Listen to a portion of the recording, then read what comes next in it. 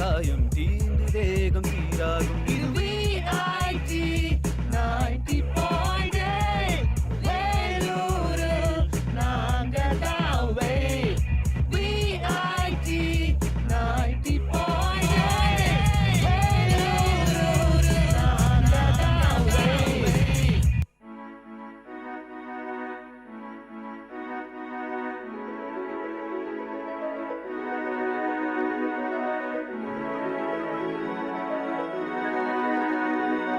தேசம் இங்கே பலவாகும், பேசும் மொழியே அறிவாகும்.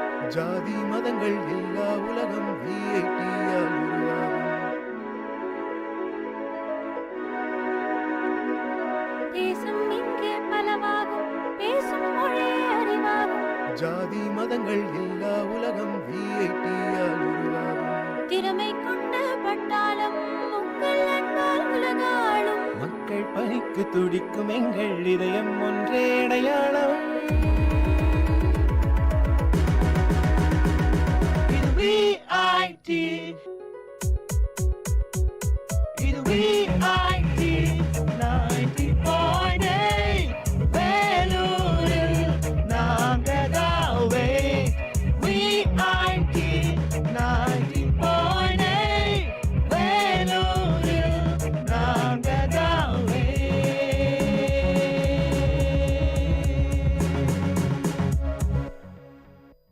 வணக்கம் நேயர்களே, இது VIT பண்பலை 90.8 VIT பல்கலைக்கழகத்தின் சமுதாய வானொலியின் மகிழ்ச்சி நிறைந்த அறிவு சார்ந்த நிகழ்ச்சிகளின் இன்றைய ஒளிபரப்பிற்கு உங்களை அன்புடன் வரவேற்கின்றோம்.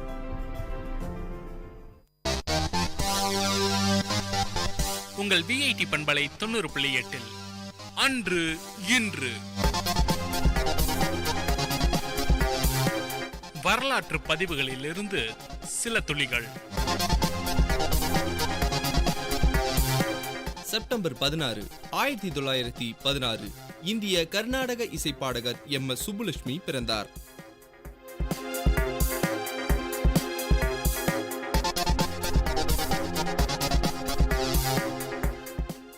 செப்டம்பர் 16, 1923 சிங்கப்பூரின் பிரதமர் லீ குவான் யூ பிறந்தார்.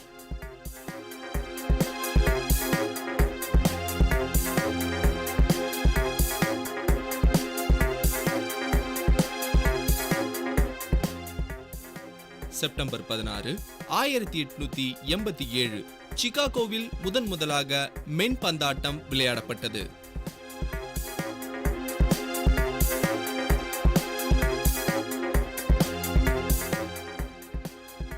செப்டம்பர் 16, 1908 ஜெனரல் மோட்டார்ஸ் நிறுவனம் அமைக்கப்பட்டது.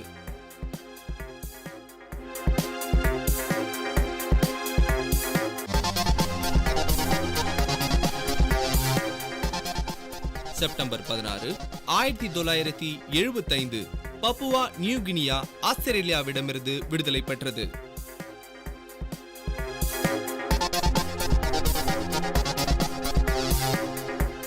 செப்டம்பர் 16, 1950 இந்திய எழுத்தாளர் மாலன் பிறந்தார்.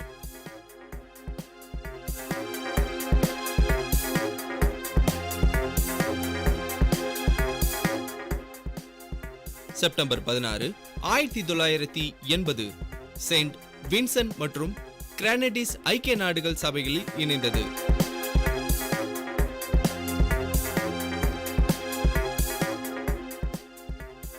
செப்டம்பர் 16, 1933 தமிழக எழுத்தாளர் ரா பாலகிருஷ்ணன் பிறந்தார்.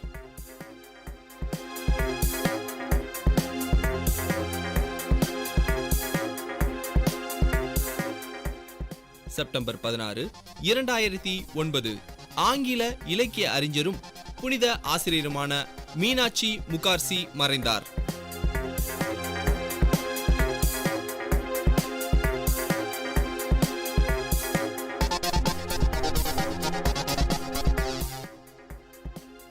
செப்டம்பர் 16, 2009 தமிழக பேச்சாளர் எழுத்தாளர் தென்கட்சி கோ சுவாமிநாதன் மறைந்தார்.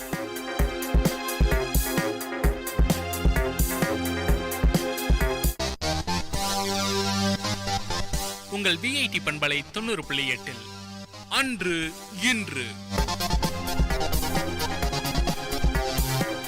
வரலாற்று பதிவுகளிலிருந்து சில துளிகள்.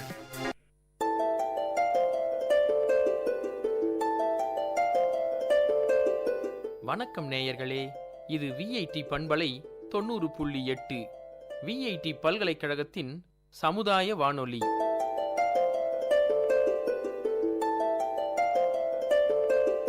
இந்த நிகழ்ச்சி தினம் ஒரு திறவுகோல். விடியலின் வேளையில் சிந்தைக்கு கருத்துச் சிதறல்களோடு முனைவர் கா. தமிழ்ச்செல்வன். இன்றைய கருத்துச் சிதறலில் வாழ்க்கை. வாழ்க்கை என்பது நுட்பமான பொருளினை உடையது. வாழ்க்கையை முதலில் புரிந்து கொள்ள வேண்டும். ஒவ்வொரு நிமிடத்திலும் பரிபூரணமாக வாழ்வது வாழ்க்கை. வாழ்க்கையின் ஒவ்வொரு சம்பவமும் மனிதனுக்கு ஒரு அனுபவமாகிறது. மனிதனின் எல்லா செயல்களிலும் சம்பவங்களிலும் வாழ்க்கை இருக்கிறது. உயிரோடு இருப்பதல்ல, உயிர்ப்போடு இருப்பதுதான் வாழ்க்கை என்கிறது ஜென் தத்துவம். கலையை அனுபவிப்பவர்கள் வாழ்க்கையை அனுபவிப்பவர்கள். ஆதிக்க வர்க்கத்திற்கும் அடிமை வர்க்கத்திற்கும் நடக்கும் வர்க்க போராட்டம்தான் வாழ்க்கை என்றும் அது போராட்டம் கொண்டது என்பார் காரல் மார்க்ஸ். வாழ்க்கையை பற்றி பேசுகின்ற போது கண்ணதாசன் அவர்களின் ஒரு கவிதை நினைவுக்கு வருகிறது. இறைவனிடம் கண்ணதாசன் கேட்க அதற்கு இறைவனின் பதிலாக அக்கவிதை வரும். இதோ அக்கவிதை. பிறப்பின் வருவது யாதென கேட்டேன், பிறந்து பாரென இறைவன் பணித்தான். அறிவனச் சொல்வது யாதென கேட்டேன், அறிந்து பாரென இறைவன் பணித்தான். மனையால் சுகமெனில் யாதென கேட்டேன், மணந்து பாரென இறைவன் பணித்தான். பிள்ளை என்பது யாதென கேட்டேன், பெற்றுப்பாரென இறைவன் பணித்தான். முதுமை என்பது யாதென கேட்டேன், முதிர்ந்து பாரென இறைவன் பணித்தான். இறப்பின் பின்னது யாதென கேட்டேன், இறந்து பாரென இறைவன் பணித்தான். அனுபவித்தேதான் அறிவது வாழ்வினில் ஆண்டவனே நீ ஏனெனக் கேட்டேன். ஆண்டவன் சற்று அருகி நெருங்கி அனுபவம் என்பதே நான் தான் என்றான். வாழ்க்கை என்பது ஒரு வட்டம். அதில் திட்டம் தீட்டி வாழ வேண்டும். அச்சமின்மை உங்கள் வாழ்க்கைக்கு நல்ல அர்த்தம் கற்பிக்கிறது. தமிழர்கள் வாழ்க்கையை அகம் புறம் என பிரித்து வாழ்ந்தார்கள். தங்களின் அக வாழ்க்கை அன்பு மற்றும் தூய்மையானதாகவும் புற வாழ்க்கை வீரம் கொடை நிறைந்ததாகவும் இருக்கிறது. வாழ்க்கைக்கான இலக்கணம் பொருள் என முதலில் இயற்றப்பட்டது தொல்காப்பியம். எல்லா மொழியிலும் சொல்வதற்கான இலக்கணம் உள்ளது, எழுதுவதற்கான இலக்கணமும் உள்ளது. ஆனால் தமிழில் மட்டுமே வாழ்க்கை இப்படித்தான் வாழ வேண்டும் என முதலில் வாழ்க்கைக்கான இலக்கணம் வகுக்கப்பட்டது. வாழ்க்கை என்பது இரவும் பகலும் போல இன்பமும் துன்பமும் நிறைந்தது, போராட்டம் நிறைந்தது. அத்தகைய வாழ்க்கை வாழ்வதற்கே என்பது இன்றைய தினத்தின் திறவுகோல். இன்றைய கருத்து சிதறலில் சிந்தனை துளிகள் உங்களை சிந்திக்க வைத்திருக்கும் என்ற நம்பிக்கையோடு மற்றும் ஒரு தினம் ஒரு திறவுகோல் நிகழ்ச்சியில் சந்திக்கும் வரை உங்களிடமிருந்து விடைபெறுவது முனைவர் கா. தமிழ்ச்செல்வன். இது விஐடி பண்பலை 90.8 விஐடி பல்கலைக்கழகத்தின் சமுதாய வானொலி. நன்றி.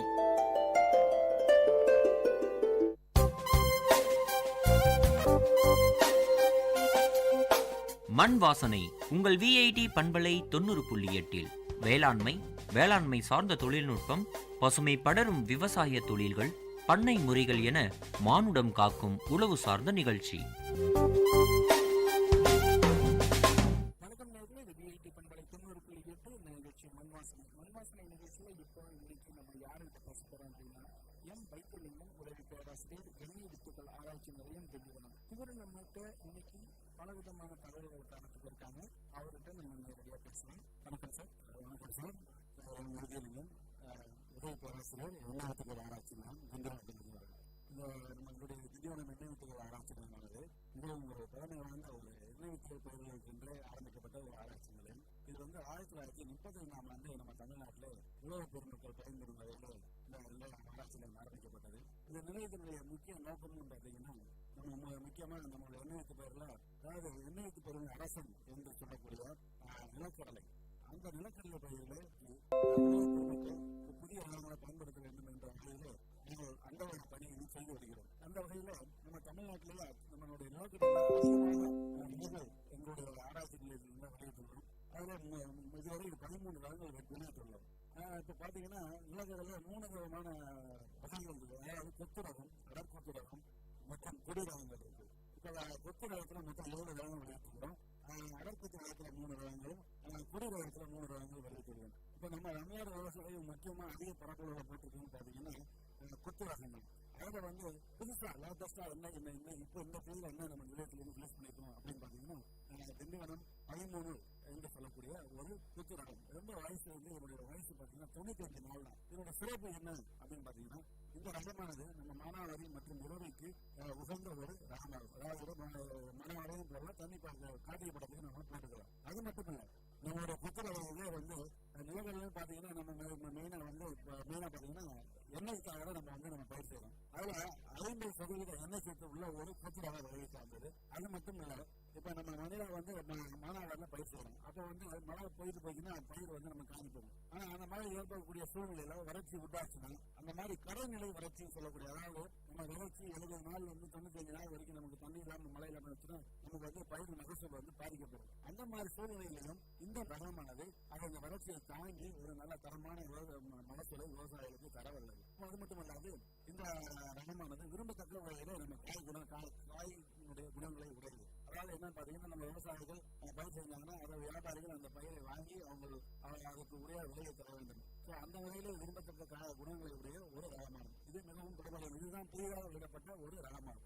அடுத்ததாக முக்கியமாக எல் பேரில் பார்த்தீங்கன்னா இப்போ புதுசாக என்ன ரகம் வெளியிட்டிருக்கிறோம் அப்படின்னு பார்த்தீங்கன்னா திண்டிவனம் 7 சொல்லக்கூடிய ஒரு எல் ரகம். இந்த ரகம் வந்து குறிப்பாக வந்து நம்ம எல் வந்து நம்ம தமிழ்நாட்டில் மாசி பட்டம் தான் போடுவாங்க. அதாவது மாசியில் எல் விதைத்தால் மறுநிலை பணம் என்று சொல்வார்கள். ஆனால் நகன் என்று சொல்ல எங்கள் நிலையத்திலிருந்து எழுதப்பட்ட திண்டிவனம் 7 என்ற ரகமானது அனைத்து பருவத்திற்கும், அதாவது ஆடிப்பட்டம் போடலாம், கார்த்திகை பட்டம் போடலாம், மாசி பட்டம் போடலாம், மானாவாரியம் போடலாம், நிலவியாக பரிசு செய்யலாம். இந்த ரகத்தினுடைய சிறப்புன்னு பார்த்தீங்கன்னா வேற என்ன சிறப்பு? 80 to 85 வயசு. இதுல வந்து எண்ணெய் சத்து இருக்குது, அதிக புரத சத்து இருக்குது. அந்த மாதிரி இருக்கிறதுனால இது வந்து நம்ம எண்ணெய் ஆற்றுறது எடுத்துக்கலாம், நெருப்பு தின்பண்டங்கள் செய்யவும் உகந்தது. அது மட்டும் இல்லைங்க, இது வந்து நம்ம அந்த எல் பயிரானது வேலைகள் நோய் வந்து தாக்கக்கூடியது சாதாரணமா. ஆனால் இந்த ரகம் வந்து இயற்கையிலேயே வேலைகள் நோயை தாங்கி வளரக்கூடிய தன்மையால உடையதாக இருக்கிறது. அது மட்டும் இல்ல, இந்த ரகம் வந்து தமிழ்நாட்டில் எல்லா மாவட்டத்திலும் வந்து பயிர் செய்யலாம். இதுதான் நம்மளுடைய நிலையத்திலிருந்து வெளியிடப்பட்ட எல் வகையில புதிதாக வெளியிடப்பட்ட ரகமாகும். இந்த ரகம் வந்து நம்ம நிலையத்தில் இருக்குது. இப்ப வேணுடைய விவசாயிகள் நீங்கள் தாராளமா இந்த நிலையத்தை அணுகி நீங்கள் வரியை வாங்கி பயன்பெறலாம். அடுத்ததாக பாத்தீங்கன்னா இணையத்து பேர்ல ஆமணக்கு. அதுல வந்து 2 ரகங்கள் முக்கியமான பிரபலம். அதுல வந்து திண்டிவனம் 5, திண்டிவனம் 6 என்று சொல்லக்கூடிய ரகங்கள். அடுத்ததாக வந்து தமிழ்நாட்டிலேயே வீரிய ஒட்டு ரகம் ஆமணக்குல வந்து பாத்தீங்கன்னா TMCH1 அந்த ரகம் வந்து நம்ம நிலையத்தில் தான். தமிழ்நாட்டில் ஃபர்ஸ்ட் ஒட்டு ரகம் குஜராத்துக்கு அப்புறம் பாத்தீங்கன்னா நம்ம நிலையத்தில் இருக்கணும் 1997 ஆண்டு. இப்போ வந்து நாங்கள் எங்கள் நிலையத்தில் விதை உற்பத்தி திண்டிவனம் 5, 6 மட்டும் பண்றோம். இந்த திண்டிவனம் ஒட்டு ஆமண ரகமான ஆராய்ச்சியானது நம்முடைய ஏற்காப்பூர் சேலம் ஆராய்ச்சி நிலையத்துக்கு மாற்றப்பட்டுள்ளது. அது எங்களுக்கு ஆமணக்கு விதை திண்டிவனம் 5, 6 தேவை என்றால் எங்களுடைய நிலையத்தை நீங்கள் அணுகலாம். அது மட்டும் இல்லை, எங்கள் எண்ணெய்த்து பயிர் மட்டுமல்லாது பயிர் வகையில், அதாவது பனிப்பயிர் என்று சொல்லக்கூடிய ஒரு பயிர் வகை குடும்பத்தை சார்ந்த ஒரு பயிரை நாங்கள் ஒரு ரகம் வெளியிட்டுள்ளோம். திண்டிவனம் MB1, அதாவது நார்த் பீன் பனிப்பயிர்.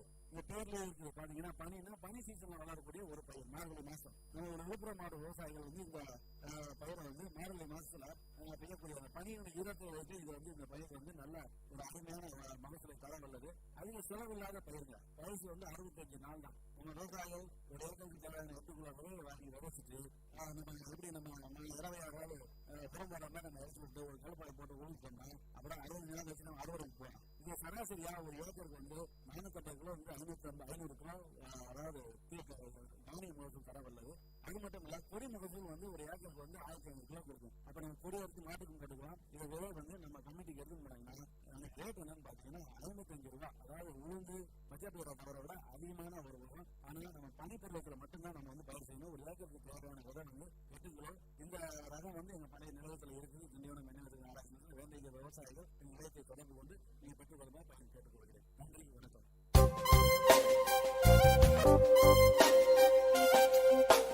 நேயர்கள் இதுவரை கேட்டது மண் வாசனை.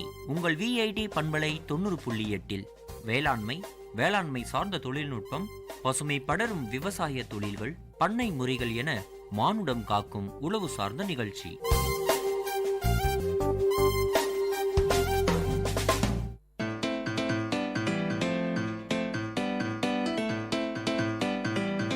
செவிச்செல்வம் VIT பண்பலையின் அறிவு களஞ்சியம். அகரம் முதல் ஆகாயம் வரை, தூரிகை முதல் தொழில்நுட்பம் வரை, அறிவுசார் தரவுகளின் பெட்டகம் செவிச்செல்வம்.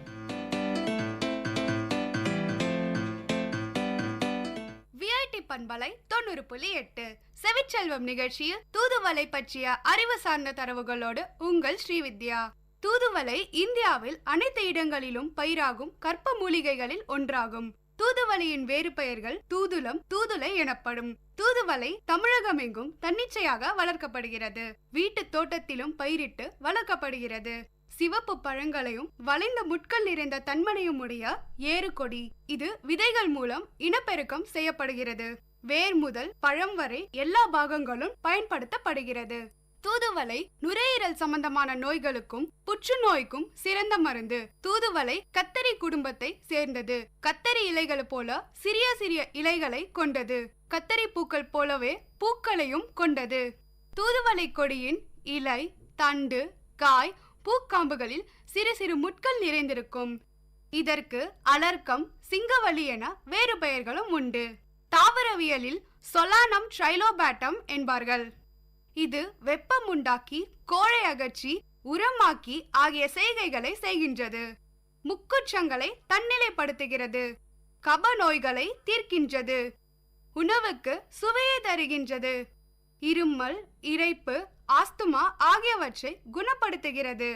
உடலுக்கு அழகு தருகின்றது.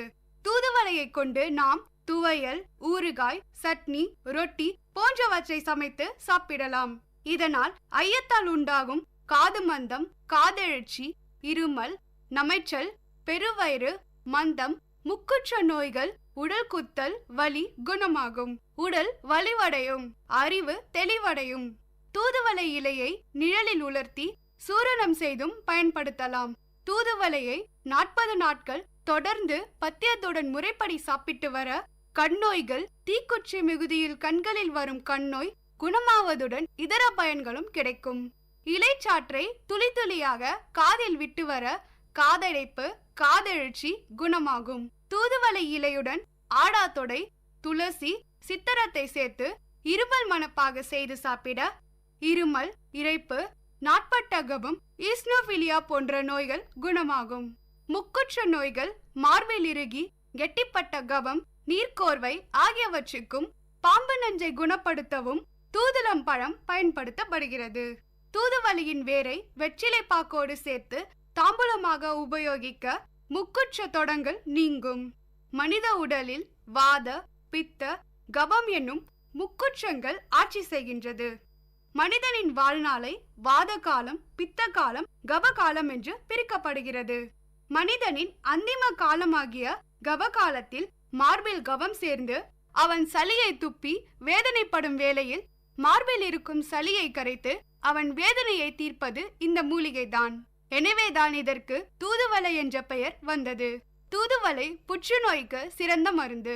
வாய், தொண்டை, தைராய்டு இவற்றில் ஏற்படும் புற்றுநோய்க்கும் நுரையீரலில் ஏற்படும் புற்றுநோய் கட்டிக்கும் தூதுவளை சிறந்த மருந்தாகும். பெரியவர்களுக்கு வரும் நுரையீரல் நோய்களுக்கும், இளைப்பு, டிபிக்கும், குழந்தைகளுக்கு வரும் டிபியான பிரைமரி காம்ப்ளெக்ஸ்க்கும் தூதுவளை சிறந்த மருந்தாகும். தூதுவளையை சேர்ந்த மருந்துகள் தூதுவளை நெய், தூதுவளை லேகியம் மற்றும் மாத்திரைகள் நாட்டு மருந்து கடைகளில் கிடைக்கின்றன. சித்த மருத்துவரின் ஆலோசனையில் பயன்படுத்தினால் மிகவும் நல்லது. செவிச்செல்வம் நிகழ்ச்சியில் இதுவரை கேட்டது தூதுவளை பற்றிய அறிவு சார்ந்த தரவுகளோடு ஸ்ரீவித்யா.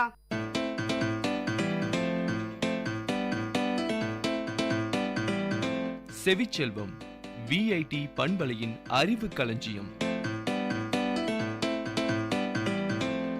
அகரம் முதல் ஆகாயம் வரை, தூரிகை முதல் தொழில்நுட்பம் வரை, அறிவுசார் தரவுகளின் பெட்டகம் செவிச்செல்வம்.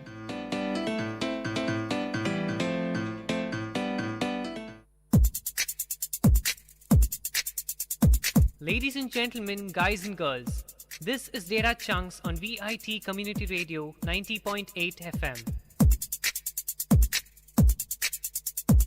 This program features chunks of informative data on various fields, be it computers, environment, technology, physics, or any field.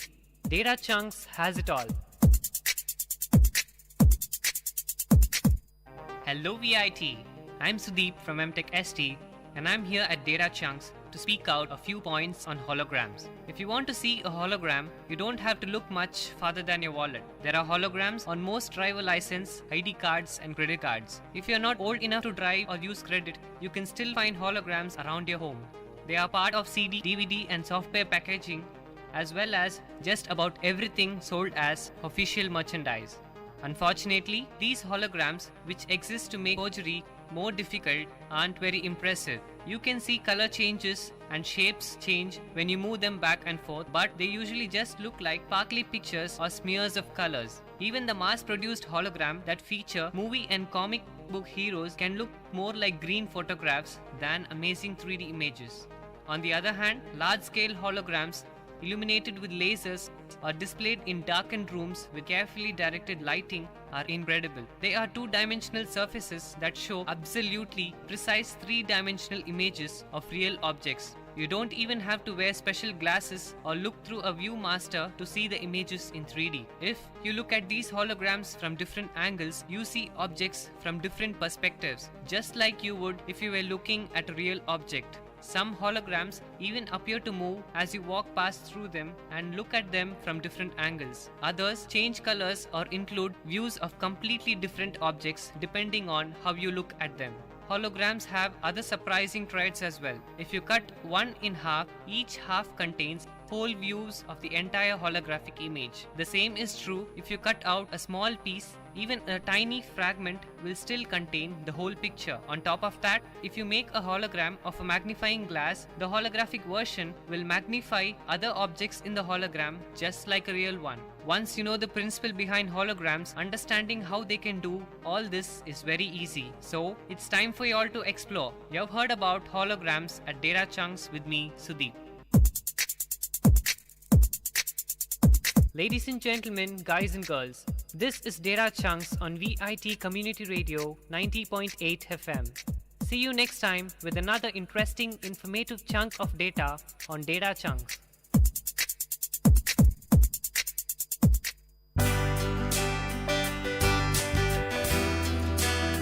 உங்கள் விஐடி பண்பலை 90.8 அனுபவ மேடை. மக்கள் தங்கள் வாழ்க்கை அனுபவங்களையும் முன்னேற்ற பாதைகளையும் விரிவாக கலந்துரையாடும் நிகழ்ச்சி.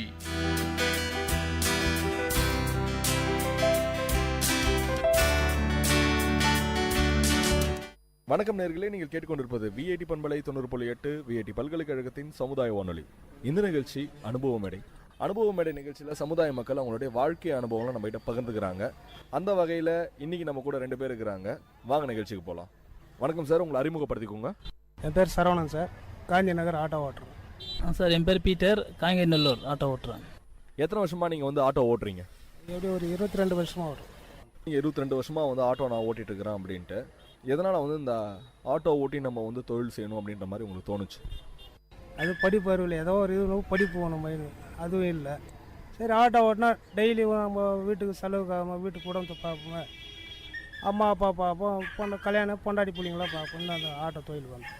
நீங்கள் முதல்ல வந்து ஆட்டோ ஓட்டும் போதே வந்து உங்கள் சொந்த ஆட்டோ ஓட்டினீங்களா, இல்லை வந்து ஃபஸ்ட்டு வாடகை ஆட்டோ ஓட்டிட்டு அதுக்கப்புறம் வந்து உங்கள் சொந்த ஆட்டோக்கு வந்தீங்களா? ஃபஸ்ட்டு வாடகை வண்டி ஓட்டிட்டு தான் அதுக்கப்புறம் சொந்த வண்டிக்கே வந்தது. 22 வருஷத்துக்கு முன்னாடி ஆட்டோலாம் வந்து அப்போது எப்படி இருந்துச்சு, இப்போ எப்படி இருக்குது ஃபீல்டு? அப்போ வருமானம் ஜாஸ்தி சார், ஆனால் கம்மி வாடகை. இப்போ வந்து வருமானம் கம்மி, கஷ்டம் அதிகம். அதுதான் இன்றைக்கி கூட நிலைமை. ஒரு 22 வருஷத்துக்கு முன்னாடி ஆட்டோ வந்து வாடகைலாம் எப்படி இருந்துச்சு, அன்றைக்கி எவ்வளோ சம்பாரிச்சிங்க? நிச்சயமாக வேலூர் மாவட்டத்தில் பார்த்தீங்கன்னா இப்படி குறைஞ்சபட்சம் ஒரு 1000 வண்டி 1500 வண்டி தான். இன்றைக்கி பார்த்தீங்கன்னா ஒரு 10,000க்கு மேலே வண்டி இருக்குது. ஒரு நாளைக்கு குறைஞ்சபட்சம் ஒரு 500 400 சம்பாதிக்கலாம். இன்றைக்கி வந்து 300 சம்பாதிக்கிறது ரொம்ப கஷ்டமாக இருக்குது. அப்போ நீங்கள் 500 சம்பாரிச்சிங்க அப்படின்னா உங்கள் ஓனருக்கு வந்து நீங்கள் எவ்வளோ வாடகை கட்டுவீங்க? அன்றைக்கி காலகட்டத்தில் வந்து 80 ரூபா கொடுப்போம். அன்றைக்கி வண்டி ஒரு நாள் வாடகை வந்து 80 ரூபா. இன்றைக்கி வந்து ஒரு நாள் வாடகை வந்து 300 ரூபா. அப்படியே டபுள் ஆகி போச்சு. ஆட்டோ அப்படின்னா வந்து எந்த விதமான வந்து மெயின்டெனன்ஸ்லாம் நம்ம ஆட்டோவில் நம்ம பண்ணலாம்? மேக்ஸிமம் பார்த்தீங்கன்னா எல்லா வண்டியும் மெயின்டெனன்ஸ் பண்ணால் தான் ஆட்டோ ஓட்ட முடியும். மெயினாக எந்த வண்டி வாங்கினாலும் மெயின்டெனன்ஸ் நம்ம கரெக்டாக இருந்தால் தான் அது ஓடும். வண்டி எடுக்கும் போது வந்து சில பேர் வந்து பார்த்திங்கன்னா ஒரு காற்று செக் பண்ணுவாங்க, ஒரு ஆயில் செக் பண்ணுவாங்க. இப்போ ஒரு ஆட்டோ எடுக்கணும் அப்படின்னா நீங்கள் என்னென்னலாம் செக் பண்ணுவீங்க? முதல்ல மெயின் வந்து நம்ம 3 வீல் செக் பண்ணணும். காற்று இருக்கா, பஞ்சர் ஆகிடும். ரெண்டாவது வந்து மெயினாக வந்து ஆயில் இருக்கான்னு பார்க்கணும். அது ரொம்ப முக்கியமாக இருந்ததுன்னா பிரேக் இருக்காது தான் ஃபஸ்ட்டு பார்த்துட்டு தான் வண்டியே எடுக்கணும். இந்த 3த்தையும் செக் பண்ணிட்டு தான் வண்டியே எடுக்கணும். நான் நிறைய ஆட்டோலாம் வந்து பார்த்துருக்குறேன். அப்போல்லாம் வந்து ஒரு மீட்டர் இருக்கும். அந்த மீட்டர் வச்சு தான் வந்து சவாரிக்கு காசு வாங்குவாங்க. இப்போலாம் அந்த மாதிரி மீட்டர்லாம் கிடையாது, நிறைய ஆட்டோவில் இல்லை. நீங்கள் மீட்டர் போட்டு ஓட்டிருக்கீங்களா? இல்லை சார், இது வரைக்கும் வேலூர் மாவட்டத்தில் மீட்டர் போட்டு ஓட்டினது நான் ஓட்டினதே இல்லை, நான் பார்த்ததே இல்லை. மேக்ஸிமம் மெட்ராஸில் தான் வந்து மீட்டர் போட்டு ஓட்டுறோம். அதாவது வந்து அன்றைக்கி ரன்னிங்கு அப் அண்ட் டவுன் கிடைக்கும். இங்கே போய் நம்ம வேலூர் விட்டு வந்தால் நம்ம எம்டியாக தான் வரணும். அந்த வாடகை தான் நம்ம சேர்த்து கூடுதலாக கேட்கணும், தவிர வேறு ஒன்றுமே அவங்கக்கிட்ட வந்து அடவாடி பண்ணுறதுக்கு சண்டை போடுறதுக்கு வாய்ப்பு இல்லை. இஷ்டப்பட்டு உக்காடுறாங்க, 10 ரூபா 20 ரூபா மேலே தருவாங்க, அவ்வளோதான். அவங்ககிட்ட தகராறு பண்ணுற மாதிரி எந்த ஒரு வாய்ப்பு. ஒரு பேசஞ்சர் வருவாங்க, ஒரு 10 கிலோமீட்டர் போகணும் அப்படின்ற மாதிரி சொல்லுவாங்க. நீங்கள் வந்து ஒரு தொகை நிர்ணயம் பண்ணுவீங்கள்ல, அதை வந்து எப்படி நிர்ணயம் பண்ணுறீங்க நீங்கள்? இவ்வளோ ஆகும் அப்படின்னு போயிட்டு வர மாதிரி இருந்தால் ஒரு தொகை கேட்பாங்க, ட்ராப் பண்ணுறது இருந்தால் ஒரு தொகை கேட்பாங்க. நம்ம எம்டியாக வரல அங்கேருந்து, அதுக்கு தகுந்த மாதிரி ஒரு 50 ரூபா 30 ரூபா தான் எக்ஸ்ட்ரா கொடுப்பாங்க. நம்ம கேட்குறவளெல்லாம் அவங்க தர மாட்டாங்க. ஏன்னா இப்போ என்ன ஷேர் ஆட்டோ நிறைய ஆகி போச்சு. 10 ரூபாய்க்கு ஆட்டோ கிடைக்குது, 5 ரூபாய்க்கு ஆட்டோ கிடைக்குது, 100 ரூபாய்க்கு ஆட்டோ கிடைக்குது. வந்து நான் 1 கிலோமீட்டர் போகணும், உங்கள்கிட்ட நான் ஆட்டோ கேட்குறேன், நீங்கள் எங்கிட்ட எவ்வளோ காசு கேட்பீங்க? மினிமம் சார்ஜ் 30 ருபீஸ் அப்படின்னு வாங்குகிறோம், 30 ரூபா வாங்குகிறோம். உங்கள் வாழ்க்கையில் நடந்த ஏதாவது சுவாரஸ்யமான விஷயம் ஏதாவது இருக்குதுங்களா இந்த ஆட்டோவில்? இந்த மாதிரி ஏதாவது ஒரு விஐபிஸ் நீங்கள் ஏற்றிருக்கலாம் வண்டியில், இல்லை ஏதாவது ஒரு சுவாரஸ்யமான விஷயம், யாராவது வந்து ஏதாவது மறந்து வச்சுட்டு கூட போயிருக்கலாம், நீங்கள் அதை எடுத்துகிட்டு போய் உதவி பண்ணியிருப்பீங்க, அது மாதிரி ஏதாவது சுவாரஸ்யமான விஷயங்கள் இருக்கா? இப்போ வந்து நிறைய விஐபி வராங்க, நிறைய விஐபி போகிறாங்க. டெய்லி சுவாரஸ்ய விஷயமாக தான் இருக்குது. இன்றைக்கி வந்து சுச்சுவேஷனில் வந்து அதிகமாக கொடுத்து ஆட்டோவில் போக முடியாது. அவங்க வந்து நம்ம பழைய வாடகையாக கொடுப்பாங்க, நம்ம நம்பி போகிறோம். இல்லைப்பா இது மாதிரி ஏதோ ஒன்று ஆகி போச்சு, நான் ஷேர் ஆட்டோவில் போயிடுறேன்றாங்க, அந்த வாடகை நம்ம குறைஞ்சிது. அதே மாதிரி நம்ம ஆட்டோவில் எதுவுமே விட்டுட்டாலும் நம்ம ஆட்டோ ஸ்டாண்டு வண்டின்றது வந்தனால எந்த ஒரு பொருளும் தொலையாது. தொலைஞ்சாலும் பயப்பட தேவையில்ல, அவங்க வீடு போய் சேரும். அப்படி இருந்தாலும் கூட ஆட்டோ ஸ்டாண்டில் எடுத்து வச்சு கொடுத்துருவாங்க. இப்போ ஸ்டாண்ட் வண்டிக்கும் நார்மலாக வந்து வெளியிலலாம் கூட இப்போ தானே ப்ரைவேட்டாக வண்டி ஓட்டுறாங்க, அதுக்கும் இதுக்கும் என்ன சம்மந்தம்? இப்போ ஸ்டாண்டில் ஒருத்தர் வந்து ஒரு உறுப்பினர் ஆகணும்னா அவங்க என்ன பண்ணணும்? அதுக்கு ஸ்டாண்டில் உறுப்பினரானா அது வந்து நாங்கள் வந்து 22-23 வருஷமாக வண்டி ஓட்டுன்னு இருக்கோம்.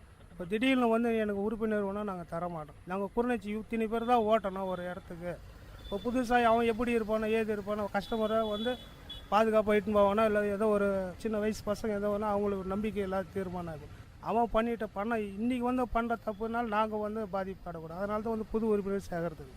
வெளியே ஆட்டோ ஸ்டாண்டுன்னா கூட பரவாயில்ல, உள்ளே நாங்கள் சேகரத்து கிடையாது. இப்போ வெளியே இங்கேருந்து நம்ம ஆட்டோ ஸ்டாண்டு கிராய்க்கு வந்து வெளியே போகுதுன்னா நாங்கள் கவலைப்படலாம். ஏன்னா நாளைக்கு ஏதாவது ஒன்று ஆகி போச்சுன்னா இங்கேருந்து தான் வண்டி எடுத்தேன்னு சொல்கிறாங்க. அதனால் வந்து யாரும் நாங்கள் கிட்ட சேகரத்து. ஒரு ஸ்டாண்டு நீங்கள் வந்து உறுப்பினர் நீங்கள் சொன்னீங்க, ஒரு ஸ்டாண்டை ரிஜிஸ்டர் பண்ணி நாங்கள் நடத்திட்டு வரோம் அப்படின்ட்டு. இந்த ஸ்டாண்டை நம்ம ரிஜிஸ்டர் பண்ணோன்னா எங்கே போய் நம்ம பண்ணணும்? எது மாதிரி அது? இப்போ உங்களுக்குன்னு ஏதாவது வந்து தனியாக ஏதாவது இந்த உறுப்பினர் நம்பர் மாதிரி ஏதாவது தருவாங்களா, இல்லை எப்படி அது?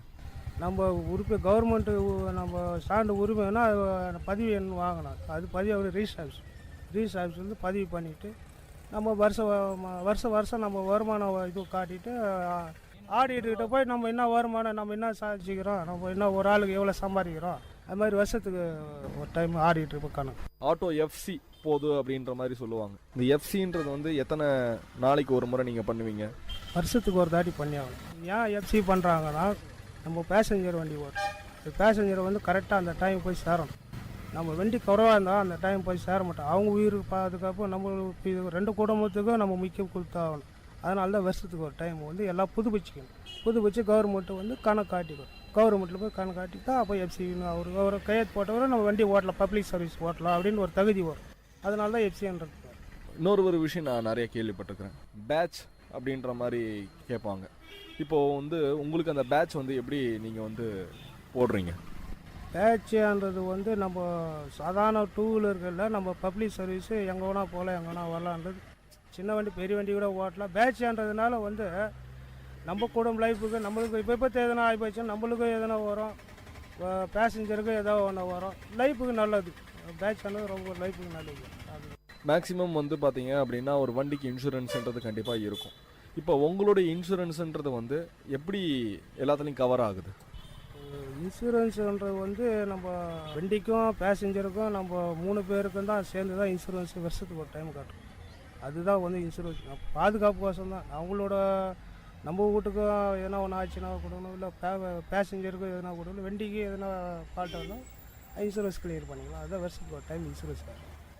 இப்போ உங்களுக்கு யூனிஃபார்ம் அப்படின்னா வந்து காக்கி ஷர்ட் அது மாதிரி காக்கி பேண்ட் அது மாதிரி கம்பல்சரியாக போடணுங்களா? அது கம்பல்சரி போட்டே ஆகணும். யூனிஃபார்ம் கம்பல்சரி போட்டால் தான் ஆட்டோ டிரைவரும் மதிப்பாங்க பப்ளிக்கில். நம்ம கலர் ஷர்ட்டு போடணும், டிஷர்ட்டு போட்டுன்னு நம்ம பப்ளிக் மாதிரி இருக்கக்கூடாது. ஆட்டோ டிரைவர் மாதிரி இருந்தால் தான் ஆட்டோ வேறு மதிப்பு. காலையில் ஒரு ஸ்கூல் சவாரி ஓட்டுவாங்க, அதுக்கப்புறம் வந்து ஸ்கூல் சவாரி முடிஞ்சோடனே அதுக்கப்புறம் நார்மலாக ஓட்ட ஆரம்பிப்பாங்க. நீங்கள் இது மாதிரி ஏதாவது ஸ்கூல் சவாரி ஏதாவது ஓட்டுறீங்களா? ஸ்கூல் சவாரி ஓட்டின்னு இருக்கிறோம். ஓட்டிட்டு மீத நேரத்தில் வந்து ஸ்டாண்டில் வந்து தொழில் செஞ்சுன்னு இருக்கிறோம். போலீஸ் எல்லாம் கூட சொல்லுவாங்க ஓவர்லோட்லாம் ஏற்றக்கூடாது அப்படின்ற மாதிரி கூட. ஒரு ஸ்கூல் சவாரி நீங்கள் ஏற்றிட்டு போகிறீங்க, எத்தனை பசங்களை நீங்கள் ஏற்றிட்டு போவீங்க? மேக்ஸிமம் பார்த்தோன்னா 5 ப்ளஸ் 1 6 பேர் ஏற்றலாம். அது கொஞ்சம் சேஃப்டி ஆட்டோக்கு. ஆனால் 6 மேலே போனாவே ரொம்ப கஷ்டம்தான். அதை ஏற்றக்கூடாது, ஏற்றுக்க மாட்டோம். அதுதான் கவர்மெண்ட் அதான் சொல்லுது. என்ன சொல்லுது, முடிஞ்ச அளவுக்கு அதாவது ஆட்டோடைய கெப்பாசிட்டி என்ன அது வரையும் நீங்கள் ஓட்டினா போதும் தான் சொல்கிறாங்க. ஆனால் இப்போ இருக்கிற நாங்கள் பார்க்குறோம் நிறைய பேர். ஆனால் அது எல்லாமே அங்கங்கே அடிக்க வச்சுன்னு எப்படியும் ஒரு 10-15 பேர் அது அந்த 6 மேலே நிறைய தான் பண்ணுறாங்க. ஆனால் அது ரொம்ப தவிக்கணும். இப்போ ஒரு வண்டிக்கெலாம் கூட வந்து ஒரு குறிப்பிட்ட லெவல் வெயிட் இருக்குது, அவ்வளோ வரையும் தான் ஏற்றணும் அப்படின்ற மாதிரி. ஒரு ஆட்டோ வந்து எவ்வளோ வெயிட் வந்து தாங்கும், கரெக்டாக இவ்வளோ தான் வெயிட், அதுக்கு மேலே ஏற்றக்கூடாதுன்ற மாதிரி உங்களுக்குன்னு ஒரு வெயிட்லாம் கூட ஆட்டோவிலே கூட போட்டிருப்பாங்க. அந்த வெயிட்லாம் உங்களுக்கு தெரியுங்களா? 150 கிலோ மேலே ஏற்றக்கூடாது. ஒரு ஆளோட வெயிட் 50 கிலோனா 155 160 கிலோ அவ்வளோதான். அதுக்கு மேலே ஆட்டோ தாங்காது. அந்த வெயிட்டுக்கு 150 கிலோ தான் கரெக்டான வெயிட்டு. அதுக்கு மேலே போச்சுன்னா வண்டிக்கு தான் அங்கே ரொம்ப பாதிக்கும். மாதத்துக்கு ஒரு முறை இதெல்லாம் வந்து என்னுடைய ஆட்டோவில் நான் மாற்றியே ஆகணுன்ற மாதிரி ஏதாவது விஷயம் இருக்கும். என்னென்னலாம் வந்து மாதத்துக்கு மாற்றுவீங்க ஆட்டோவில்? மாதத்துக்கு வந்து ஆயில் சர்வீஸ் பண்ணி ஆகணும், இன்ஜின் சர்வீஸ் பண்ணி ஆகணும், வண்டி சர்வீஸ் பண்ணி ஆகணும். அதுதான் மெயின் மாதத்துக்கு ஒரு டைம் தவிர வேறு ஒன்று மற்றபடி அது நம்ம மீதி எல்லாமே வந்து அப்பப்போ டெய்லி வர்றது அதெல்லாம் வந்து சேர்க்க முடியாது. ஏன்னா டெய்லி வந்து பஞ்சர் ஆகுது, காற்றுல டயர் போயிடும், அதெல்லாம் ஒன்றும் பண்ண முடியாது. மாதத்துக்கு ரெகுலராக பண்ணணும்னா ஆயில் சர்வீஸ் பண்ணி வண்டி சர்வீஸ் பண்ணி. இப்போ ஒரு வண்டி அப்படின்னா 2500 கிலோமீட்டருக்கு ஒரு தடவை நம்ம சர்வீஸ் பண்ணணும்னு சொல்கிறாங்க. இப்போ ஒரு ஆட்டோவுக்கு எத்தனை ஆயிரம் கிலோமீட்டருக்கு ஒரு தடவை சர்வீஸ் பண்ணுவீங்க நீங்கள்? நாங்கள் ஃபஸ்ட்டு சர்வீஸ் பண்ணுறதோட சரிங்க. இது அப்புறம் நாங்கள் வந்து நாங்களே பண்ணிக்கிறோங்க, கம்பெனிக்கே போகிறதில்ல. ஏன்னா அதையும் அவங்களாம் தான் பண்ணுறாங்க. வாட்டர்ஸ் நாங்களே கைவிட்டு நாங்களே பண்ணிக்கிறோம். கம்பெனி சர்வீஸ் பண்ணினா ஒரு 900 கிலோமீட்ரு இல்லைனா ஒரு 1500 கிலோமீட்ரு. அதாவது வந்து ஒரு 1500 கிலோமீட்டருக்கு ஒரு தடவை வண்டி கண்டிப்பாக சர்வீஸ் பண்ணி ஆகணும். 1500 கிலோமீட்டருக்கு ஒரு 30 சர்வீஸ் பண்ணி ஆகணும் கம்பல்சரி. எல்லாத்துக்குமே வந்து ஒரு சீசன் டைம் இருக்கும். வண்டி எனக்கு இந்த நேரத்தில் நல்லா ஓடும் அப்படின்ற மாதிரி. ஒரு ஆட்டோ எந்த நேரத்தில் நல்லா ஓடும்? சீசன் பார்த்தீங்கன்னா சீசன்லாம் சொல்ல முடியாதுங்க. அது எப்போ ஓடும் எது ஓடும் நம்ம சொல்ல முடியாது. மேக்ஸிமம் வந்து காலையில் ஓடும். மழை வந்தால் ஆட்டோ நிறையா ஓடுன்ற மாதிரி நிறைய இடத்துல கேள்விப்பட்டிருக்கிறேன். அது உண்மைங்களா? அப்போ திடீர் மழை வந்தால் தாங்க போவோம். டெய்லி மழை வந்தாலும் ஓடாதுங்க. நம்ம இன்றைக்கி 100 ரூபா சம்பாதினா அன்றைக்கி ஒரு 200 ரூபா கூடுதல் 100 ரூபா சம்பாதி. திடீர்னு மழை வந்தால் நீ டெய்லி மழை வந்தால் அதெல்லாம் எதிரே 100 ரூபா கூட சம்பாதிக்க முடியாது.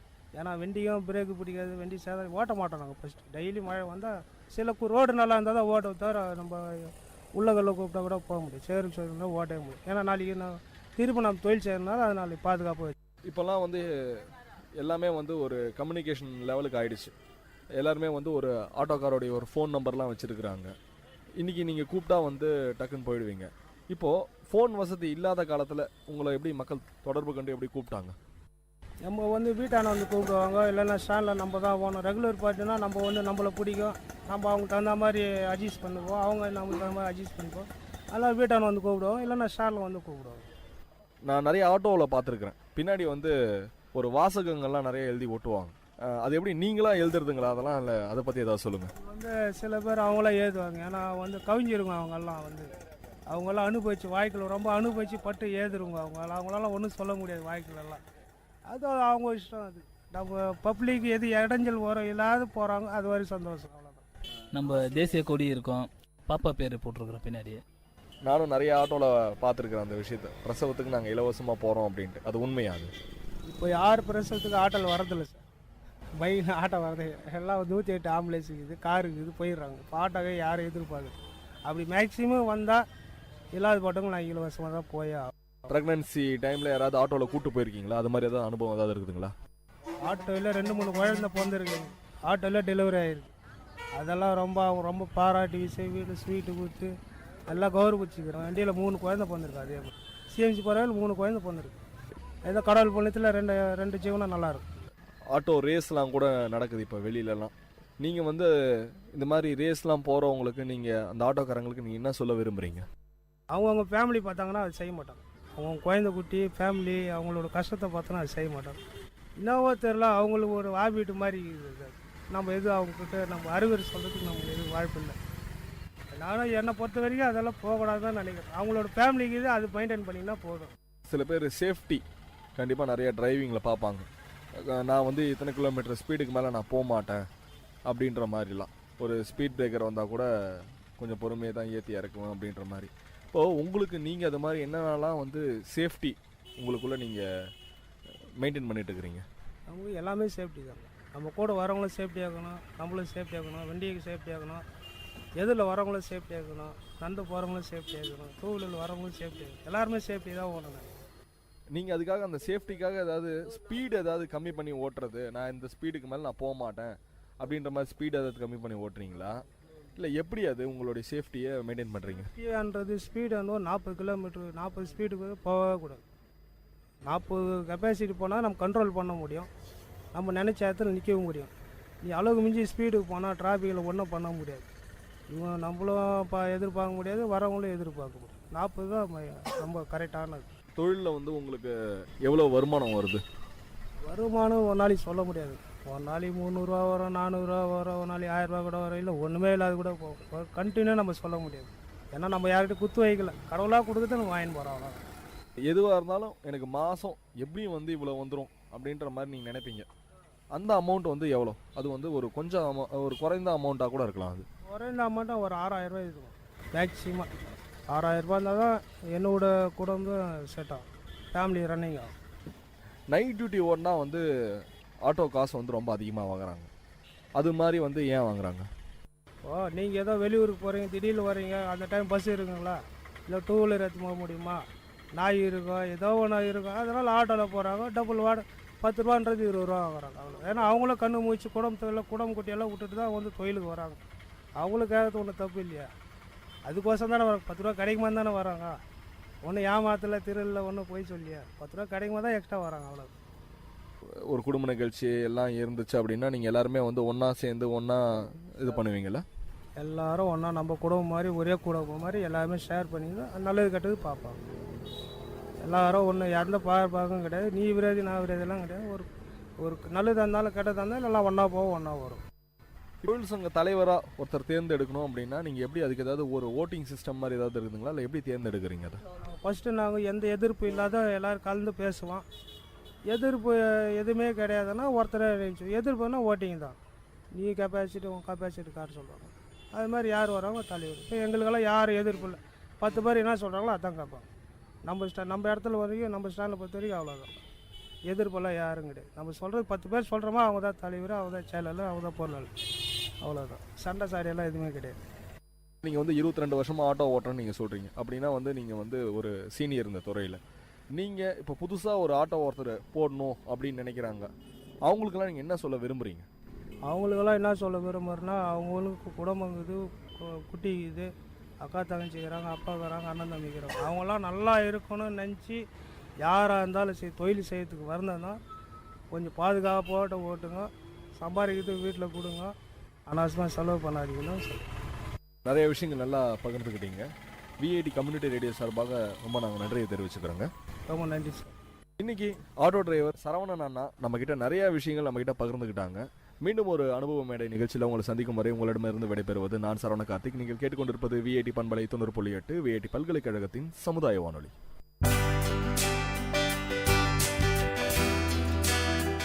நேர்கள் இதுவரை கேட்டது அனுபவ மேடை. மக்கள் தங்கள் வாழ்க்கை அனுபவங்களையும் முன்னேற்ற பாதைகளையும் விரிவாக கலந்துரையாடும் நிகழ்ச்சி. உங்கள் விஐடி பண்பலை 90.8 விஐடி பல்கலைக்கழகத்தின் சமுதாய வானொலி.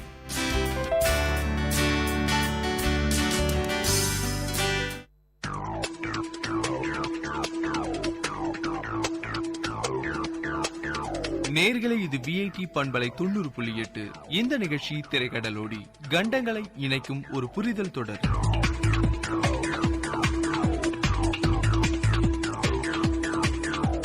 ஹலோ ஃப்ரெண்ட்ஸ், திரைக்கடலோடி நிகழ்ச்சியில உலகின் பல்வேறு நாடுகளை பத்தின பல சுவாரஸ்யமான தகவல்களையும் அங்குள்ள வளங்களையும் மேலும் அங்குள்ள சுற்றுலா தலங்களை பத்தி பார்த்துட்டு வரும். இன்னைக்கு திரைக்கடலோடி நிகழ்ச்சியில நாம சுத்தி பார்க்க போற நாடு என்னன்னு யோசிக்கிறீங்களா? தாயும் தாய்நாடும் சொர்க்கத்தை விட மேலானவை என்ற குறிக்கோளை கொண்ட நேபாளத்தை தான் சுத்தி பார்க்க போறோம்.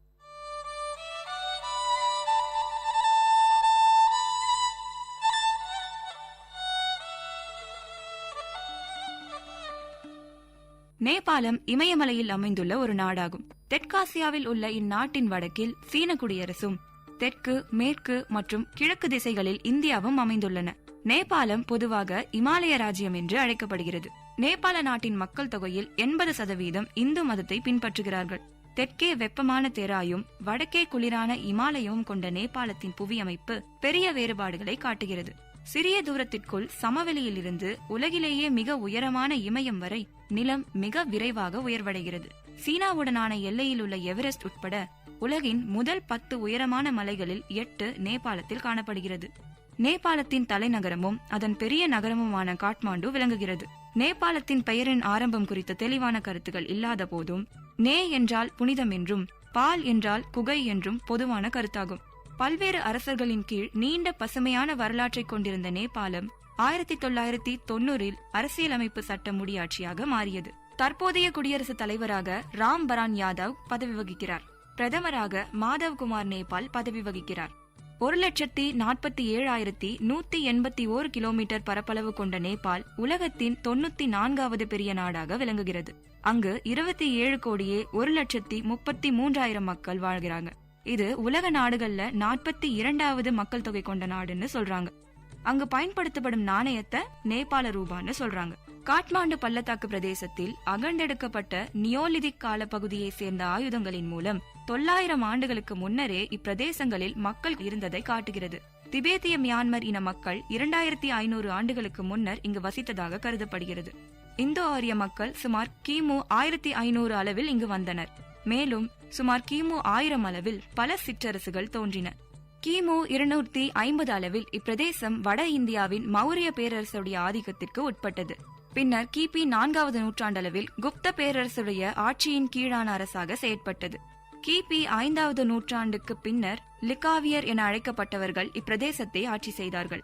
இவர்களது ஆட்சி கிபி 5வது நூற்றாண்டின் பிற்காலம் வரை நீடித்தது. லிகாவிய அரச வம்சத்திற்கு பின்னர் நேவரி காலம் தொடங்கியது. 879 இவ்வரசம்சம் நேபாளத்தை ஆண்டது. எனினும் அவர்களின் ஆட்சியின் எல்லைகள் குறித்த தகவல்கள் இல்லை. கிபி 12வது நூற்றாண்டின் ஆரம்பத்தில் பெயரின் இறுதியில் மல்லன் என்ற பட்டத்தையுடைய மன்னர்கள் ஆட்சி செய்தார்கள். இவர்கள் நாட்டை ஒரு குடையின் கீழ் கொண்டு வந்து ஆட்சி செய்தனர். 200 வருடங்களுக்கு பிறகு 14வது நூற்றாண்டில் நேபாள நாடு காட்மாண்டு, பத்தான், பசாட்காவோன் என 3 பிளவுபட்டது. இவை பல நூற்றாண்டுகளுக்கு பகைமை பாராட்டி வந்தனர். பின்னர் 1765 பிரித்திவ் நாராயணன் சா என்பவர் 3 நாடுகளையும் ஒன்றிணைத்து இன்றைய நேபாளத்திற்கு வித்திட்டார். அதன் பின்னர் 1991 மேயில் அரசியலமைப்பு சட்டத்தை மாற்றி பல கட்சி முறைகளை கொண்டு வந்தனர். முதலாவது ஜனநாயக தேர்தலில் நேபாள காங்கிரஸ் வெற்றி பெற்று கிரிஜா பிரசாத் கொய்ராலா பிரதமராக பதவியேற்றார். நேபாள மலை பிரதேசமானது உலகிலேயே உயரமான மலைகளை கொண்டுள்ளது. உலகின் உயரமான மலையான எவரெஸ்ட் திபேத்துடனான எல்லையில் காணப்படுகிறது. மேலும் உலகின் முதல் 10 உயரமான மலைகளில் 8 நேபாளத்தில் அமைந்துள்ளது. உலகின் 3வது உயரமான மலையான கஞ்சன்சுங்கா மலை கிழக்கு சிக்கிமுடனான எல்லையில் அமைந்துள்ளது. காடழிப்பு அதாவது டீஃபாரஸ்டேஷன் இப்பிரதேசத்தில் காணப்படும் முக்கிய பிரச்சனையாகும். நேபாளத்தோட வானிலை பொறுத்தவரை நேபாளம் 5 காலநிலை வலயங்களுள் கொண்டுள்ளது. 1200 மீட்டருக்கு கீழான பகுதியில் வெப்ப வலய காலநிலையும் 1200 2400 மீட்டர் வரையான பிரதேசம் மிதமான காலநிலையையும் 2400 3600 மீட்டர் வரையான பிரதேசம் குளிர் வலய காலநிலையையும் 3600 4400 மீட்டர் வரையான பிரதேசம் உப ஆர்டிக் காலநிலையையும் 4400 மீட்டருக்கு மேலான பிரதேசம் ஆர்டிக் காலநிலையும் கொண்டுள்ளது. மேலும் நேபாளத்தில் கோடை, பருவக்காற்றுகள், இலையுதிர் காலம், மாரி, இளவேனில் என 5 பருவங்கள் காணப்படுகின்றன. இமாலயம் பருவக்காற்றுகளுள் செல்லும் வட எல்லையாகவும் மாரி மத்திய ஆசியாவில் இருந்து வரும் குளிர்காற்றுகள் செல்லும் தெற்கு எல்லையாகவும் செயற்படுகின்றது. நேபாளமும் வங்காளதேசமும் சுமார் 21 கிலோமீட்டர் மட்டுமே அகலமான இந்தியாவுக்கு சொந்தமான நிலப்பரப்பால் பிரிக்கப்பட்டுள்ளன. இப்பிரதேசம் சில்லிகுரி வழிப்பிரதேசம் என அழைக்கப்படுகிறது. நேபாளத்தின் பொருளாதாரத்தை பொறுத்தவரை நேபாளம் உலகிலேயே மிக ஏழ்மையான நாடாகவும் அபிவிருத்தி குன்றிய நாடுகளில் ஒன்றாகவும் திகழுது. மக்கள் தொகையில 38% வறுமை கோட்டுக்கு கீழே வாழ்றாங்களாம்.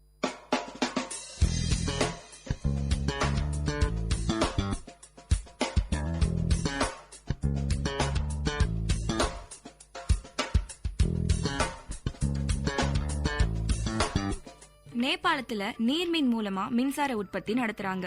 வருடத்திற்கு சுமார் 83,000 மெகாவாட்ஸ் மின்சாரத்தை தயாரிக்கிறாங்களாம். ஆனா இந்த மின்சாரம் தயாரிப்பு 27 கோடி மக்கள் வாழும் ஒரு நாட்டுக்கு கண்டிப்பா பத்தாது. அதனால 24 மணி நேரத்துல ஏறத்தாழ 9 to 12 மணி நேரம் தான் மின்சாரம் கிடைக்குதாம்.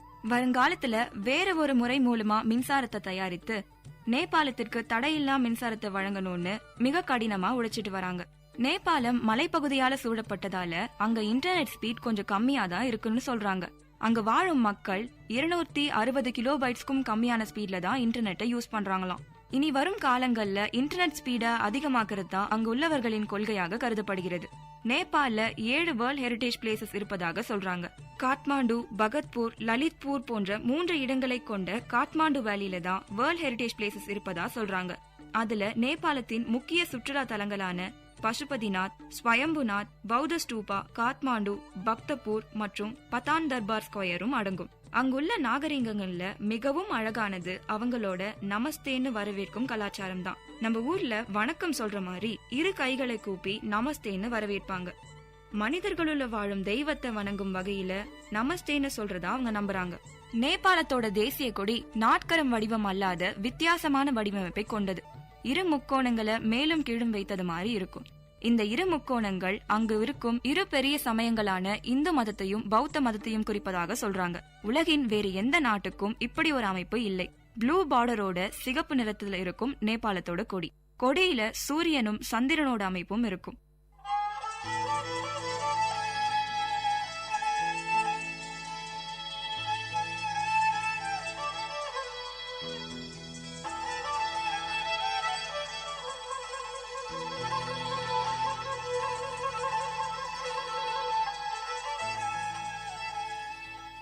மேலும் நேபாளத்தோட சுற்றுலாத்துறை பொறுத்தவரை நேபாளத்துல பல மலை பிரதேசங்கள் இருப்பதால ட்ரெக்கிங், ராஃப்டிங் போன்றவை முக்கிய சுற்றுலா ஈர்ப்புகளாக உள்ளன.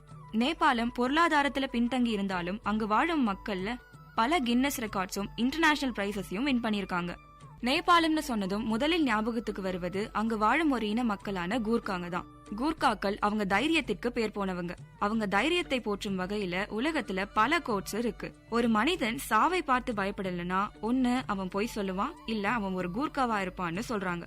நேபாளத்தோட உணவு வகையில திண்டோ என்பது நேபாளத்தோட ட்ரெடிஷனல் ஃபுட்டா இருக்கு. திண்டோ அல்லாத மோமோ, டம்ப்ளிங்ஸ், பீஸா, ரேமன் நூடுல்ஸ் போன்ற ஃபாஸ்ட் ஃபுட்ஸும் நேபாளத்தை பிரபலமானது. நேபாள சமையல் கலைகள்ல காஸ் அல்லது பாரி சமையல் கலை, ஹிமாலய சமையல் கலை, தக்காளி சமையல் கலை, நியூயார் சமையல் கலை போன்றவை ரொம்பவே ஃபேமஸ் ஆனது. அவை அல்லாத மாமிச வகைகளான எருமை மற்றும் பன்னி கறிகளையும் சாப்பிடுறாங்களாம். நேபாள மக்களோட முக்கிய கொண்டாட்டங்களா பஜ்ரா ஜோகினி ஜாத்ரா, சித்தி ஜாத்ரா, பஞ்சரான், நாக பஞ்சமி, ஜனாய் பூர்ணிமா, காய் ஜாத்ரா, தீபாவளி, கணபதி சதுர்த்தி, சங்கராந்தி, ஹோலி போன்றவை மிக முக்கியமான கொண்டாட்டங்களா இருக்கு. நேபாள மக்களோட உடைய பொறுத்தவரை அங்கு வாழும் ஆண்கள் தப்லான், அதாவது நீளமான ஒரு ஷர்ட் உடைய தப்லான் என்பது அவங்க ட்ரெடிஷனல் ட்ரெஸ்ஸா இருக்கு. அங்கு வாழும் பெண்கள் பார்சி மற்றும் ஹக்கு பத்தாரி எனப்படும் சாரிய தான் அணியிறாங்களாம். எனவே தப்லான், பார்சி, ஹக்கு பத்தாரி போன்ற உடைகள் தான் நேபாளத்தோட ட்ரெடிஷனல் ட்ரெஸ்ஸா இருக்கு. நேபாளத்துல 1962 ஆண்டு தான் நேபாள ஒலிம்பிக் கமிட்டி தொடங்கியது. பின்னர் 1988 சியோலில் நடந்த சம்மர் ஒலிம்பிக்ஸ்ல விதாம் லாமா என்பவர் ஒரு பிரான்ஸ் மெடலை வின் பண்ணிருக்காரு. தீஷ்கா நேபாளத்தோட பாரம்பரிய நடனமா இருக்கு. நேபாளத்தில் வாழும் மக்கள் பெரும்பாலும் நேபாள மொழியை பேசுறாங்க. அதன் பெயர் நேபாளி. சுமார் 44% பேர் நேபாளிய பேசுறாங்க. நேபாளி அல்லாத போஜ்புரி, தாரு போன்ற மொழிகளையும் பேசுறாங்க. என்னங்க, நேபாளத்தை பத்தின பல சுவாரஸ்யமான தகவல்களை தெரிஞ்சிருப்பீங்கன்னு நம்புறோம். இன்னைக்கு திரைக்கடலோடி நிகழ்ச்சியில நேபாள பத்தின பல சுவாரஸ்யமான தகவல்களை தெரிஞ்சிருப்பீங்க. திரைக்கடலோடியின் அடுத்த நிகழ்ச்சியில இன்னொரு நாட்டை பத்தின சுவாரஸ்யமான தகவல்களை தெரிஞ்சுக்கலாம். அதுவரை உங்களிடமிருந்து விடைபெறுவது Sivapriya.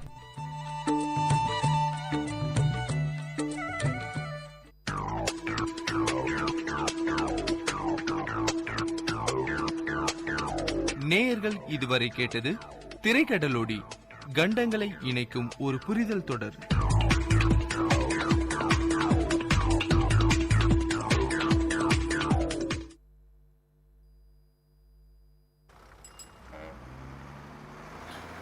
Circuit House.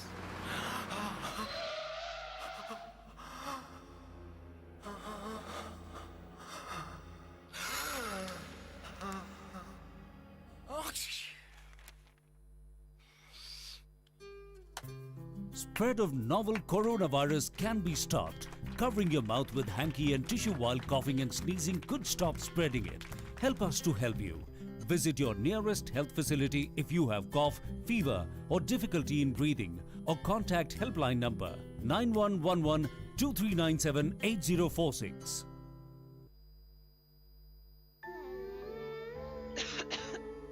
Didi, see this.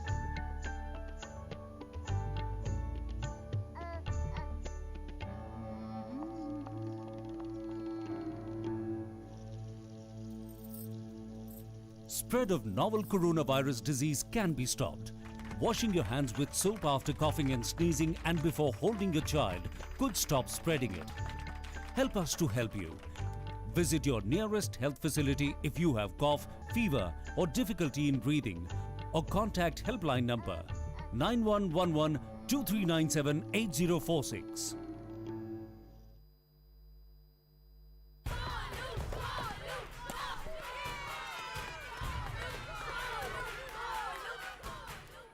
If Arjun is batting, why are we cheering for Golu? He isn't even here. Arey, you don't know. He hasn't come so that we don't get infected. Spread of novel coronavirus disease can be stopped. Staying away from public places when you have fever with cold and cough could stop spreading it. Help us to help you. Visit your nearest health facility if you have cough, fever or difficulty in breathing, or contact helpline number 9111 2397 8046. Is the doctor there? Sir? I had fever with cough. Thought I should get it checked.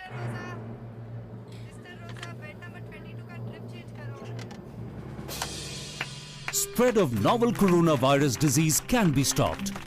If you are sneezing and have cough with fever, visit your nearest health clinic or center immediately. Help us to help you. Visit your nearest health facility if you have cough, fever or difficulty in breathing, or contact helpline number 9111 2397 8046.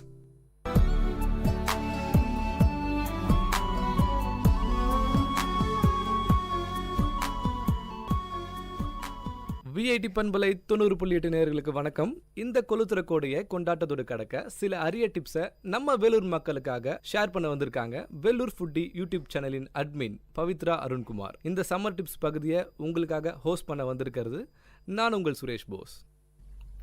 வணக்கம் madam. வணக்கம் Suresh. Okay, நிறைய கருத்துக்கள் சொல்லிட்டு வரீங்க, நிறைய tips சொல்லிட்டு வரீங்க. இப்போது எனக்கு தேவையான ஒரு டிப்ஸ் நான் கேட்குறேன். இப்போ பைக்கில் போயிட்டு இருக்கோம், சன்லைட்டில் அதிகமாக போகிறனால ஸ்கின் டேர்ன் ஆகுது இல்லைங்களா, கலரு, அதுக்கு எதாவது டிப்ஸ் எதாவது இருக்கா? ஸ்கின் டேன் இப்போ பொதுவாகவே எல்லாரும் வெயிலில் போகும்போது ஸ்கின் டேன் ஆகும்.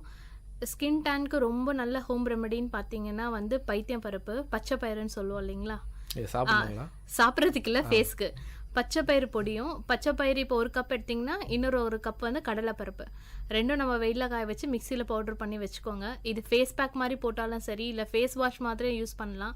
நீங்கள் யூஸ் பண்ணிட்டு வரும்போது ஒரு 2 நாளில் விசிபிளாக உங்களுக்கு ஸ்கின் டேன் கம்மியாகிறது தெரியும். பேக் மாதிரி போகிறது இருந்தால் கூட கொஞ்சம் தயிர் சேர்த்து ஒரு பிஞ்ச் எலுமிச்சை பழம் ஜூஸ் விட்டு நீங்கள் பேக் போட்டிங்கன்னா உடனே ஸ்கின் நல்லா வெளுப்பாக இருக்கும். இது எப்போ நைட்டில் போடணுமா இல்லை எப்போ? நைட்லேயும் போடலாம், மார்னிங்கும் போடலாம், உங்களோட இஷ்டம். நீங்கள் குளிக்க போகிறதுக்கு முன்னாடி போட்டிங்கன்னா இன்னும் கொஞ்சம் பெட்டராக இருக்கும். ஏன்னா அது பொடி இல்லைங்களா, குளிக்கிறதுக்கு முன்னாடி இந்த மாதிரி போட்டு குளித்தா ரொம்ப நல்லது. இது குழந்தைங்கள்லேருந்து பெரியவங்க வரைக்கும் யாராக இருந்தாலும் யூஸ் பண்ணலாம். ரெண்டுமே ரொம்ப நல்ல ரிசல்ட் கொடுக்கும். ஓகே, இப்போது நீங்கள் சொல்கிற இப்போ நைட்டில் போடுறது கொஞ்சம் இருக்குது, மார்னிங்கில் போடுறது இருக்குது. இப்போ நைட்டில் போடுறதா இருந்துச்சுன்னா எவ்வளோ நேரம் போடலாம்?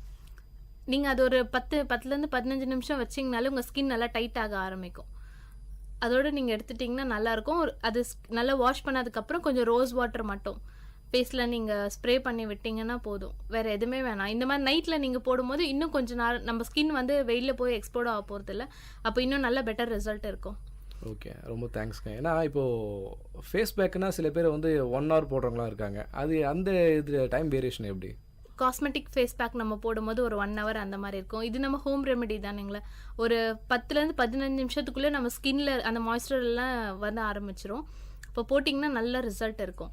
அப்போ இது வேணான்றவங்க ஃப்ரெஷ்ஷு கொத்தமல்லி இருக்குது இல்லைங்களா, அந்த கொத்தமல்லியை நீங்கள் அரைச்சி ஃபேஸ் பேக் போடும்போது ஃபேஸில் இருக்கிற அந்த போர்ஸ் எல்லாம் நல்லா க்ளோஸ் ஆகுறது நம்மளுக்கு நல்லா தெரியும். இன்னமும் பிரைட்டன் ஆகும் உங்களுக்கு. இது வந்து பாய்ஸ் கேர்ள்ஸ் ரெண்டு பேரும் பாய்ஸ் கேர்ள்ஸ் ரெண்டு பேருமே யூஸ் பண்ணலாம். ஓகேங்க. நேயர்களே, இன்றைய சம்மர் டிப்ஸ் பகுதியில் வெள்ளூர் ஃபுட்டி யூடியூப் சேனலின் அட்மின் பவித்ரா அருண்குமார் கொடுத்த டிப்ஸ் உங்களுக்கு பயனுள்ளதாக இருக்கும்னு நினைக்கிறோம். மீண்டும் ஒரு சம்மர் டிப்ஸ் பகுதியில் உங்களை சந்திக்கும் முறை உங்களிடமிருந்து விடைபெறுவது நான் உங்கள் சுரேஷ் போஸ். இது விஐடி பண்பலை 90.8 விஐடியின் சமுதாய வானொலி.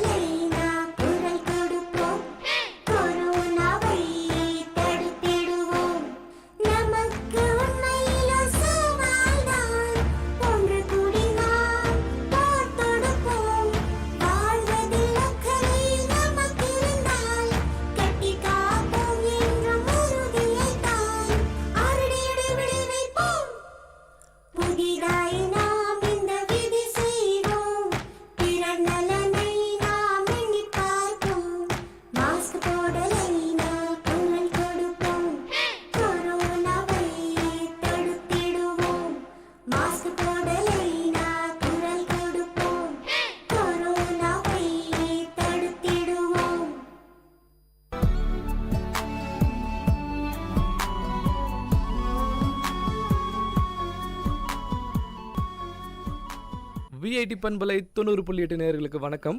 இந்த கொளுத்துற கோடையை கொண்டாட்டத்தோடு கடக்க சில அரிய டிப்ஸை நம்ம வேலூர் மக்களுக்காக ஷேர் பண்ண வந்திருக்காங்க வேலூர் ஃபுட்டி யூடியூப் சேனலின் அட்மின் பவித்ரா அருண்குமார். இந்த சம்மர் டிப்ஸ் பகுதியை உங்களுக்காக ஹோஸ்ட் பண்ண வந்திருக்கிறது நான் உங்கள் சுரேஷ் போஸ். வணக்கம் பவித்ரா மேடம். வணக்கம் சுரேஷ். இன்னைக்கு என்ன கேட்குறோம் இந்த சம்மர் டிப்ஸ் பகுதியில் அப்படின்னா, என்ன மாதிரியான ஃப்ரூட்ஸ் அண்ட் வெஜிடபிள்ஸ் நம்ம வந்து சம்மரில் எடுத்துக்கலாம்? சம்மரில் சாப்பிட்றதுக்கு சம்மரில் நம்ம சாப்பிட வேண்டிய ஃபுட் வந்து நம்மளுக்கு இயற்கையிலே சம்மரில் சில ஃப்ரூட்ஸ் வந்து நம்மளுக்கு அப்போ தான் கிடைக்கும். உதாரணத்துக்கு வாட்டர்மெலன், தர்பூசணி கிடைக்கும். அதுக்கப்புறம் மொலாம்பழம் சொல்லுவாங்களே, கிர்னி பழம், நம்ம ஊரில் வெள்ளாம்பழம், அதெல்லாம் வந்து இயற்கையிலே நம்மளுக்கு இந்த சீசனுக்கு இது தான் சாப்பிடணும்னு அதுவே வருது. ஸோ அந்த மாதிரி ஃப்ரூட்ஸ் எல்லாம் சீசனல் ஃப்ரூட்ஸ் தான் நம்ம வந்து ஃபஸ்ட்டு சாப்பிடணும். எல்லா சீசனில் கிடைக்கிற ஃப்ரூட்ஸை விட இந்த சீசனில் வர ஃப்ரூட்ஸ்க்கு தான் முதல்ல இம்பார்ட்டன்ஸ் கொடுக்கணும். இப்போ எல்லாருக்குமே வந்து வாட்டர்மெலன் ரொம்ப பிடிக்கும். அதை நீங்கள் வந்து டேரெக்டாக அப்படியே ஃப்ரூட்டாகவும் சாப்பிடலாம், இல்லை அது கூட கொஞ்சம் சுகர் ஆட் பண்ணி மிக்சியில் அடித்து ஜூஸாகவும் குடிக்கலாம். இப்போ மொலாம்பழம் பார்த்திங்கன்னா நிறைய பேர் அதை சாப்பிட மாட்டாங்க. அதுக்கு ஒரு பெஸ்ட்டு டிப்பு பார்த்திங்கன்னா, மொலாம்பழத்தை சின்ன சின்ன பீஸாக தோல் எடுத்துகிட்டு கட் பண்ணிவிடுங்க. ஒரு ஐஸ் க்யூப்ஸ் ஒரு 10 ஐஸ் க்யூப் போட்டுட்டு கொஞ்சம் சக்கரை போட்டு கலந்து கொடுத்திங்கன்னா எல்லாருமே சாப்பிடுவாங்க. அவ்வளோ டேஸ்ட்டாக இருக்கும். அது அவ்வளோ நல்லது இந்த கிளைமேட்க்கு. வெஜிடபிள் பார்த்திங்கன்னா நிறைய நீர் சத்துள்ள காய்கறிகள் ரொம்ப ரொம்ப அவசியம். உதாரணத்துக்கு நம்ம பீர்க்கங்காய், சொரக்காய், முள்ளங்கி, அதுக்கப்புறம் எல்லா வகை கீரையில் வந்து எல்லா கீரையும் ரொம்ப ரொம்ப முக்கியம். ஸோ நான்வெஜ்ஜை கம்மி பண்ணிவிட்டு இந்த மாதிரி நீர் சத்து உள்ள காய்கறிகள் நிறைய நம்ம உள்ளே எடுத்துக்கும் போது சம்மரை ஈஸியாக நம்ம ஃபேஸ் பண்ணலாம், ஈஸியாக ஹேண்டில் பண்ணலாம். ஓகே. கீரைனா பல பேருக்கு கீரை பிடிக்காது இல்லைங்களா? கீரை வந்து நம்ம வந்து பொரியல் பண்ணி சாப்பிட்லான்னு இல்லை, நம்ம கீரை கடைஞ்சும் சாப்பிடலாம். கீரையில் இன்னொரு ட்ரிக் இல்லைன்னா, கீரை நல்லா பொடியாக நம்ம பொரியல் பண்ணுற மாதிரி பண்ணிவிட்டு வேணுன்றவங்க அதில் முட்டை போட்டுட்டு சூடாக சாப்பிட்றவங்க முட்டை பொரியல் மாதிரி கூட பண்ணி சாப்பிட்டா ரொம்ப நல்லது. அந்த மாதிரி நீங்கள் ட்ரை பண்ணி பாருங்கள், ரொம்ப நல்லாயிருக்கும். அப்படிங்களா? நான் வீட்டில் சொல்லி பார்க்குறேன், கண்டிப்பாக இதை அப்படியே ட்ரை பண்ணி பார்க்குறேன். நேயர்களே, இன்றைய சம்மர் டிப்ஸ் பகுதியில் வெள்ளூர் ஃபுட்டி யூடியூப் சேனலின் அட்மின் பவித்ரா அருண்குமார் கொடுத்த டிப்ஸ் உங்களுக்கு பயனுள்ளதாக இருக்கும்னு நினைக்கிறோம். மீண்டும் ஒரு சம்மர் டிப்ஸ் பகுதியில் உங்களை சந்திக்கும் முறை உங்களிடமிருந்து விடைபெறுவது நான் உங்கள் சுரேஷ் போஸ். இது விஐடி பண்பலை 90.8 விஐடியின் சமுதாய வானொலி.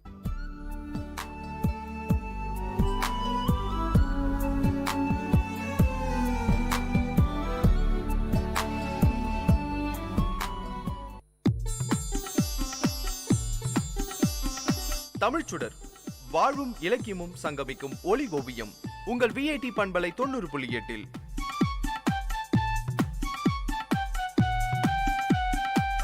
இன்றைய தமிழ் ஓவியம் தீட்டுபவர் ஜெயஸ்ருதி. வணக்கம். ஈத்து உவக்கும் இன்பம் அறியார்கொள் தாம் உடைமை வைத்து இழக்கும் வன்கணவர். செல்வம் என்றாலே பணம் தான்னு நீங்க நினைப்பீங்க. நீங்க மட்டுமா? பொதுவாக எல்லாருமே அப்படிதான் நினைப்போம் இல்லையா? கொஞ்சம் ஆழமா நினைப்பவங்க பொன், வெள்ளி, சொத்து இவை எல்லாத்தையும் செல்வம்னு சொல்வாங்க. ஒரு வகையில பணம், சொத்து இவற்றை செல்வம்னு சொல்றது பொருத்தமானதுதான். இவற்றை உடையவர்கள் தம் வாழ்க்கைக்கு வேண்டியவற்றை வேண்டும் பொழுது பெற்றுக்கொள்ள முடியும். பிறரிடமிருந்து எதையும் எதிர்பார்க்க வேண்டியதில்லை. செல்வம் உடையவர்கள் நல்லவர்களாக இருப்பின் பிறருக்கு கொடுக்கலாம், பிறருக்கு வரும் துன்பங்களை தீர்க்கலாம், அவர்களையும் மகிழ்ச்சியுடன் வாழ செய்யலாம், அறச்செயல்களை செய்யலாம், அதன் மூலம் புகழ் பெறலாம். இதே செல்வம் தீயவர்களிடமிருந்தால் என்ன செய்யும்? அதனால் எத்தனையோ அழிவுகள் ஏற்படவும் வாய்ப்புகள் உள்ளது.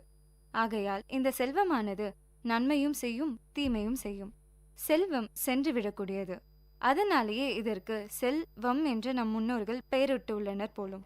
கவிஞர் ஒருவர் உருண்டு ஓடிடும் பணம் காசு எனும் உருவமான பொருளே என்று பாடியதன் கருத்து மிகவும் பொருத்தமானதே. செல்வத்தின் பயன் ஈதலே. செல்வத்தை அடையும் பயன் என்ன? பரியவருக்கு கொடுப்பதே. அப்படி செய்வதில் ஓர் இன்பம் உண்டு. ஏழையின் சிரிப்பில் இறைவனை காண்போம்னு கேள்விப்பட்டிருப்போம். அது என்னன்னு கேக்குறீங்களா? ஒரு சின்ன பையன் கடவுளை பார்க்க வீட்டிலிருந்து கிளம்பினான். அதிக தூரம் பயணம் செய்ய வேண்டியிருக்குமே என்று தின்பண்டங்களையும் மதிய உணவையும் பையில் வைத்து கொண்டான். காலையில் இருந்து நடக்க ஆரம்பித்தவன் சிறிது ஓய்வு எடுக்கலாம் என்று அருகிலுள்ள பூங்காவிற்குள் நுழைந்தான். அங்கு வயதான பெண்மணி ஒருவர் புறாக்கள் சாப்பிடுவதை பார்த்து கொண்டே இருந்தார். நடந்து வந்த களைப்பில் தாகம் எடுக்கவே தண்ணீர் பாட்டிலை திறந்து தண்ணீர் குடிக்க ஆரம்பித்தான். அந்த பாட்டி அவனையே பார்த்து கொண்டிருந்தார். ஒருவேளை பாட்டிக்கு தாகமாக இருக்குமோ என்று எண்ணி தண்ணீர் பாட்டிலை நீட்டினான். பாட்டியும் அவனை பார்த்து அழகாக புன்னகைத்துவிட்டு தண்ணீரை வாங்கி குடித்தார். அந்த சிறுவன் இதுவரை அவ்வளவு அழகான புன்னகையை பார்த்ததில்லை. அதனால் திரும்பவும் அவர்கள் புன்னகையை பார்க்க தான் கொண்டு வந்த உணவை பிரித்து கொடுத்தான். அந்த பாட்டியும் மீண்டும் அவனை பார்க்க புன்னகைத்துவிட்டு அவன் கொடுத்த உணவை சாப்பிட ஆரம்பித்தார். 2 பேரும் ஒரு வார்த்தை கூட பேசவில்லை. ஆனால் அடிக்கடி ஒருவரை பார்த்து ஒருவர் புன்னகைத்துக் கொண்டே இருந்தனர். நேரம் ஆக ஆக அம்மா ஞாபகம் வந்தது சிறுவனுக்கு. அதனால் எழுந்து வீட்டிற்கு நடக்க ஆரம்பித்தான். சிறிது தூரம் நடந்தவன் சட்டென திரும்பி குடுகுடுவென்று ஓடி சென்று பாட்டியை கட்டி அணைத்து கொண்டான். பாட்டி அவன் செயலை பார்த்ததுமே மிகவும் பிரகாசமாக சிரித்தார். சிறுவன் வீட்டிற்குள் நுழைந்ததும் அவன் மிகுந்த சந்தோஷத்தில் இருப்பதை பார்த்த அவன் அம்மா என்ன நடந்தது என்று கேட்டார். நான் மதியம் கடவுளுடன் சாப்பிட்டேன் என்றான். கடவுளின் புன்னகை மாதிரி நான் இதுவரை எங்கும் பார்த்ததில்லை என்றான். கடவுளை வேறெங்கும் தேடாதீர். அறிமுகம் இல்லாதவர்களிடம் ஒரு சின்ன புன்னகை, சின்ன உதவி செய்து பாருங்கள். சர்க்கரையை சுவைத்து பழகியவர்களுக்குத்தான் அதன் இன்பச் சுவை தெரியும். அதை பற்றி அறியாதவர்கள், அதை சுவைத்தறியாதவன் அதன் சுவையை அறிவானா? அவ்வாறே பிறருக்கு கொடுத்து மகிழ்ந்து அதனால் பெறும் இன்பத்தை அறியாதவர்களாக நம்மில் பல பேர் இருக்கின்றோம். இதையே வள்ளுவர் செல்வம் அழியும் தன்மையுடையது என்கிறார். நீங்கள் கேட்கலாம், செல்வமே நமக்கு வேண்டாமா என்று. கண்டிப்பாக வேண்டும். செல்வம் இல்லாவிடில் இந்த உலகத்தில் எதுவுமே நடைபெறாது. செல்வம் உலக வாழ்க்கைக்கு மிகவும் இன்றியமையாதது. செல்வம் வாழ்க்கைக்கு தேவை. ஆனால் செல்வமே வாழ்க்கை அன்று.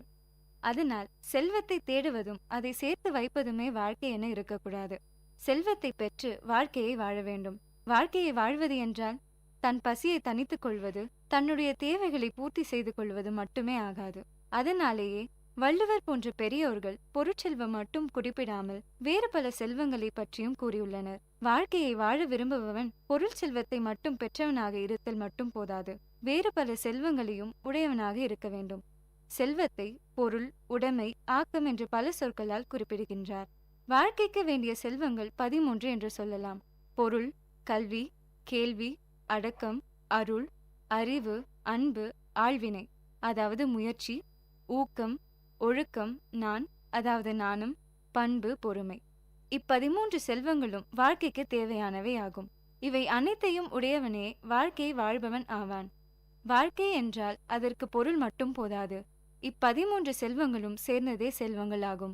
இதையே வள்ளுவர் ஈத்து உவக்கும் இன்பம் அறியார்கொள் தாமுடைமை வைத்து இழக்கும் வன்கணவர் என்கிறார். இந்த உலகத்திற்கு ஏதாவது ஒரு வகையில் தான் பயனுடையவனாக இருப்பதே வாழ்க்கை. தன்னால் ஆன சிறு செயல்களை செய்து பிறருக்கு உதவியாக இருக்க வேண்டும். செல்வத்தை தேடுவதும் அதை காப்பதையுமே கடமையாக கொள்ளக்கூடாது. பிறருக்கு பயன்படுவதே உண்மையான செல்வமாக கருத வேண்டும். சிந்தியுங்கள், செயல்படுங்கள். நன்றி.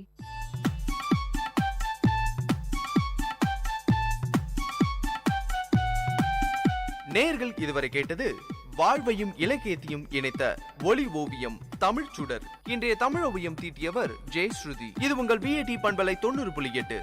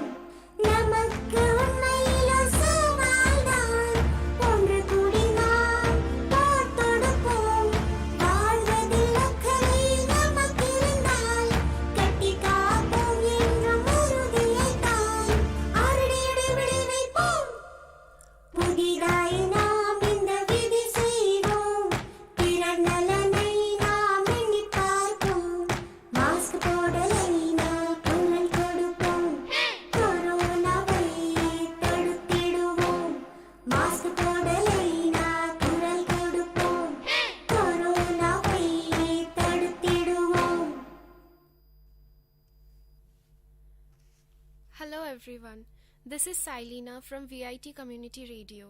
I'm going to recite a poem written by me, A Piece of Me. A thoughtless rejection, an incomprehensible pain, a marred laughter, a disguised hope, an unforgettable reminiscence, a faded nostalgia, a shattered dream, 1,000,001 pieces of broken trust, a cosmic longing, a hopeless expectation, an unanswered beacon, an unwrapped attachment, a futile investment, a boastful mistake, an embellished scar, an addictive torture, an unfathomable deep altogether, a piece of me that still breathes in you. Give that back, and down my path I shall walk. Thank you. The story of a soft heart. Everyone has a heart. Every heart has its own language. Every heart has something to speak. Every heart wants its listener. But the irony is dramatic. Every heart knows only its own fine language and fails to interpret the rest.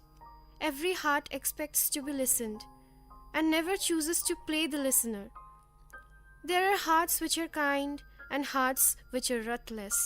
Hearts soft and tender, never do they find anything a crooked business.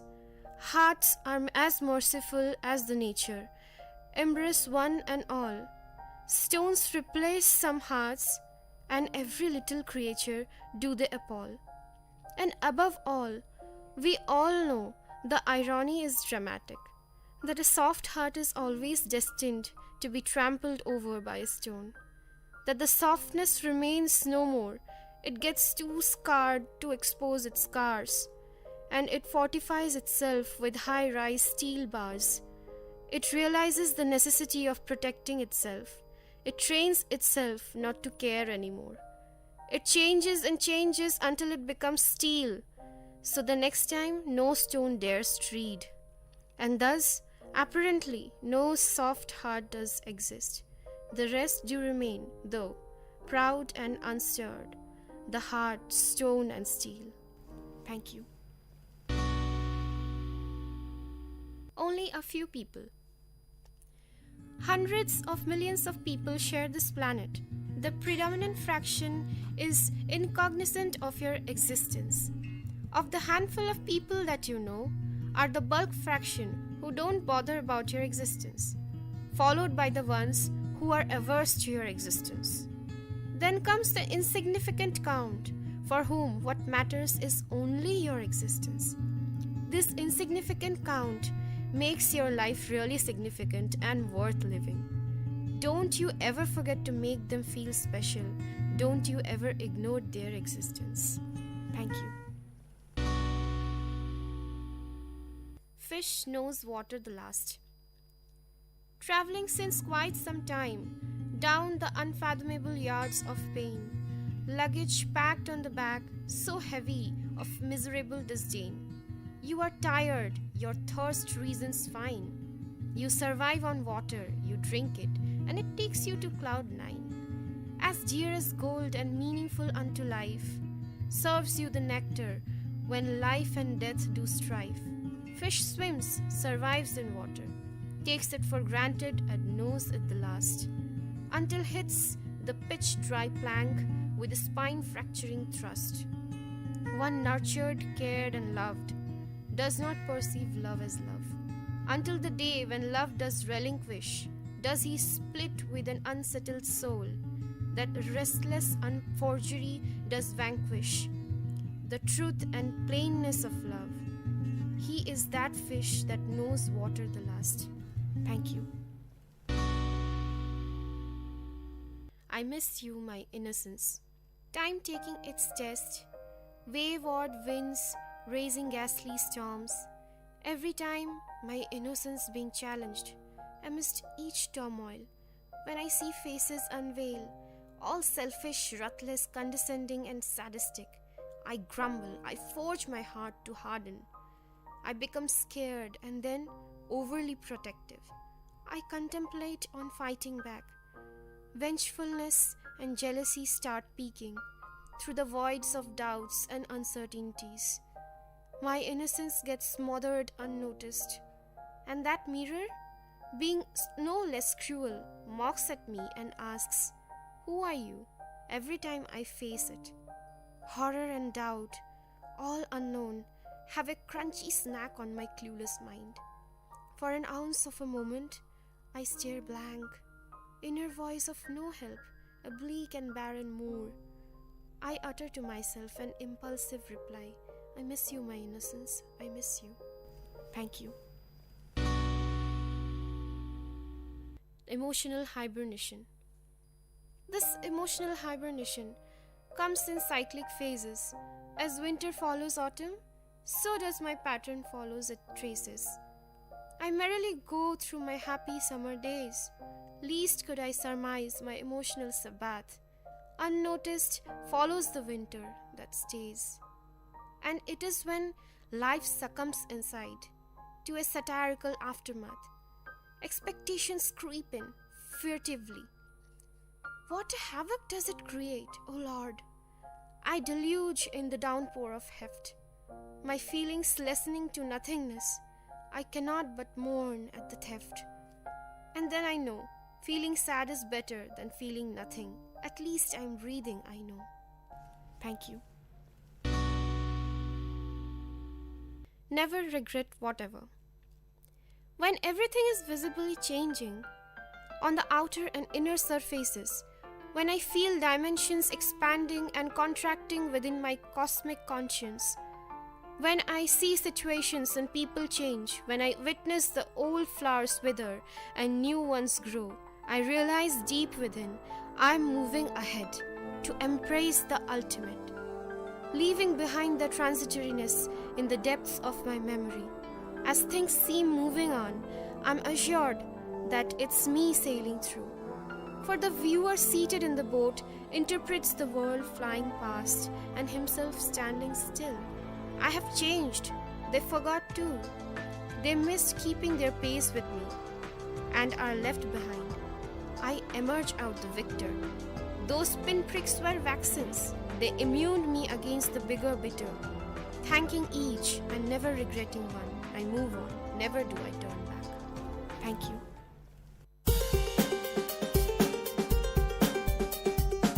வல்லுனர் பார்வை. பல்துறை பகிர்வுகள், வல்லுனர் தரவுகள், மக்களின் சந்தேகங்களுக்கான சான்றுகளோடு VIT பண்பலை 90.8 வல்லுனர் பார்வை.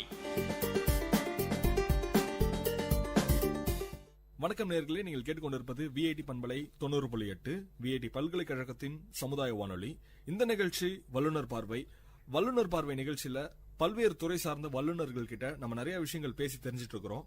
அந்த வகையில இன்னைக்கு நம்ம கூட காட்பாடி லைன்ஸ் சங்க தலைவர் திரு LNK ராஜா நம்ம கூட இருக்கிறாங்க. வணக்கம் சார். நிகழ்ச்சிக்கு உங்களை விஐடி பண்பலை சார்பாக வரவேற்கிறோம். வணக்கம். காட்பாடி லைன்ஸ் சங்க செயலாளர் LNK ரமேஷ் நம்ம கூட இருக்கிறாங்க.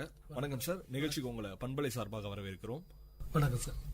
லைன் சங்கம் பற்றி ஒரு சிறு குறிப்பு தாங்க சார். லைன் சங்கம் அப்படின்னு சொன்னா ஒட்டுமொத்த இன்டர்நேஷனல் லெவல்ல, உலக அளவுல ஒரு செயல்படக்கூடிய ஒரு சங்கம்.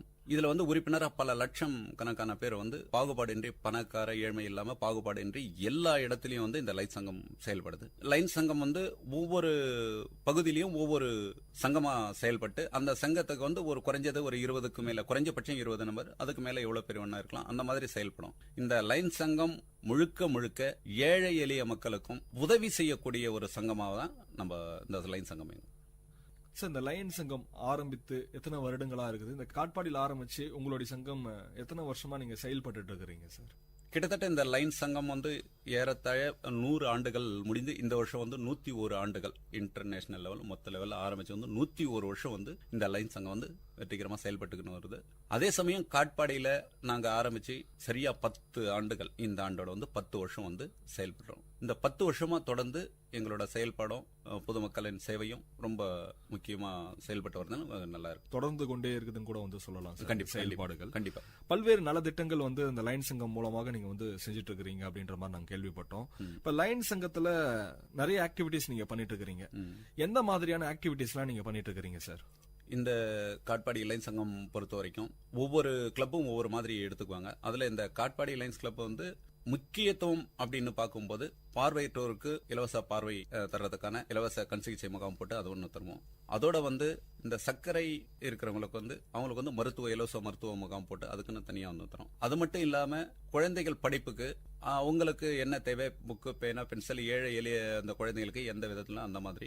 அதோட மாற்றுத்திறனாளிகளுக்கான என்ன மாதிரியான தேவை, அவங்களுக்கு எந்த உடல் மாற்றங்கள் இருக்குதோ, அவங்களுக்கு என்ன தேவைப்படுதோ அந்த உபகரணம் அவங்களுக்கு கொடுத்து உதவி பண்றது. அதோட கிராமப்புறங்கள்ல இருக்கிற ஏழை எளிய மக்கள், ரொம்ப ஏழ்மையா இருக்கிறோம், அவங்களுக்கு உடைகள், அரிசி அந்த மாதிரி கொடுத்து உதவுறது. இந்த மாதிரி நிறைய விஷயங்கள் நாங்க எடுத்து சார். நிறைய விஷயங்கள் நீங்க இப்போ சொன்னீங்க சார். இது மாதிரி ஆக்டிவிட்டிஸ் எல்லாம் மாசம் நாங்க குறிப்பிட்டு செய்வோம் அப்படின்ற மாதிரி சொல்லியிருக்கிறீங்க சார். இப்போ பாத்தீங்க அப்படின்னா நீங்க சொன்னீங்க ஏழை எளிய மாணவர்களுக்கு உதவி திட்டங்கள்லாம் செஞ்சுட்டு இருக்கிறோம் அப்படின்ற மாதிரி. இதை பத்தி கொஞ்சம் விரிவாக்கமா சொல்லுங்க சார்.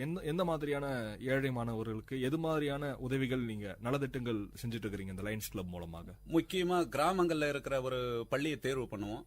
அந்த பள்ளிக்கு போயிட்டு அவங்களோட மார்க் மதிப்பீடு எந்த அளவுக்கு இருக்குது அப்படின்னு பாக்குறோம். அவங்களுக்கு சிகரம் தொடு அப்படின்ற முறையில வல்லுநர்களை வச்சு அவங்களுக்கு ஒரு பயிற்சி கொடுப்போம். அதோட அந்த குழந்தைகளுக்கு சில குழந்தைகளுக்கு அப்பா அம்மா இல்லாத அல்லது ரொம்ப ஏழ்மையான குழந்தை அந்த மாதிரி கொஞ்சம் பேர் இருப்பாங்க.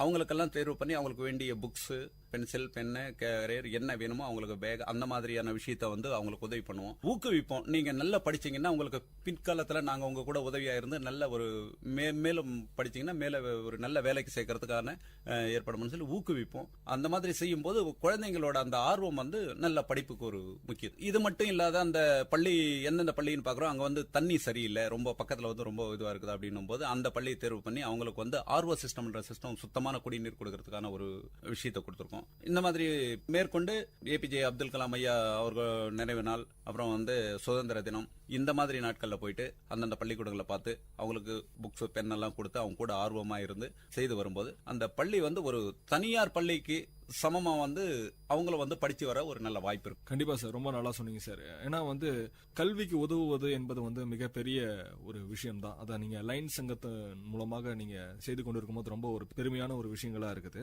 சார். சாலை பாதுகாப்புக்காக நாங்க நிறைய விஷயங்கள் செய்திருக்கிறோம் அப்படின்ற மாதிரி பேசிட்டு இருக்கும் போது சொன்னீங்க. சாலை பாதுகாப்புக்காக எந்த மாதிரியான விஷயங்கள்லாம் நீங்க உங்க லைன்ஸ் கிளப் மூலமா நீங்க செஞ்சிருக்கிறீங்க? அதாவது சாலை பாதுகாப்பு அப்படின்னு பார்க்கும்போது அவங்களுக்கு வந்து நிறைய பேர் எவ்வளவு முறை சொன்னாலும் அந்த ஹெல்மெட் அந்த மாதிரி சமாச்சாரத்தை வந்து சரியா பண்ண, அதனால அவங்களுக்கு விழிப்புணர்வு ஏற்படுத்தணும், துண்டு பிரச்சாரங்கள் கொடுத்து அந்த ஹெல்மெட் போடணும் அப்படின்னு சொல்லுவோம். அதே போல ஹெட்லைட்ல வந்து ராத்திரில வந்து நிறைய எதிரொலிக்கு அந்த கண் கூச்சனால ஆனா ஹெட்லைட்ல ஸ்டிக்கர் ஒட்டுறது அந்த மாதிரி சொல்லுவோம். இந்த மாதிரி விஷயங்கள்லாம் வந்து சாலை பாதுகாப்பு தினத்துல வந்து அவங்களுக்கு வந்து ஊக்குவிச்சு நிறைய பேர் 2 பேர் 3 பேர் போறதா அந்த மாதிரி இருந்தாங்கன்னா கூட அவங்களுக்கு அந்த நம்ம கொடுக்குற அந்த நோட்டீஸ்ல வந்து இந்த மாதிரி போகக்கூடாது அப்படின்றது ரொம்ப அறிவுபூர்வமாகவும் அமைதியாகவும் அவங்க கிட்ட சொல்லும் போது அவங்களுக்கு அதிகாரம் இல்லாத சொல்லும் போது ஏத்துக்குவாங்க பொதுமக்கள். அதிகாரத்தோட நீ இப்படிதான் போகணுன்றதை விட இல்லைங்க இது போனா நமக்கு நல்லது அப்படின்னு சொல்லும்போது ஏத்துக்குவாங்க. அந்த மாதிரி ஒரு விழிப்புணர்வு ஏற்படுத்துறது ஒரு நல்ல விஷயம். அந்த மாதிரி செய்யணும். ரொம்பவே நல்லா சொன்னீங்க சார். மரக்கன்றுகள் நடுதல் அப்படின்னும் போது வேலூர் மாவட்டம் அப்படின்றது பொதுவாகவே இது வந்து ஒரு வறண்ட பூமின்னு கூட சொல்லலாம். இப்ப சமீப காலமாக நிறைய தொண்டு நிறுவனங்கள் வந்து நம்ம வேலூர் மாவட்டங்கள்ல மரக்கன்றுதல் நட்டுட்டு இருக்காங்க. இதன் மூலமாக வெயிலின் தாக்கம் கூட கொஞ்சம் குறைஞ்சிருக்குது அப்படின்றது கூட நம்ம தெரிஞ்சிட்டு இருக்கிறோம், அது அனுபவித்தும் இருக்கிறோம். இப்ப இந்த மரக்கன்றுதல் நடுதல் வந்து எந்தெந்த இடத்துல நீங்க மரக்கன்றுகள் நடவு செய்றீங்க? இப்போ நிறைய நிகழ்ச்சிகள்லாம் வரும்போதெல்லாம் கூட மரக்கன்றுகள் தராங்க, அது மாதிரி ஏதாவது ஆக்டிவிட்டி செய்றீங்களா? அதை பத்தி சொல்லுங்க சார். கண்டிப்பா. மரம்னு சொல்லும் போது 2 விதமா பிரிச்சுக்கணுங்க மரக்கன்று. ஒண்ணு வந்து இந்த சீமை கருவேல மரம்னு சொல்றோம் இல்லையா, அது வந்து எல்லாருக்குமே தெரியும், அது வந்து நமக்கு வந்து தேவைப்படாது. இப்ப அதுக்கு வந்து ஊக்குவிக்க முடியாது. அதே போல தைல மரம்னு சொல்லுவோம். தைல மரம் வந்து நம்ம நாட்டு மரமே கிடையாது, அது வந்து வெளிநாட்டு வந்து அந்த மாதிரி மரம் நடுறதோ, சவுக்கு கூட இன்னும் கரெக்டா சொன்னா சவுக்கு கூட நல்ல மரமே இல்ல. இது வந்து பூமிக்கு வந்து மலட்டுத்தன்மை உண்டாக்கக்கூடிய மரங்கள். இதை தவிர்த்து எங்க சங்கத்தல சார்பில் வந்து சமீபத்தில் ஒரு 4 மாசத்துக்கு முன்னாடி நீங்க நிறைய தொலைக்காட்சியில் கூட பாத்திருப்பீங்க, கிட்டத்தட்ட 1000 இருந்து 1200 தென்னை மரங்கள் விவசாயிகளுக்கு கொடுத்திருக்கோம். விவசாயிகளுக்கு வந்து அவங்கவுங்க நிலத்துக்கிட்டே வெட்டிக்கிட்டே விவசாயிகளுக்கு வந்து 1200 தென்னை மரங்கள் அனைத்து பத்திரிகைகள் வந்தது நாங்க கொடுத்திருக்கோம். இது எல்லாமே மரங்கள் வந்து அழிஞ்சு வர சூழ்நிலை வந்து முக்கிய மரம் ஆகப்பட்டது நம்ம தேசிய மரம்னே சொல்லலாம் பனை மரம். இந்த பனை மரம் நாளடைவில் வந்து ரொம்ப குறைஞ்சு வந்ததுனால இந்த ஆண்டு கிட்டத்தட்ட 25,000 மரங்கள் பனை மரம் வந்து இந்த முறை அந்த பனை விதை வந்து போட்டு நட்டிருக்கும். ஏரிக்கரை பலப்படுத்துறதுல பனை மரம் ரொம்ப முக்கியமானது. ஏரிக்கரை, குளக்கரை, அப்புறம் வந்து இடுகாடு, அப்புறம் கால்வாய் கரை இருக்கு இல்லையா, அதை பலப்படுத்துற மாதிரி அந்த இடம், தரிசை இடம், இந்த மாதிரி இடத்தை எல்லாம் வந்து பனைமரம் இந்த ஆண்டு 25,000 மரம் பனைமரம் நட்டிருக்கோம். 500 பழ வகை மரங்கள் கொடுத்திருக்கோம். அடுத்த ஆண்டு இந்த ஆண்டு தொடர்ச்சியில் இந்த அடுத்த ஆண்டு அதுக்குள்ள விதை இப்ப முடிஞ்சு கட்டமாச்சு. 1,00,000 மரம் நடுறதுக்கு ஏற்பாடு பண்ணிருக்கோம். கூடுதலா வந்து அங்கங்க வந்து இந்த அரசன், ஆலன், அத்தி இந்த மாதிரி பால் வகை மரங்கள் வந்து நட்டு பறவைகள் தங்கக்கூடிய மரம், அதுக்கான ஏற்பாடு எங்க மேடான பகுதி அந்த மாதிரி நடுறதுக்கு ஏற்பாடு பண்ணிருக்கோம். சார் ரொம்பவே நல்லா சொன்னீங்க சார். ஏன்னா வந்து மரம் வளர்ப்போம் மழை பெறுவோம் அப்படின்ற மாதிரி உங்களுடைய விஷயங்கள். ஏன்னா இன்னைக்கு பருவநிலை மாற்றங்களுக்காக நம்ம நிறைய மழைகள் கூட நம்ம வந்து இழந்துட்டு வந்துட்டு இருக்கிறோம். இந்த மாதிரி விஷயங்கள் இது மாதிரி சேவைகள் நீங்க செய்யும்போது உலகத்துக்கு ஒரு நல்ல ஒரு விஷயமா கூட இருக்குன்ற மாதிரி நாங்க நினைக்கிறோம். சார், சீம கருவேல மரம் இன்னைக்கு வந்து நிறைய பேர் வந்து இதுக்கான விழிப்புணர்வுகள் நிறைய இடத்துல வந்துருச்சு. இப்ப இந்த சீம கருவேல மரம் ஒழிப்புக்கான ஏதாவது திட்டங்கள் ஏதாவது நீங்க வச்சிருக்கீங்களா?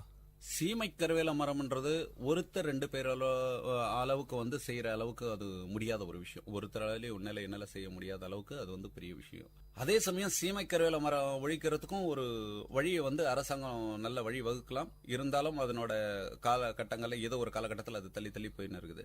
இதுக்கு பல விதத்துல நாங்க பண்ணியிருக்கோம், சொல்லியிருக்கோம். இருந்தாலும் சீமை கருவேல மரங்களை வந்து விழிப்புணர்வு தான் நம்மளால ஏற்படுத்தி அந்த அளவுக்கு தான் முடிஞ்சிருக்கதே தவிர இன்னும் முழுக்க அதோட விலைக்கு அதை எடுக்கிற அளவுக்கு வந்து இன்னும் அந்த இது ஏற்பாடு பண்ண முடியல. அது அரசு தான் சரி பார்க்கணும்னு நினைக்கிறோம். சார், இப்ப இயற்கை பாதிப்புகள் நேரத்துல வந்து நாங்க லயன்ஸ் கிளப் மூலமாக பல்வேறு உதவி திட்டங்கள் நாங்க செய்திருக்கிறோம் அப்படின்ற மாதிரி எந்த மாதிரியான உதவி திட்டங்கள் நீங்க லயன்ஸ் கிளப் மூலமாக செய்து கொண்டிருக்கிறீங்க சார்? 3 வருஷத்துக்கு முன்னாடி சென்னையில வெள்ளம் வந்தப்போ எல்லாரும் சென்னை நோக்கி போனாங்க தவிர இந்த கடலூர் சைட்ல வந்து யாருமே போலீங்க. லயன்ஸ் கிளப் நாங்க தான் வந்து அந்த பக்கம் திரும்பணும். ஏன்னா சென்னையில் வந்து எல்லாம் பெங்களூரு, மைசூரு அந்த மாதிரி பெரிய பெரிய ஊர்ல இருந்து எல்லாம் சென்னையை நோக்கி தான் போனாங்க தவிர சின்ன ஊருங்களை எல்லாம் மறந்துட்டாங்க. நாங்கள் வந்து கடலூர் குறிப்பாக கணக்கு எடுத்து எங்கள் லயன்ஸ் கிளப் மூலமாக நாங்கள் மற்ற லயன்ஸ் கிளப்போட எல்லாம் பேசி எல்லாருமே கடலூர் பக்கம் போயிட்டு ஒரு நாளைக்கு வந்து 10,000 பேருக்குன்ட்டு சாப்பாடுக்கு அங்கேயே ஏற்பாடு பண்ணி ஒரு வாரத்துக்கு அங்கேயே நாங்கள் அங்கேயே ஸ்டே பண்ணி எல்லாம் செஞ்சிருந்தோம். இங்கேருந்து எல்லார்கிட்டையும் எல்லாம் எங்களுடைய கூட இருக்கிற மற்ற லயன்ஸ் கிளப் நண்பர்கள், வியாபாரிகள் எல்லார்ட்டையும் பேசி அவங்ககிட்ட இருக்கிற துணிங்க, புதுசாக இருக்கிற துணிங்களே எது விற்க ஐட்டலாம் வந்து எல்லாம் வாங்கி அது மாதிரி ப்ரெட்டு, பழம் எல்லாமே எல்லாம் நாங்கள் எல்லாத்தையும் எடுத்து சென்று வாட்டர் பாட்டிலு எல்லாமே அங்கே எடுத்து போய் ஒரு வண்டியில் வச்சு எல்லாம் டிஸ்ட்ரிபியூட் பண்ணி கிட்டது எல்லாம் நாங்கள் செஞ்சிருந்தாங்க. நாங்கள் எல்லோரும் சென்னைக்கு போய் தான் போனாங்க தவிர சின்ன ஊர்கள்லாம் வந்துட்டாங்க. கடலூர் வந்து நிறைய பாதிக்கப்பட்ட இடம். ஆனால் லயன்ஸ் கிளப் தான் நிறைய போய் அங்கே செஞ்சது கடலூரில் தான். அது வந்து எங்களுக்கு சந்தோஷமான விஷயம். அங்கே இருக்க ஜனங்கள்லாம் போனப்போ எல்லாம் ரொம்ப சந்தோஷப்பட்டாங்க. போகிற வழியில எல்லாம் நிறுத்தி எல்லாம் கேட்டாங்க. எல்லாருக்கும் முடிஞ்ச வரைக்கும் நாங்கள் செஞ்சோங்களா எல்லாம். ரொம்பவே ஒரு நல்ல ஒரு விஷயங்கள் தான் சார். ஏன்னா வந்து ஒரு இயற்கை சீரழிவு அப்படின்னு ஒரு இடத்துல நடந்துட்டு இருக்கும்போது எல்லாரோடைய ஃபோக்கஸும் அந்த நேரத்தில் வந்து சென்னை மேலே மட்டும்தான் இருந்துச்சு. நிறைய பேர் அதுக்கப்புறம் கடலூருக்கும் போய் நாங்கள் உதவிகள் செய்தோம் அப்படின்ற மாதிரி செஞ்சுட்டு இருந்தாங்க. இதை நீங்க ஒரு கொஞ்சம் மாற்றி யோசிச்சிருக்கிறீங்க இந்த விஷயத்துல, கொஞ்சம் நம்ம கடலூருக்கு போய் செஞ்சா நல்லா இருக்கும் அப்படின்ற. பெரிய ஊர்ல ஏதாவது இருந்தா கூட அது உடனே ஃபோக்கஸ் ஆயிடுது. சின்ன சின்ன ஊர்ல நடக்கிறது வந்து யாருமே போய் கண்ணில் படல. ஆனா எங்களுக்கு வந்து அது முதல்ல நாங்கள் அதுதான் யோசிச்சோம். டிவியில பார்க்கும்போது சென்னையும் காட்டுறாங்க, கடலூர் காட்டுறாங்க. ஆனால் சென்னையில் தான் நிறைய உதவி போன மாதிரி காட்டுறாங்க தவிர கடலூரை பற்றி யாருமே அதை பற்றி பண்ணல. அதனால தான் நாங்கள் கடலூர் பக்கம் எங்களுடைய இது பண்ணோம். நல்லா சொன்னீங்க சார். சார், இந்த எப்பயுமே வந்து மாற்றுத்திறனாளிகள் கண்டிப்பா உதவி செய்தே ஆக வேண்டும். ஏன்னா கை கால் நல்லா இருக்கிற நம்மளுக்கே வந்து யாராவது உதவி செய்வாங்களா அப்படின்றத நம்ம கண்டிப்பா நினைச்சு பார்ப்போம். நம்மளுக்கே ஒரு உதவி தேவைப்படும் போது மாற்றுத்திறனாளிகளுக்கு கண்டிப்பா வந்து உதவி கண்டிப்பா தேவை. இந்த மாற்றுத்திறனாளிகளுக்கு லயன்ஸ் கிளப் மூலமாக நிறைய உதவிகள் செய்திருக்கிறோம் அப்படின்ற மாதிரி கூட நீங்க சொன்னீங்க. எந்த மாதிரியான உதவிகள் மாற்றுத்திறனாளிகளுக்கு நீங்க செஞ்சுட்டு இருக்கிறீங்க சார்? மாற்றுத்திறனாளிகள் அப்படின்னு பார்க்கும்போது அவங்க உடல் பாதிப்புக்கு ஏற்ற மாதிரி இயற்கையாகவும் பாதிப்பு இருக்கலாம், அல்லது அவங்க பிறக்கும் போதே வந்து அந்த குறைபாடுகள் இருக்கலாம். அது அவங்களுக்கு ஏற்ற மாதிரி சில எனக்கு தெரிஞ்சு 2 காலம் வந்து இல்லாம ஒரு மாற்றுத்திறனாளிக்கு வந்து நாங்கள் 4 சக்கர வண்டி கொடுத்துருக்கோம். அதே போல முதுகெலும்பு பாதிக்கப்பட்ட ஒரு மாற்றுத்திறனாளி ஒரு இயற்கையில பாதிக்கப்பட்டது. அப்படிப்பட்டவருக்கெல்லாம் வந்து ஸ்டிக் மண் பக்கம் வச்சு நடக்கிற மாதிரியும், அதே போல அவங்களோட கஷ்டத்தை பொறுத்து அவங்களுக்கு ஏத்த மாதிரி வந்து உணவு, சாப்பாடு, துணிமணி இப்படிப்பட்டதும் அவங்க கூட நாங்க இது மட்டும் இல்லாம அதையும் நாங்க சேர்த்து கொடுத்து அவங்களுக்கு கொஞ்சம் அந்த கஷ்டத்துல இருந்து நம்மளோட உதவியும் கொஞ்சம் அவங்களுக்கு இருக்கிற மாதிரி செய்யும்போது அவங்களுக்கு ஒரு திருப்தியா இருக்கும் அப்படின்ற மாதிரி நாங்க நிறைய பேருக்கு செய்திருக்கோம். அந்த மாதிரி விஷயத்துல நிறைய பேர் செய்திருக்கோம். நிறைய பேருக்கு கண் கண்ணாடி அந்த மாதிரி கொடுத்துருக்கோம். கண் பார்வை இல்லாதவங்களுக்கு கொடுத்துருக்கோம். சிலர் இந்த உடல் ஆபரேஷன் எதனா பண்ணணும், அந்த சின்ன சின்ன செலவு அவங்களுக்கு இருக்கும். அவங்க பெரிய விஷயம் போது அது அரசு ஏத்துக்கும் அப்படின்னு சொல்லுவாங்க. இருந்தாலும் அவங்களுக்கும் அது கூட கொஞ்சம் செலவு இருக்கும். ஒரு கிட்டத்தட்ட ஒரு 5,000 10,000 கூடுதலா செலவு இருக்கும். ஆனா 10,000 இவங்களால முடியாததுனால அந்த பெரிய ஆபரேஷன் பண்ணிக்க முடியாது. அந்த ஹார்ட் ஆபரேஷன் அந்த மாதிரி அவங்களுக்கு வந்து ஒரு உதவி கொடுப்போம். உதவி ஒன்னா சேர்த்து கொடுப்போம். இந்த மாதிரி உண்மையான ஏழை, உண்மையான மாற்றுத்திறனாளிகள், இந்த மாதிரி ரொம்ப பிரச்சனை இருக்கிறவங்களுக்கு கண்டறிஞ்சு அவங்களுக்கு எந்த அளவுக்கு தேவைன்றதை எங்களால முடிஞ்ச அளவுக்கு சேவை கண்டிப்பா செய்யறோம், செய்துகிட்டு இருக்கோம். சார், இப்போ பல்வேறு நலத்திட்டங்கள் நீங்க சொன்னீங்க சார். நலத்திட்டங்களுக்கு வந்து பாத்தீங்க அப்படின்னா இது எல்லாம் செய்வதற்கு கண்டிப்பாக வந்து பணம் நிறைய தேவைப்படும். இப்ப இந்த பணத்தை நீங்க எவ்வாறு திரட்டுறீங்க சார்? கண்டிப்பா இது ஒரு நிறைய பேருக்கு இது ஒரு முக்கியமான கேள்விதான். ஏன்னா ஒரு சங்கத்துல இருக்கிறவங்க இவங்களுக்கு ஏதோ வெளிநாட்டு நிதி வருமா, இவங்களுக்கு எதை வச்சு இவ்வளவு பணம் செய்யறாங்க அப்படின்றது கண்டிப்பாக 100% எந்த ஒரு வெளிநாட்டு ஆள்கிட்டயோ யார்கிட்டயோ நாங்க வாங்குறதே கிடையாது. இந்த லைன் சங்கத்தை பொறுத்தவரை யார்கிட்டயும் கை நீட்டி நாங்க வாங்குறது இல்ல. குறைஞ்சபட்சம் ஒரு ஆளுக்கு ஒரு 10,000 ரூபாய் ஒரு ஆண்டுக்கு அப்படின்னு சொல்லி ஒரு கணக்கு போட்டு நாங்க ஒண்ணு சேர்த்துருவோம். முதல்ல வந்து ஒரு 10,000 ரூபாய் போது 20 பேர் சேர்ந்தா ஒரு 2 லட்சம் ரூபாய் நாங்க சேர்த்துவோம். ஒரு 2 லட்சம் ரூபாய் இதுல நாங்க வந்து ஒண்ணு சேர்க்கும் போது ஃபர்ஸ்ட் ஒண்ணு சேர்த்துருவோம். இதுல சேர்க்கும் போது சரி பாதி பணத்தை வந்து பன்னாட்டு சங்கத்தை கட்டிடுவோம். பன்னாட்டு சங்கம் எதுக்கு உதவுனா, இன்னைக்கு சோமாலியா நாடு, அதே போல இந்த ஆப்பிரிக்கா, இந்த மாதிரி ரொம்ப ஏழ்மையான நாடுகள்லாம் நிறைய எடுத்து இருக்கிறாங்க இல்லையா. அது மட்டும் இல்லாம சுனாமி அல்லது பேரழிவு அல்லது ஏற்கனவே நடந்த பூகம்பம், இந்த மாதிரி விஷயத்துங்களுக்கு என்ன பண்ணுவாங்கன்னா பன்னாட்டு சங்கம் வந்து நிறைய பணத்தை எடுத்துட்டு வந்து அந்த நேரத்துல அவங்களுக்கு நிறைய பேருக்கு உதவி செய்யறதுக்கு அது ஒரு உதவியா இருக்கும். அதனால வந்து அதை கண்டிப்பா பன்னாட்டு சங்கத்துக்கு பாதி பணம் அனுப்புறோம். அதுக்கு அடுத்து ஒரு இருக்கிற பணத்துல இங்க நம்ம உள்ளூர் பகுதியில், இன்னைக்கு வேலூர் மாவட்டம், இன்னைக்கு காட்பாடியில் இருக்குன்னா இப்பகுதியில் இருக்கிற இந்த மாதிரி விஷயங்களுக்கெல்லாம் வந்து இந்த பணத்தை இருக்கிற பணத்தை செலவு வைப்போம். அதுல கொஞ்சம் ஒரு 10% 5% மட்டும் நாங்க இந்த ஒவ்வொரு மாதம் மீட்டிங் போறதுக்கு இந்த டீயோ காஃபியோ பிஸ்கட் இந்த சின்ன விஷயம் மட்டும் எடுத்துக்குவோம். இது இல்லாம நல்ல உள்ளங்களை இதுல இருக்கிறவங்க இருக்கிறாங்க. இந்த சந்தா இல்லாத டைரக்டா சொல்லுவாங்க, இப்ப நாளைக்கு ஒரு கண் சிகிச்சை முகாம் நடக்குது, ஒரு 100 பேருக்கு வந்து அவங்க வர்றவங்களுக்கு வந்து ஏழை எளிய மக்களுக்கு வந்து சாப்பாடு போடணும் அப்படின்னு நினைச்சீங்கன்னா அவங்களுக்கு இந்த மாசம் இந்த 100 பேருக்கு என்னோட இதுல இருந்து நான் சாப்பாடு அவங்களுக்கு போடுறேன். ஒரு மினிமம் ஒரு 50 ரூபா சாப்பாடுனா கூட ஒரு 100 பேருக்குன்னா ஒரு 5,000 ரூபாய் நான் ஏத்துக்கிறேன் அப்படின்னு யாராவது அடுத்த மாசம் வேற யாராவது ஏத்துக்குவாங்க. அந்த மாதிரி நாங்களா ஒன்று சேர்ந்து எங்களோட முதலீடை தவிர மாற்றமா வந்து ஏதோ வெளிநாட்டுல இருந்து வருதோ அப்படின்னு கண்டிப்பா கிடையாது. எங்க மனசாட்சிக்கு ஏத்த மாதிரி நாங்க செய்யறதா. ரொம்பவே நிறைய விஷயங்கள் நம்ம பேசிட்டு இருக்கிறோம். நிகழ்ச்சியில இப்போ வந்து ஒரு சிறிய இடைவேளை.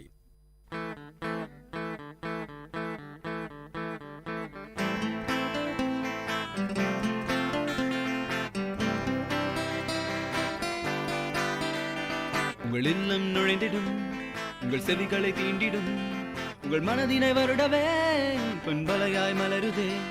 உங்கள் இல்லம் நுழைந்திடும், உங்கள் செவிகளை தீண்டிடும். உங்கள் மனதினை வருடவே பண்பலையாய் மலருதே. VIT 90.8 வேலூரில் நாங்க தாம்பே. VIT 90.8.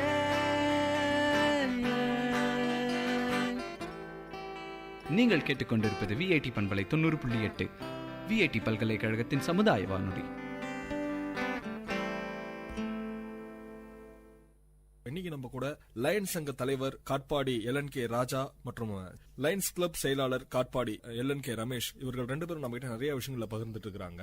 இன்னமும் நிறைய கேள்விகள் உங்ககிட்ட இருக்குது சார். கண் பார்வை அற்றவர்களுக்கு கண் பார்வை முகாம் எவ்ரி மந்த் நீங்க வந்து நாங்க நல்ல முறையில செஞ்சுட்டு இருக்கிறோம் அப்படின்ற மாதிரி நீங்க பேசிட்டு இருக்கும்போது சொன்னீங்க. நான் சொல்றதோட நீங்க சொன்னீங்கன்னா நல்லா இருக்கும். என்ன மாதிரியான கண் சிகிச்சை முகாம் நீங்க நடத்துறீங்க, அதை பத்தி சொல்லுங்க சார். கண் சிகிச்சை முகாம் அப்படின்றது வந்து ஒவ்வொரு மாசமும் 3வது ஞாயிற்றுக்கிழமை, தொடர்ந்து ஒவ்வொரு மாதமும் 3வது ஞாயிற்றுக்கிழமை. இது வந்து வேலூர் மாவட்ட பார்வை இழப்பு தடுப்பு சங்கம்ட்டு நம்ம ஆட்சியர் ஐயா அவர்கள் தலைமையில் அவரோட அனுமதியோட பாண்டிச்சேரி அரவிந்த் கண் மருத்துவமனை இணைந்து இந்த காட்பாடி லைன்ஸ் சங்கமும் நாங்களும் இணைந்து எல்லா ஒட்டுமொத்தமா சேர்ந்து ஒவ்வொரு மாசமும் 3வது ஞாயிற்றுக்கிழமை இந்த இலவச கண் சிகிச்சை முகாம் நடத்திட்டு வரோம். இதுக்கான இந்த முகாம் நடைபெறும் இடம் வந்து பாத்தீங்கன்னா காட்பாடியில சித்தூர் பஸ் நிலையம் பக்கத்துல இருக்கிற ஸ்ரீ நாராயண திருமண மண்டபம் அப்படின்ற மண்டபம். அந்த மண்டப உரிமையாளர் வந்து NVTN தங்கவேல் சார் ஐயா அவர்கள் வந்து என்ன பண்றாருன்னா ஒவ்வொரு மாசமும் இந்த லைன் சங்கத்துக்காக இலவச கண் சிகிச்சை முகாமுக்காக இலவசமாவே அந்த மண்டபத்தை வந்து அந்த ஒரு நாள் இலவசமா தராரு. அனைத்து செலவுகளும் அவரோட தராரு. இதுல வந்து கிட்டத்தட்ட ஒரு மாசத்துக்கு ஒவ்வொரு மாசமும் வந்து 100கணக்கான பேர் வந்து இந்த முகாமில் வந்து கண்ணில் வந்து ஏதேனும் குறைபாடு இருந்தா வந்து அங்க வந்து செக் பண்ணிக்கிறாங்க. அதுல வந்து செக் பண்ணும்போது குறைபாடு இருக்கிறவங்களுக்கு எந்தெந்த குறைபாடு இருக்கு அப்படின்றத நாங்க சொல்றாங்க. அந்த மருத்துவமனை மூலமா வந்து சொல்றாங்க. இதுல நிறைய பேர் பாத்தீங்க அப்படின்னா ரொம்ப ஏழைகள் அதிகமா இருப்பாங்க. ஏழைமான 100% கண்டிப்பா ஏழை தான், அதுல எந்த மாற்றமும் இல்ல. சுத்து வட்டாரத்துல இருக்கிற கிராமத்துல வந்து ஏழைங்க நிறைய பேர் இருப்பாங்க, வயசானவங்க இருப்பாங்க.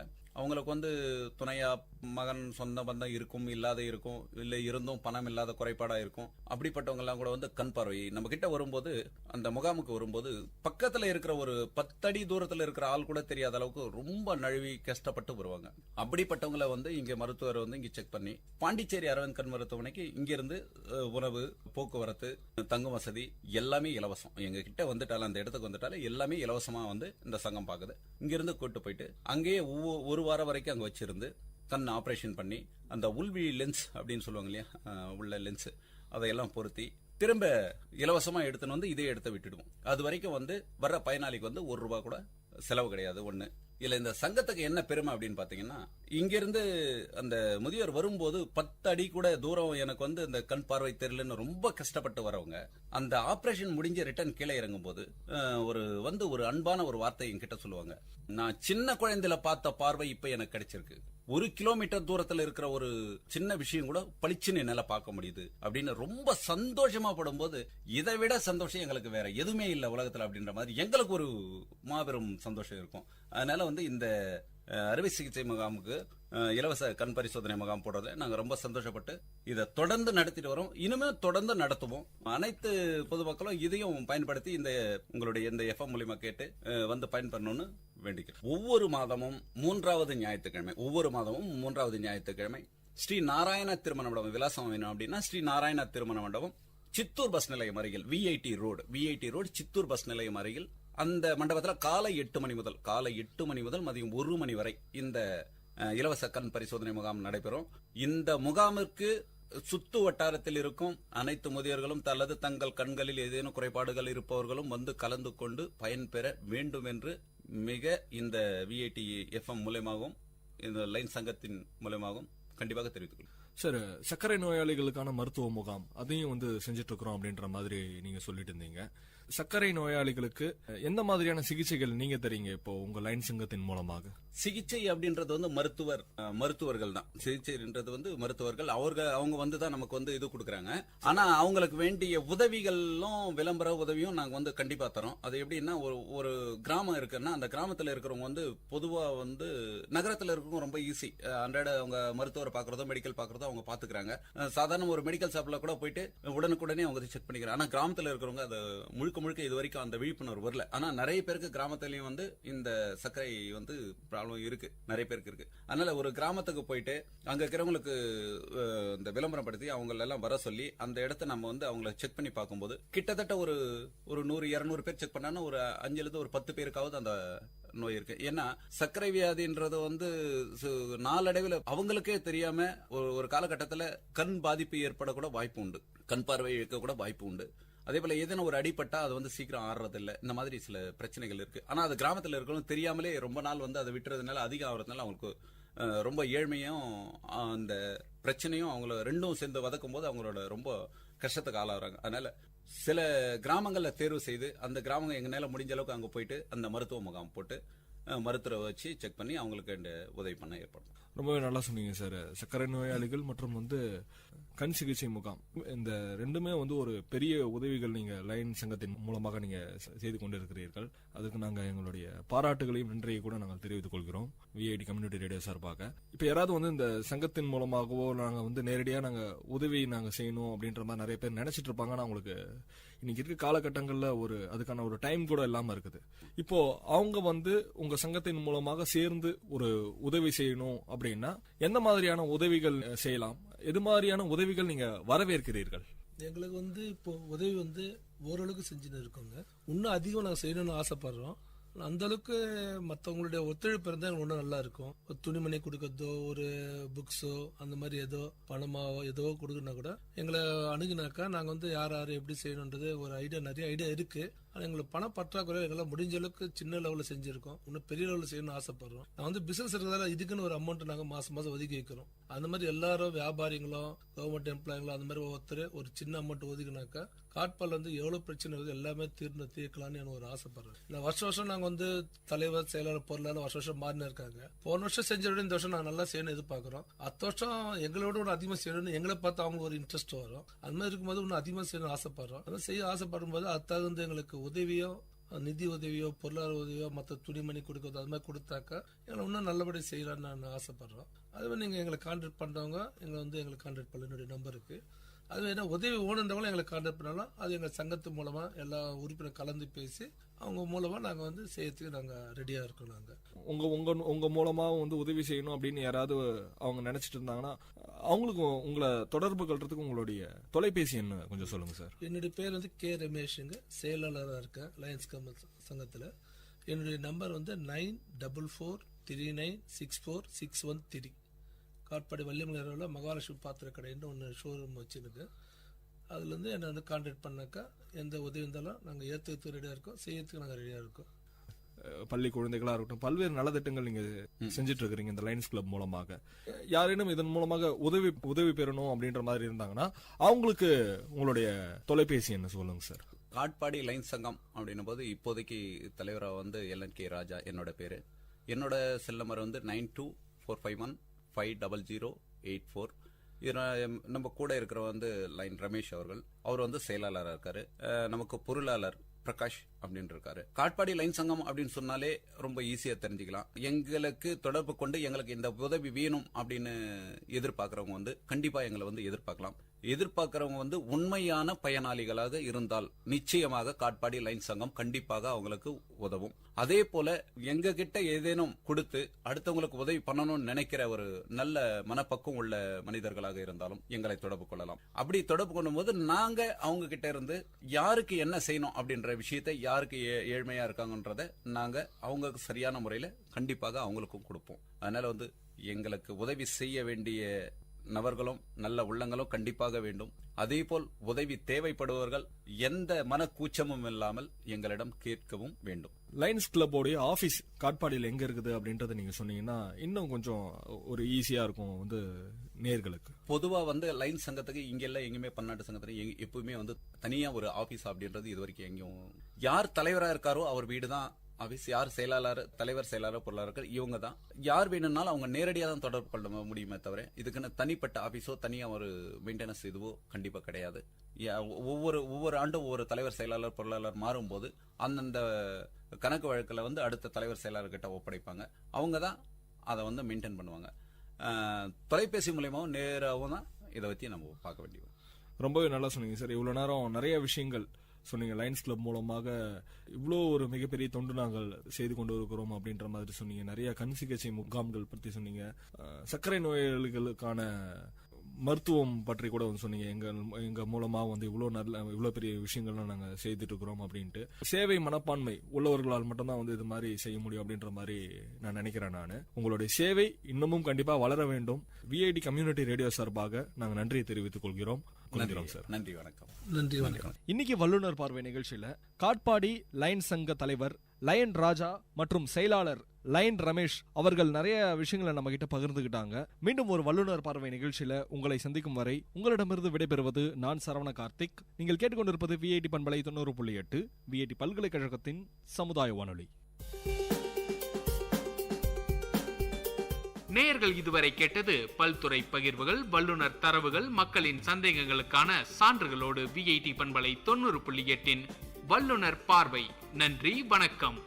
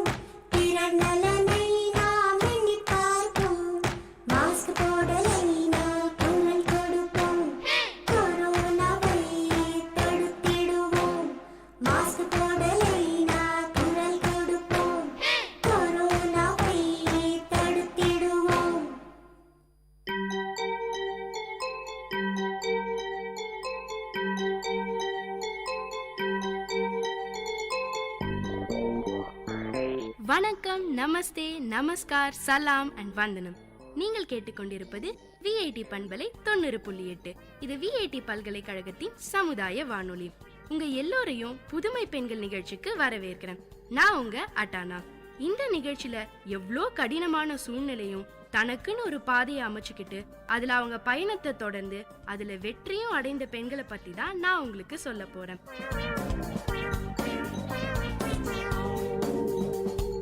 வாழ்க்கையில ரிஸ்க் எடுக்க தயங்குறவங்க வாழ்க்கை கொடுக்க போற பெரிய பரிசை மிஸ் பண்றாங்கன்னு உற்சாகத்தோடையும் மகிழ்ச்சியோடையும் ஆர்வத்தோடையும் பேச ஆரம்பிச்சாங்க நம்ம மலைகள் நாயகி அருணிமா சின்ஹா. என்னடா இவன் ஏன் அருணிமா சின்ஹாவை மலைகள் நாயகின்னு கூப்பிட்டான்னு தெரியலையேன்னு ரொம்ப குழம்பாதீங்க. அது நானா அருணிமாக்கு வச்ச செல்ல பேரு.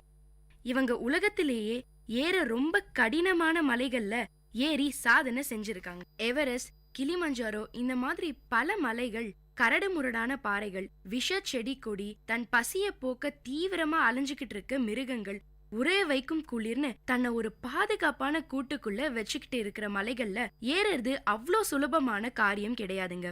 ஏங்க, நான் கிளிமஞ்சாரோன்னு சொன்னதும் உங்களுக்கு எந்திரன் படத்துல நம்ம சூப்பர் ஸ்டார் ரஜினிகாந்த் நடிச்ச பாட்டு தானே ஞாபகத்துக்கு வந்திருக்கும். ரொம்ப ஃபீல் பண்ணாதீங்க. எனக்கும் அருணிமா சொன்னதும் ஞாபகத்துக்கு வந்தது அதான். நம்ம எல்லாரும் ஒரு சாதாரணமான எண்ணங்கள் கொண்ட மனிதர்கள் தான். ஆனா அந்த எண்ணங்களுக்கு எவ்வளோ முக்கியத்துவம் கொடுக்கறோம், அதை அடைய எவ்வளோ முயற்சி பண்றோங்கிறது தான் சாதனையாளர்களா மாறுறோம். அந்த மாதிரி தன் எண்ணங்களை மதிச்சு அதை அடைய அயராம உழைச்சு சாதிச்சிருக்கவங்க தான் நம்ம அருணிமா சின்ஹா. எவரெஸ்ட் சிகரத்திலையும் எல்ஃப்ரஸ் சிகரத்திலையும் கிளிமஞ்சாரோவிலும் செயற்கைக்கால் பதித்த முதல் பெண் நம்ம அருணிமா சின்ஹா. செயற்கைக்கால்னு உங்களுக்கு கேட்டிருந்தா எஸ், பிறவில சராசரி பெண்ணா பிறந்த அருணிமா விதியின் கொடுமையால காலை இழந்தவங்க. விதி இவங்க வாழ்க்கையில சதி மட்டும் பண்ணாம இருந்திருந்தா இவங்க இந்தியாவுக்காக விளையாடி பல கோப்பைகளையும் பதக்கங்களையும் பேரும் புகழும் இந்தியாவுக்கு வாங்கி கொடுத்து உலக அளவில் பிரபலமாகியிருப்பாங்க. நல்ல வேளை நான் என் காலை மட்டும்தான் இழந்தேன், நம்பிக்கை இல்லைன்னு நம்ம அருணிமா பேச ஆரம்பிச்சதும் அவங்களோட அந்த உற்சாகம் நம்ம எல்லாருக்குமே தொத்திக்குதுங்க. சாதாரண பெண்ணா இந்த உலகத்தை சுத்தி வந்துகிட்டு இருந்த உங்க காலை கட்டி போட்டது என்னன்னு கேட்டதும் கடந்த கால நினைவுக்குள்ள நம்மள கூட்டிட்டு போனாங்க அருணிமா. தடதடக்கும் ரயில் சத்தத்துடன் வருது அவங்க பிளாஷ்பேக். இவங்க அப்பா ஹரேந்திர சின்ஹா ஆர்மில இருந்தவர், அம்மா ஞானபாலா சின்ஹா ஹெல்த் சூப்பர்வைசரா இருந்தவங்க. நம்ம அருணிமாக்கு ஸ்போர்ட்ஸ்ல சின்ன வயசுல இருந்தே இன்ட்ரெஸ்ட் உண்டாம். இதுக்கு காரணம் அவங்க அப்பா ஹரேந்திர சின்ஹா தானா. தன்னுடைய சின்ன வயசுல இருந்தே நாட்டு மேல அதிக பற்று கொண்ட ஒரு பெண்ணாம். இருக்காத பின்ன அப்பா மிலிட்டரியில வேலை செஞ்சாருன்னா தன்னால முடிஞ்ச பேரையும் புகழையும் நம்ம தாய்நாட்டுக்கு வாங்கி கொடுக்கணும்னு இவங்க ஆசைப்பட்டாங்க. சரி, நமக்கு ஸ்போர்ட்ஸ்ல தானே இன்ட்ரெஸ்ட், அது மூலியமாவே நம்ம ஆசையை நிறைவேற்றலாம்னு நினைச்சாங்களாம். சர்வதேச அளவுல வாலிபால் போட்டிகள்ல ஜெயிச்சு இந்தியாவுக்கு பேர் சேர்க்கணும்ங்கிறதா இவங்களுக்கு நினைவு தெரிஞ்ச நாள்ல இருந்து ஆசையாம், கனவாவும் இருந்துச்சாம். தன்னுடைய ஆசைய சொல்லி முடிச்சதும் நம்மளால அதை செய்ய முடியலையேன்னு அவங்களுக்குள்ளேயே வந்த கோபம், ஆத்திரம், துக்கம் எல்லாமே அவங்க கண்ணுல தெரிஞ்சுதுங்க. தன்னுடைய கனவை சுக்குநூறா அழிச்ச அந்த கதைய சொன்னாங்க. லக்னோல இருந்து டெல்லிக்கு போற பத்மாவதி எக்ஸ்பிரஸ்ல போயிட்டு இருந்தாங்களாம். சரி, எவ்வளவு நேரம் தான் உட்கார்ந்துகிட்டே இருக்கிறது, ரொம்ப டயர்டா இருக்கு, முகத்தை கழுவிட்டு வரலாம்னு போனாங்களாம். அங்க இருந்த 4 பேர் எதிர்பார்க்காத சமயத்துல திடீர்னு அருணிமா கழுத்துல இருந்த செயினையும் அவங்க கையில வச்சிருந்த ஹேண்ட்பேக்கையும் பறிக்க முயற்சி பண்ணாங்களாம். அருணிமா தன்னை காப்பாத்திக்க பலமா கத்திருக்காங்க. என்னடா இந்த பொண்ணு கத்தியே நம்மள மாட்டி விட்டுருவா போலன்ற பயத்துல அவங்க அருணிமாவை வயித்துல உதைச்சு ட்ரெயினுக்கு வெளியே தள்ளி விட்டுட்டாங்களாம். அடுத்த ட்ராக்ல போய் விழுந்துட்டாங்களாம். இவங்களோட கெட்ட நேரம் அந்த ட்ராக்லயும் இவங்களை நோக்கி வேகமா ஒரு ட்ரெயின் வந்துகிட்டு இருந்துதாம். அத பாத்துட்டு தான் உயிரை எப்படியாவது காப்பாத்திக்கணும்னு எழுந்திருக்க முயற்சி செஞ்சாங்களாம். ஆனா அவங்க வயத்துல உதித்த பலமான அடியால இவங்களால எந்திரிக்க முடியலையாம். அதுக்குள்ள ட்ரெயின் அருணிமா கால்ல ஏறிடுச்சு. இன்னொரு கால் எலும்போ 3 துண்டா உடைஞ்சிருச்சாம். இது மட்டும் இல்ல, இடுப்பு எலும்பையும் பெரிய டேமேஜ். தம் வாழ்க்கையின் இருட்டுக்குள்ள, அதாங்க அன்கான்சியஸ் ஸ்டேட்குள்ள போயிட்டாங்களாம். யாரோ அருணிமாவோட இந்த நிலைய பார்த்துட்டு ஹாஸ்பிட்டல்ல சேர்த்திருக்காங்க.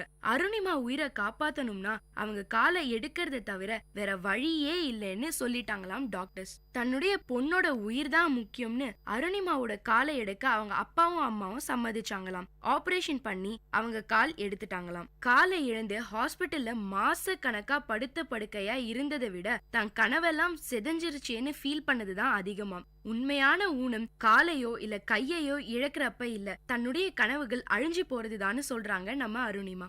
ஹாஸ்பிட்டல்ல இருந்த போது கூட மனசு முழுக்க வாழ்க்கை இப்படியே முடங்கிடக் கூடாது, இதுல இருந்து எப்படியாவது மீண்டு வந்து நிச்சயமா பெருசா எதையாவது சாதிக்கணுங்கிற இவங்க எண்ணம் எப்பவுமே ஓடிக்கிட்டே இருந்துதாம். இந்த மாதிரி ஒரு சூழல்ல எந்த எண்ணங்கள் உங்களை எதையாவது சாதிச்சே ஆகணுங்கிற உங்க வெறிய ஏத்துச்சுன்னு கேட்டப்போ அவங்க சொன்ன பதில் எங்க எல்லாரையுமே ஒரு நிமிஷம் வியப்புல ஆழ்த்திருச்சுங்க. நம்ம கிரிக்கெட் பிளேயர் யுவராஜ் சிங் தான் அருணிமாவோட இன்ஸ்பிரேஷனா. கேன்சர்ல இருந்து மீண்டு மறுபடியும் கிரிக்கெட் ஆட வந்த அவரை போலவே என்னாலையும் சாதிக்க முடியும்னு நம்பினாங்களாம். ஆனா எந்த துறையில சாதிக்க முடியும்னு ஒவ்வொரு நாளும் ஒவ்வொரு நொடியும் சிந்திச்சாங்களாம். காலையில எழுந்ததும் சாப்பிடும் போதும் ஏன் தூங்கும் போதும் கூட இதே யோசனையா தான் போயிட்டு இருந்ததாம். இன்னைக்கு வரைக்கும் எவரெஸ்ட் சிகரத்துல ஏறணுங்கிற ஆசை எப்படிதான் வந்ததுன்னே தெரியலையாம் அருணிமாக்கு. பல நேரம் யோசிச்சதுக்கு அப்புறம் தான் ஆசைய அம்மாட்ட சொன்னாங்களாம். இத கேட்ட அவங்க அம்மா பயங்கரமா திட்டினாங்களாம். இப்போதான் உசுருக்கு போராடி திரும்பி வந்திருக்க, அதுக்குள்ள ஏன் இப்படி எல்லாம் யோசிக்கிறேன்னு திட்டி தீத்துட்டாங்களாம். ஆனா அவங்க அம்மா திட்டின ஒரு வார்த்தையும் அருணிமாவோட கனவை அசைக்க முடியலையாம். மாறா எத்தனை நாள் தான் இப்படி இறப்புக்காக பயந்து பயந்து வாழறது, இறப்புக்கு நான் பயத்தை உருவாக்குறேன், இன்னொரு தடவை அது என்ன பயமுறுத்த கூடாதுன்னு யோசிச்சாங்களாம். ட்ரீட்மெண்ட் முடிஞ்சதும் அருணிமாக்கு செயற்கை கால் பொருத்தினாங்களாம். எவரெஸ்ட் ஏறி சாதனை படைச்ச முதல் இந்திய பெண்ணான பச்சேந்திரி பால் மேடம சந்திச்சாங்களாம். அவங்க அருணிமாவோட அந்த நிலைய பார்த்து வருத்தத்துல மூழ்கலையாம். மாறா, அருணிமா இந்த மாதிரி நடந்தது ஏதோ உனக்கு கடவுள் எடுத்துரைக்கத்தான். இந்த மாதிரி மலைகள் ஏறி சாதனை செய்யணும்னு நினைக்கிறவங்க ரொம்ப கம்மி. அதுலயும் இந்த மாதிரியான ஒரு நிலையில கடவுள் உனக்கு யோசனையை கொடுத்திருக்காருனா நிச்சயமா உன்னால இதை செய்ய முடியும். நீ எட்டாத மலைகள் உச்சிய எட்டி தொட போற, அதனால எதை பத்தியும் யோசிக்காம தைரியமா நீ எடுத்த முடிவுல பயணத்தை தொடங்குன்னு சொன்னாங்களாம். அது மட்டும் இல்லைங்க, அதுக்கான அத்தனை வழிகளையும் ஆலோசனைகளையும் சொல்லி தந்தாங்களாம் பச்சேந்திரி பால் மேடம். உத்தர்காசியில உள்ள நேரு இன்ஸ்டிடியூட் ஆஃப் மவுண்டனியரிங்ல பச்சேந்திரி பால் மேடம் கிட்டேயே 28 நாள் ட்ரைனிங் எடுத்துட்டாங்களாம். அந்த கடுமையான பயிற்சிக்கு அப்புறம் தன்னால நிச்சயமா இதை செய்ய முடியுங்கிற அவங்க நம்பிக்கை அதிகமாச்சாம் அருணிமாக்கு. 2012ஆம் ஆண்டு எவரெஸ்டுக்கான ஒரு முன்னோட்டம் 6150 மீட்டர் உயரத்துல உள்ள ஐலாண்ட் பீக்ல ஏறினாங்களாம் நம்ம அருணிமா. 2013ஆம் ஆண்டு மே 21ஆம் தேதி எவரெஸ்ட அடைஞ்சாங்களாம். அருணிமாவோட கனவு நினைவான அந்த தருணத்தை இன்னும் மறக்க முடியலையாம். அவங்க அதை சொல்லும் போதே அவங்க முகத்துல பூரிப்பும் சந்தோஷமும் நிரம்பி வழிஞ்சுதுங்க.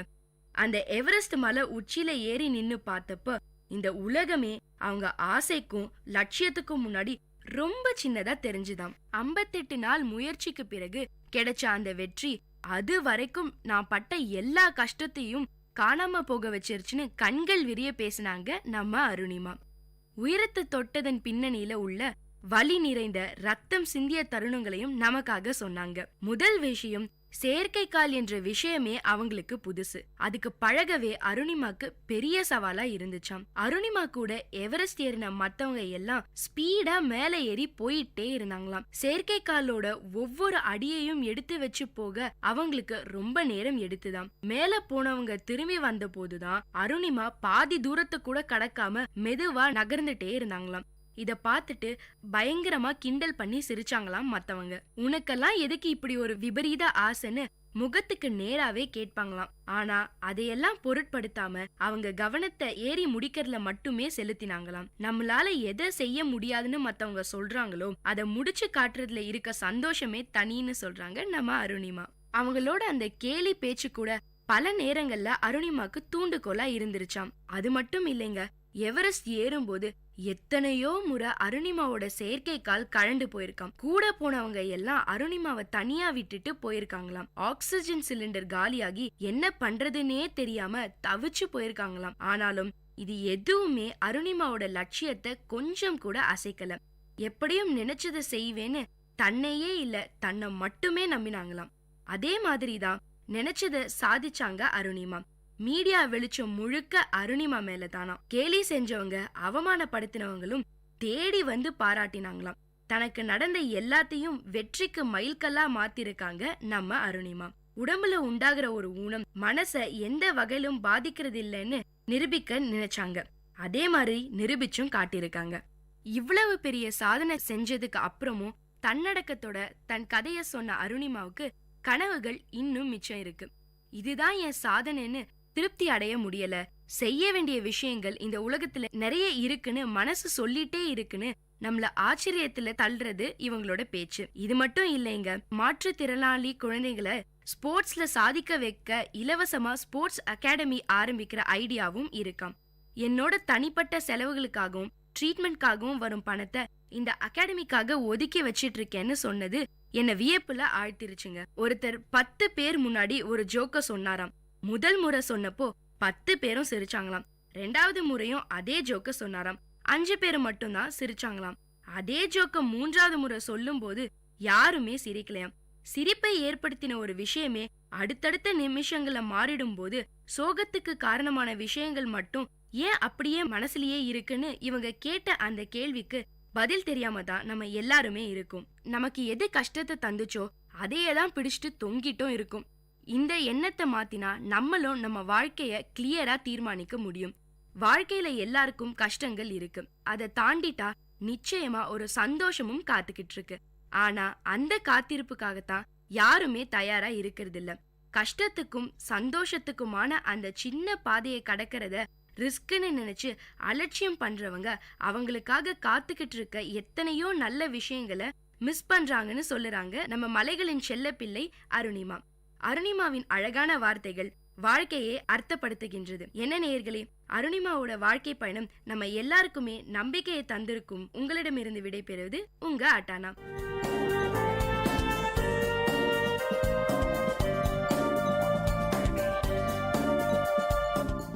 இந்த நிகழ்ச்சி உங்க எல்லாருக்கும் ஒரு பெரிய உற்சாகத்தை தந்திருக்கும்னு நம்புறேன்.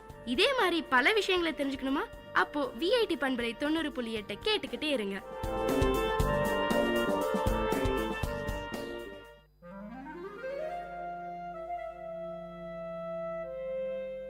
It's story time. In VIT Community Radio 90.8, you are going to listen to a short story written and narrated by Professor Pranesh Kumar, VIT University. Title of the story: The Changes of Time. Time, the fastest and cruelest magician, did not spare her. I gazed at her for a long time. Mashing betel leaf, preparing pan, she did not notice me. With great seriousness and much care, she opened a small box lying beside her. From it, she took a polythene bag and carefully unwinded it, took out a pinch of tobacco, and crushed it along with other ingredients. 70% of her hair has lost its color. My curiosity about her grew more and more. As I sat there, inhaling the fresh smell of pan, I must talk to her, I said to myself. I got up and found a suitable place beside her. She smiled at me with her toothless gums, while her hands were busy rearranging the contents in the pan box. The skin of her arm seemed coarse like the epidermis of an old tamarind tree. She herself was like an old tree that had witnessed many springs and summers. Dressed in a white saree and without a blouse, she looked like a typical old woman from South Tamil Nadu. Each time she moved her head, her heavy pampadums, these are nothing but ornaments meant for the ear, moved to and fro rhythmically. She must not have felt the unease, used as she was to those two pampadums from her early teens. They were huge pieces of gold ornament, different shapes, cubes, circles, triangles, and horseshoes closely packed with the usual wax stuffing. She could often be seen seated on the veranda of that old house with tiled roof. Nobody knew her name. People called her member's wife, since her husband became a panchayat member. Being the senior-most person in the area, people from the surrounding area called her great-grandma in respect. She lived with her younger son's family. We both gazed at each other until I broke the ice by asking her about the tattoo on her arms. She had tattooed the picture of a peacock across her biceps. The peacock had lost its vigor as the skin that supported it has withered. For a fraction of a second flashed across my mind the modern tattoos that movie artists and DJs have on them. I asked her the intention behind her tattooing and why a peacock. She opened her mouth carefully, holding her head upwards so that the pan from her mouth did not spill. Son, while we live, we earn many things and lose many things. But we can never take anything to the grave except this tattoo. She stressed that none could snatch it away from her.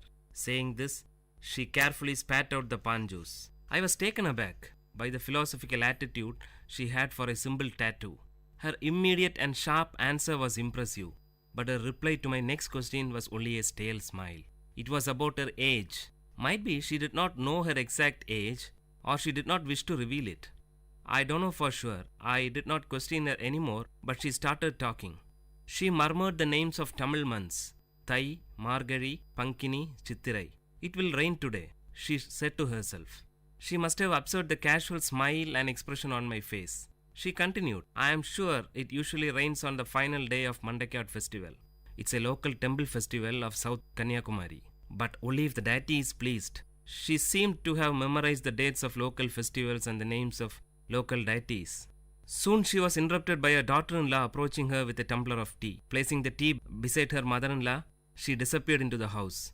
Spitting out the remaining pan from her mouth, the great-grandma stared into the tea for a while. With a deep sigh, she lowered her voice to speak again. Today's women are indolent. They don't know the pleasure of working. They enjoy only staring at the television for hours together. When we were young, we never had the time to stare at anything. We took great pleasure in working for the family. During harvest season, my husband and I used to join the workers to make things easy. He worked hard till his end. There was a great pause.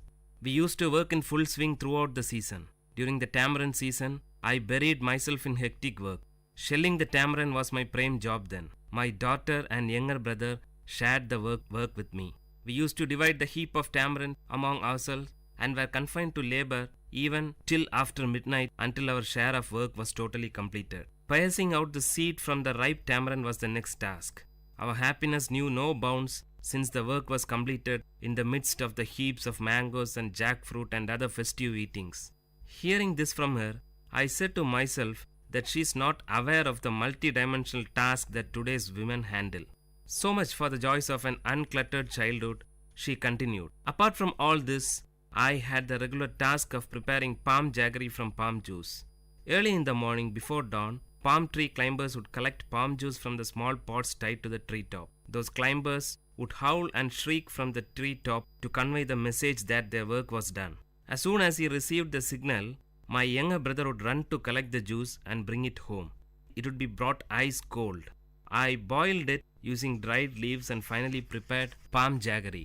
During the peak season, we might even get 30 cakes a day. That was our prime source of income. Now all those things have become a matter of past. She sighed nostalgically.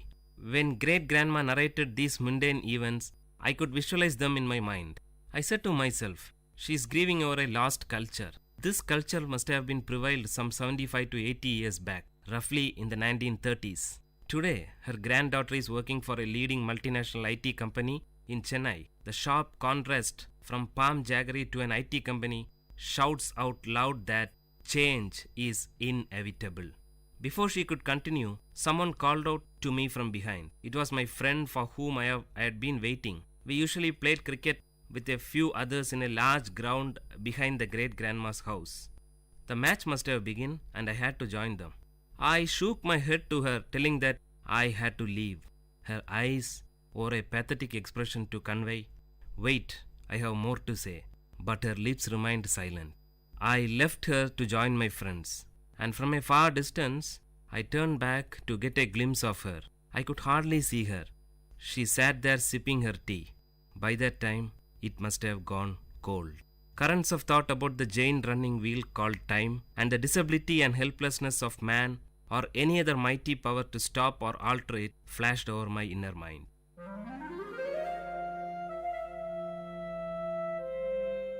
Dear listeners, you had listened to a short story written and narrated by Professor Pranesh Kumar, VIT University, in VIT Community Radio 90.8.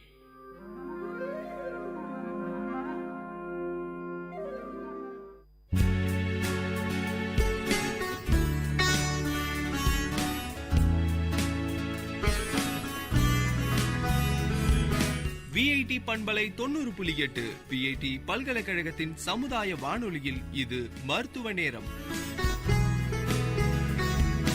பல்வேறு மருத்துவ துறைகளிலிருந்து தேர்ச்சி பெற்ற மருத்துவர்களுடன் கலந்துரையாடும் நேரம் இது.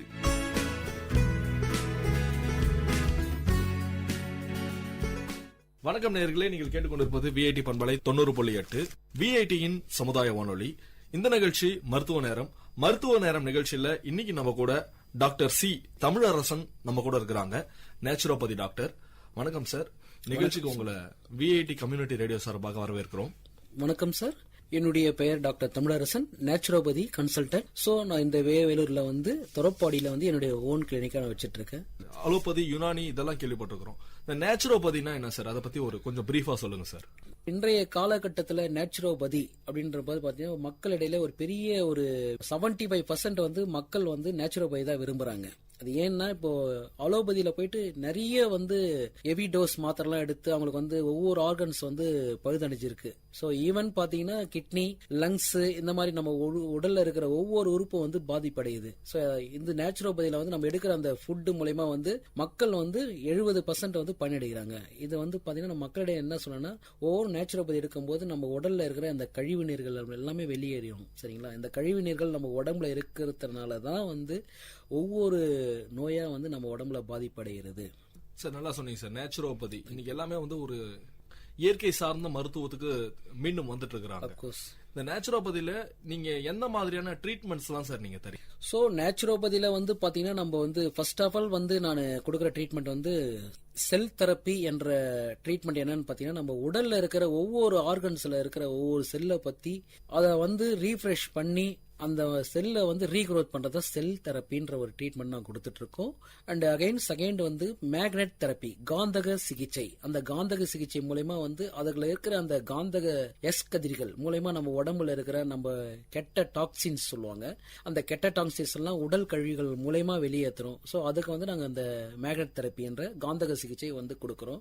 And வந்து நேச்சுரோபதின்றது வந்து உணவு மூலயமா வந்து நாங்கள் வந்து சில வித உணவு மூலயமா வந்து மக்களுக்கு வந்து வெளிப்படுத்தி அவங்களுக்கு வந்து அந்த அன்றாட தேவைகள் அந்த உணவு மூலயமா வந்து அவங்களுக்கு என்னென்னலாம் வந்து ஆர்கன் வந்து கியூர் ஆகுது என்ற வந்து ட்ரீட்மெண்ட் நாங்கள் கொடுக்குறோம். உணவே மருந்தே உணவு நம்ம வாழ்ந்துட்டு இருந்தோம். நம்ம இன்னைக்கு தான் வந்து நிறைய நோய்களுக்கு புதுவிதமான மருந்துகள் நம்ம சாப்பிட ஆரம்பிச்சிருக்கிறோம்.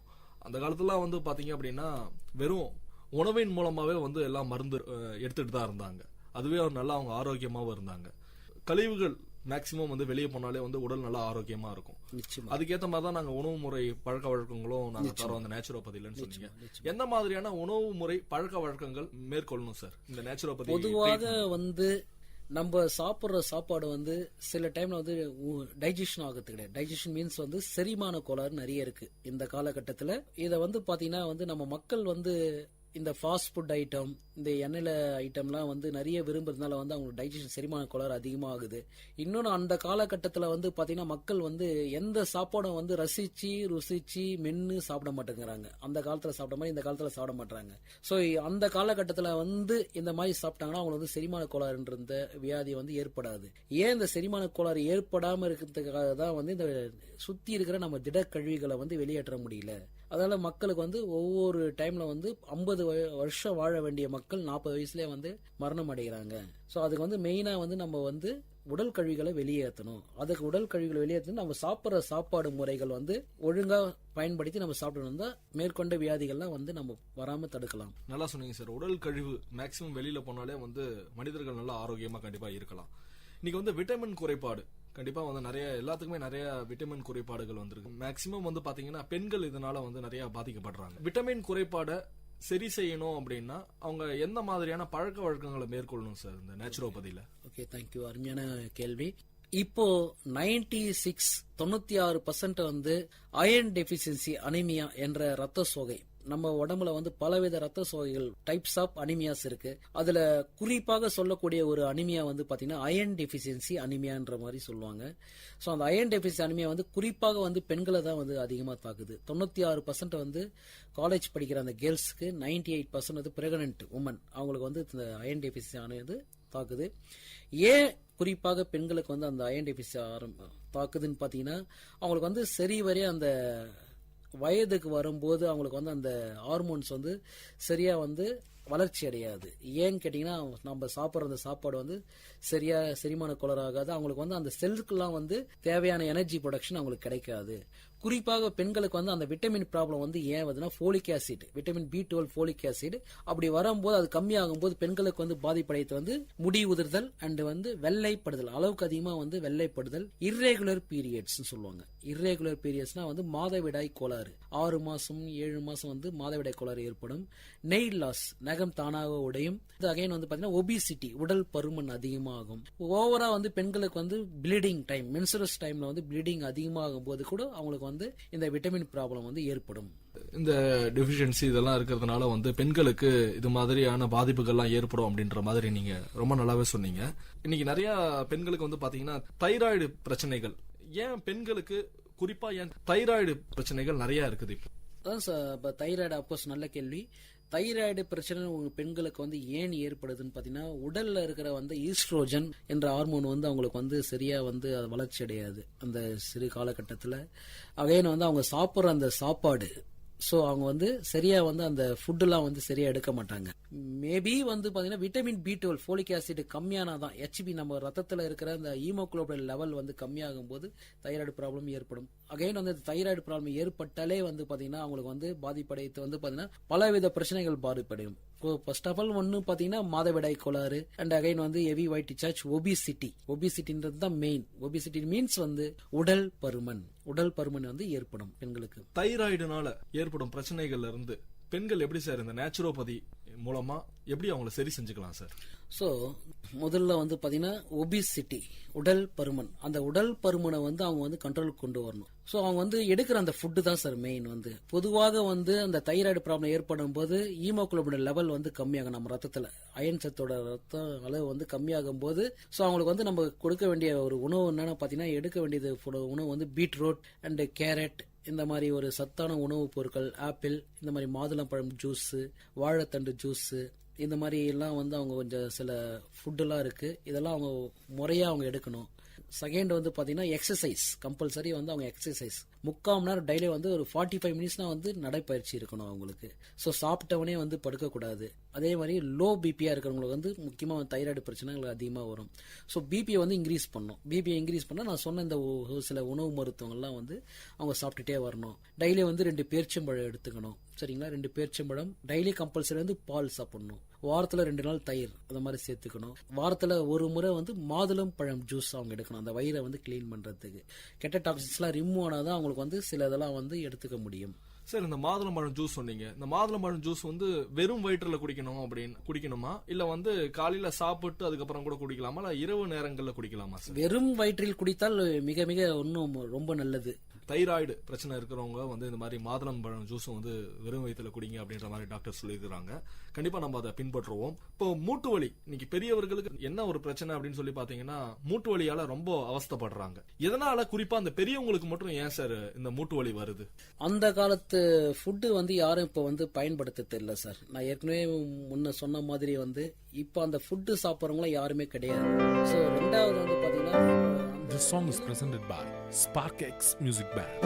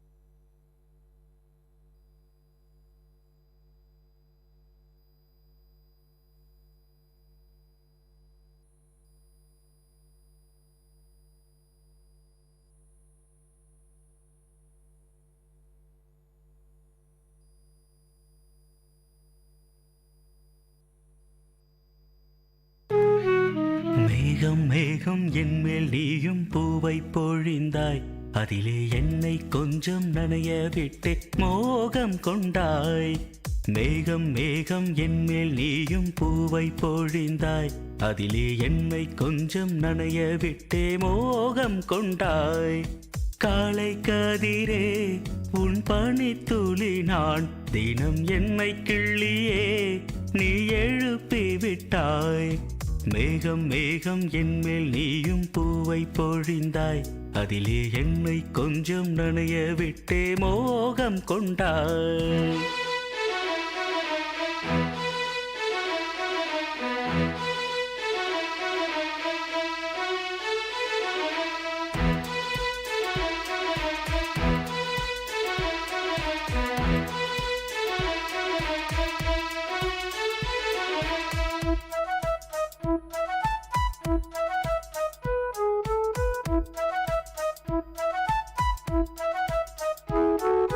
தூரிகை கொண்டு தீண்டியே தூக்கங்கள் குறைத்தாய். பூமகள் என்று என்னையே போர்வைக்குள் இழுத்தாய். நிலவோடும் நிலம் மீதும் என்னை ஏந்தியே நீலவானிலே நெஞ்சோடு சாய்ந்தாடும் தென்றலே. நம்மை கண்டு நட்சத்திரம் வெட்கப்பட்டு கண்மறைக்கு. மேகம் மேகம் என்மேல் நீயும் பூவை பொழிந்தாய், அதிலே என்னை கொஞ்சம் நனைய விட்டு மோகம் கொண்டாய்.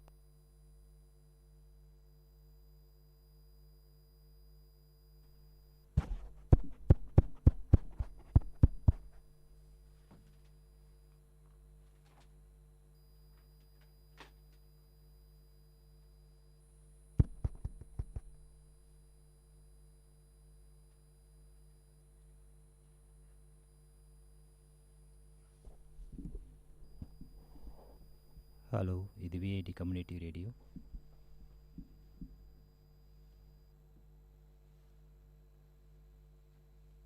விஐடி 90.8.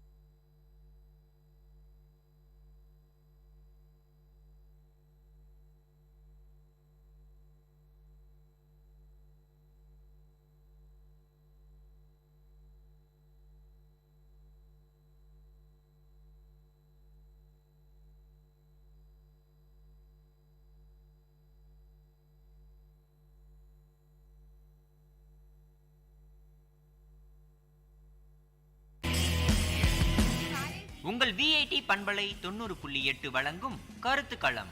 மக்கள் கருத்துக்கள் அரங்கேறும் ஒளித்தளம். உங்கள் குரல்களில் ஒருங்கிணையும் கருத்துக்களம். விஐடி பல்கலைக்கழகத்தின் சமுதாய வானொலியில். வணக்கம் நேர்களே, இது விஐடி பண்பலை 90.8 விஐடி பல்கலைக்கழகத்தின் சமுதாய வானொலி. இந்த நிகழ்ச்சி கருத்துக்களம். நம்ம இன்னைக்கு டிகேஎம் காலேஜ்ல இருக்கிறோம். நம்ம முன்னாடி ஒரு மாணவி இருக்கிறாங்க. இன்னைக்கு வந்து நம்ம நிகழ்ச்சியில் என்ன பத்தி பேச போறோம்னா, மழை நீரை எப்படி வந்து நம்ம சேமிக்கலாம் அப்படின்றத பத்தி தான் நம்ம பேச போறோம். வணக்கம், உங்க பேர் சொல்லுங்க. வணக்கம், செந்தமிழ் செல்வி. என்ன டிபார்ட்மெண்ட் படிக்கிறீங்க? என்ன படிக்கிறீங்க? ஃபர்ஸ்ட் இயர் தமிழ் டிபார்ட்மெண்ட் படிக்கிறேன். ஓகே, உங்களுடைய கருத்து சொல்லுங்க. எப்படி வந்து மழை நீரை சேமிக்கலான்ட்டு உங்களுடைய கருத்து என்னவோ அதை சொல்லுங்க. மழை பெய்யும் போது வீட்டில் வந்து தண்ணீர், அதான் மழைநீர் சேகரிப்புன்னு ஒரு தொட்டி கட்டிட்டு அது மூலிமா மழை பெய்யும் போது அந்த தண்ணீராக சேவ் பண்ணலாம். ஓகே, தண்ணீராக சேவ் பண்ணலாம். இப்போ வந்து வாட்டரோடைய ஃபெசிலிட்டி ரொம்ப கம்மியாயிடுச்சு இல்லைங்களா? இப்போ வந்து பியூர் வாட்டர் 3% தான் இருக்குது. அதே மாதிரி வந்து மிச்சம் எல்லாமே வந்து சால்ட் வாட்டராக இருக்குது. எப்படி நம்ம பியூர் வாட்டரை வந்து சேவ் பண்ணலாம்? இப்போ சேமித்து வச்சிருக்க மழை நீரை வந்து மறுசுழற்சி பண்ணி நம்ம மழை நீரை வந்து குடிநீராக மாற்றிக்கலாம். மழை நீரை குடிநீராக ஆக்கலாம்னு எங்களுடைய கருத்தை சொல்கிறீங்க. சரி, இப்போ வந்து வாட்டர் லெவல் இன்க்ரீஸ் பண்ணுறதுக்காக உங்களுடைய முயற்சி என்ன செய்வீங்கன்னு சொல்லுங்கள். மாணவர்களிடையே போய் வந்து ஒரு விழிப்புணர்வு நடத்தலாம். நம்ம தண்ணியெல்லாம் எப்படிலாம் சேவ் பண்ணலாம், மழை பெஞ்ச தண்ணீர் எல்லாம் எப்படி அதிகப்படுத்தி நம்ம மக்களுக்கு எல்லாம் கொடுக்கலாம் அப்படின்ற வந்து பள்ளிக்கும் கல்லூரி இடையில ஒரு விழிப்புணர்வை ஏற்படுத்தலாம். அதில் நம்ம வீட்டிலேயே நம்மளே மறுசுழற்சி பண்ணி வீட்டில் பயன்படுத்தலாம். Okay, thank you. நன்றி. வணக்கம் நேயர்களே, நீங்கள் கேட்டுக்கொண்டிருப்பது விஐடி பண்பலை 90.8 விஐடி பல்கலைக்கழகத்தின் சமுதாய வானொலி. இந்த நிகழ்ச்சி கருத்துக்களம். நம்ம முன்னாடி இன்னொரு மாணவி இருக்கிறாங்க. அவங்களுடைய கருத்து என்னன்னு கேட்கலாம். மழை நீரை எப்படி சேமிக்கிறதுன்ட்டு. உங்க பேர் சொல்லுங்க. ரோசி. ரோசி, என்ன படிக்கிறீங்க? ஃபர்ஸ்ட் பிஏ ஹிஸ்ட்ரி படிக்கிறீங்க. ஓகே, உங்களுடைய கருத்தை சொல்லுங்க. மழை நீரை எப்படி சேமிக்கலாம்? மழை நீர் வந்து வேஸ்ட் பண்ணக்கூடாது. அதாச்சும் நம்ம வீட்டுக்கு யூஸ் பண்ணுறோன்னா கொஞ்சம் தண்ணி யூஸ் பண்ணிட்டு மீதி இருக்கிற தண்ணி வந்து பூச்செடிங்களுக்கு, அதான் மரம் செடியெல்லாம் பின்னாடி நட்டு வச்சிருக்கலாம், அதுக்கு வந்து யூஸ் பண்ணனா அது மூலம் வந்து நம்மளுக்கு நிறைய பலன் கிடைக்கும். அதனால மழை தண்ணி வந்து அவ்வளோ வேஸ்ட் ஆகாது. வீட்டுக்கு செலவு பண்ணுற தண்ணி மிச்சமாகும். அதாச்சும் காரு, அதுக்கப்புறம் வண்டி அதெல்லாம் கழுவுறோம்ல, அந்த தண்ணிலாம் பூச்செடிக்கு விட்டோன்னா அது மூலம் மரங்கள்லாம் வளருது இல்லை, அதனால மழையும் நம்மளுக்கு கிடைக்கும். அது மரத்துல இருந்து வர காய்கனிகளும் நம்மளுக்கு பயன்படும். ரொம்ப நல்லா சொன்னீங்க. நம்ம தேவையில்லாத தண்ணியை வந்து நல்ல முறையில் பயன்படுத்தலாம். மரங்களுக்கோ இல்லை காருக்கோ யூஸ் பண்ணலாம் அப்படின்னு சொல்றீங்க. ஓகே, நீங்க இப்போ மழை காலமா இருக்குது, தண்ணி நம்ம வந்து எப்படி வந்து அதிகரிக்கலாம்? இது வந்து சின்ன கிளாஸ்ல நம்ம படிச்ச ஒரு விஷயம்தான். ஒரு பள்ளம் நோண்டி அதில் வந்து கற்கள்லாம் போட்டு தண்ணி வந்து சேகரிச்சு வைக்கலான்னு. அது மூலம் வந்து நம்ம போர் போட்டோன்னா நம்மளுக்கு தேவையான அளவு தண்ணி கிடைக்கலாம். வெள்ளோடைய தண்ணி வந்து இன்க்ரீஸ் ஆகும்னு சொல்றீங்க. ஓகே, நீங்க உங்களுடைய முயற்சி என்ன பண்ணுவீங்க? தண்ணியோடைய லெவல் அதிகமாகிறதுக்காக உங்களுடைய முயற்சி என்னன்னு சொல்லுங்க. அப்படின்னு பார்த்தா இந்த ஜென்ரேஷன்ல வந்து அளவுக்கு அதிகமாக வந்து பேப்பர்லாம் யூஸ் பண்றல, நம்ம பாலித்தீன் பேப்பர். அதனால வந்து அந்த பாலித்தீன் பேப்பர் வந்து மண்ணு மேல விழுந்துச்சுன்னா மழை தண்ணி வந்து உள்ள போகாம தடுக்குது. அதனால வந்து நீர்மட்டம் வந்து அதிகரிக்காம, அதான் மழை தண்ணி உள்ள போகாம தண்ணி வராம இருக்கு. அதனால நிறைய விஷயம், அதான் தண்ணி வந்து சேகரிக்க முடியாம போயிடுது. அது வந்து இந்த ஜென்ரேஷன்ல வந்து அளவுக்கு அதிகமா அந்த பேப்பரை யூஸ் பண்ணக்கூடாதுன்னு சொல்லிட்டு மக்கள் மூலம் வந்து ஒரு விழிப்புணர்வு. அது முதல்ல லேடிஸ் நம்ம தான் இது பண்ணணும். ஏன்னா அளவுக்கு அதிகமா நிறைய விஷயத்துக்கு லேடிஸ் வந்து யூஸ் பண்றது வந்து அந்த பேப்பர் தான். காய்கறியை வாங்கறதா இருக்கட்டும், பூ வாங்கறதா இருக்கட்டும், நிறைய விஷயத்துக்கு ஆஸ் யூஷுவலா லேடிஸ் தான் யூஸ் பண்றோம். நம்ம முதல்ல குறைக்கணும், அப்புறம் தான் மற்றவங்களுக்கு அந்த விஷயத்த சொல்ல முடியும். ரொம்ப அழகா சொன்னீங்க. தேங்க்யூ. தேங்க்யூ. வணக்கம் நேர்களே, நீங்கள் கேட்டுக்கொண்டிருப்பது விஐடி பண்பலை 90.8 விஐடி பல்கலைக்கழகத்தின் சமுதாய வானொலி. இந்த நிகழ்ச்சி கருத்துக்களம். நம்ம முன்னாடி இன்னொரு மாணவி இருக்கிறாங்க, அவங்க கிட்ட கேட்கலாம். வணக்கம். வணக்கம், உங்க பேர் சொல்லுங்க. என் பேர் Srimathi Dharshini. 3rd BSc nutrition TKM காலேஜில் படிக்கிறேன். சரி, உங்களுடைய கருத்து சொல்லுங்க. இப்போ நிறைய தண்ணி வந்து ரொம்பவே கம்மியாயிட்டு போறது இல்லைங்களா? இப்போ அந்த வேலி முள்களை வந்து எடுக்க சொல்லி கவர்மெண்ட் வந்து ஆர்டர் பண்ணிக்கிறாங்க. நீங்க என்ன நினைக்கிறீங்க அதை பத்தி? அது ஒரு நல்ல விஷயம் தான் நான் நினைக்கிறேன். நம்ம கவர்மெண்ட் வந்து ஒரு நல்ல செயலுக்காக தான் அதை ஏற்படுத்தியிருக்காங்க. அது மட்டும் இல்லாமல் நம்ம வாழ்க்கையில் சாப்பாடு இல்லாமல் கூட இருந்துடலாம், ஆனால் ஒரு நாள் கூட கொஞ்ச நேரம் கூட தண்ணி இல்லாமல் நம்மளால இருக்க முடியாது. நம்ம வீட்டில் நம்ம வந்து அதிகமாக பயன்படுத்துகிற இடம் பார்த்தீங்கன்னா சமையலறை. அந்த இடத்துல நம்ம வந்து சாப்பாடு, அப்புறம் இந்த காய்கறிகள் கழுவுறதுக்கு அதுக்கெலாம் நம்ம வந்து நிறைய தண்ணி யூஸ் பண்ணுவாங்க. நிறைய பேர் வந்து 3-4 வாட்டி கூட யூஸ் பண்ணிவிட்டு வேஸ்ட்டாக கீழே ஊற்றுவாங்க. அப்படிலாம் இல்லாமல் நம்ம அந்த வேஸ்ட்டாக இருக்கிற தண்ணியை நம்ம பூச்செடிங்களுக்கெலாம் ஊற்றினா அந்த செடியும் நல்லா வளரும். அது மூலயமா நம்மளுக்கு மழை தண்ணியும் கிடைக்கும். அந்த தண்ணியும் நம்ம சேமித்து வச்சுக்கலாம்.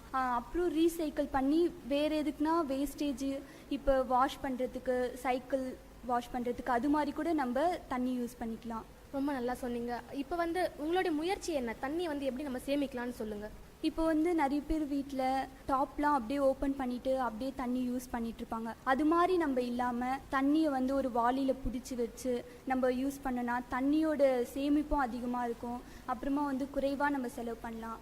அது மாதிரி நம்ம நிறைய விஷயத்தில் செய்யலாம். நிலத்தடி நீரை எப்படி வந்து நம்ம வந்து இன்க்ரீஸ் பண்ணலான்னு சொல்லுங்கள் கொஞ்சம். நிறைய பேர் வீட்டிலலாம் இப்போ வந்து நிறைய போர்லாம் போட்டுடுறாங்க. போர்லாம் போட்டு நிலத்தடி நீரை வந்து எடுத்துக்கிறாங்க. அது மாதிரிலாம் இல்லாமல் நம்ம வர தண்ணியே நம்ம மிச்சப்படுத்தி வச்சு யூஸ் பண்ணாலே நம்மளுக்கு நம்ம வாழ்க்கையில வந்து நிறைய நாளைக்கு வந்து நம்ம தண்ணி யூஸ் பண்ணலாம். இது மாதிரி நம்ம யூஸ் பண்ணுறனால நம்மளுக்கு மட்டும் நிறைய கிடச்சிடும், மற்றவங்களுக்கும் தண்ணி இல்லாமல் கஷ்டப்படுறாங்க. இதனால் இப்போ இருக்கிற சூழ்நிலையில் விவசாயிங்க வந்து ரொம்ப கஷ்டப்படுறாங்க. தண்ணி இல்லாமல் நிறைய பேர் நிறைய விஷயத்தினால பாதிக்கப்படுறாங்க. உங்களுடைய கருத்து என்னன்னா தண்ணி வந்து சிக்கனமாக சேமிக்கணுங்க. ஓகே, நன்றி, தேங்க்யூ.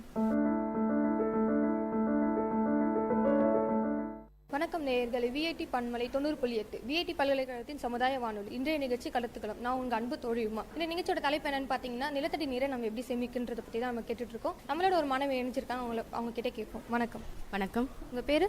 ஹேமலதா. நிலத்தடி நீர் வந்து நம்ம சேமிக்கணும். எப்படி சேமிக்கணும்னா, நம்ம நிலத்தடி நீரை வந்து நிறைய இழுக்கிறது வந்து கருவேல மரம் தான். கருவேல மரத்தை நம்ம அழிச்சாலே நிலத்தடி நீர்லாம் நம்ம சேமிக்கலாம். ஏன்னா கருவேல மரம் வந்து நிறைய தண்ணீரை இழுக்கும். ஆனால் அது வேஸ்ட். அந்த மரம் இருக்கிறது வேஸ்ட். ஆனால் அந்த தண்ணி மொத்தத்தையும் அது உறிஞ்சிரும். அது இல்லாமல் பண்ணால் நம்மளுக்கு நிலத்தடி நீர் நிறைய கிடைக்கும். அதனால நம்ம விவசாயம் அதெல்லாம் நிறையவே பண்ணலாம். தண்ணீரை நிறைய சேமிக்கலாம். அதை வச்சு தண்ணீரை நல்லா யூஸ் பண்ணலாம். நீங்கள் சொல்கிறீங்க நிலத்தடி நீரை சேமிக்கணும்னா கருவேல மரம் அகற்றணும்னு சொல்லியிருக்காங்க. அதுக்காக நீங்கள் எதாவது ஸ்டெப் எடுத்துருக்கீங்களா? மை ட்ரீம் வெல்லூர் கிளப்பில் அந்த கருவேல மரத்தை நாங்கள்லாம் போய் அகற்றி இருக்கோம். நன்றி, ரொம்ப நன்றி. உங்களோட கருத்துக்கு போயிட்டு ரொம்ப நன்றி. தேங்க்யூ. வணக்கம். விஐடி பண்பலை 90.8 விஐடி பல்கலைக்கழகத்தின் சமுதாய வானொலி. இன்றைய நிகழ்ச்சி கருத்துக்களம். நான் உங்கள் அன்பு தோழியுமா. இன்றைய நிகழ்ச்சியோட தலைப்பு என்னன்னு பார்த்தீங்கன்னா நிலத்தடி நீரை எப்படி சேமிக்குன்றதை பற்றி தான் தலைப்பு. நம்மளோட ஒரு மாணவி இணைஞ்சிருக்காங்க, அவங்க கிட்ட கேட்போம். வணக்கம். வணக்கம். உங்கள் பேர்? என் பேர் வி கார்த்திகா.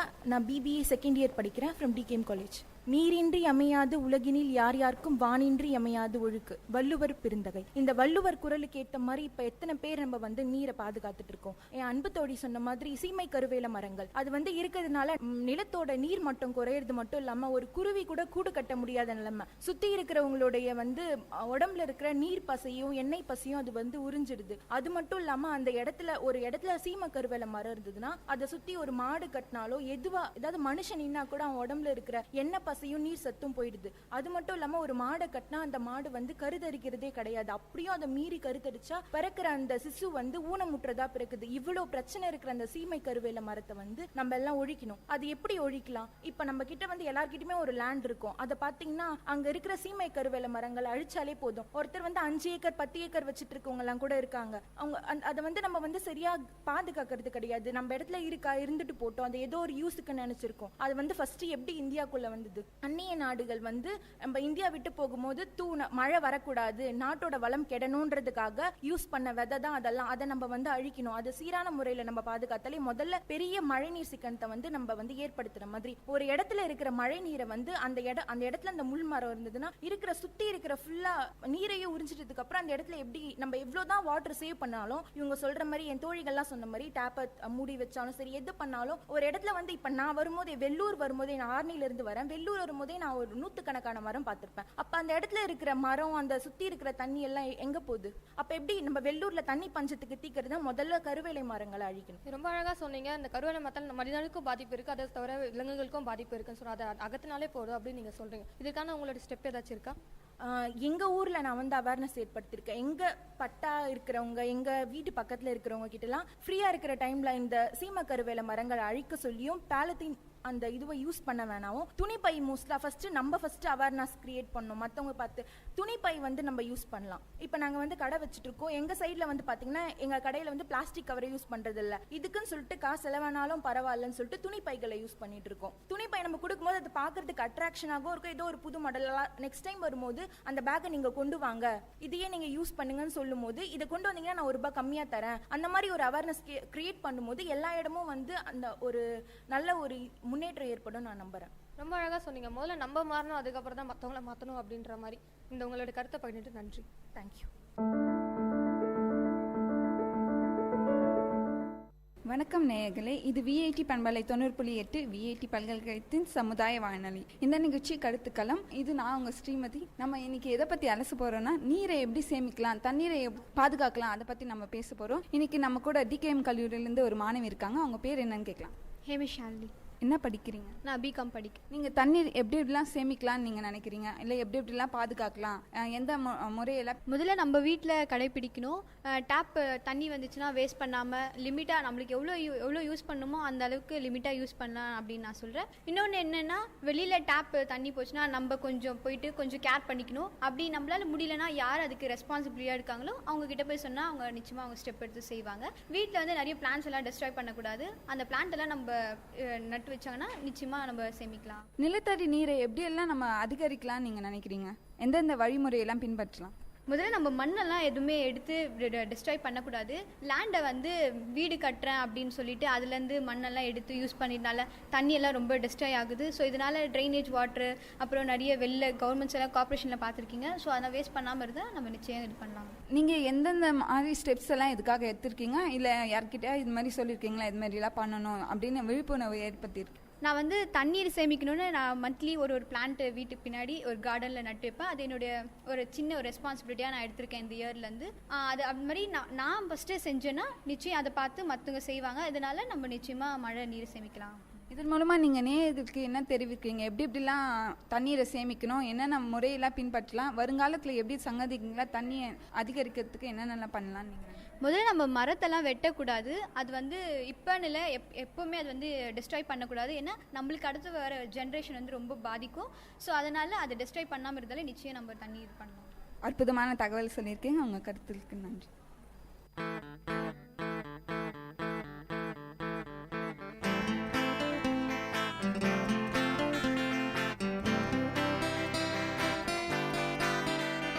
உங்கள் இல்லம் நுழைந்திடும், உங்கள் செவிகளை தீண்டிடும், உங்கள் மனதினை வருடவே பண்பலையாய் மலருதே. உங்கள் இல்லம் நுழைந்திடும், உங்கள் செவிகளை தீண்டிடும், உங்கள் மனதினை வருடவே பண்பலையாய் மலருதே. விஐடி 90.8 வேலூரில் நாங்கதாம்பே.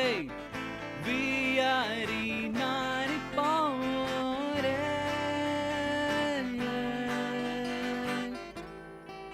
நீங்கள் கேட்டுக்கொண்டிருப்பது விஐடி பண்பலை 90.8 விஐடி பல்கலைக்கழகத்தின் சமுதாய வானொலி.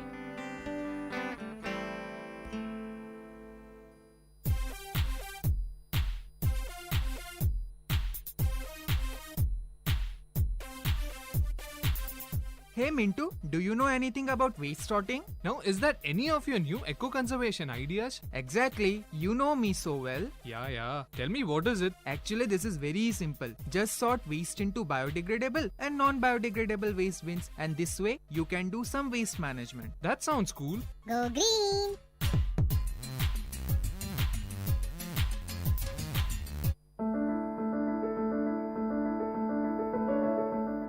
வணக்கம் நேயர்களே, விஐடி பண்பலை 90.8 விஐடி பல்கலைக்கழகத்தின் சமுதாய வானொலி. இந்த நிகழ்ச்சி கருத்துக்களம். இது நான் உங்க ஸ்ரீமதி. இன்னைக்கு நம்ம நீரை எப்படியெல்லாம் சேமிக்கலாம் அதை பத்தி வழிமுறைகளை தான் பத்தி பேச போறோம். இன்னைக்கு நம்ம நேயர்கள் டிகேஎம் கல்லூரியிலேருந்து அவங்க கிட்ட பேசலாம். வணக்கம், உங்க பேர் சொல்லுங்க. வணக்கம், என் பேர் உதயகுமாரி. டிகேஎம் கல்லூரியில் BA English literature final year படிச்சுட்டு இருக்கேன். நீங்க உங்க கருத்தை சொல்லுங்க. நீரை எப்படி சேமிக்கலாம், எந்தெந்த வழிமுறையெல்லாம் பின்பற்றலாம் அப்படின்னு நீங்க நினைக்கிறீங்க?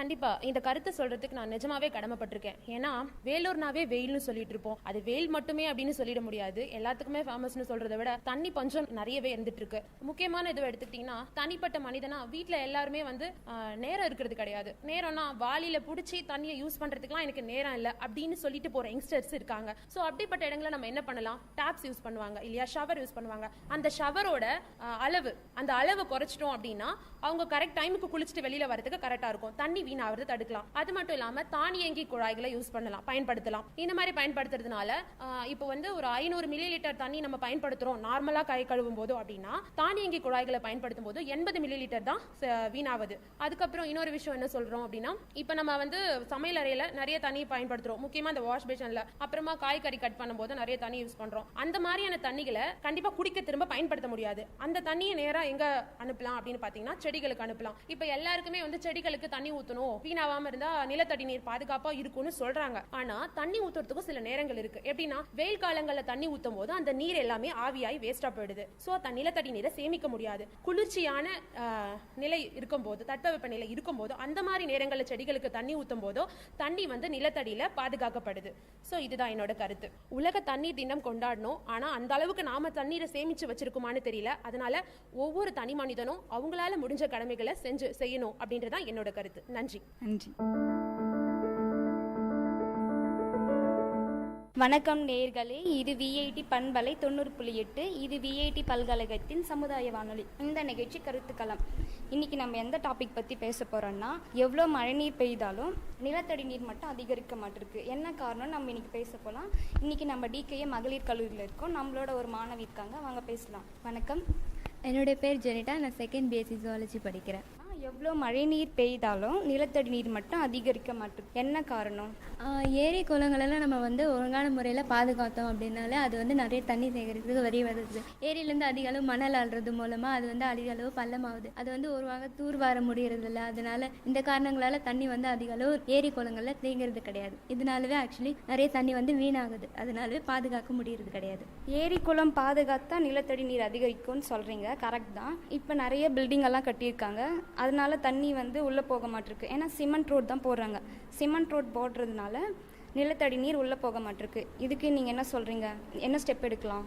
ஸ்டெப் எடுக்கிறது மட்டும் என்ன சொல்கிறதுன்னு சொல்ல முடியாது. ஆனால் வந்து நம்ம வந்து சிமெண்ட் ரோட் போடுறதுக்கு பதிலாக நார்மலாக ஒரு ரோட் போடுறோம் அப்படின்னா தண்ணி வந்து நிலத்துக்கு போய் அது வந்து நிலத்தடி நீராக நம்ம யூஸ் பண்ண முடியும் அப்படின்றா மட்டும்தான் அந்த மாதிரி வழி ஏற்படுத்திட்டு அது மாதிரி சிமெண்ட் ரோட் போட்டோம் அப்படின்னா அது வந்து நம்ம வந்து பாதுகாக்கலாம் நிலத்தடி நீரை.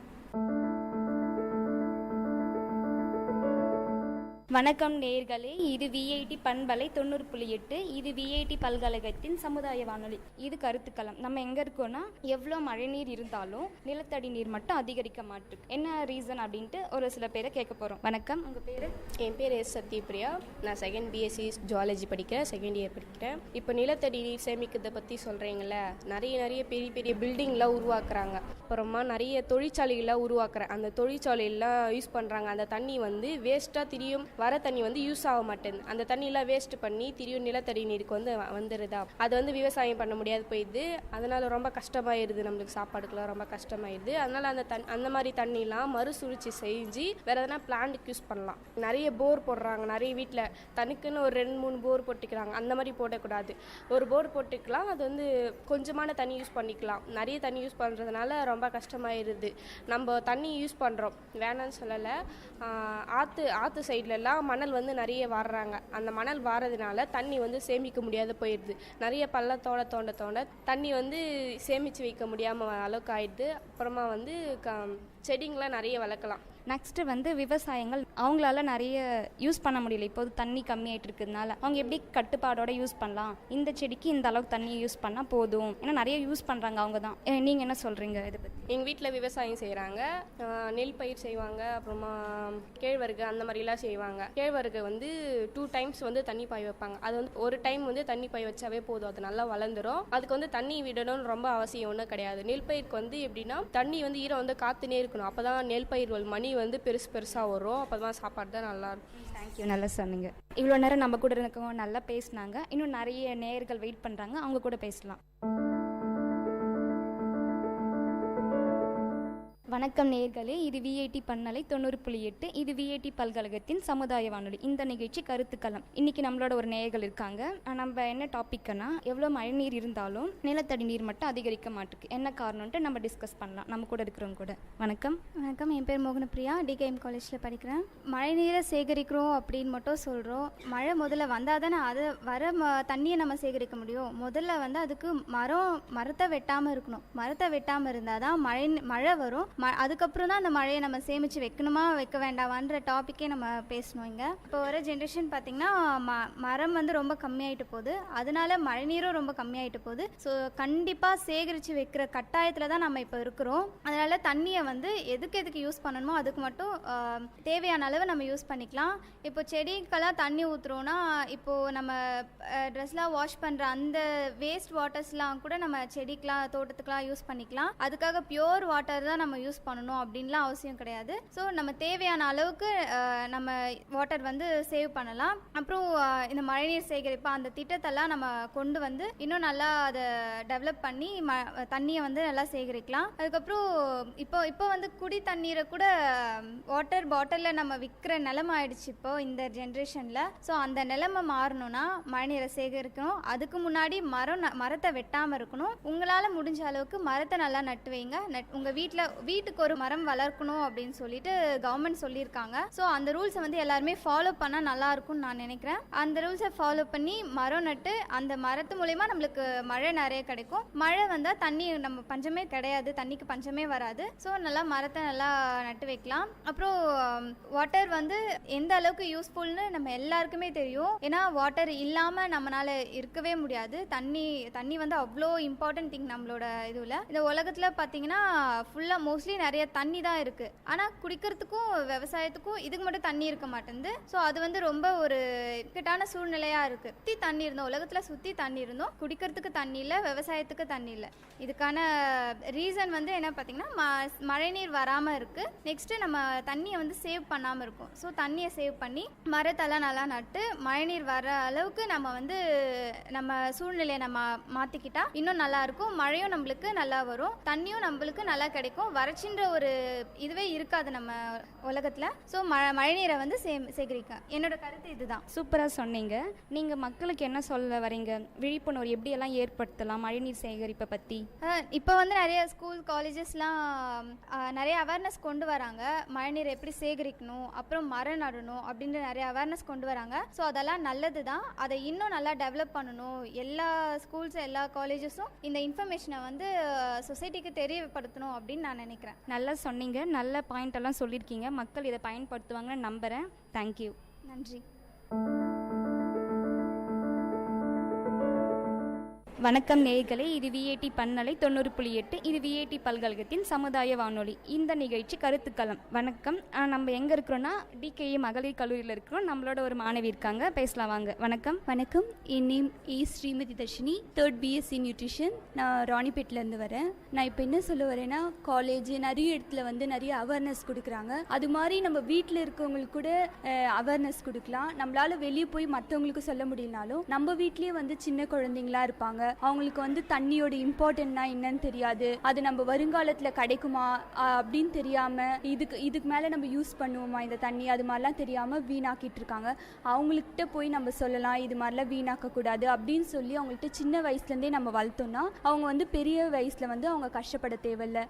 நம்ம வீட்டு சுற்றுப்புறத்தில் இருக்கவங்களுக்கும் நம்மளால முடிஞ்சதை வந்து சொன்னால் அவங்க தெரிஞ்சுப்பாங்க. இது மாதிரிலாம் நாட்டில் நடந்துட்டுருக்கு. வயசான பாட்டி தாத்தா அவங்களுக்குலாம் வந்து தெரியாது இவ்வளோ கஷ்டம்லாம் இங்கே நடந்துட்டுருக்குன்னு. அவங்கள்ட்டலாம் போய் நம்ம ஒரு கதை சொல்கிற மாதிரி, இது மாதிரிலாம் நடக்குது பாட்டி, நீங்கள் தண்ணியை வந்து வீணாக்காதீங்க, அப்புறம் குழந்தைகிட்ட சின்ன குழந்தைகிட்ட கதை சொல்கிற மாதிரிலாம் சொன்னால் அவங்க கேட்டுப்பாங்க.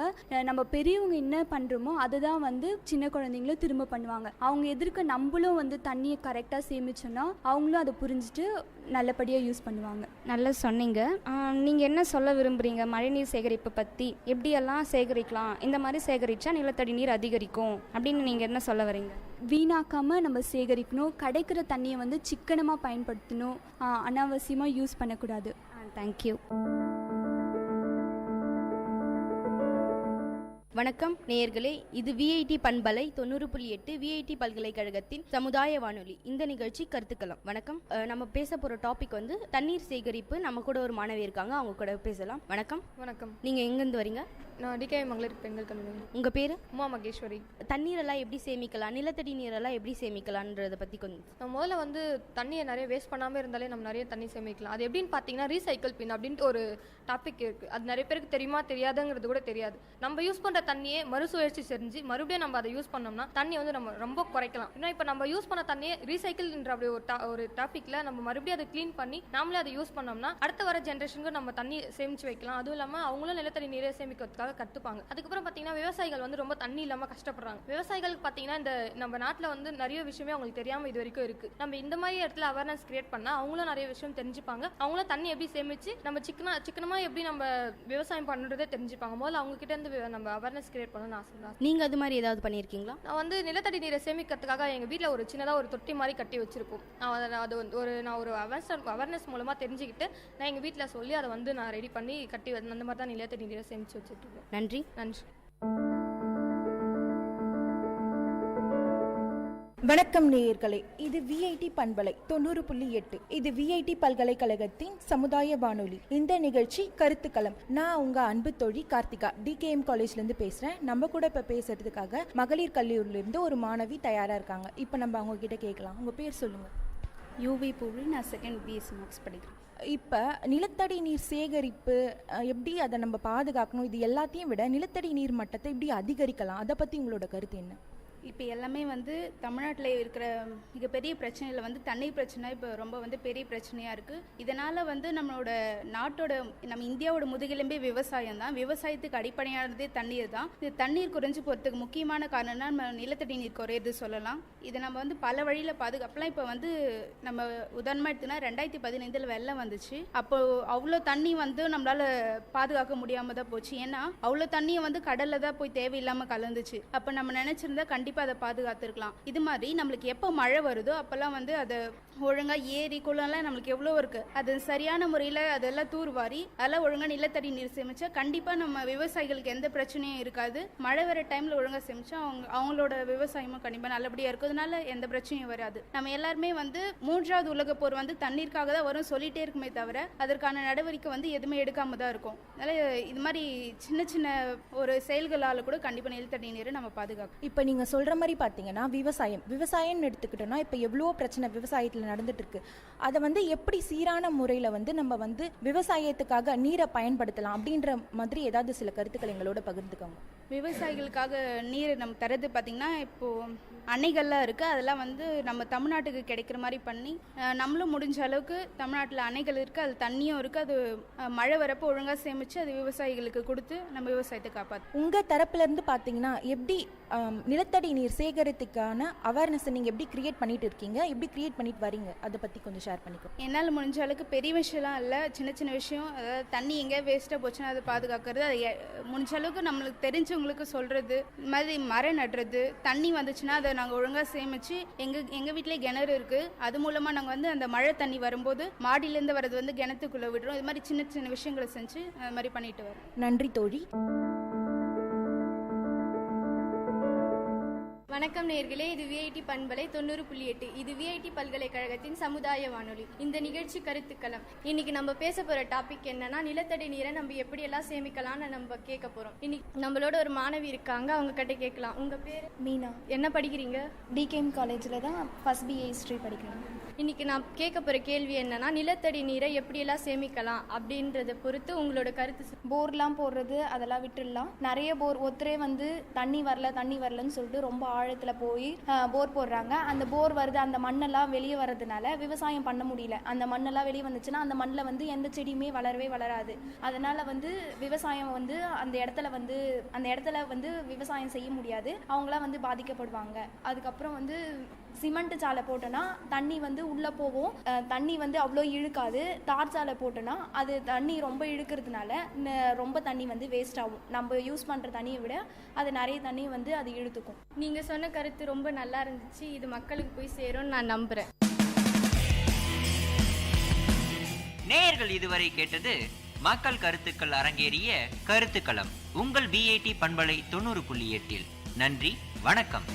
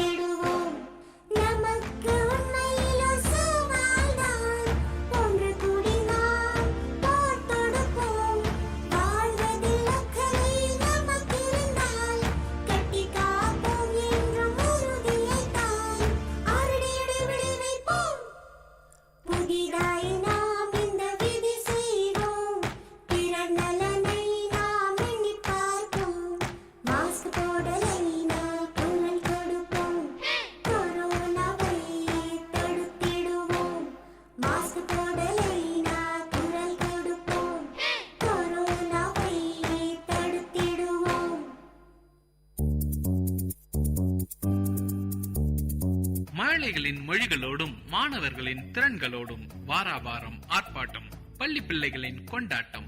உங்கள் விஐடி பண்பலை 90.8 பள்ளிக்கூடம் வேலூர் நகரின் பள்ளிகளில் இருந்து மாணவர்களின் பல்சுவை நிகழ்ச்சி.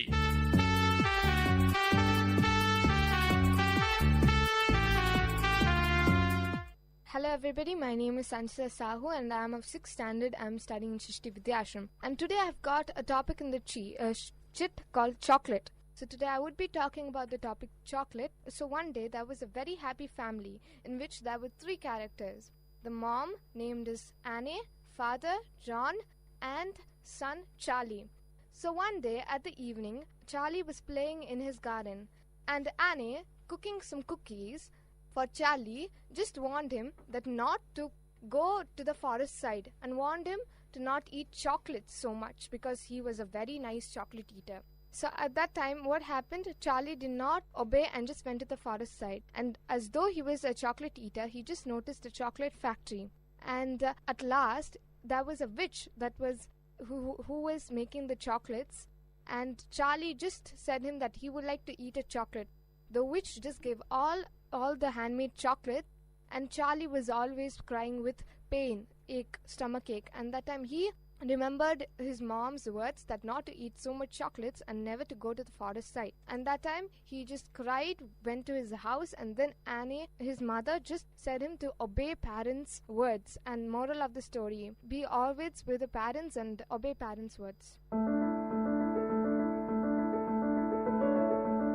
Hi guys, my name is K. Balasubramanian. I am 7th to 8th going Vidyanikandhan. ஒரு காட்டில் ஒருத்தர் வாழ்ந்துட்டு இருந்தாரு. அவர் டெய்லி மரம் வெட்டுற வேலையை தான் பார்ப்பாரு. அவர் நாளைக்கு வெட்டிட்டு இருக்கும் போது தெரியாம அந்த கோடாலி ஒரு குளத்துக்குள்ள விழுந்துருச்சு. அந்த குளத்துலேருந்து ஒரு ஏஞ்சல் இது உங்களுக்கு தானே அப்படின்னு சொன்னாங்க. அப்புறம் மரம் வெட்டுறவங்க, அம்மா இது நான் தெரியாம போட்டுட்டேன் அப்புறம் சொன்னாரு. அப்புறம் அவர் போட்ட கோடாலியும் கொடுத்தாரு, தங்க கோடாலியும் அவங்க கொடுத்தாங்க. ஏன்னா அவர் உண்மையா சொன்னதுனால தங்க கோடாலி கொடுத்தாங்க. அவர் சந்தோஷப்பட்டு போயிட்டாரு. திரும்பி இன்னொரு பொறாமப்பட்டு இவனுக்கு மட்டும் தங்க கோடாலி கிடைச்சிச்சு, நம்மளுக்கோ கிடைக்கணும்னு பொறாமப்பட்டு இவனும் அவன் வேணும்னே போட்டுருவான் அந்த பழைய கோடாலிய. அது அந்த ஏஞ்சலுக்கு தெரியும். அவன் போட்டோன்னே ஏஞ்சல் வரும் குளத்துலேருந்து. இது உங்களுக்கு தானே அப்படின்னு சொல்லுவாங்க. ஆமாம்மா, அந்த தங்க கோடாலி எடுத்துன்னு வருவாங்க. இது உங்களுது தானே? ஆமாம்மா அப்படின்னு சொல்லுவாங்க. நீங்க போய் சொல்லிட்டீங்க, அதனால உங்களுக்கு கிடையாது கோடாலி, அதனால சொல்லுவாங்க. அப்புறம் அவர் என் பழைய கோடாலியாச்சும் கொடுத்துருப்பாங்க அப்படின்னுவாங்க. அதுக்குள்ள ஏஞ்சல் குழந்தை. The moral of the story is, யாரும் ஒருத்தரை பார்த்து பொறாமப்படக்கூடாது, பேராசைப்படக்கூடாது. Hi everybody, my name is Gautam and I'm studying in 9th standard in Srishti Vidyashram. Once upon a time in a forest, there used to live a talking Tom named Ruby with his friend Elephant named Jumbo. Both of them used to live inside the forest in a deep jungle. Talking Tom used to be very mean and was selfish and did not give its things to others. One day, the elephant asked him for some fruits which he had collected. Tom refused to give so because he was very selfish and wanted to keep the things with himself. On the very same day in the evening, several hunters came to hunt the forest for deers and elephants. They went deep into the jungle and saw this house. They were surprised to see it and went inside and saw. They saw this Tom which was speaking and thus caught it and went away. They thought that they could sell it and get lot of money with it. The elephant at the same time was in the jungle collecting some bananas for it to eat. It heard the sound of the Tom telling help, help from inside the sack. On hearing this, the elephant went behind the tractor and stopped it in the way and pulled out the driver and threw it off. It then took out the sack and opened the snot. The Tom came out and said sorry to the elephant. From then on, the talking Tom has never been mean and is always friendly. The moral of the story is you should help people and should not be selfish. Hi, I am A. Jaishnu Devi. I am studying in Standard 7 in St. Joseph Matriculation Higher Secondary School. I am going to say a story about gold. Once upon a time, there lived a man. He was very rich and one time he got a wish from God. When he touched anything, it should become as gold. God gave the same wish to him, and after he went to his house, he touched all the things. It became gold. Then after touching all the things, he touched his house, and in his house all the things became gold. Then after sometimes he was hungry, so he liked to eat something. When he touched that, the food also became gold. Then her daughter came after some times. Then he told this that he got some wish from God like this. Then he touched his daughter. Her daughter also became gold. So moral of the story is we should not be greedy. My name is Serla Sushil Srinivas. I am studying 9th standard in VVNKM Senior Secondary School. எனக்கு வந்த topic வந்து cycle. ஒரு சின்ன பையன் இருந்தான். அவனுக்கு சின்ன வயசுலேருந்தே சைக்கிள் ஓட்டணும்னு ரொம்ப ஆசை. அப்போ வந்து அவனுக்கு ஆனால் அப்பாவால் வந்து எதுவும் சைக்கிள் ஓட்டுறதுக்கு பணம்லாம் இல்லை. ஆனால் பெரியவனான பிறகு அவன் வேலைக்கு போகிறான். அந்த வேலையிலேருந்து சைக்கிள் வாங்குறான். அந்த சைக்கிள் வச்சு நிறைய இடத்துக்கு போகிறான். அப்போ சைக்கிள் ரேசிங்லாம் பண்ணினே இருப்பான். நிறையா உலகம் ஃபுல்லாக சைக்கிள் ரேசிங் போவான். கடைசியாக வந்து ஹிமாலயாஸில் வந்து சைக்கிள் ஓட்டணும்னு ஆசைப்பட்றான். அப்போ அங்கே போய் சைக்கிள் ஓட்டுறான். அங்கே வந்து ஒரு செயின்ட்டை பார்க்குறாங்க. அந்த இடத்துக்கு வரவங்க எல்லாருமே ஒரு ஆசையோடு தான் வருவாங்க. அந்த செயின்ட் கேட்குறாரு உனக்கு என்ன வேணும்? அவன் சொல்கிறான் எனக்கு ஒன்றும் வேண்டாம், எனக்கு வந்து ஒரு சைக்கிள் வந்து எல்லா இடத்துக்கு போய் பறக்கிற மாதிரி வேணும் அப்படின்னு கேட்குறான். அப்போ வந்து அது எதுக்குப்பான்னு கேட்குறப்ப நான் வந்து ஸ்கையில் போய் பண்ணோம், மற்ற கிரகங்களுக்கும் போய் சைக்கிளிங் பண்ணணும்னு சொல்கிறான். அப்போ வந்து அந்த மாதிரி அவன் போய் எல்லா இடத்துல சைக்கிளிங் பண்ணுறான். அந்த சமயத்தில் வந்து பூமி ஏலியன்ஸ் தாக்க வருது. அப்போ அவன் வந்து அவன் சைக்கிள் வச்சு மற்ற கிரகத்தில் போயிட்டு அந்த ஏலியன்ஸ்லாம் தாக்கி பூமியை வந்து அழிவுலேருந்து காப்பாற்றுறான்.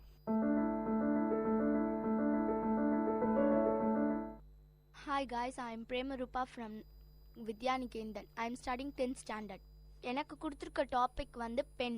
ஒரு ஊரில் வந்து ஒரு அப்பா ஒரு அம்மா அந்த ஒரு பையன் இருந்தாங்க. அந்த பையன் வந்து இப்போ 12th எக்ஸாம் எழுதியிருக்கான் பப்ளிக்கில். அவங்க அப்பா வந்து அந்த பையன்கிட்ட சொல்கிறாங்க நீ வந்து 1000 மார்க்ஸ்க்கு மேலே எடுத்தா நான் உனக்கு ஒரு gift தருவேன் அப்படின்ட்டு. அந்த பையன் வந்து ஹார்ட் ஒர்க் பண்ணி படித்து இப்போ பப்ளிக் எழுதியிருக்கான் அவன் 12th. அந்த பையன் வந்து இப்போ மார்க்ஸ் வந்து 1100க்கு மேலே எடுத்துட்டான். அவங்க அப்பா கிட்ட வந்து சொல்கிறான் இந்த மாதிரி 1100க்கு மேலே மார்க்ஸ் வந்திருக்கு அப்படின்ட்டு. அவங்க அப்பாவும் நான் சொன்ன வாக்கை காப்பாற்றுவேன் அப்படின்னு சொல்லிட்டு அவனுக்கு ஒரு ஆண்ட்ராய்டு ஃபோன் வாங்கி தராரு. அப்போ வந்து அவன் வந்து சொல்கிறான் எனக்கு ஹார்ட் ஒர்க் பண்ணனால தான் எனக்கு இப்படி ஒரு gift கிடச்சிருக்கு, இனிமேல் நான் நல்லா ஹார்ட் ஒர்க் பண்ணுவேன் அப்படின்ட்டு. moral of the story வந்து hard work never fails. Hi everybody, I am Sri Sairam and I am studying 9th standard in Srishti Vidyashram, and today I am going to tell a story based on an animal called panda. So once upon a time, me and my family went to a vacation in Japan, and so we were staying in a hotel and my parents slept. So me and my brother just went on a walk, and by we went on a wrong path and we ended in a jungle. We don't know what to do. Then we found a panda. It was sitting like it was eating bamboo. So we just went to near it because we have never seen a panda real. So we just went to touch it. Then I saw a witch, she was behind me, and she used a magic, put the magic in a tree so that it became a giant cookie tree, and it was coming to attack us. We don't know what to do, but the panda, it just came and ate the cookie tree, and it just saved us. So the witch was scared and she just went away. So we just thanked the panda, but the pandas told welcome. So we was very it was very interesting because a panda could talk. So we just discovered it was a magic panda, and so we took it to the hotel and I introduced it to my parents, and it was a very good vacation that time. So just we returned to India, and I just heard my mom was saying wake up, wake up. Then I just she put water on my face, and just I thought it was a dream. My name is K. Rita. I'm studying 7th standard. My school name is Gangadhara Metric Higher Secondary School. எனக்கு கொடுத்துருக்க topic வந்து mobile phone. அதை வச்சு நான் ஒரு கதை சொல்கிறேன். ஒரு ஊரில் ஒரு பையன், அந்த பையனுக்கு வந்து சின்ன வயசுலேருந்து ஒரு ஆசை, எனக்கு ஒரு மொபைல் ஃபோன் வாங்கணும்னு. அதேமாரி அவன் பெரிய ஆள் ஆகிட்ட பேருக்கு மொபைல் ஃபோன் வாங்குறான். அவன் நினச்ச மாதிரியே வாங்கிட்டு அவனுக்கு பிடிச்சது எல்லாமே பார்க்குறான். அவன் எல்லாமே பார்க்குறான். அவனுக்கு வாங்கிட்டே எல்லாமே பிடிச்சது பார்க்குறான். அப்புறம் அவங்க மம்மி வராங்க, இது யார் வாங்கி கொடுத்தது அப்படின்னு கேட்குறாங்க. அவன் சொல்கிறான், நான் சம்பாரித்து என் காசில் வாங்கினம்மா அப்படின்னு சொல்கிறான். ஹாய், என் பேர் சுதர்ஷனா. நான் வந்து எஸ்டி சென்ட் ஜோசப் மெட்ரிகுலேஷன் ஸ்கூலில் படிக்கிறேன். நான் 6th ஸ்டாண்டர்ட் போகிறேன். நான் வந்து ஒரு கதை சொல்ல போகிறேன். ஒரு ஊரில் வந்து ஒரு பாட்டி இருந்தாங்க. அந்த பாட்டி வந்து ரொம்ப வயசாகிடுச்சு. அவங்க வந்து வடை சுட்டு தான் விற்றுட்டு இருந்தாங்க. அந்த காசில் தான் அவங்க வாழ்ந்தாங்க. ஒரு நாள் வடை சுட்டுட்டு இருக்கும் போது ஒரு காக்கா வந்துச்சு. அந்த காக்கா பார்த்துக்கிட்டே இருந்துச்சு. அந்த பாட்டி சொன்னாங்கன்னா, உங்களுக்கெல்லாம் வடை தரமாட்டேன், நீ எந்திச்சு போன்னு மிரட்டினாங்க. ஒரு நாள் வந்து அந்த பாட்டி தூங்கிட்டு இருக்கும்போது அந்த காக்கா வந்து வடையை எடுத்துகிட்டு போயிடுச்சான். ஹாய், என்னோட பேர் வந்து பிரசாந்த். நான் வந்து 9th படிக்கிறேன். என்னோட ஸ்கூல் பேர் பார்த்தீங்கன்னா கங்காதரா ஸ்கூல். எனக்கு கொடுத்துருக்கிற டாபிக் வந்து பனைமரம். ஒரு ஊரில் வந்து ராகுல்னு ஒருத்தர் தான். அவங்க ஃபேமிலி வந்து பூர் ஃபேமிலி. அவனுக்கு வந்து நுங்கு சாப்பிடணும்னு ஆசை இருந்துச்சு. ஆனா அவங்க ஃபேமிலியில வந்து அவனுக்கு வாங்கி கொடுக்க முடியல. இவன் வந்து ஸ்கூலுக்கு போகும்போது ரோட் சைட்ல பாக்குறான், பனைமரம் இருக்கு, அதுல வந்து நுங்கு இருக்கு, நம்ம ஏறி சாப்பிடலான்னு. அவன் வந்து ஸ்கூல் போயிட்டு வரும்போது வந்து நம்ம அத்தை சாப்பிடலாம் அப்படின்னு அவன் சொன்னான். அவன் வந்து ஸ்கூல் விட்டு வரும்போது ஏறும் போது அவன் ஸ்லிப் ஆகி கீழே விழுந்துட்டு கை கால்லாம் ஒஞ்சிச்சு. இது மாரல் ஆஃப் த ஸ்டோரிலாம் தெரியுதுன்னா, பேராசை பெருநஷ்டம். Hello VIT, I'm Sanchita Sao from Vellore, and I'm here to narrate about an interesting story named The Two Brothers. Without wasting much time, let's get into the story. It all started in a very pleasant morning when King Solon and Queen Maria were having a cup of tea in the royal court. King Solon was very brave and honest, and Queen Maria was beautiful and believed his husband. Years later, Queen Maria gave birth to 2 sons, Prince John and Prince Joe. Prince John and Prince Joe were very good brothers. It was the first time for the new king to lead his kingdom, which the brothers have been waiting from childhood. The king and the queen have decided that the king will be given the throne if Prince John and Prince Joe bring the lotus from the Scarlet River. It is a race between who will bring the lotus first will become the king. So the race began. The 2 brothers set off for their journey. When many obstacles came, they helped each other. Now they came to their destination. But coincidentally, there were 2 lotus in the river. So they picked the 2 lotus and gave it to the king. So then it was the first time ever a kingdom was ruled by 2 kings. Thank you. Ladies and gentlemen, guys and girls, this is Data Chunks at VIT Community Radio 90.8 FM. This program features chunks of informative data on the various fields. It deals with computers, environment, technology, physics, or any field Data Chunks has to all. Hello VIT, I am Jaishnu from Vellore, and I am here to discuss about an interesting topic called biogas. Data chunks. Without wasting much time, let's get into the topic. Biogas typically refers to a mixture of different gas produced by the breakdown of organic matter. Include matter in the absence of oxygen. Its liquid counterparts include biodiesel and biogas line. Biogas can be produced from raw materials such as agriculture waste, manure, municipal waste, sewage, green waste, or food waste. Biogas is a renewable energy source and in many cases extract a very small carbon footprint. Biogas can be produced by anaerobic digestion with anaerobic organism which digest materials inside the closed system or fermentation of biodegradable material. Biogas is primary method and carbon dioxide and may have small amount of hydrogen sulfide. Moisture and silaxness, the gas method, hydrogen and carbon dioxide can be combusted or oxidized with oxygen. This energy is released allows biogas to be used as a fuel. It can be used as a fuel for heating process such as cooking. It can also be used in a gas engine to convert the energy in the gas into electricity and heat. Biogas can compress the same way natural gas is compressed to CNG and used to power motor vehicles in the UK. For example, biogas is estimated to have the potential to replace around 17% of vehicle fuel. It qualifies for renewable energy subsidies. In some parts of the world, biogas can be cleaned and upgraded to natural gas standards when it becomes biomethod. Biogas is considered to be a renewable resource because it produces and use cycle continuous and it generates no net carbon dioxide.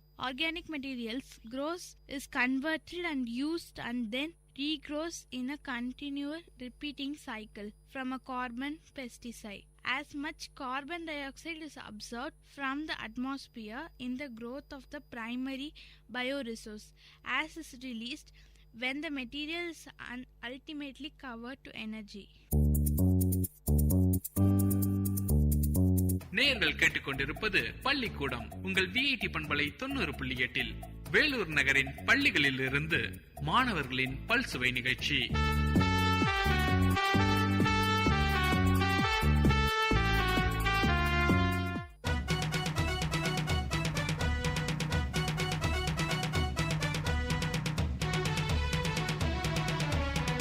பசுமை பாசற எங்களின் கல்லூரிதான், கோட்டை நகரத்தையே தூக்கி நிற்கும் கல்லூரிதான். ஊரை கொஞ்சம் யோசி, வாழ்வில் வண்ணம் பூசி வந்தனோ சொல்லு எங்கள் எஃப்எம்முக்கு தான். பசுமை பாசற எங்களின் கல்லூரிதான், கோட்டை நகரத்தையே தூக்கி நிற்கும் கல்லூரிதான்.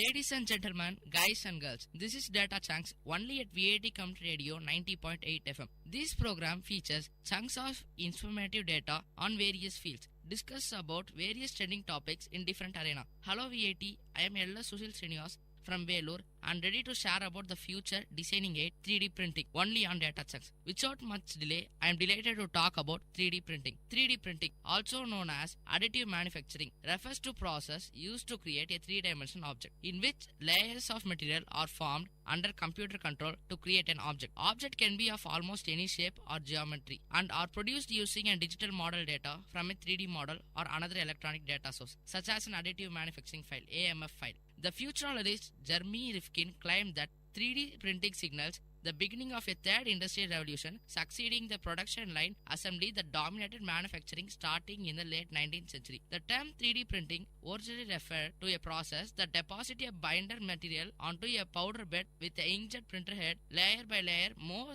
recently, the term is being used in popular vernacular to encompass a wider variety of additive manufacturing techniques. United States and global technical standards use the official term additive manufacturing for this broader sense. ISO ASTM 529015 defines 7 categories of AM process within its meaning: binder jetting, directed energy deposition, material extraction, material jetting, powder bed fusion, sheet lamination, and VAT photopolymerization. Yearly additive manufacturing equipment and material were developed in 1980s. In 1981, Hideo Kodamai of Nagoya Municipal Industry Research Institute invented 2 additive methods for fabricating 3-dimensional plastic model with photo-hardening thermoset polymer, where the UV exposure area is controlled by a mask pattern or a scanning fiber transmitter. On July 16, 1984, Alain Lee Mehati, Oliver D. Vitti, and Jean-Claude André filed their patent for stereolithography process. The application of French inventor was abandoned by a French General Electric company, now Alcatel-Alstom, and Silas, the laser consortium. They claimed reason for lack of business perspective. 3 weeks later, in 1984, Chuck Hull of 3D System Corporation filed his own patent for stereolithography fabrication system, in which layers are added by curing photopolymers with ultraviolet light lasers. Hull defined the process as system for generating 3D object by creating a cross-sectional pattern of the object to be formed. Hull's contribution was the STL, stereolithography file format, and the digital slicing and infill strategies common to many processes today. The term 3D printing originally referred to a powder bed process employing standard and custom inkjet printer heads developed at MIT in 1993 and commercialized by Z Corporation. In year 1993 also saw the starting of company called Solidscape, introducing a high precision polymer jet fabrication system with soluble support structures categorized as dot-on-dot technique. As method matured, sacrificial support material and technique became more common, enabling new object geometries. Other terms used as synonyms, hyponyms, and hypernyms to additive manufacturing include layered fabrication, desktop manufacturing, rapid manufacturing, a successor to rapid prototyping, and on-demand manufacturing, which echoes on demanding printing. Agile tooling is a term used to describe modular method for designing a production of tooling by additive manufacturing or 3D printing method to enable rapid prototyping and iteration of tooling and fixtures. It can be used to hydroforming, stamping, injection, molding, and other manufacturing process. As technology matured,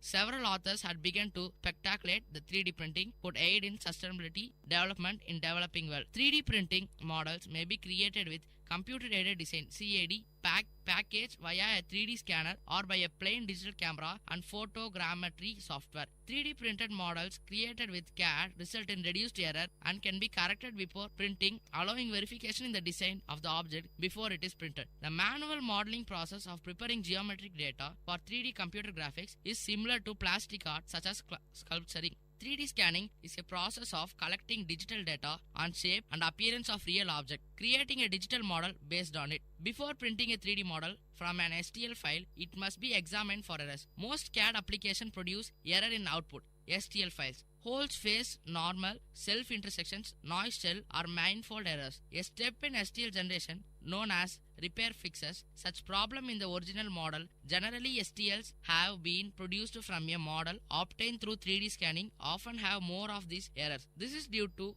how 3D scanning works, as it is often by point-to-point acquisition reconstruction while include errors in most cases. Only completed the STL files needs to be preceded by a piece of software called a slicer, which converts the model into a series of thin layers and produces a G-code file containing instruction tailored to a specific type of 3D printer, FDM printer. The G-code file can then be printed with 3D printing client software, which loads the G-code and use it to instruct the 3D printer during 3D printing process. Traditional techniques like injection molding can be less expensive for manufacturing polymer products in high quantity, but additive manufacturing can be faster, more flexible, and less expensive. When producing relatively small quantity of parts, 3D printers give designer and concept development team the ability to produce parts and concept models using a desktop-sized printer. Though the printer-produced resolution is sufficient for many applications, printing a slightly oversized version of desired object in standard resolution and then removing material with a higher resolution subtractive process can be achieved great precision. Some printable polymers such as ABS allow the surface finish to be smoothed and improved using chemical vapor process based on acetone or similar solvents. Some additive manufacturing techniques are capable to using multiple material in the course of constructing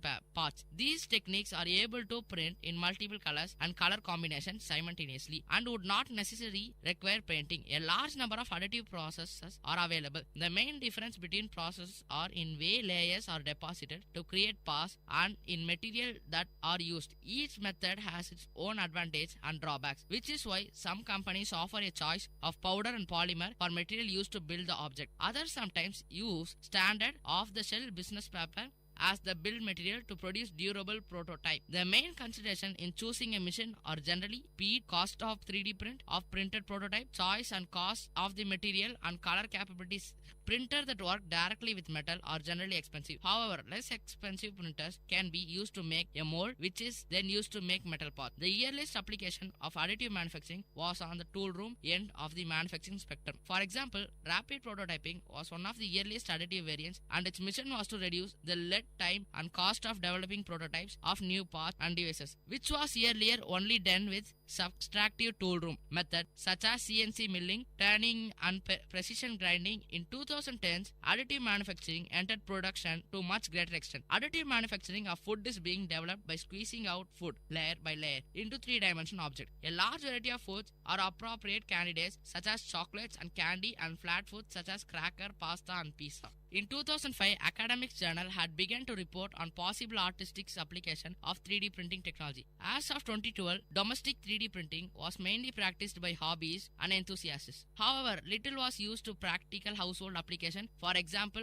ornamental object. Some practical example including a working clock and gears printed for home woodworking machines. Among other purpose, websites associated with home 3D printing tended to include back scratches, coat hooks, doorknobs, etc. In last several years, 3D printing has been intensively used by a cultural heritage field for preservation, restoration and dissemination purpose. Many European and North American museums have purchased 3D printers and actively recreate missing pieces of their releases. The Metropolitan Museum of Art and the British Museum have started using their 3D printers to create museum souvenirs that are available in the museum shops. Other museums like National Museum of Military History and Varna History Museum have gone further and sell through the online platform, threading digital models of their artifacts created using Artec 3D scanners in 3D printing friendly file format, which everyone can 3D print at home. 3D printers have been noted to be an environment hazard due to them emitting microscopic particles and chemicals that have been linked to asthma. A National Institute of Occupational Safety and Health (NIOSH) report notes these emissions peaked a few minutes after printing started and returned to baseline levels 100 minutes after printing ended. The problem was reduced by using manufacturer-supplied covers and full enclosures, using proper ventilation, keeping workers away from the printer while wearing respirators, turning off the printer if it jammed, and using lower emission of printer and filaments. It must be noted that 3D print drastically reduces the wastage of material, resulting in less pollution and is therefore safer for environment. Additive manufacturing, starting with today's infancy period, requires manufacturing firms to be flexible, ever improving user of all available technologies to remain competitive. Advocates of additive manufacturing also predict that this arc of technology development will counter globalization, as end user will do much of their own manufacturing rather than engage in trade to buy products from other people and corporations. The real integration of engage in trade to buy products from other people and corporate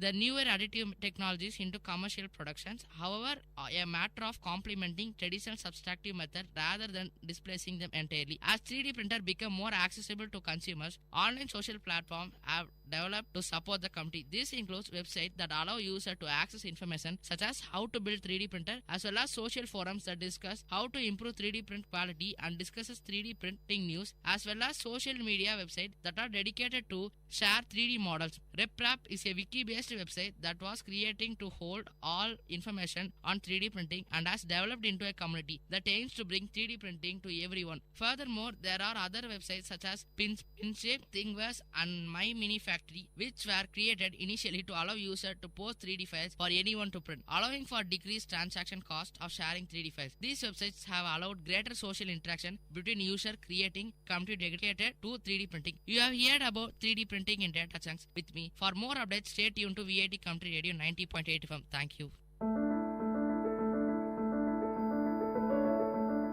Ladies and gentlemen, guys and girls, this is Data Chunks at VIT Community Radio 90.8 FM. This program features chunks of informative data on various fields. It deals with computers, environment, technology, physics or any field Data Chunks has at all. Hello VIT, I am Gautam from Vellore and I am here to discuss about an interesting topic called satellites at Data Chunks. Without wasting much time, let's get into the topic. A satellite is an artificial object that has been intentionally placed into the orbit. Such satellites are often called artificial satellites to distinguish them from natural satellites such as the Earth's moon. In 1957, the Soviet Union, world's first artificial satellite, called the Sputnik 1, Since then, about 6,600 satellites from 40 different countries have been launched. India's first artificial satellite that was launched was named Aryabhatta after an astronomer of the same name. According to a 2013 estimate, 3,600 remained in the orbit. Of those, about 1,000 satellites were operational. Several satellites have been launched from India to orbit around other bodies and become artificial satellites of other planets. Satellites are used for many purposes. Common types include military and civilian Earth observation satellites, communication satellites, navigation satellites, weather satellites, and space telescopes. A launch vehicle is a rocket that throws a satellite into the orbit. Satellites are usually semi-independent computer control systems. Satellite subsystems attend many tasks such as power generation, thermal control, telemetry, and orbit control. Satellite orbits vary greatly depending on the purpose of the satellite and are classified into a number of well-known classes such as Earth orbit, polar orbit, and geostationary orbit. There are different types of satellites too. Some of them are used for observation of distant planets and galaxies, and thus are called astronomical satellites. Some are designed to carry living organisms and are called biosatellites. There are also other satellites like communication satellites, Earth observation satellites, and navigational satellites. Satellites in the 16th century meant an attendant on a person of importance. According to NASA, a satellite is defined as a moon, planet, or machine that orbits a planet or star. A group of 20 satellites, mainly for communication, form the Global Positioning System or GPS, which we use in the mobiles. Going back to its history, the first fictional depiction of the satellite was launched into the orbit. It was a short story by Edward Everett Hole in The Brick Moon. However, in recent times, satellites have been hacked by military organizations to broadcast propaganda and to pilfer classified information from military communication networks. For testing purposes, satellites in low Earth orbit have been destroyed by ballistic missiles launched from Earth. Also, due to low received signal strength of satellite transmissions, they are prone to jamming by land-based transistors. These mainly happen for military satellites. However, there are non-military services as well, like fixed satellite service, mobile satellite service, and scientific research satellite, commercial and non-commercial. Hello VIT, I'm SM Sri Sairam from Vellore and I'm here to narrate an interesting story named A Friend.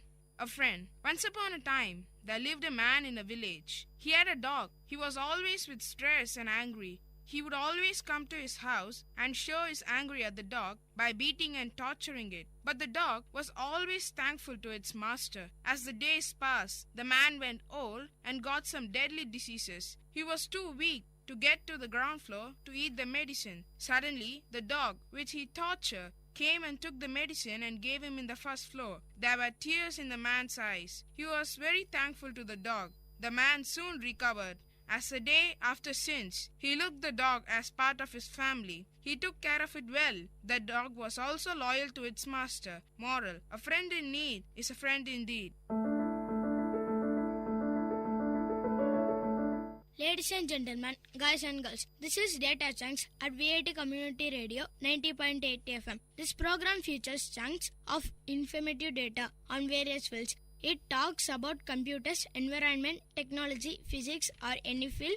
Data Chunks as at all. Hello VIT, I am K. Balasubramanian from Vellore and I am here to discuss about an interesting topic, 5G. At Data Chunks, let's get into the topic. 5G. It means fifth generation. 5G is the term used to describe the next generation of mobile networks beyond the 4G LTE long-term evaluation mobile networks. As of mid-2016, there was no standard, so it is assumed that 5G network will not become commercially available until the 2020. 5G planning aims at higher capacity than current 5G, allowing a higher density of mobile broadband users and supporting device-to-device, ultra-reliable and massive machine communication. The next generation mobile networks alliance feels that 5G should be rolled out by 2020 to meet build business and consumer demands. In add to proving simply faster speeds, they predict that 5G networks also will need to meet new use cases such as the internet of as well as broadcast like service as lifeline communication. In times of natural disasters, carriers, chipmakes, OEMs, OSATs such as Advanced Semiconductors Engineering, ASE and Amcor Technology INC have been preparing for this next generation 5G wireless standard, as mobile system and base station will require new and faster application processors, basebands and route fixing device. The International Telecommunication Union ITU will be the standard body that release the final standard, which is also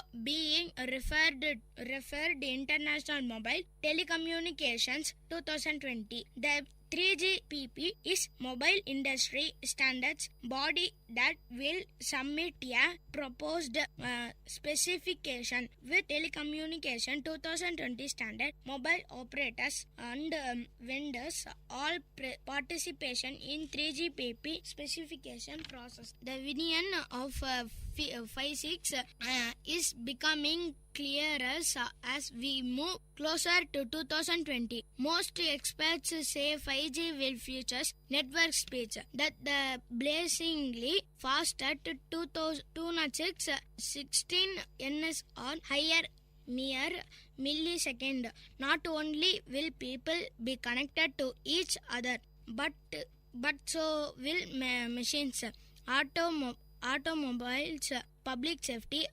5G network are also expected to have always on, be energy efficient, all of which will likely require new protocols and access technologies. 5G will likely be designed. Many features will start to be exceeding available as a part of LTE Advanced Pro standard. Software defined network and network functions virtualization are going to play a key role for operators as they prepare to migrate from 4G to 5G and scale their network quickly. Although updated standards that define beyond those behind in current 4G standards are under consideration, those have been under the current ITU. You heard above 5G at Data Chunks with me. This is Data Chunks at VIT Community Radio 90.8 FM. See you next time with another interesting topic. For more updates, stay to VIT Community Radio 90.8 FM. Thank you. Change yourself and not the world. Long ago, people lived happily under the rule of a king. The people of the kingdom was very happy and led a precious life with the abundance of wealth and no misfortunes. Once the king decided to visit a places of historical important place, centers and a distance of places, he decided to travel by foot to interact with the people. People for distant places were very happy to have a meeting with their king. They were proud of their king and had a kind heart. After several weeks of travel, the king returned to the palace. He was very happy that he has visited many centers and witnessed people leading a precious life. However, he had a regret. He had an inevitable pain in his feet, as it was the first trip by foot covering a long distance. He complained the ministers the road were not comfortable and that they were very stony and cloud tolerate the pain. He said to be very much worried about the people who had walked among those roads, as it would be painful for them too. Considering all this, a king ordered the servants to cover the road's whole country with the leather, so the people of the kingdom can walk comfortably. A king's minister was saddened to hear the order, as it would mean that thousands of cows would would have to be dead in order to get sufficient quantity of leather and would cost huge amount and money also. Finally, a wise man of ministry came to the king and said, "That is another idea." The king asked, "What is the alternative was?" The minister said, "Instead of covering the roads with leather, why don't we just piece of leather cut in a opinion shape and cover the feet?" A king was very much surprised by his suggestion and applauded the wisdom of the minister and ordered a pair of leather shoes for himself and requested all the countrymen also to wear the shoes. Moral: instead of trying to change the world, we should try to change ourselves.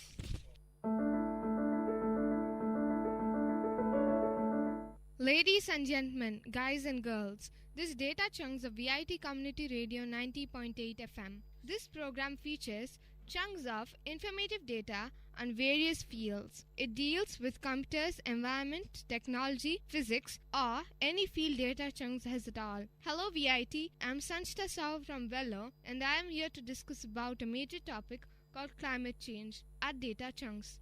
Without wasting much time, let's get into the topic. Climate change is a change in the statistical distribution of weather patterns. When that change lasts for an extended period of time, climate change may refer to a change in average weather conditions or in the time variation of weather around longer-term average conditions. Climate change is caused by factors such as biotic processes, variations in solar radiation received by Earth, plate tectonics, and volcanic eruptions. Certain human activities have also been identified as significant causes of recent climate change, often referred to as global warming.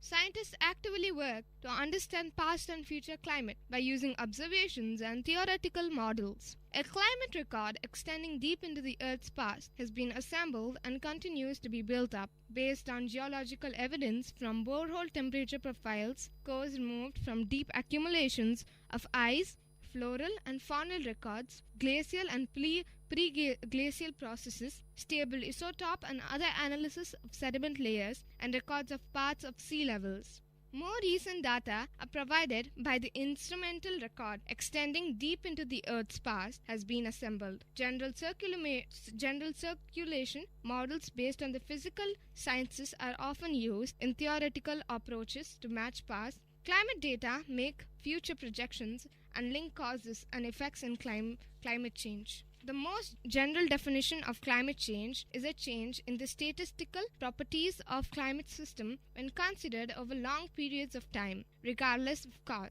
Accordingly, fluctuations over periods shorter than a few decades, such as El Niño, do not represent climate change. The term climate change is often used to refer especially to anthropogenic climate change.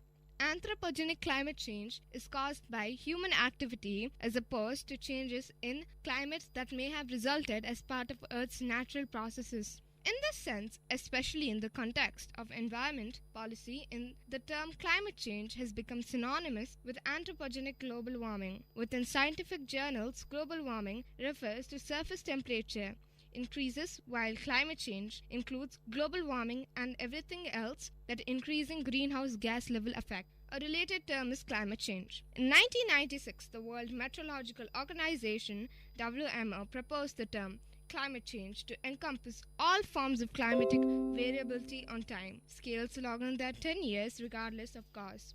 Change was a given, and climate was used as an adjective to describe this kind of change. When it was realized that human activities had a potential to drastically alter the climate, the term climate change replaced climatic change as the dominant term to reflect an anthropogenic cause. Climate change was incorporated in the title of Intergovernmental Panel on Climate Change and the UN Framework Convention on Climate Change. Climate change used as a noun became an issue rather than the technical description of changing weather. On the broadcast scale, the rate at which energy is received from the sun and the other rate at which it is lost space determine the equilibrium temperature and climate of Earth. This energy is distributed around the globe by winds, ocean currents, and the other mechanisms to affect the climates of different regions. Thank you.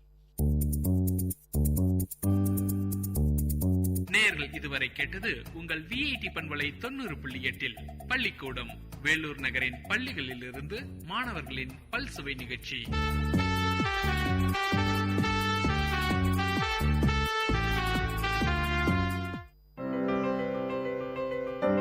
This song is presented by SparkX Music Band.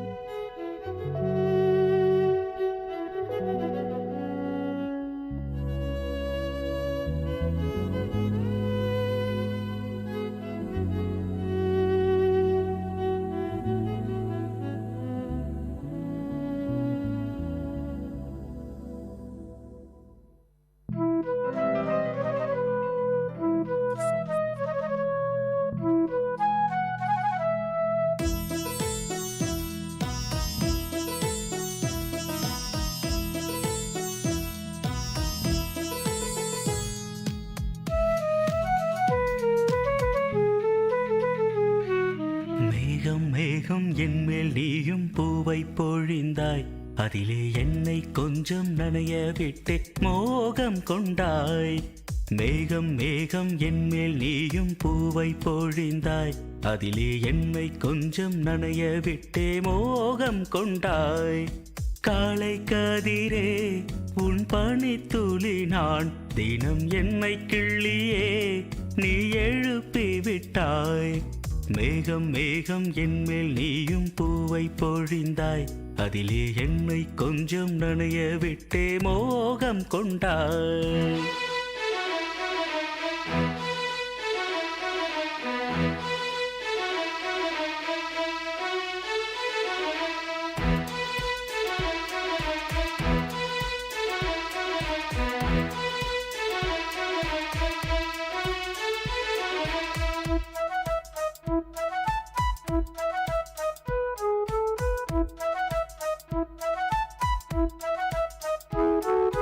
தூரிகை கொண்டு தீண்டியே தூக்கங்கள் குறைத்தாய், பூமகள் என்று என்னையே போர்வைக்குள் இழுத்தாய்.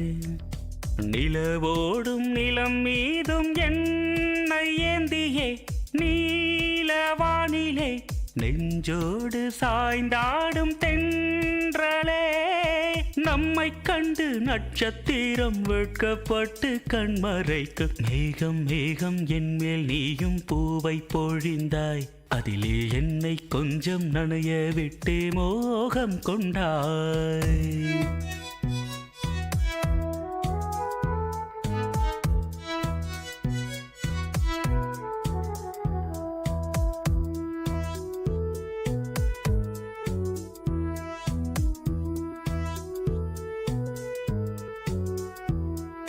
வானவில் வண்ணம் கூட்டியே வார்த்தைகள் வரைந்தாய், தேன் துளி என்று என்னையே நாக்கினுள் ஒலித்தாய். விழியோரம் நடை போடும் ஆசை மேகமே எந்தன் ஜீவனே, கரம் சேர்த்து நடமாடும் சொந்தமே, உன்னை போல மின்னல் கூட மின்னி மின்னி முத்தம் போடும். மேகம் மேகம் என்மேல் நீயும் பூவை பொழிந்தாய், அதிலே என்னை கொஞ்சம் நனைய விட்டே மோகம் கொண்டாய். மேகம் மேகம் என்மேல் நீயும் பூவை பொழிந்தாய், அதிலே என்னை கொஞ்சம் நனைய விட்டே மோகம் கொண்டாய். காலை கதிரே உன் பனித்துளி நான், தினம் என்னை கிள்ளியே நீ எழுப்பி விட்டாய். மேகம் மேகம் என்மேல் நீயும் பூவை பொழிந்தாய், அதிலே என்னை கொஞ்சம் நனைய விட்டு மோகம் கொண்டாய். கேட்ட பாடலை இசையமைத்து பாடியவர் முருகானந்தம். பாடல் வரிகள் பவித்ரா. தயாரிப்பு VIT பண்பலை 90.8.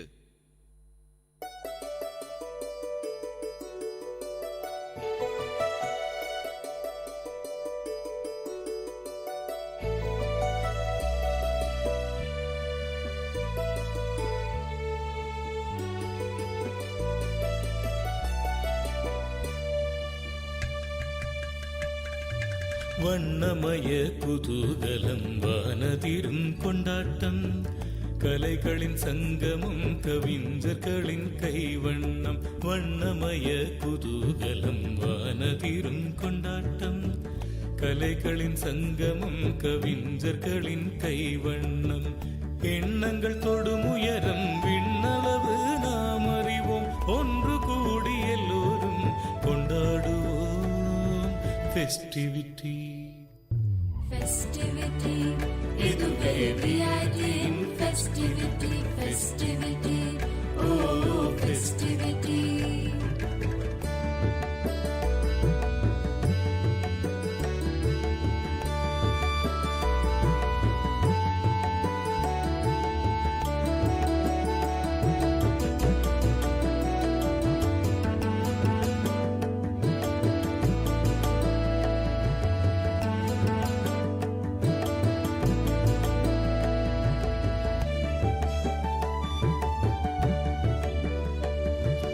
நாமெல்லாம் ஒரு குடும்பம், VIT நம் குடும்பம். உலகெங்கும் பரவி நிற்கும் VIT நம் குடும்பம். வேந்தரெனும் தலைமையின் கீழ் செயல்படும் ஒரு குடும்பம்.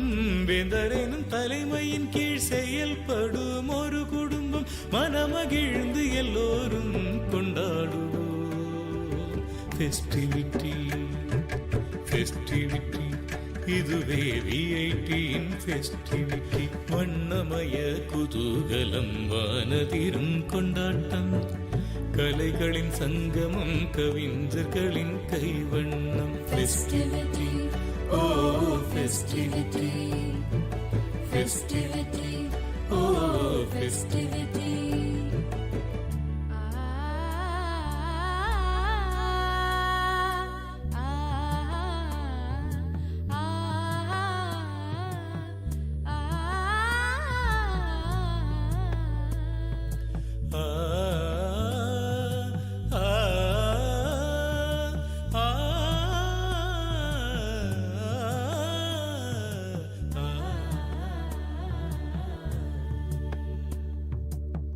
பல வண்ண பாடல்கள், மயிலாடும் மாட்டங்கள், பளிச்சிடும் திறமைகள், ஒளிர்விடும் சிகரங்கள், அதுதொடும் உயரங்கள் என்றென்றும் நிலைத்திடும்.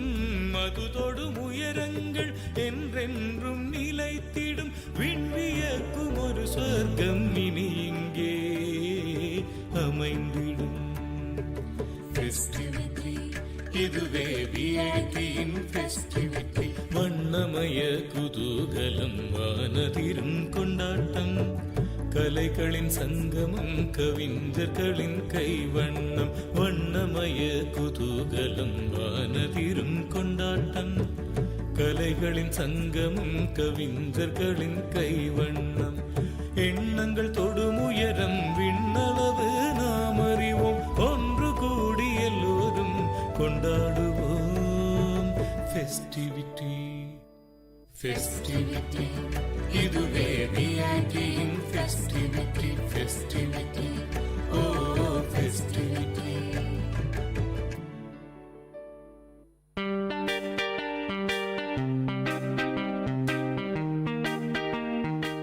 Dear listeners, for the next hour, you are going to listen to the program Team Speak Time in VIT Community Radio 90.8 FM.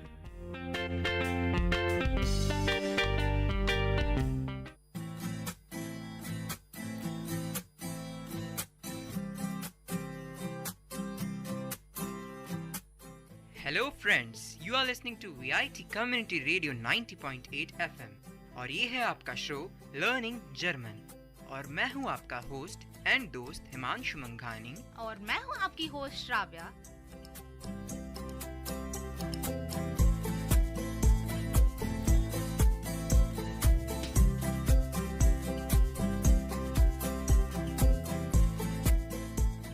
अच्छा ठीक है यार, बहुत हो गया इंग्लिश इंग्लिश और हिंदी हिंदी। चलो I start in German.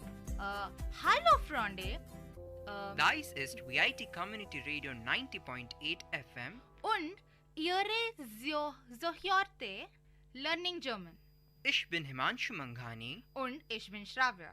Okay, तो हमने जो पहले हिंदी और इंग्लिश का मिक्सचर बोला था तो हमने उसको जर्मन में बोला।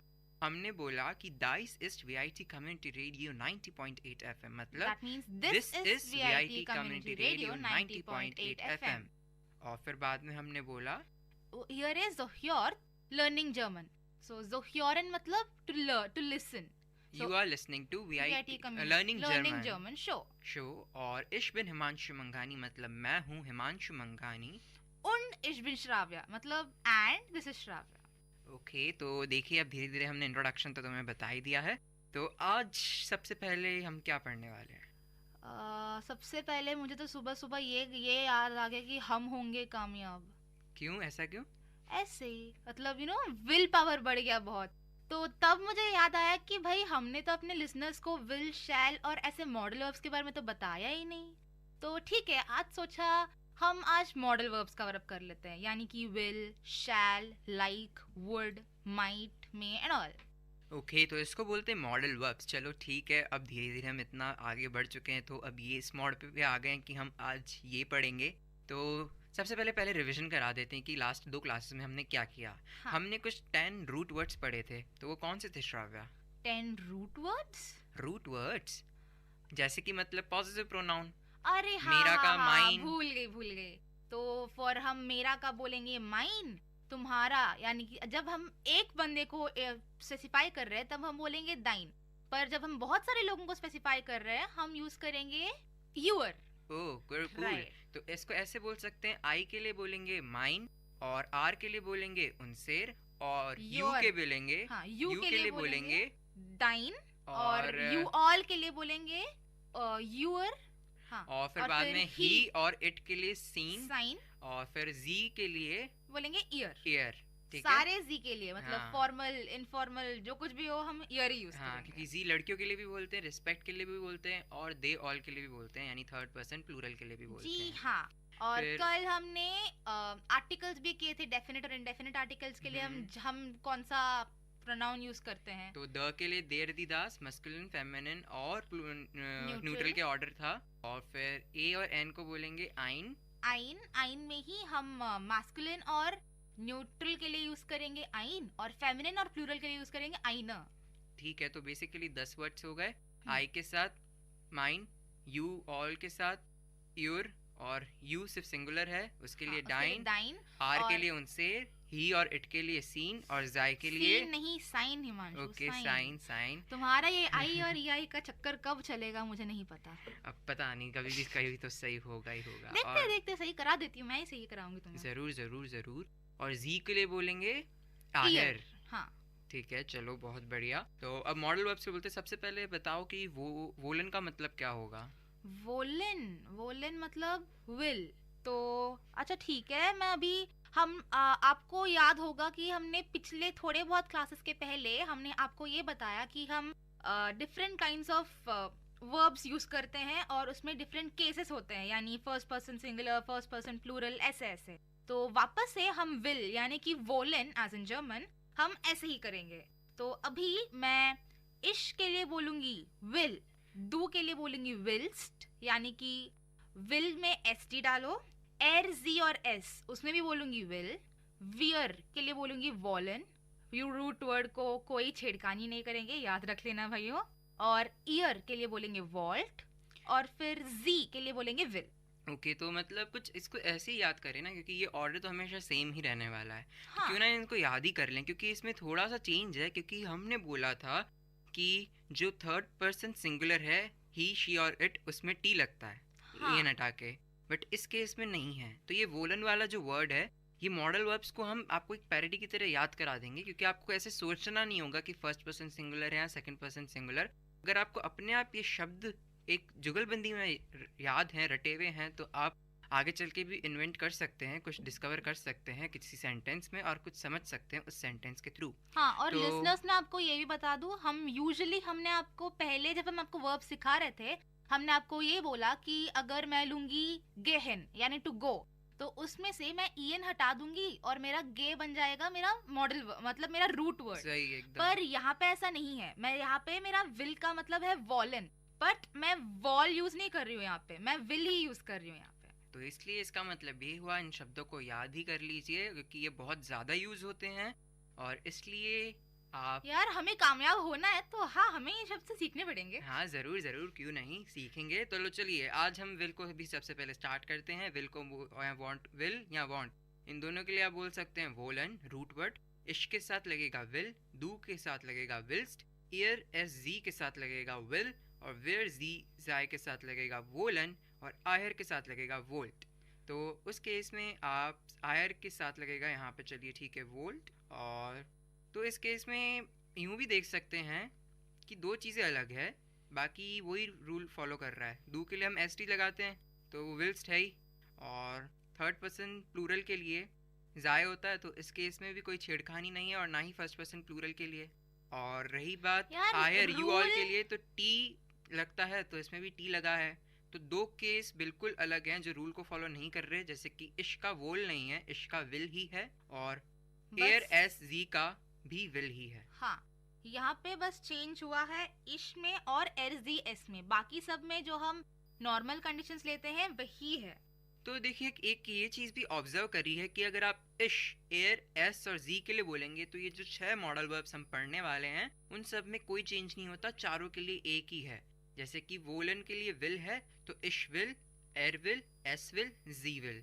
और यही अगर आप कोनन बोलेंगे तो उसका कान है, तो इश कान, एर कान, जी कान, एस कान। ठीक है, कॉनन को तो बगल में रखो, अभी पहले विल का तो क्लैरिफाई कर दो। बट ये प्रिंसिपल अच्छा है काफी, कि मतलब आप उसी ऑर्डर में तो याद कर सकते हैं जो आपके रूल है, पर मेन बेसिकली याद ये रखिए कि आई यानी कि जो फर्स्ट पर्सन सिंगुलर है और जो थर्ड पर्सन सिंगुलर है उनके लिए एक ही यूज होगा। कहने का मतलब, एक बात बोलूं, तुम इतना ग्रामर ना तुम जितना रटोगे उतना ही मुश्किल हो जाएगा, तुम जितना प्रैक्टिस करोगे एग्जाम्पल्स लेके उतना ही तुम्हारे लिए आसान हो जाएगा।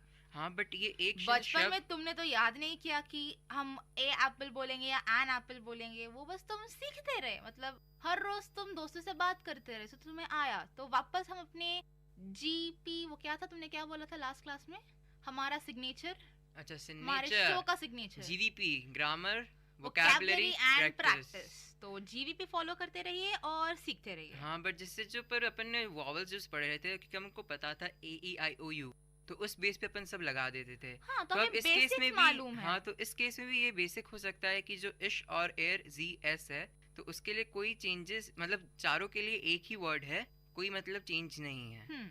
तो इसलिए आपका थोड़ा मतलब याद करने का लोड कम हो जाएगा। आप मतलब देख सकते हैं कि अगर आपको इश पता है विल, तो इसका मतलब आपको एयर जी और एस का भी मतलब पता ही है कि उसके लिए क्या यूज करेंगे, विल ही यूज करेंगे। तो सबसे पहले चलिए इन दोनों केसेस को ही हम कवर करते हैं। अब सबसे पहले 6 वर्ब्स पढ़ा देते हैं और उसके बाद इश, एयर, जी के लिए क्या बोलेंगे वो बता देंगे, फिर उसके बाद हम दूसरे केसेस पे आएंगे। ठीक है? तो हमने वोलन का बता दिया कि इश, एयर, एस और जी यानी कि फर्स्ट पर्सन सिंगुलर और थर्ड पर्सन सिंगुलर के लिए विल लगेगा। तो अब सेकंड वर्ड करते हैं कोनन। कोनन का मतलब बताओ। कोनन का मतलब होता है कैन, आई कैन। सो उसके लिए हम इश, एर, जी, एस के लिए यूज करेंगे कान, KANN, राइट, कान। ओके। और मे और अलाउ को बोलेंगे डुरफन, ड्यूरफन। और उस केस में इश के लिए और एयर, हाँ, और म्योखन का मतलब है वुड लाइक टू। सो उसके लिए हम इश और एरजीएस के लिए यूज करेंगे म्योखे, मॉक्टे, मॉक्टे, मॉक्टे, मॉक्टे, मॉक्टे, मॉक्टे यूज करेंगे। और एक और है, कौन सा है जिसको हम बोलते हैं लाइक टू? लाइक टू, हाँ, मॉगन। नहीं, यहाँ पे सब यूजुअली कंफ्यूज हो जाते हैं। मॉगन का मतलब है लाइक, और जब हम बोलते हैं मॉक्टेन उसका मतलब है लाइक टू। मॉगन मतलब MOGEN। सो उसके लिए हम यूज करेंगे लाइक। अगर मैं बोलूंगी आई लाइक द बुक, सो मैं बोलूंगी इश माग दास बुक। और अगर मैं बोलूंगी would you like to have something, so वहां पे वुड यू लाइक टू, उस केस में मैं यूज करूंगी म्योक्टन। हाँ, तो अब वापस से मैं आपको एक और बार मॉडल वर्ब्स रिवाइज करा देती हूँ। तो ठीक है, हमने अब तक क्या सीखा था, मैं आपको ये बोलूंगी कि इश, एर, जी, एस के लिए हम कौन से वर्ब्स यूज करेंगे। तो वॉलन मतलब विल, उसके लिए हम यूज करेंगे विल। कैन के लिए हम यूज करेंगे कान, जिसका रूट वर्ड है कॉनन। और डुरफन मतलब कि मे और अलाउ, और सोलन मतलब शुड, मूसन मतलब मस्ट, मॉक्टन मतलब वुड लाइक टू, और मागन मतलब लाइक टू। तो ठीक है, सबसे पहले 7 वर्ड्स के मीनिंग याद करा देते हैं। तो मैं तुमसे बोलूंगा, तुम उसका इंग्लिश बताना कि क्या बोलते हैं। ठीक है श्राव्या, तैयार हो? 3, 2, 1, 0। वूलन, वॉलन, वॉलन मतलब विल। और कॉनन, कॉनन मतलब कैन। सोलन मतलब शुड। मॉक्टन मतलब वुड लाइक टू। मूसन मतलब मस्ट। और डुरफन मतलब मे। मागन like, like to. Okay, cool. It's not मागन, इट्स मॉगन। ओके, तो अब ऐसे कर सकते हैं। वोलन के लिए क्या है जो हमने केसेस पढ़े हैं, विल। सोलन के लिए सोल, मूसन के लिए मूस, मॉक्टन के लिए मॉक्टे, हाँ, और डॉर्फन के लिए डार्फ, और कोनन के लिए कान, कान। ठीक है, कॉनन के लिए कान और सोलन के लिए शुड, सोल। और रही बात अब इस केस में डू पे आ जाते हैं, जो कि सेकंड पर्सन सिंगुलर है। तो उस केस में रूल वही लगेगा, ईएन हटा के एसटी लगाना है। बट एक जगह डिफरेंट है, जो कि है मोसन वाला केस, उसमें मुस्ट बोलेंगे, मूसन नहीं बोलेंगे। मुस्ट। तो एक ही इसका एक्सेप्शन है, बाकी वही रूल है जो हमने आपको पहले बता चुके हैं कि ईएन हटाकर एसटी लगाना है। तो वोलन का हो जाएगा वोल्स्ट, कोनन का हो जाएगा कोन्स्ट, सोलन का हो जाएगा सोल्स्ट, और डुरफन का हो जाएगा डार्फ्स्ट। और फिर रही बात मॉक्टन की, तो उस केस में जाएगा मॉक्टेस्ट, और मूसन, मूसन के लिए हो जाएगा मूस, मूस्ट।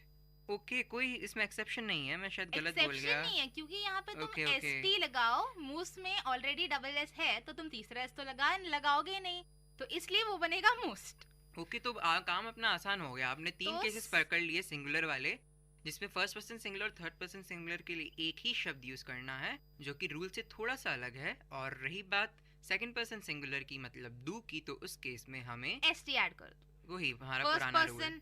फर्स्ट पर्सन के लिए जो हमने वर्ड यूज किया उसके लिए एसटी ऐड कर दो, सिंपल।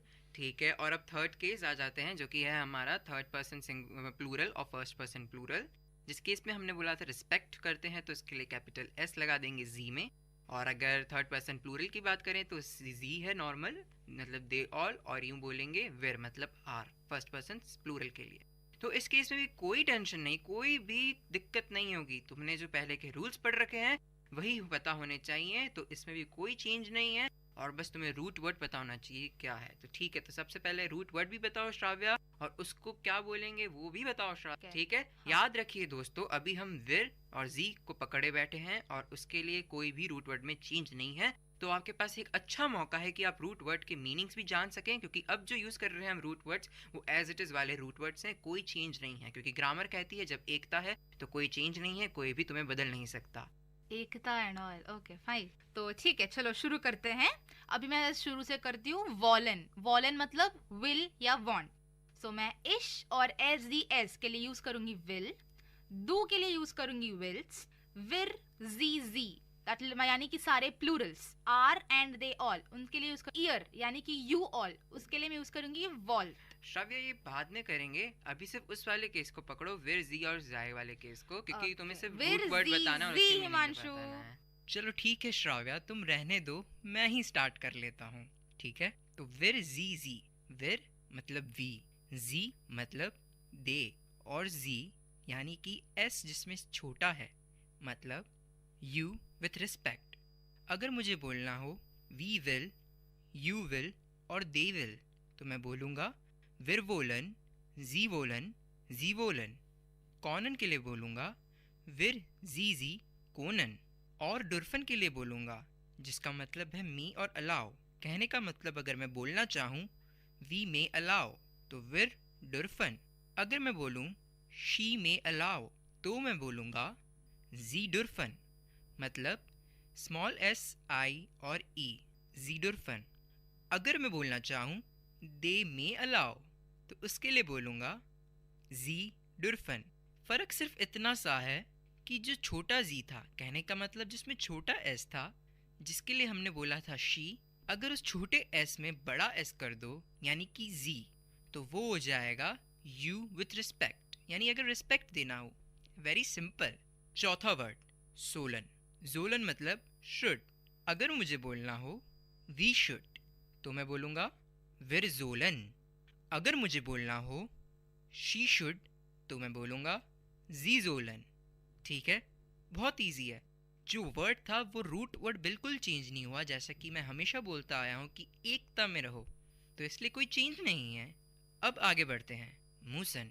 श्राव्य, तुमने बताया था कि म्यूजन का मतलब होता है मस्ट, तो उस केस में अगर अपन बोलना चाहें वी मस्ट, तो अपन बोलेंगे विर मूजन। अगर बोलना चाहें शी मस्ट, तो क्या बोलेंगे? अरे भाई बहुत सिंपल है, मतलब जी मूजन। अब आगे बढ़ते हैं। मॉकटन मतलब वुड लाइक टू। अगर बोलें हम वी वुड लाइक टू, तो क्या बोलेंगे? हम बोलेंगे विर मॉकटन। अगर हम बोलना चाहें शी वुड लाइक टू, तो वो भी बहुत इजी है, सिंपल से बोल दो जी मॉकटन। तो अब तुम अच्छी तरह से समझ गई होगी श्राव्या, और मुझे लगता है हमारे लिसनर्स भी अच्छी तरह से समझ गए होंगे कि अगर विर जी जी वाला केस है, जो कि हम बोलते हैं एकता वाला, रिस्पेक्ट वाला, तो उसमें कोई भी छेड़खानी नहीं है, रूट वर्ड ऐसा का ऐसा ही रहेगा। तो अब मैं वापस से एक क्विक रिकैप दे देता हूँ, जो हमारे लिसनर्स के लिए बहुत बहुत बहुत ही अच्छा होगा। कुछ भी मैं गैप नहीं दूंगा, सीधा वर्ड बोलूँगा, उसका मीनिंग बोलूँगा और कॉन्जुगेशन बता दूंगा, ठीक है? तो स्टार्ट करते हैं। 3, 2, 1 स्टार्ट। वोलन मीन्स विल या वांट। इश विल, डू विल्स्ट, एयर एस जी विल, wir sie sie wollen, ihr wollt. Second word, können. Können means can. Ich kann, du kannst, es sie kann, wir sie können, ihr könnt. अब आगे चलते हैं. Third word, dürfen, which means may or allow. Ich darf, du darfst, es sie darf, wir sie dürfen, ihr dürft. अब हम आगे बढ़ते हैं हमारे चौथे शब्द पर, यानी कि फोर्थ वर्ड, जो कि है sollen. Sollen means should. So, ich soll, du sollst, es sie soll, wir sollen, ihr sollt. Wonderful. Fifth word, जो कि है müssen. Müssen का मतलब must. I must, ich muss. You must, du musst. He, she और it must, इसको बोलेंगे sie es muss. We must या फिर she must, उसको बोलेंगे wir sie müssen. You must, उसको बोलेंगे ihr müsst. अब आखिरी वर्ड, जो कि बहुत सिंपल है, mochten, would like to. तो इसका कॉन्जुगेशन है ich mochte, du mochtest, es sie mochte, wir sie mochten, ihr mochtet. तो आशा है कि आपको अब सब समझ आ गया होगा, और श्राव्या तुमको भी अच्छी तरह से समझ आ गया होगा कि मॉडल वर्ब्स क्या होते हैं और इनका यूसेज क्या है और इनका कॉन्जुगेशन किस तरह से होता है. 6 रूट वर्ड्स थे, जो कि थे woollen, Conan, डुर्फन, Jolen, Musan, मॉक्टन. Woollen मतलब विल और वांट, कोनन मतलब कैन, डुर्फन मतलब मे और अलाउ, जोलन मतलब शुड, मूसन मतलब मस्ट, मॉक्टन मतलब would like to.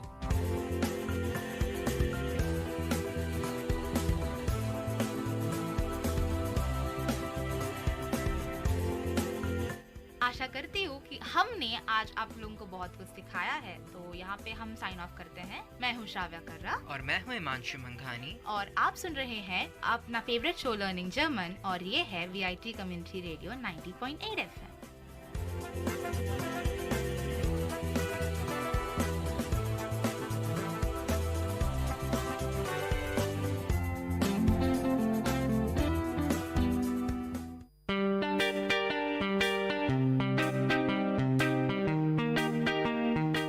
Dear listeners, you're listening to VIT Community Radio 90.8 and this program is Team Speak Time.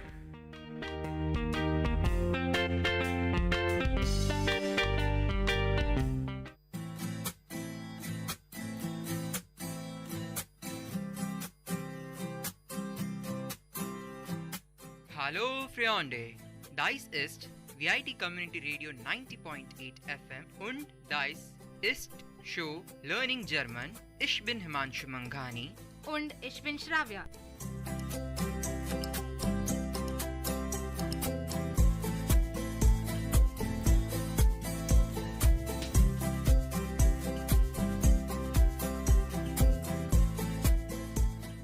अगर जिन लोगों को समझ में नहीं आया कि अब तक हिमांशु क्या बात कर रहा था, हम वापस से उसी को हिंदी में बोल देते हैं. जी हाँ. हेलो दोस्तों, ये है आपका VIT कम्युनिटी रेडियो 90.8 FM और ये है आपका शो लर्निंग जर्मन, और मैं हूँ आपका होस्ट हिमांशु मंघानी और मैं हूँ आपकी होस्ट श्राव्या. तो आज हम क्या करने वाले हिमांशु? पहले हमारा उसूल है कि पहले वाली चीजों को पहले खुद एक बार रिवाइज करवाएंगे उनको. तो पिछली क्लास में हमने क्या पढ़ा? पिछली क्लास में हमने पढ़े थे आर्टिकल्स और मॉडल वर्ब. मॉडल वर्ब्स जैसे कि विल, शैल, मे, माइट और 2 सीखे थे, मूसन, डुर्फन. मस्ट. यस, मस्ट भूल गई मैं. तो चलिए, तो उसको एक जगह कहीं रूल एप्लीकेबल नहीं था जो अपन स्टार्टिंग से पढ़ते आ रहे हैं, वो कौन से केसेस थे? एप्लीकेबल नहीं था मतलब थोड़ा सा चेंज था. जैसे कि अगर बोले तो वोलन विल था, हाँ, सोलन का सॉल था, मूसन का मूस था, मूसे नहीं था. वो सब आएगा फर्स्ट पर्सन्स में, यानी कि इश और एस में. वॉलन के लिए बनेगा विल, सोलन के लिए बनेगा सॉल, म्यूसन के लिए बनेगा मूस, ड्यूरफन के लिए बनेगा दार्फ और मॉकिन के लिए बनेगा मॉक्टे. और और क्या बचा था हिमांशु? और एक मार्कटन हमने बोला था, तो उसके नहीं, लिए मागिन अलग बात है। मागिन हम अभी से नहीं लाएंगे क्योंकि कंफ्यूज हो जाएंगे लोग, तो हम मागिन बाद में लाएंगे। ठीक है, वो नए 6 शब्द थे। तो आज हम क्या करने वाले हैं? आज हम बेसिक सेंटेंसेस बोलने वाले हैं। जैसे कि अभी मुझे किसी को अपना नाम बताना है जर्मन में। मैं अभी सपोज अगर मेरा सब कुछ, मेरा इंजीनियरिंग मैंने अच्छे से कर लिया और मुझे जर्मनी में एमएस करने का मौका मिल गया, तो मैं वहाँ पे जाऊँगी तो मैं लोगों से कैसे बात करूँगी? तो हम आज उस सेंटेंसेस पे फोकस करेंगे। तो सबसे पहले मैं आपको ये बता देना चाहती हूँ कि हम एड्रेस करते हैं जर्मन में लोगों को ना बहुत इज्जत देना पड़ता है। तो हर कहीं देना पड़ता है। हाँ, मतलब अभी मैं सब लैंग्वेजेस में रिस्पेक्ट जरूरी है। जी हाँ, बट ठीक है, वहाँ पे थोड़े और ज्यादा जरूरी है। तो ठीक है, सबसे पहले अगर हम किसी को एड्रेस करना चाहें तो हम इंग्लिश में मिस्टर और मिस बोलते हैं। तो यहाँ पे जर्मन में हम मिस्टर को बोलते हैं हेर और मिस को बोलते हैं फ्राउ। ठीक है, तो चलिए ठीक है। अब श्राव्या, ऐसा करते हैं कि इस लेसन में तुम मेरी टीचर बन जाओ और मैं और मेरे जो अपन के जो भी लिसनर्स हैं वो स्टूडेंट बन जाएंगे। तो तुम पूरा बताओ क्या होता है। मैं तुमसे कुछ क्वेश्चंस पूछूंगा, क्रॉस क्वेश्चनिंग जो एक स्टूडेंट टीचर से करता है। हालांकि वो इतना ऑफिशियल नहीं होगा, इतना ज़रूर होगा कि लोगों को समझ पाए कि वो क्या सीख रहे हैं। तो ठीक है, शुरू करते हैं। सबसे पहले जब हम किसी से कुछ बोलना का सब कुछ पूछना चाहते हैं या फिर हम कॉन्वर्सेशन स्टार्ट करना चाहते हो, तो हम यूजुअली उस दूसरे को ग्रीट करते हैं। तो हमने आपको बहुत बहुत बहुत पहले बता दिया है कि हम ग्रीट कैसे करते हैं। अगर मैं किसी को बोलना चाहूँ गुड मॉर्निंग, तो मैं क्या बोलूँगी हिमांशु? गुटन मॉर्गन। एग्जैक्टली। अगर गुड डे बोलना चाहूँ तो गुटन टाग। गुड इवनिंग तो गुटन आबेट। और गुड नाइट तो गुटे नाक्ट। ओके, गुड नाइट तो कॉन्वर्सेशन का शुरू नहीं होता, वो तो कॉन्वर्सेशन के अंत होता है। हाँ। तो ठीक है, अगर मैं किसी से बोलना चाहूँ कि मेरा नाम श्राव्या है, तो मैं बोलूँगी like good day, my name is Shravya. तो मैं उसको कैसे बोलूँगी? गुटन टाग, माय नेम इज श्राव्या। समझे? और अगर मुझे बोलना हो कि व्हाट इज योर नेम, तो मैं कैसे बोलूँगा? What is your name? What is your name के लिए हम दो तरीके से बोल सकते हैं। हम ऐसे पूछ सकते हैं कि वी हाइसन सी, तो हाउ आर यू कॉल्ड? सो वी हाइसन सी मतलब व्हाट इज योर नेम, या फिर वास इज योर नेम, ऐसे भी बोल सकते हैं कि व्हाट इज योर नेम सीधा जर्मन में। तो उसके लिए मुझे रिप्लाई करना पड़ेगा माय नेम इज श्राव्या, या फिर इश हाइसर श्राव्या, या फिर मैं ऐसे भी बोल सकती हूँ कि इश बिन श्राव्या। ओके, तो चलिए एक अच्छी चीज़ इसी को ही थोड़ा इलेबोरेट करते हुए एक सीन लेते हैं जिसमें क्या होगा श्राव्या? मैं इन्फॉर्मेशन डेस्क पे बैठी हूँ और सपोज हिमांशु तुम मेरे पास आए हो, तुम्हें मुझसे कुछ पूछना है, तो तुम क्या पूछोगे? सबसे पहले कॉन्वर्सेशन कैसे स्टार्ट करोगे? कॉन्वर्सेशन गुटन टाग अगर गुड डे होगा, या फिर गुड मॉर्निंग के लिए गुटन मॉर्गन। तो मैं बोलूँगा आपको कि वी हैजन सी। वी हैजन सी। मैं अपना नाम तुम्हें क्यों बताऊंगी? मैं इन्फॉर्मेशन डेस्क पे बैठी हूँ।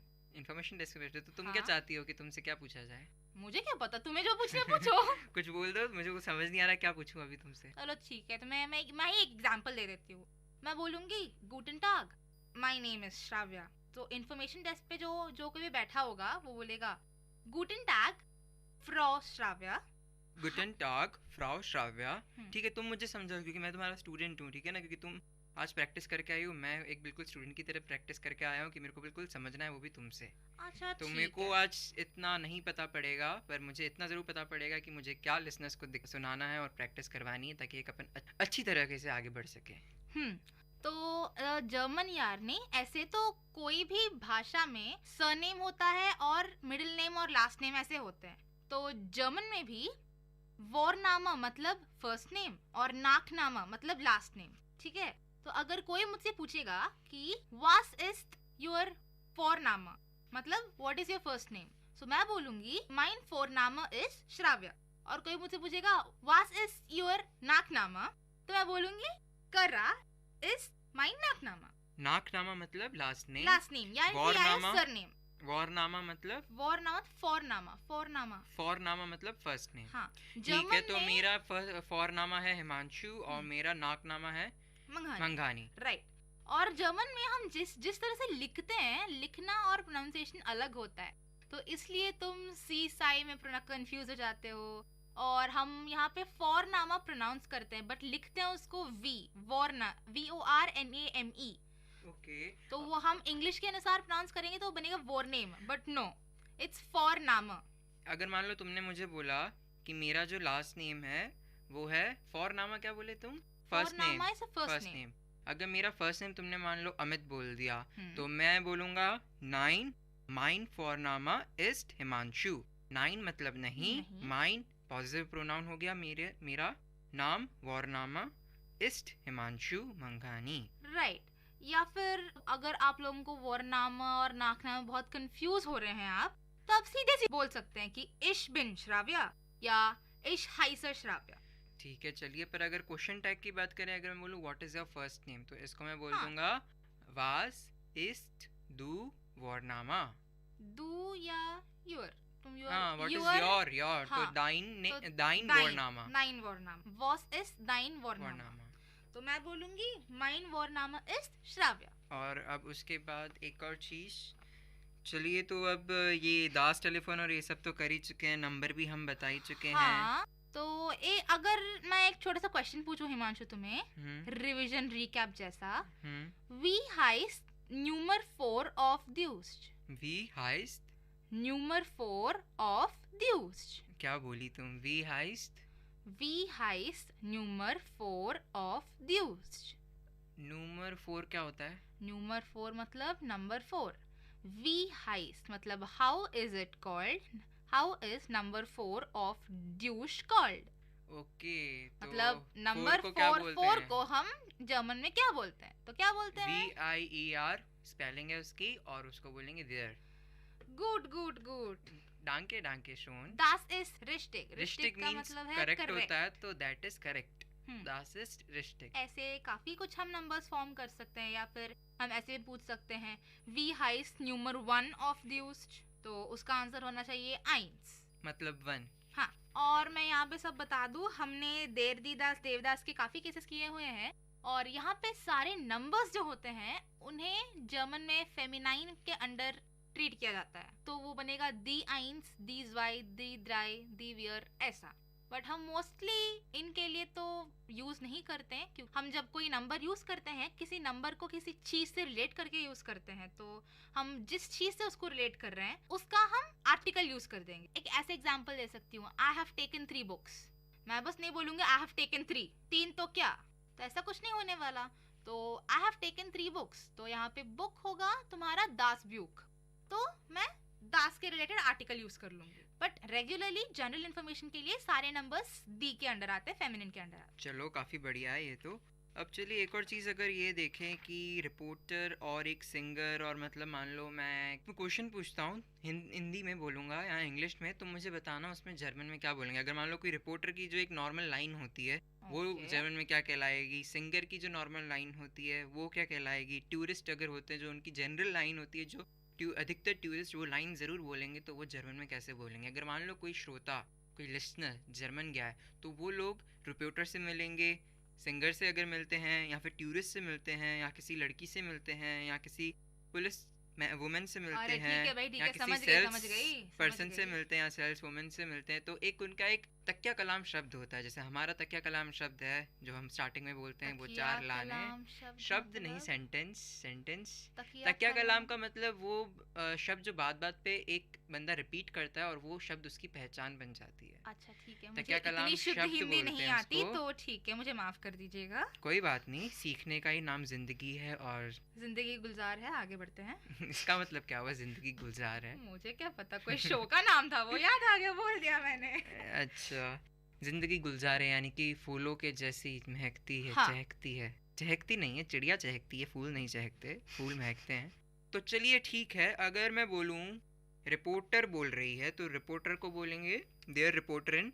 रिपोर्टर अगर बंदा हो तो बोलेंगे रिपोर्टर, अगर बंदी हो तो बोलेंगे रिपोर्टर। अगर मैं बोलूं, अगर मान लो रिपोर्टर ये बोलना चाहती है good day miss Shravya, heartily welcome. Okay, तो गुड डे को हम बोलेंगे गुटन टाग, मिस श्राव्या यानी कि फ्रॉ श्राव्या, हार्टली वेलकम। ओके, ये काफी कंफ्यूजिंग है, तो हम यूजुअली हार्टली वेलकम के लिए जर्मन में यूज करते हैं हेrzlich willkommen। ठीक है, तो कॉमन का मतलब होता है कम, तो willkommen मतलब वेलकम, हार्जलिश का मतलब हो गया हार्टली। हाँ, तो हार्जलिश हम लोग यहाँ पर हार्टली शो कर रहे हैं।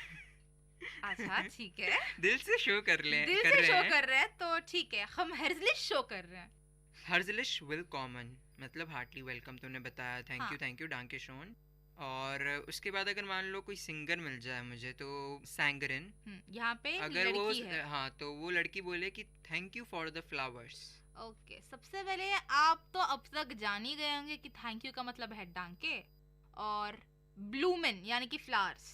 तो मेरा सेंटेंस बनेगा thank you for the flowers यानी कि डांके फ्यूअर डी ब्लूमेन। फ्यूअर मतलब फॉर, डांके मतलब थैंक यू, डी ब्लूमेन मतलब फ्लावर्स, दी फ्लावर्स। अरे वाह, तुम तो बहुत होशियार हो श्राव्या। बहुत सारे टूरिस्ट हैं तो दे आर टूरिस्ट, और अगर टूरिस्ट की मेन ये लाइन होती है गुड बाय, गुड ट्रैवल, और मान लो मिस डैश कोई भी नाम बोल दिया, मैं बोल देता हूँ मिस श्राव्या, मान लो goodbye, good travel, miss Shravya. मान लो अगर मैं टूरिस्ट हूँ और तुम मुझे कहीं मिलती हो तो मुझे तुम्हें बोलना है goodbye, good travel, miss Shravya. तुम कहीं जा रही हो तो मैं इसको कैसे बोलूँगा एज ए टूरिस्ट? ओके, सबसे पहले गुड बाय को हम बोलते हैं ऑफ वीडरसेहन। तो चलिए एक नया शब्द मिल गया। अब हम हमारा अगर शो को बंद करेंगे तो गुड बाय के कैसे करेंगे और क्या बोलेंगे? ऑफ वीडरसेहन। वीडरसेहन। हाँ, क्योंकि आज की क्लास में हम काफी नए नए फ्रेजेस सीखने वाले। ये शब्द नहीं है, एग्जैक्टली फ्रेजेस हैं। ऑफ वीडरसेहन मतलब गुड बाय। हार्टली वेलकम, तो चलिए हम स्टार्टिंग में हमेशा शो में अब बोलेंगे हार्टली वेलकम। हेrzlich willkommen। हाँ चलिए, अगर मान लो वेलकम अगर श्राव्या करती है तो वो बोलेगी हार्टली वेल। नहीं, सुनो, अगर मैं बोलूँ कि heartily welcome to learning German तो मैं बोलूंगी herzlich willkommen zu learning German। Great, good, that das is toll मतलब that is great, das ist wunderbar मतलब दैट इज वंडरफुल। वही तो मैं सोच रही टॉल क्यों बोल रहा है, सेंटेंस तो लंबा था तो वो सोच रही थी लॉन्ग, तो टॉल कहाँ से आ गया? तो चलिए कोई बात नहीं, होता है, बट सही है। अगर आप मतलब नॉर्मली किसी से मिलते भी हैं तो आप बोलेंगे हार्टली वेलकम। अगर किसी को बाय भी बोलते तो गुड बाय, तो गुड बाय को बोलेंगे ऑफ वीडरसेहन। ऑफ वीडरसेहन मतलब गुड बाय, ऑफ वीडरसेहन मतलब गुड बाय, ऑफ वीडरसेहन मतलब गुड बाय। और अगर हार्टली वेलकम बोलेंगे तो herzlich willkommen, हार्टली वेलकम। तो अगर कोई टूरिस्ट बोलेगा दूसरे टूरिस्ट को कि goodbye and have a nice trip तो गुड बाय, गुड ट्रैवल। हाँ, रीसे मतलब ट्रैवल, ट्रिप, रीसे मतलब ट्रिप इन जर्मन। तो ऑफ वीडरसेहन गुटे रीसे फ्रॉ श्राव्या। सपोज अगर तुमने मुझे बोल दिया तो ऐसा, तो मतलब ऑफ Goodbye। वीडरसेहन का मतलब गुड बाय, गुड ट्रैवल, गुटे रीजे। अब रीजे होता है ट्रैवल, और ट्रैवल एक फेमिनिन की तरह इंट्रोड्यूस किया गया, तो गूटन में से एन हट गया, गुटे हो गया, और फ्राउ मतलब मिस, श्राव्या मतलब श्राव्या ही होगी और क्या होगा। ठीक है, अगर मान लो मैंने तुम्हें ये बोला, ठीक है, अब तुम मुझे कुछ बोलोगी तो मैं भी तुम्हें गुड बाय तो बोलूंगी। हाँ, तो तुम क्या बोलोगी? और मेरा नाम लेकर जी हाँ, तो मैं बोलूंगी ऑफ वीडरसेहन हेर हिमांशु। कूल, बहुत बढ़िया, क्योंकि हेर मतलब मिस्टर, सो मिस्टर हिमांशु गुड बाय। ठीक है। और चलो अगर मान लो कोई दो लड़का लड़की मिलते हैं जो अजनबी हैं स्टार्टिंग में, तो स्टार्टिंग में अगर लड़की ये पूछना चाहे लड़के से कि हेलो आई एम क्लॉडिया मतलब मैं हूँ क्लॉडिया और आप कौन हैं, तो इसको कैसे बोलेगी वो लड़की? ठीक है, अगर उस लड़की का नाम क्लॉडिया हो तो वो बहुत तरीके से बोल सकती है उसका नाम कि हेलो इश बिन क्लॉडिया, या फिर ऐसे ही बोल सकती है नामे इस्ट क्लॉडिया। नामे इस्ट क्लॉडिया। हाँ। My were name east Claudia. हाँ, तो ऐसे बहुत सारे अब तक हमने बहुत केसेस किए थे, इश बिन क्लॉडिया, इश हाइसे क्लॉडिया ऐसे। तो ठीक है, अभी हम इस पे अटक जाते हैं कि हेलो इश हाइसे Claudia und du and you। Okay, अब मान लो मैं वो अजनबी लड़का हूँ और मुझे बोलना है कि मैं हूँ हिमांशु, और फिर बोलना है गुड बाय क्लॉडिया, तो कैसे बोलूंगा? तो लड़के ने भाव ही नहीं दिया लड़की को। हाँ भाई, बड़ा भाव खाते हैं लोग आजकल। ऐसे बोलना चाहिए कि इश हाइसे हिमांशु चूस क्लॉडिया। ओके, इश हाइसे हिमांशु चूस क्लॉडिया। हाँ, चूस का मतलब है goodbye. Okay, very good. नहीं, चूस का मतलब है बाय, और ऑफ वीडरसेहन का मतलब है गुड बाय। तो अपने दोस्तों को गलती से ऑफ वीडरसेहन मत बोल दीजिएगा, अपने दोस्तों को बोल दीजिएगा चूस। तो हॉल्ट मतलब रुको। ये हॉल्ट तो इंग्लिश से रिलेटेड वर्ड हुआ। हॉल्ट मतलब रुको। हॉल्ट, या ठीक है हाल्ट। हाल्ट, हाँ, ये आता है, ओ नहीं आता। हाल्ट बोल सकते हैं इसको। तो हाल्ट मतलब रुको। वी हाइसन सी व्हाट इज योर नेम या हाउ आर यू कॉल्ड। चलिए ठीक है। तो और मैं अगर पागल थोड़ी ना हूँ कि मैं अपना नाम बता दूंगी। हाँ, नाम नहीं बताऊंगा, पर मैं यहाँ पे मुजरिम हूँ तो मुझे बोलना है ओ फॉरगिव मी, ठीक है, मैं सीधा बस फॉरगिव मी करके पतली गली पकड़कर भाग जाऊंगा। पतली गली क्यों? नॉर्मल गली पकड़ के नहीं भाग सकते? मुहावरा है। तुम अच्छा, क्या अच्छा। हिंदी पढ़ रही हो? कोई मेरे को बोला क्या इंग्लिश पढ़ रहे मुझे हो? मैं हिंदी तो नहीं बोला, क्या आती। हिंदी पढ़ रही हो? मुझे हिंदी नहीं आती तो अभी ठीक से। क्या मैं- बोल रही हो? फ्रेंच बोल रही हो यहाँ पे? मतलब शुद्ध हिंदी नहीं आती भाई, जो बस बात करने के लिए हम यूज करते हैं वही आती है मुझे हिंदी। ये बात करने के लिए होते हैं, बट मुहावरे होते हैं, और मुहावरे जो होते हैं ईडियम्स होते हैं, और ईडियम्स जो होते हैं इतना यूज नहीं होते हैं, तो इसलिए लोगों को थोड़ा कंफ्यूजन हो जाता है। अंडरस्टूड? तो चलो, अभी तो तुम फॉरगिव मी को क्या बोलोगे? ओह को तो ओह ही बोल लूंगा क्योंकि एक वॉइस है ये, और फॉरगिव मी को मैं बोलूंगा विर जी हुंग। वेरजी हुंग। वेरजी हुंग। तो कितना अच्छा आज सीखा यार। हार्टली वेलकम, गुड बाय, और फॉरगिव मी तो वेरजी हुंग मतलब फॉरगिव मी, और फिर हर्जलिश विलकोमन मतलब हार्टली वेलकम, और फिर गुड बाय को मतलब ऑफ वेडर सेहन। ऑफ वीडर सेहन। वीडर सेहन। और चुस का मतलब है बाय, हम्म। जो सिर्फ दोस्तों को बोला जाता है, और ऑफ वीडर सेहन मतलब गुड बाय, जो दुश्मनों को बोला जाता है। चलो मैं ठीक है। मजाक और कर रही हूँ बेबी- दोस्तों। तो अगर आप किसी झगड़े में पड़ गए तो प्लीज मेरा नाम मत लीजिएगा। अच्छा तो चलिए ठीक है। और अगर इसकी बात करें कि बच्चा है, बच्चे अगर मम्मी को बोलना है उसको मम्मी, तो कैसे बोलेगा? मम्मा। और क्या बोलेगा यहाँ बच्चा? जैसे बोलते हैं वैसे ही है, मामा ही बोलेगा उसको, मामा। और बेबी को बताओ, अगर द बेबी है तो क्या बोलेंगे? बेबी इज, बेबी मतलब बेबी होता है। द बेबी को क्या बोलेंगे? दास जर्मन में? बेबी। दास बेबी मतलब वो क्या है? न्यूट्रल है बेबी। हाँ। और मार्शन हमने देखा मतलब लड़की, हम्म। तो देर मार्शन लड़के को दास देखा। मार्शन। हाँ दास मार्शन, माय बैड। और ऑफ वीडर सेहन बाय चुस। फॉरगिव मी ओ वेरजी हुंग। वर्जी हुंक।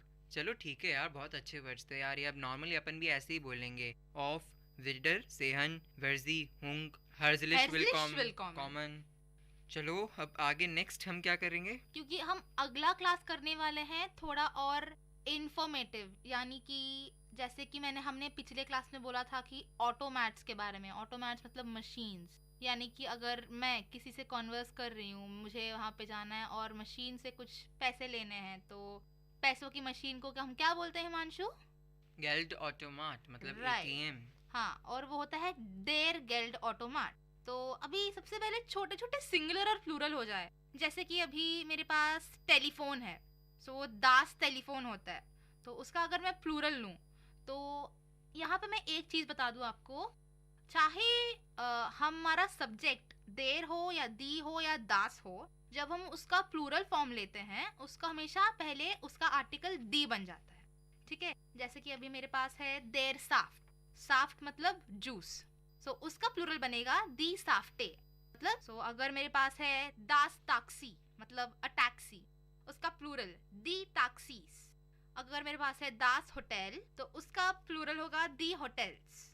रेलवे स्टेशन पे ये सब चीजें होती होंगी, दो लड़के मिलते होंगे, हाँ, एक लड़का मिलता actually होगा, ये perfect. बात बोलते होंगे, चोर सिंगर भागता चोर होता है। भागता होगा। और कोई मान लो शॉपकीपर बोले और कोई कुछ मांगे, शॉपकीपर बोले कि फॉरगिव मी मेरे पास वो चीज नहीं है, तो वो और बोलेगा शॉपकीपर को जब हमने क्या बोलेंगे? हाँ शॉपकीपर को हम जब वर्क ऑफिन। वर्क ऑफिन। ओके हाँ, कॉफरिन मतलब कॉफरिन सेल्स वुमेन। Sales women. अगर सेल्समैन हो तो वर्क ऑफिन होगा। हाँ वर्क ऑफिन। तो चलिए अगर अब इसको उस कॉन्टेक्स्ट में ले जाते हैं, और यही हमारा रिवीजन भी होगा आज के शो का, तो सबसे रेलवे स्टेशन पे पहले- तुम क्या सीन देखती हो सबसे सबसे पहले? पहले रेलवे स्टेशन को तो क्या हम बोलते हो? मुझे नहीं पता। ओके, स्टेशन को हम बोलते हैं बैनहॉफ। और मेरे को ये पता है कि अगर मेन स्टेशन हो तो स्टेशन तो तुमने बोल दिया भानहॉफ मतलब रेलवे स्टेशन, और हॉफ होता है मतलब मेन, तो मेन रेलवे स्टेशन यानी कि सेंट्रल रेलवे स्टेशन, तो बनेगा हॉफ्ट बैनहॉफ। हॉफ्ट बैनहॉफ। ठीक है, तो तुम न्यूज़पेपर की स्टॉल देखोगी तो तुम उसको बोलोगी ज़्यूटुंगन मतलब न्यूज़पेपर्स, और अगर फ्लावर्स के लिए देखोगी तो ज़ाइटुनेन। ब्लूमिन। ज़ाइटुन, ज़ाइटुंग होता है, वापस से जी जाई। हे भगवान, अरे यार वो SIE होता है जी, तो ये ZEI जाए कैसे हो जाता है? हिमांशु, मैंने जर्मन नहीं लिखा है, प्रोनाउंसिएशन जैसा है वैसे तुम्हें प्रोनाउंस करना पड़ेगा। चलो ठीक है दोस्तों, आप ये मत समझिएगा कि हमको आती नहीं है इतनी, पर हम थोड़ी थोड़ी क्या मिस्टेक करते हैं ताकि थोड़ा फनी हो सके और आप अपने आप को इससे भी रिलेट कर सकें। हाँ, तुमने अगर एक मिस्टेक कमिट किया हो तो तुम क्या बोलोगे? Pardon me. Pardon me. तो उसमें जर्मन में क्या बोलोगे? I don't know. यूज कर सकते हो उसको वेरजी हंग। चलो ठीक है, तो फिर अगर हम अपन रेलवे स्टेशन पे ये देखते हैं कि एक लड़का मिलता है, एक लड़की मिलती है और दोनों इतने जल्दी में तो सिर्फ अपना नाम बता पाते हैं, तो लड़की बोलेगी हालो इश हाइजे क्लाउडिया उंडू, मतलब हेलो मैं हूँ क्लॉडिया और तुम कौन हो। तो लड़का बोलेगा इश हाइजे क्लॉस चूज क्लॉडिया, मतलब ये जल्दबाजी बता रहे हैं कि उसने बस सिर्फ अपना नाम बोला इश हाइजे क्लॉस चूज क्लॉडिया, मतलब गुड बाय क्लॉडिया। बंदे के पास बिल्कुल टाइम नहीं है, लड़कियों के लिए लड़के के पास टाइम नहीं है क्या यार। जब ट्रेन छूटती है ना तो ट्रेन वालों से पूछो कि क्या गुजरती है। और फिर उसके बाद अगर मान लो चोर दिख जाए, पुलिस वुमेन को चोर दिख जाए रेलवे स्टेशन पे, तो वो बोलेगी रुको हॉल्ट हिमांशु हॉल्ट। ओके तो तुम अपने आप को पुलिस वुमेन बोल रही हो और मुझे चोर बोल रही हो। जी हाँ, आपने अगर ऐसे समझ लिया तो मैं क्या करूँ। ठीक है, तो तुम बोलोगी हॉल्ट वी हाइजन जी इश हाइजे हिमांशु मंगानी और इश हाइजे वोर नाम हिमांशु इश हाइजे नाक नाम मंगानी। और अगर तुम बाद में मान लो कोई बेबी को देखती हो तो वो क्या बोलेगा, नॉर्मल मम्मा मम्मा जो बोलते हैं, तो उसमें तो कुछ है नहीं। बेबीज क्या जर्मन बोलेंगे यार, हाँ, तो छोड़ो। और मान लो अगर किसी एक लवर को देखती हो तुम रेलवे स्टेशन पे, वो उसको फूल लाके दिया, मतलब ब्लूमेन फ्लावर्स लाके दिया, तो वो लड़की कैसे बोलेगी उसको कि thank you for the flowers. तो बोलेगी डांके फ्यूर दी ब्लूमेन। तो डांके मतलब थैंक यू, फॉर मतलब फॉर दी ब्लूमेन, क्योंकि ब्लूमेन क्या है, फ्लावर्स है, तो इनमें हम दी यूज करेंगे, तो दी ब्लूमेन। हाँ, मैंने आपको अभी बोला है कि ब्लूमे मतलब फ्लावर, सो वो होगा डी ब्लूमे मतलब अ फ्लावर, डी ब्लूमेन मतलब बहुत सारे फूल। और अगर जैसे कि अभी रेलवे स्टेशन पे मान लो ट्रेन स्टार्ट हो चुकी है और एक पैसेंजर बाय कर रहा है अपने दूसरे पर्सन को जो कि उसको सी ऑफ करने आया है, तो वो उसको कैसे बोलेगा, ऑफ फीडर से हैन। और अगर मान लो कोई वेलकम कर रहा है, कोई ट्रेन आई है और वहाँ से कोई रिसीव करने आया है, तो वो बंदा कैसे बोलेगा, हार्टली वेलकम, हर्जलिश विलकॉमन। तो चलिए ठीक है, आज का हमारा शो यही था, और तो अब हम आपको गुड बाय कहने वाले हैं। अब गुड बाय नहीं कहने वाले, हम तो सिर्फ आपको बाय कहने वाले, क्योंकि हम आपको वापस ये शुरू हो गई फिर से अरे यार, मतलब जो सीखने सही से सीखते हैं ना। हाँ सही है, पर थोड़ा देखो होना चाहिए, यूं ऐसे मॉड्यूलेशन आने चाहिए। तुम ऐसे मत समझना कि मैं तुमको टोक रहा हूँ, तुम ऐसे समझना तुम ऐसे नहीं, बिल्कुल नहीं, ऐसे तो मैं इसको समझती नहीं हूँ दोस्तों भाई, टोकने का पूरा हक है तुम्हारा। चलो बढ़िया काफी। मैं एक शब्द बोलूंगा तो तुम वापस से मेरे को डांटोगी, पर कोई बात नहीं, आई एम जस्ट किडिंग, मैं सिर्फ मजाक कर रहा हूँ ताकि लिसनर्स को और मजा आए और वो समझ पाए। ठीक है श्राव्या? हाँ, तो अब बाय बोलना है तो चुस, ठीक है, गुड बाय बोलना है तो ऑफ फीडर से है, तो हम लोगों को तो आपको गुड बाय बोलने का कोई इरादा है नहीं।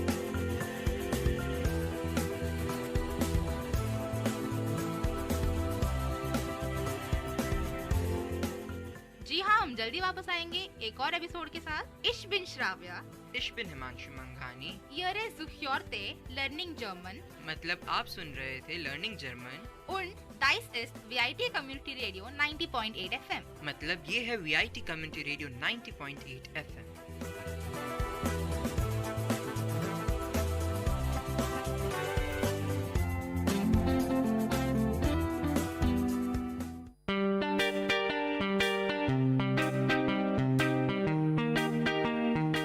Dear listeners, you're listening to VIT Community Radio 90.8 and this program is Team Speak Time.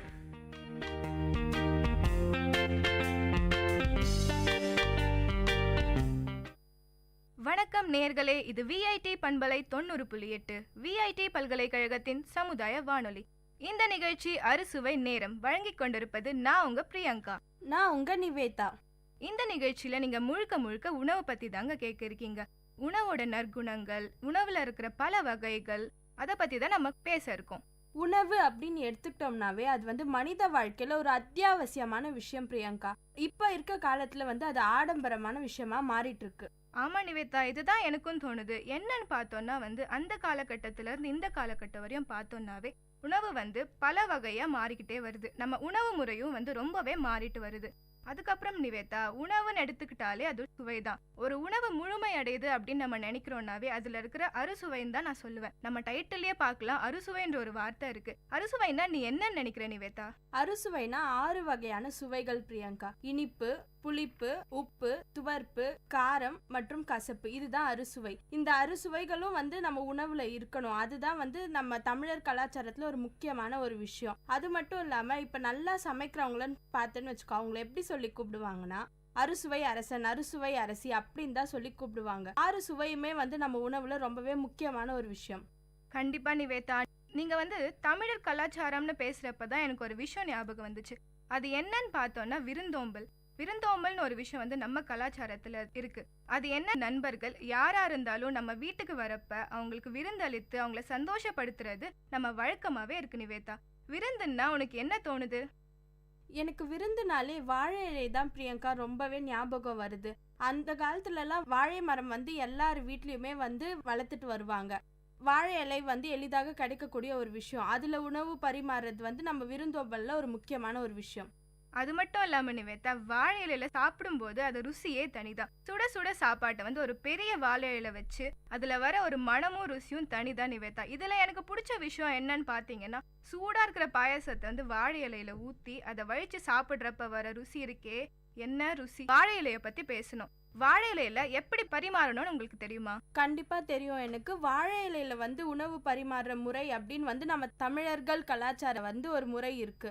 வாழை இலையில மேல் பகுதியில பாத்தீங்கன்னா உப்பு, ஊறுகாய், கூட்டு, பொரியல் இந்த மாதிரி சின்ன சின்ன விஷயத்தெல்லாம் வைப்பாங்க. கீழ்பகுதியில வந்து எந்த உணவை மெயினா சாப்பிட்றோமோ அந்த உணவெல்லாம் வந்து வாழை இலையோட கீழ்பகுதியில வைப்பாங்க. இப்படிதான் வந்து நம்ம தமிழர்கள் கலாச்சாரத்துல வந்து அந்த உணவெல்லாம் பரிமாறிட்டு இருந்தாங்க.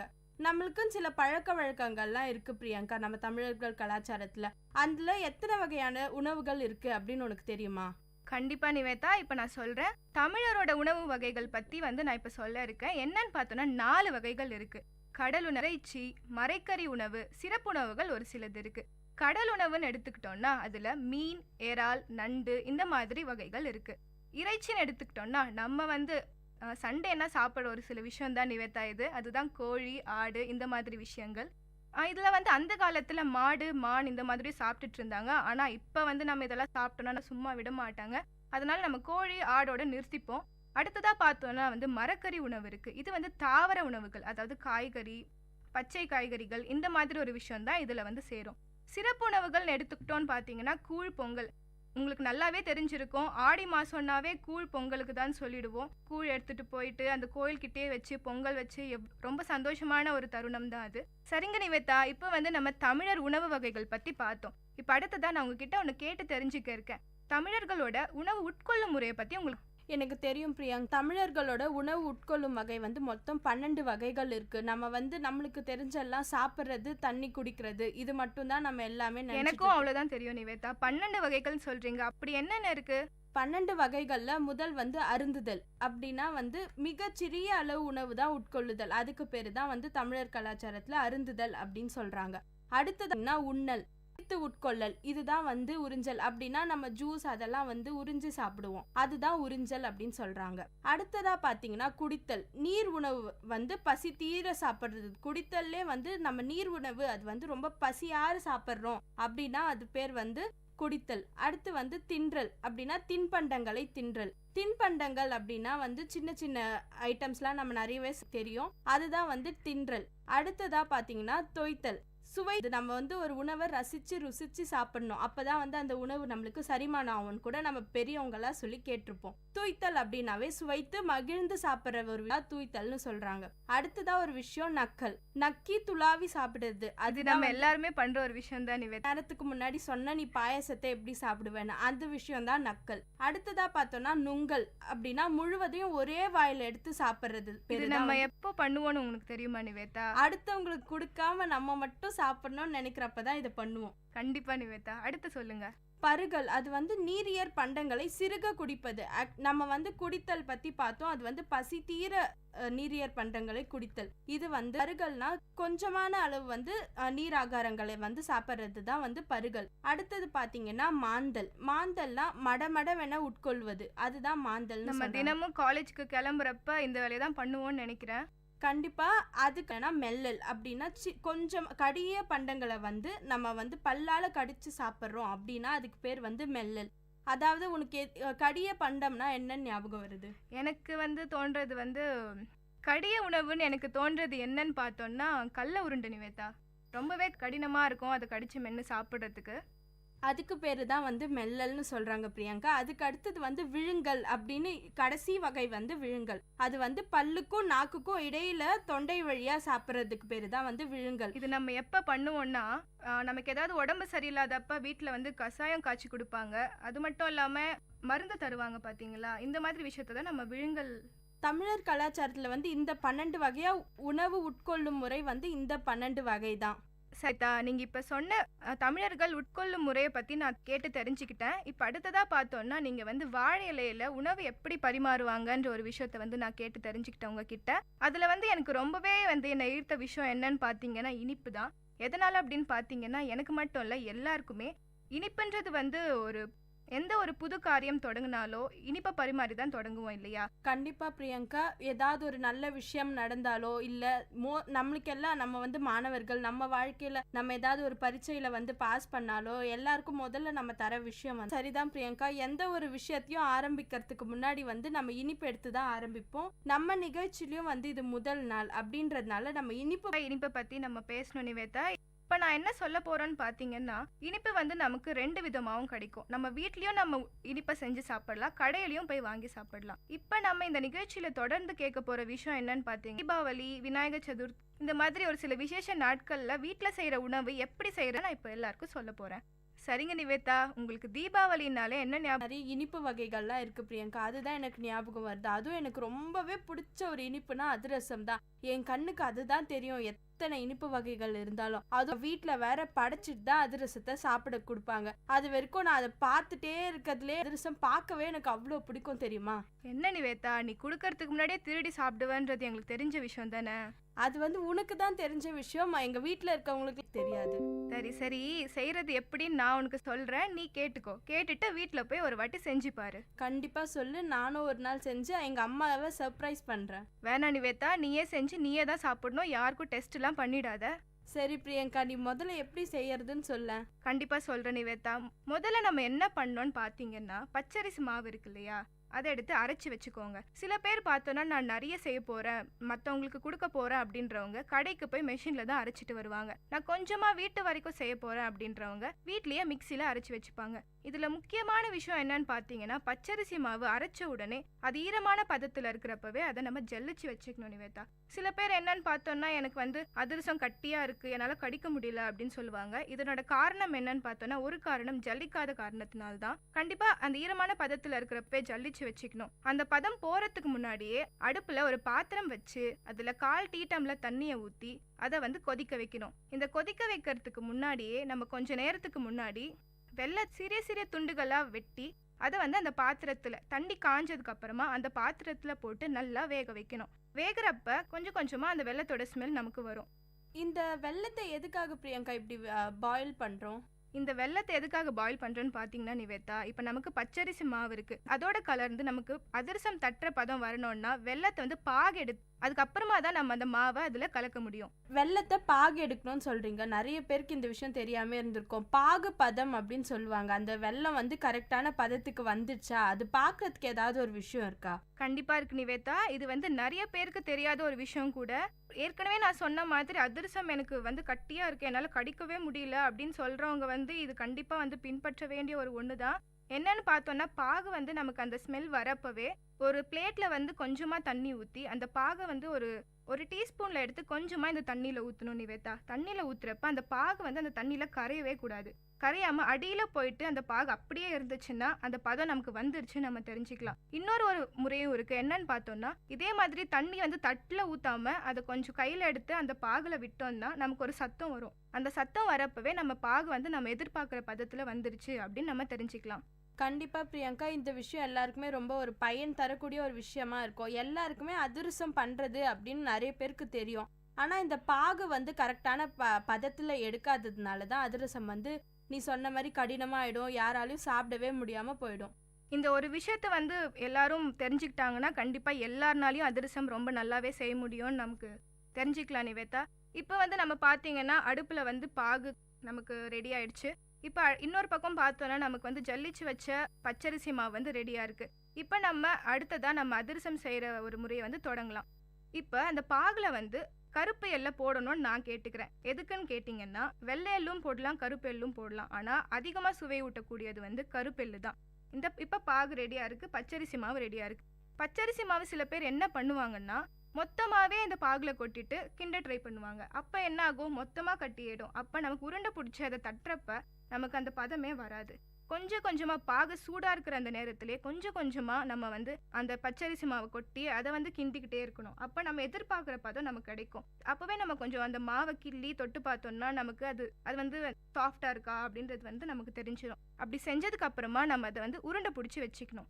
அதுக்கப்புறம் நம்ம செய்ய வேண்டிய ஒரு விஷயம் என்னன்னு பார்த்தீங்கன்னா, சில பேர் வந்து பேப்பர் எடுத்துட்டு அதில் பேப்பர்னா ஒரு பிளாஸ்டிக் பேப்பர் எடுத்துட்டு அதில் எண்ணெய் தடவி தட்டுவாங்க. நான் வந்து கேட்டுக்கிறது என்னன்னா, வாழை இலை எடுத்துக்கலாம். வாழை இலை எடுத்து அதில் கொஞ்சம் எண்ணெய் ஊற்றி அது மேலே தொடச்சி அதில் வந்து அந்த உருண்டையை வச்சு தட்டிட்டு அதுக்கப்புறமா எண்ணெய் காஞ்சதுக்கு அப்புறமா நம்ம வந்து அதிரசத்தை போட்டு வெளியே எடுக்கலாம். அதிரசத்தை வெளியே எடுத்த அப்புறம் நம்ம வந்து அதில் இருக்கிற எண்ணெயை வந்து மொத்தமாக வெளியே எடுக்கணும். சில பேர் என்ன பண்ணுவாங்க தெரியுமா, எண்ணெயை எடுக்கணும்னு போட்டு நல்லா அழுத்தி அதிரசமே கடைசியில் உடஞ்சி போயிடும். அந்த அளவுக்கு வந்து நம்ம அந்த எண்ணெயை வெளியே எடுக்கணுன்ற அவசியம் கிடையாது. பலகாரம்னா கண்டிப்பாக எண்ணெய் இல்லாமல் இருக்காது, ஓரளவுக்கு இருந்தால் நல்லதுதான். அதிரசம்னு நீங்கள் அந்த எண்ணெயில் போடுறப்பன்னு சொல்கிறதே எனக்கு வாயெல்லாம் ஊறுது. எனக்கு எப்போ அதிரசம் சாப்பிட போகிறோமோ அப்படியே என் கண்ணு முன்னாடிலாம் வந்து அதிரசம் நிற்கிற மாதிரியே இருக்குது. நானும் இன்னைக்கு வீட்டுக்கு போய் நீ சொன்ன மாதிரி கரெக்டான பதத்தில் பாகு எடுத்து பச்சரிசி மாவு அரைச்சி இன்னைக்கு நானும் அதிரசம் பண்ணி எங்கள் அம்மா கொடுக்கலான்னு நினைக்கிறேன். கண்டிப்பாக ட்ரை பண்ணுங்க நிவேதா. இப்போ இந்த அதிரசமில் பார்த்தோன்னா வந்து வெல்லம் தான் வந்து ஒரு முக்கியமான ஒரு விஷயமா இருக்குது. நம்ம வீட்டிலே செய்கிறதுனால நமக்கு ரொம்ப ஆரோக்கியத்தையும் கொடுக்குது நிவேதா. சரிங்க நிவேதா, வெல்லத்தை பற்றின நற்குணங்கள் பற்றி உங்களுக்கு தெரியுமா? எனக்கு கண்டிப்பாக தெரியும் பிரியங்கா. முதல்ல வெல்லம் வந்து 2 வகையான வெல்லம் இருக்குது. கரும்பு, பனை 2 இதுலேருந்தும் வெல்லத்தை தயாரிக்கிறாங்க. வெல்லத்தில் நிறைய சக்தியெல்லாம் இருக்குது. இப்போ இந்த காலத்தில் வந்து நம்ம வெல்லம் வந்து அவ்வளோவா பயன்படுத்துறது இல்லை. நம்ம நிறைய சர்க்கரை தான் பயன்படுத்துகிறோம். வெல்லத்தில் வந்து வாதம் மற்றும் செரிமான நோய்களை குணப்படுத்தும் தன்மை இருக்குது அப்படின்னு வந்து நம்மளோட சித்த மருத்துவத்தில் கூறியிருக்காங்க. அது மட்டும் இல்லாமல் பனை வெல்லம் அப்படின்னு நான் ஒன்று சொன்னேன். கரும்பு வெல்லம்னா வந்து நீங்கள் சொன்னீங்களே அதிரசம் செய்கிறதுக்கெலாம், அதெல்லாம் வந்து கரும்பு வெல்லம் தான் பயன்படுத்துவாங்க. பனை வெல்லம்னு இன்னொரு வெல்லமும் இருக்குது. அது வந்து நீங்கள் கண்டிப்பாக கேள்விப்பட்டு இருக்க மாட்டீங்க இது வரைக்கும். பனை வெல்லம்னா அதில் வந்து கண்டிப்பாக இரும்பு சக்தி அதிகமாக இருக்க ஒரு விஷயம். அது வந்து நிறைய சின்ன குழந்தைங்களுக்குலாம் கொடுப்பாங்க இரும்பு சக்திக்காக. அது மட்டும் இல்லாமல் அது வந்து எளிதில் ஜீரணமாகக்கூடிய ஒரு விஷயம். அது மட்டும் இல்லாமல் வெல்லம் வந்து உடலில் இருக்க பித்த தன்மையெல்லாம் நீக்கும். இது மட்டும்தான் வெல்லத்தோட பயன்கள் இல்லை. அது மட்டும் இல்லாமல் ஜலதோஷம், சிரங்கு இதெல்லாம் நீக்கக்கூடிய ஒரு தன்மை கொண்ட பொருள் அப்படின்னா வெல்லம் தான். நம்ம சித்த மருத்துவத்தில் வெல்லத்துக்கு கண்டிப்பாக ஒரு இடம் இருக்குது. நிவேதா, வெல்லத்தில் இவ்வளோ நற்குணங்கள் இருக்கா? கண்டிப்பாக நான் இனிமேல் வந்து சர்க்கரையை தவிர்த்துட்டு வெல்லத்தை வந்து நான் சேர்த்துக்க போகிறேன் நிவேதா. கண்டிப்பாக பிரியங்கா, நீ மட்டும் இல்லை எல்லாருமே வந்து வெல்லத்தை சேர்த்துக்கணும். நீ வந்து பார்த்துருப்ப சித்த மருத்துவத்தில் லேகியம் அதெல்லாம் பண்ணுறப்ப கண்டிப்பாக வந்து வெல்லத்தை தான் பயன்படுத்துவாங்க. வெல்லம் வந்து அவ்வளோ சக்தி இருக்குது. நம்ம வந்து அது நிறைய பேருக்கு தெரியாமே இருக்க ஒரு விஷயம், வெல்லத்தில் இவ்வளோ சக்தி இருக்கா அப்படின்னு. இப்போ எல்லாருக்கும் கண்டிப்பாக தெரிஞ்சிக்க வேண்டிய ஒரு விஷயம் வந்து வெல்லம் வந்து நம்ம நிறைய நம்ம உணவுப் பொருட்களில் பயன்படுத்தணும். கண்டிப்பாக நிவேதா, ஒரு சில உணவு வகைகள் பற்றியும், அதாவது அதிரசம், அதில் முக்கியமான ஒரு பங்கு எடுத்துட்டு இருக்க வெல்லத்தை பற்றி ஒரு நிறைய நற்குணங்களை சொன்னேன். ரொம்பவே ஒரு நல்ல விஷயம். இதே மாதிரி அடுத்த நிகழ்ச்சியில் நம்ம வேற உணவு பற்றியும் அதனுடைய நற்குணங்கள் பற்றியும் பேசலாம் நிவேதா. கண்டிப்பாக பிரியங்கா, உன்னால் நானும் உணவு வகைகள், பரிமாறுற விஷயம், வாழை இலை இதை பற்றிலாம் கூட நான் நிறையவே தெரிஞ்சுக்கிட்டேன். நேர்களே, இந்த நிகழ்ச்சியில் நீங்கள் ஒரு சில உணவு வகைகள் பற்றியும் அதனுடைய நற்குணங்கள் பற்றியும் தெரிஞ்சுக்கிட்டீங்க. இதே மாதிரி அடுத்த நிகழ்ச்சியில் வேற உணவுகள் பற்றியும் அதனுடைய நற்குணங்கள் பற்றியும் தெரிஞ்சுக்கலாம். இந்த நிகழ்ச்சி அறுசுவை நேரம் வழங்கி கொண்டிருப்பது நான் உங்க பிரியங்கா. நான் உங்க நிவேதா. இது VIT பண்பலை 90.8 VIT பல்கலைக்கழகத்தின் சமுதாய வானொலி.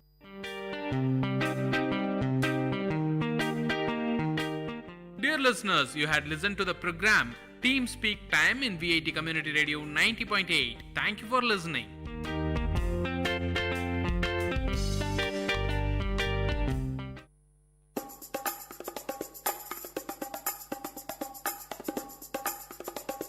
காரசாரம் VIT பண்பலையின் விவாத மேடை. ஆரோக்கியமான வாதங்களுடன், அன்றாட நிகழ்வுகளின் தரவுகளுடன், மக்களின் குரல்கள் ஒன்றிணையும் கருத்துக்களம்.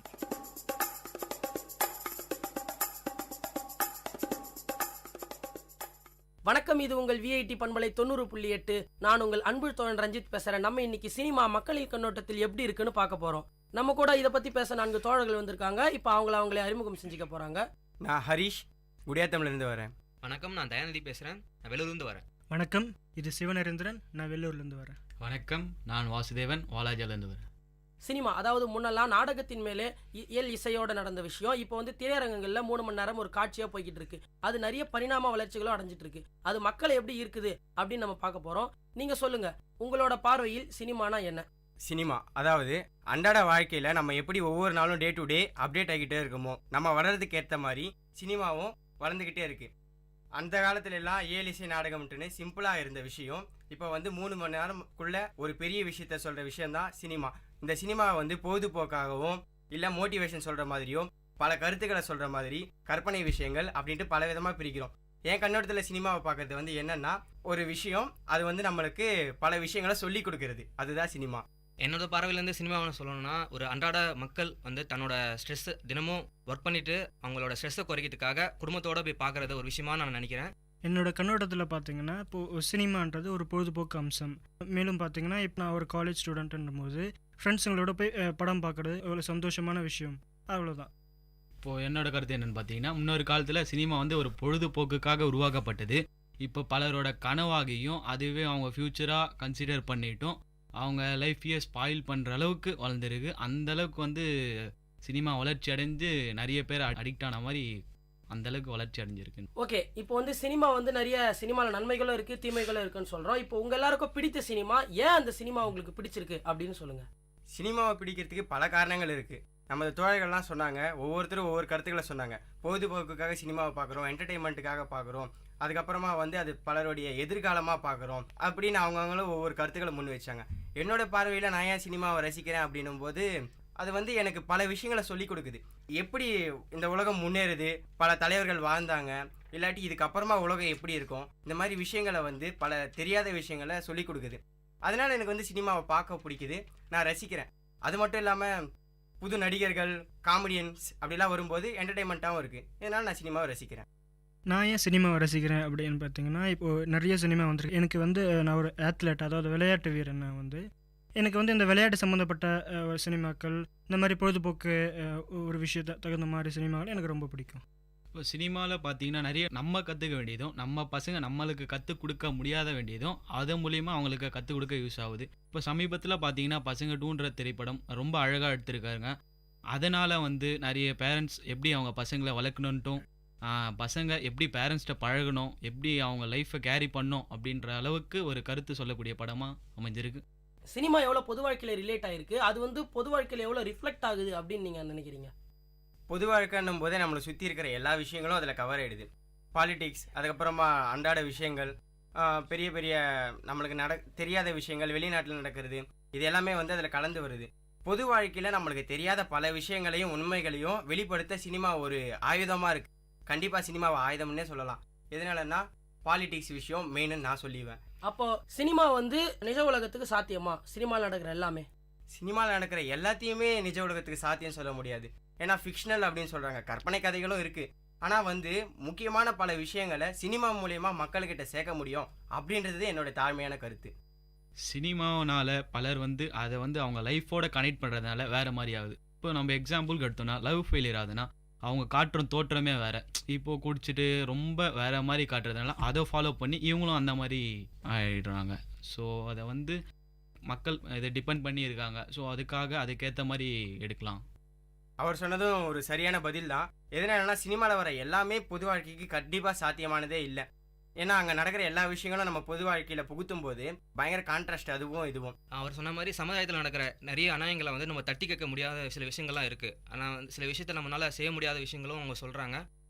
அது இல்லாமல் சமுதாயத்தில் நம்ம நடக்கிற ஒரு விஷயத்தையும் நம்ம வந்து கேட்கணும்னு ஒரு மக்களுக்கு ஒரு விழிப்புணர்வு கொண்டு வருது சினிமா. சினிமா வந்து பலரோட அறியாமை போக்கவும் பயன்படுத்துகிறோம். அந்த மாதிரி ஒரு சில படம், நிறைய படம் இருக்குது அரசியலை பற்றி. அரசியல்னா என்ன, அதோட பேக்ரவுண்ட் ப்ராசஸ்னால் என்ன அப்படின்னு தெரியாதவங்க பல பேர் இருக்காங்க. அதை தெரியப்படுத்துறதுக்காகவும் சினிமா ஒரு ஆயுதமாக பயன்படுத்தி பல இயக்குனர்கள் இன்றைக்கும் சாதிச்சுட்டு தான் இருக்காங்க.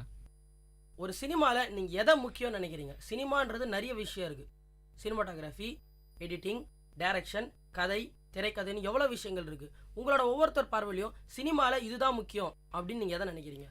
என்னோட பொறுத்த வரைக்கும் சினிமாவில் வந்து ஒரு நல்ல ஸ்க்ரீன் பிளே இருக்கணும். ஏன்னா ஸ்க்ரீன் பிளே வந்து நம்ம பார்க்குறது தான் நம்ம முக்கியமாக ஒரு விஷயமா இருக்கும். ஏன்னா ஒரு பாமர மக்களுக்கு வந்து சினிமா ஸ்கிரிப்டோ கதையோ பற்றி அவங்க வந்து பார்க்க மாட்டாங்க. அவங்க வந்து காட்சிகளை தான் முக்கியமாக பார்ப்பாங்க. காட்சிகளை வந்து வெளிப்படுத்துறதை தான் அவங்க முக்கியமாக பார்க்கறதுனால ஸ்க்ரீன் பிளே ரொம்ப முக்கியமான விஷயமா நான் நினைக்கிறேன்.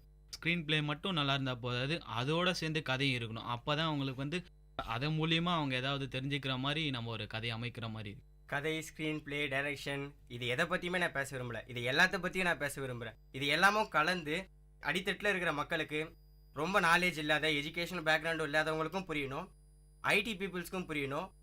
எல்லா எண்டுலேயும் போய் சேர்ற கதை தான் கரெக்டாக இருக்கும். ஸோ டைரக்ஷன், மியூசிக், பேக்ரவுண்ட் எல்லாமே முக்கியமான விஷயம். சினிமா, அதாவது இப்போ சினிமான்னு பார்த்தீங்கன்னா அதில் இருக்கிற லீடிங் ஆக்ட்ரஸ் வந்து ஒரு பெரிய ஃபேன் பேஸ் வச்சுருக்காங்க. அது வந்து மக்களை நிறையவே பாதிக்குது.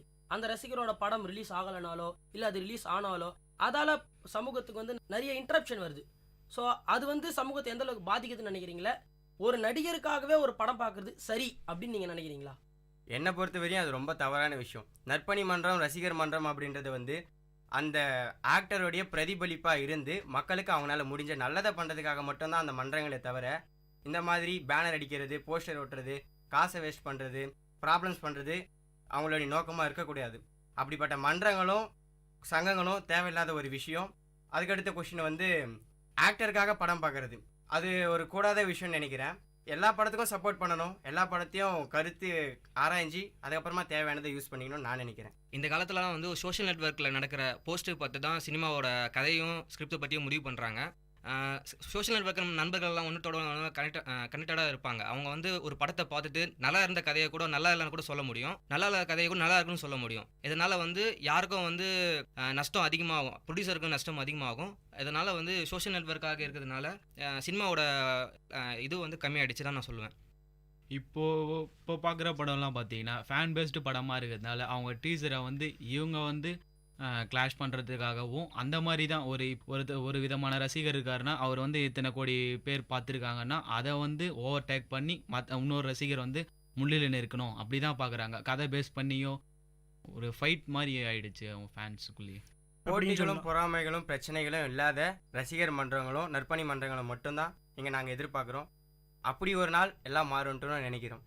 சரி, இப்போ இந்த சமூகத்தில் சில சரி இல்லாத படங்களும் நிறைய நல்ல படங்களும் தோத்துருக்குன்னு நான் நினைக்கிறேன். இதை பற்றி நீங்கள் என்ன நினைக்கிறீங்க? அது உண்மைதான், அவர் சொல்கிறது உண்மைதான். காரணம் என்னன்னா கண்டிப்பாக தோத்துருதுங்க.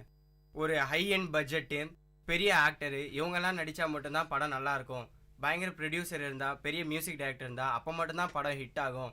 கதைக்காக இங்கே யாரும் நிறைய பேர் படம் பார்க்கறதில்ல. இப்போ மோஸ்ட்லி வந்து எல்லாரும் படம் ஏன் பார்க்குறாங்கன்னா பெரிய ஹீரோ, பெரிய ஹீரோயின், பெரிய மியூசிக் டைரக்டர் தான் பார்க்குறாங்க.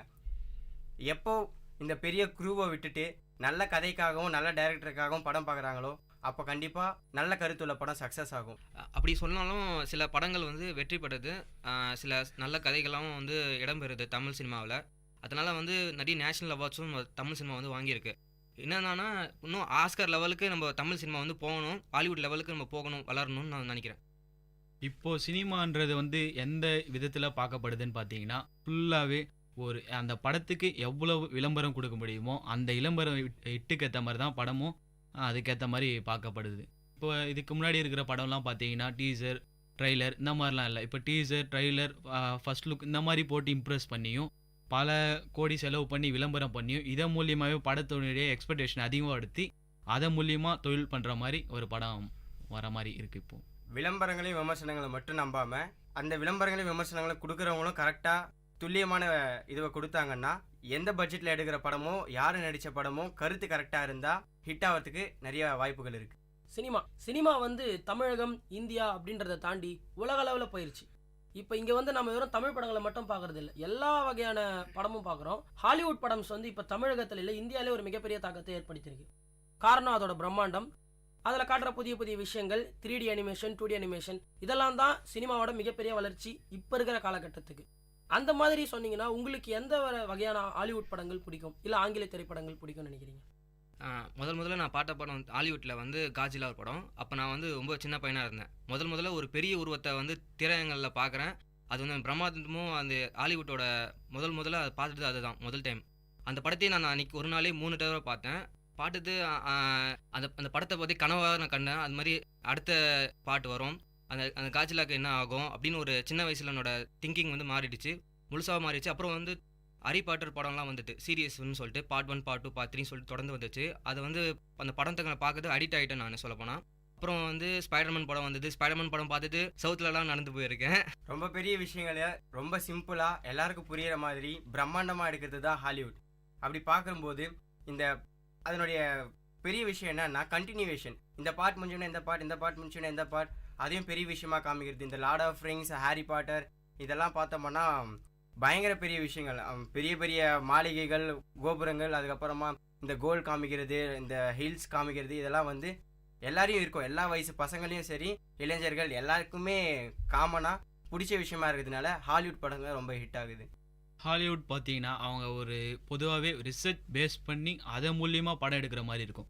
அதாவது இப்போ ஒரு ஃபாஸ்ட் அண்ட் ஃபியூரியஸ் எடுத்திங்கன்னா அது வந்து எல்லாரோட யூத்தோட கனவாக இருக்கும். ஒரு எக்ஸ்ட்ரீம் ஸ்பீடில் ஒரு யூத்தோட பக்கா கனவை அதை வந்து ஒரு விஷுவலாக காமிக்கிற அளவுக்கு அவங்க அந்தளவுக்கு எஃபெக்ட் போட்டு படம் எடுக்கிறதுனால தான் ஹாலிவுட் படம் இன்றைக்கும் வெற்றி அடையுது. சரி, இப்போ வந்து இந்த ஹாலிவுட்லேயே வந்து பார்த்தீங்கன்னா குழந்தைகள் திரைப்படம் அப்படின்னு இருக்கு இல்லையா, அனிமேஷன்ஸ் வரைஞ்சி அது மூலயமா அனிமேட் பண்ணி எடுக்கிற அந்த திரைப்படங்கள், அதை பற்றின சில கருத்துக்கள், அதுக்கப்புறம் நீங்கள் ரீசெண்டாக பார்த்த அனிமேஷன் மூவி. நான் ரீசெண்டாக பார்த்த படம் வந்து ஆங்கிரி பேர்ட்ஸ். அந்த படம் வந்து ஒரு ஆரம்ப காலத்தில் ஒரு கேமாக தான் இருந்தது. குழந்தைங்க பெரியவங்கன்னு யாரும் பரமிச்சு பார்க்காம அந்த கேமை விளையாடி இருப்பாங்க கண்டிப்பாக. அந்த கேமையே ஒரு கதையாக ஒரு இதை வச்சு ஸ்கிரிப்டை எழுதி ஒரு படத்தை அனிமேஷனாக கொண்டு வரது ஒரு சாதாரண விஷயம் கிடையாது. அதுவும் அவங்க கொண்டு வந்திருக்காங்க. அதுவும் அருமையாகவும் இருக்குது. அதுவும் தமிழில் வந்து அது பார்க்கும்போது வந்து வேடிக்கையாகவும் இருக்குது. அது பார்க்கும்போது பேசிக்காக அனிமேஷன் மூவிஸ் எதுக்காக எடுத்தாங்கன்னா சிம்பிளாக என்டர்டெயின்மெண்ட், அதாவது சின்ன பசங்க வந்து ஜாலியாக என்டர்டெயின் பண்ணுறதுக்காக மட்டும்தான் அனிமேஷன் மூவிஸ் எடுத்தாங்க.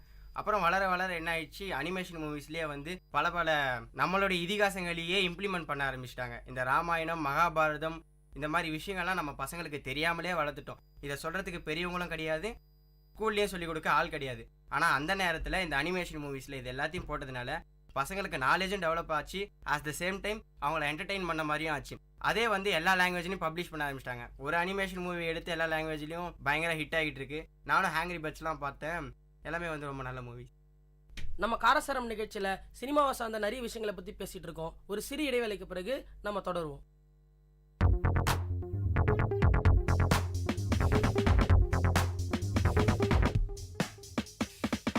விஐடி வானொலி உங்களின் செவிகளில் தேனை பாய்ச்சிடுதே, மனதின் கவலைகள் மறந்து போயிடும், மாயம் செய்திடுவே. இது காட்சி நலை பொங்கும் பாட்டி நலை, நம் வீட்டோடும் நாட்டோடும் நடமாடி சுவை சேர்க்கும். விஐடி வானொலி உங்களின் செவிகளில் தேனை பாய்ச்சிடுதே.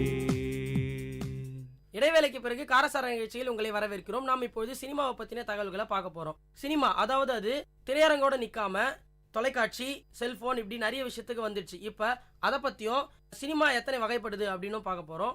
சினிமா வந்து டிவியில் எப்படிலாம் பாதிப்பை ஏற்படுத்துது அப்படின்னு நினைக்கிறீங்க? சினிமாவோட பாதிப்பு தொலைக்காட்சியில், அதாவது எப்படி சொல்லலாம்னா தொலைக்காட்சியில் குறுந்தொடர்கள்லாம் அப்படியெல்லாம் வருது. அதெல்லாம் வந்து சினிமா வந்ததுக்கு அப்புறமா குறைஞ்சிடுச்சுன்னு தான் நான் நினைக்கிறேன். வீட்டில் வந்து சாதாரணமாக வந்து ஹஸ்பண்ட் ஒய்ஃப் இருப்பாங்க. ஹஸ்பண்ட் வந்து வேலைக்கு போயிட்டாங்கன்னா ஒய்ஃபுக்கு டைம் பாஸ்க்காக சீரியல் வந்து பார்க்க ஆரம்பித்தாங்க. அது இப்போ வந்து ஒரு பெரிய அடிஷனாகவும் ஆயிடுச்சு. அடுத்த தொடர் என்னென்னு தெரிஞ்சுக்கிறதுக்காகவே அவங்க வந்து சினிமாவை வந்து பார்க்க ஆரம்பித்தாங்க, நாடகத்தை ஆரம்பித்தாங்க. அது மாதிரி நாடகம் வந்து ஒரு அடிஷனாகவும் கொண்டு போயிடுச்சு வீட்டு அந்த பெண்கள் மத்தியில். சினிமா வந்து சினிமா பார்க்குறதோட நிறுத்தாமல் நிறைய பேர் சினிமா எடுக்கணும்னு தூண்ட ஆரம்பிச்சிருக்கு இல்லையா? அதில் பார்த்தீங்கன்னா சினிமாலேயே டாக்குமெண்ட்ரி, ஷார்ட் ஃபிலிம் இப்படின்னு நிறைய இருக்குல்ல, அதை பற்றின உங்கள் கருத்துக்கள் என்ன? இன்ஸ்பிரேஷன் தான் எல்லாத்துக்குமே காரணம். ஒரு மியூசிக் டைரக்டர் இந்த மாதிரி மியூசிக் போடுறாரு, அவர் இந்த சின்ன ஏஜ்லேயே அவருடைய கெரியரை ஸ்டார்ட் பண்ணி ரொம்ப அழகாக சக்ஸஸ்ஃபுல்லாக கண்டினியூஸாக மூவிஸ் கொடுக்குறாரு. இப்படிலாம் பார்க்கும்போது நம்மளுக்கு ஏன் மியூசிக் போடக்கூடாது, டைரக்ஷன் பண்ணக்கூடாது, இல்லை ஒரு ஆக்டர் ஆகக்கூடாது அப்படிங்கிற கனவுகள் எதுவும் கண்டிப்பாக எழுந்தால் தான் அது வந்து ஒரு இளைஞனுக்கு அழகு. இந்த மாதிரி பல முன்னேற்றங்களும் வளர்ச்சியும் பார்க்கும்போது நமக்குள்ளேயும் ஆசைகள் தோணதான் செய்யும். இதனால தான் வந்து நிறைய பேருக்கு இந்த மாதிரி மூவிஸ் லைனுக்குள்ளே போகணும். மூவிஸ் லைன் என்ன, எல்லா டெக்னிக்கல் லைன்லையுமே ஒரு வளர்ச்சியை பார்க்கும்போது இந்த எண்ணம் எழுதான் செய்யும். ஆனால் சினிமான்றது வந்து எல்லாத்தையும் தாண்டி அப்பாற்பட்டு ஒரு அடிக்ட் பண்ணுற அளவுக்கு கொண்டு போகிற விஷயம். அதனால் வந்து நிறைய இளைஞர்களுக்கு இது ஒரு கனவாகவே ஆரம்பிச்சிருச்சு, நம்மளும் இந்த ஃபீல்டுக்குள்ளே போகணும் அப்படிங்கிறது. இப்போ வந்து சினிமா வந்து ஒரு கலை இல்லாமையும் ஒரு எஜுகேஷன் நாலேஜாகவும் மாறிடுச்சு. இப்போ வந்து ஒரு கல்லூரியில் வந்து ஒரு சினிமாவும் ஒரு வந்து எஜுகேஷன் ஒரு கோர்ஸ்னு சொல்லி எடுக்க ஆரம்பிச்சிட்டாங்க. அதில் வந்து பல சினிமாக்களை வந்து திரும்பவும் நடக்கிற ஒரு விஷயத்தையும் படமாக பிடிச்சு அது நம்மளுக்கு காட்டுறாங்க.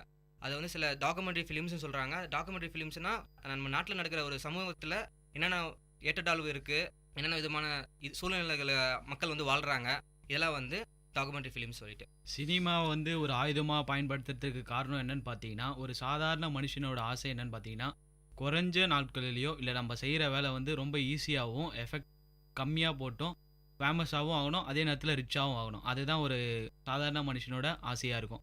அந்த ஆசையை பயன்படுத்த ஒரு ஆயுதமாக தான் நம்ம சினிமாவை யூஸ் பண்ணுறோம். சினிமாவில் பார்த்தீங்கன்னா இப்போ ஒரு 2 படம் 3 படம் நல்லா ஹிட் ஆயிடுச்சுனாலே அவர் ஹீரோவாக ஃபார்ம் ஆயிடுறாரு, அதுக்கப்புறம் நல்லா ஃபேமஸ் ஆயிடுறாரு.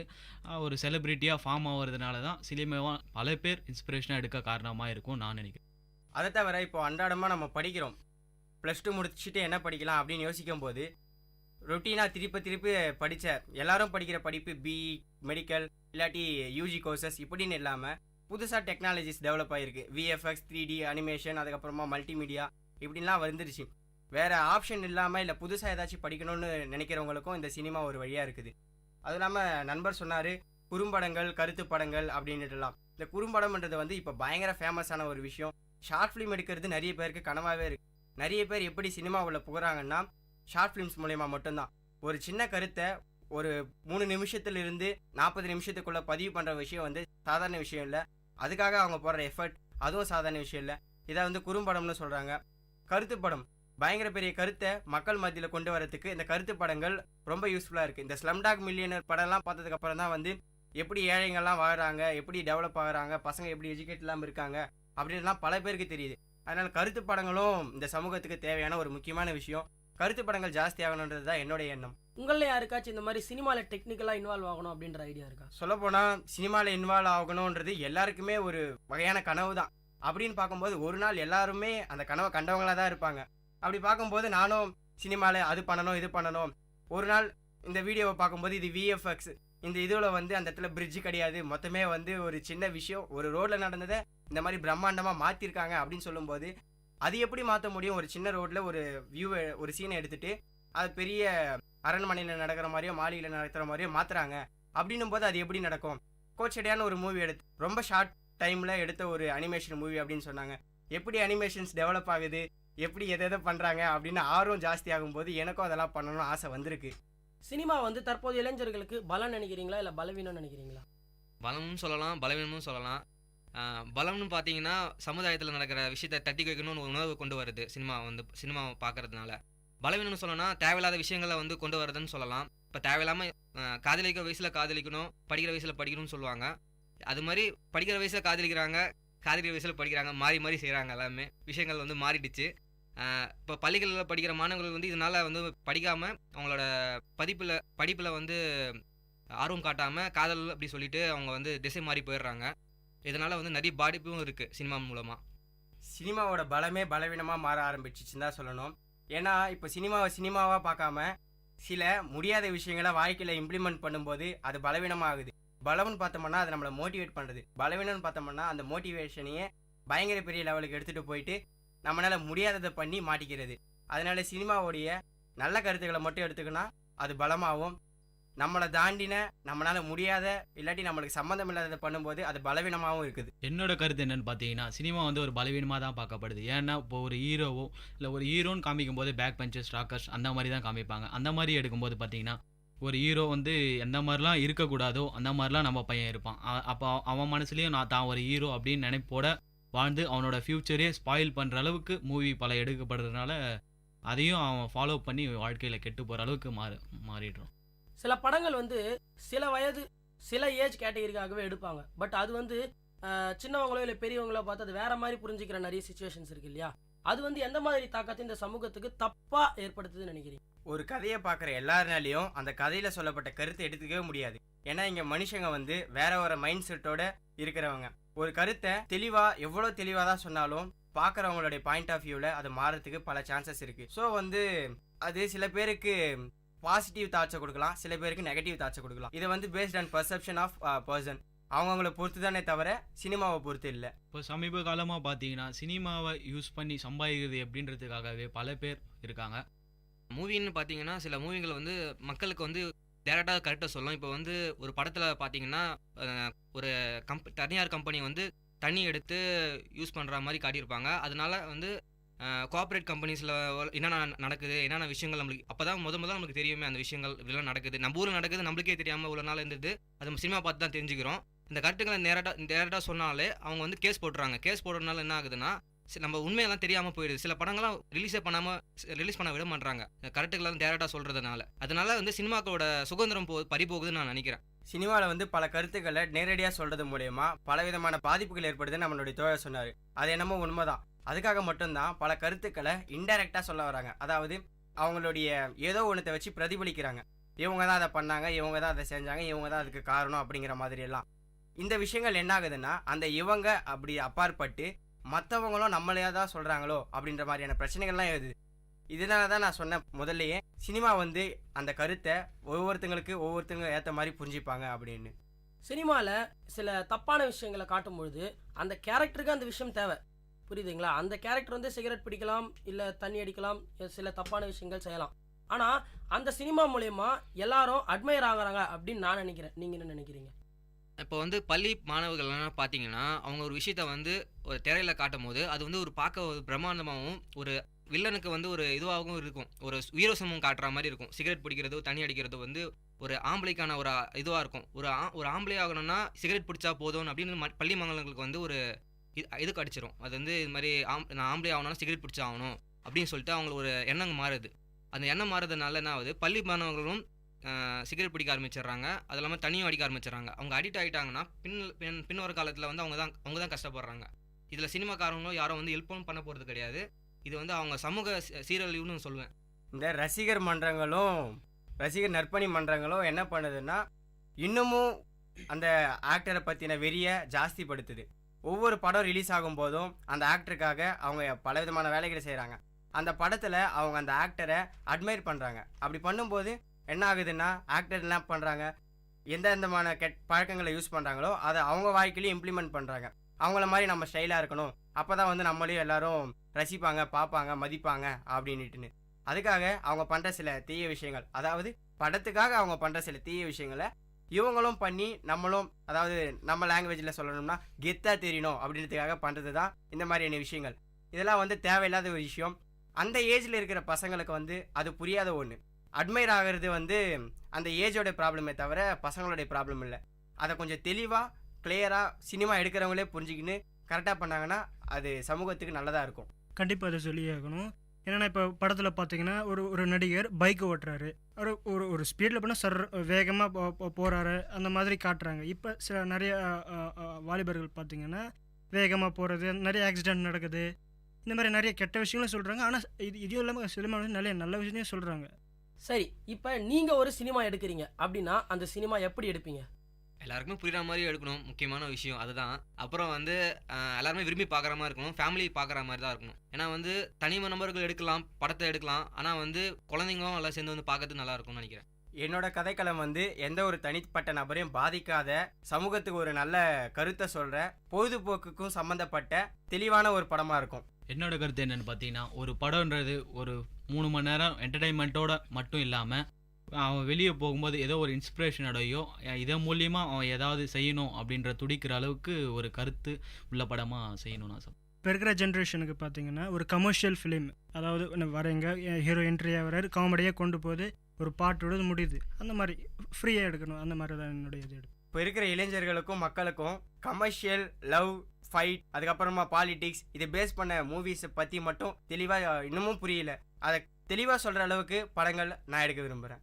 எந்த மாதிரி படங்கள் இப்போ இருக்கிற கரண்ட் சிச்சுவேஷனுக்கும் சமுதாயத்துக்கும் தேவை? ஒரே பதில் பாலிடிக்ஸ்ன்னு நான் நினைக்கிறேன். வரலாறுன்னு நினைக்கிறேன். என்னன்னா நம்ம இந்தியன் மக்களுக்கு வந்து அவங்களோட வரலாறே தெரியாமல் இருக்காங்க. ஏன்னா வந்து அவங்களோட வரலாறு சம்மந்தப்பட்டமான மூவிஸ் வந்து எடுக்கணும்னு நான் நினைக்கிறேன். கண்டிப்பாக இப்போ வந்து நம்மளுடைய தமிழ் ட்ரெடிஷன், தமிழோட மொழி எப்படி அந்த காலத்தில் எப்படி பேசப்பட்டாங்க, அதை பற்றில இப்போ நிறைய பேருக்கு தெரியாத விஷயமா இருக்குது. அதை மாதிரி எடுத்தால் நல்லதாக இருக்கும். என்னோட கருத்து என்னென்னு பார்த்தீங்கன்னா, முக்கியமாக அரசியலை பற்றி நம்ம அதோட பேக்ரவுண்ட் ப்ராசஸ் என்ன, எப்படிலாம் ப்ராசஸ் ஆகுதுன்றதை பற்றி யாருக்குமே தெரியாத நிலைமையில நம்ம இருக்கோம். அதனால் ஃபுல்லாக ஒரு அரசியல், ஒரு எம்எல்ஏ, ஒரு முதலமைச்சர், அவங்களோட பேக்ரவுண்ட் ப்ராசஸ் எப்படி, நம்ம ஓட்டிங் பண்ணுற ஒரு ஓட்டிங்கோட பவர் என்ன, நம்ம இந்த ஒரு ஓட்டால் எத்தனை பேர் வந்து எப்படிலாம் பிரிக்கப்படுறாங்க, அந்த ஒரு ஓட்டால் எத்தனை பேர் மேலே நிற்கிறாங்க, மேலே வராங்க, அந்த மாதிரி ஃபில்டர் பண்ணி ஒரு கருத்துள்ள படமாக.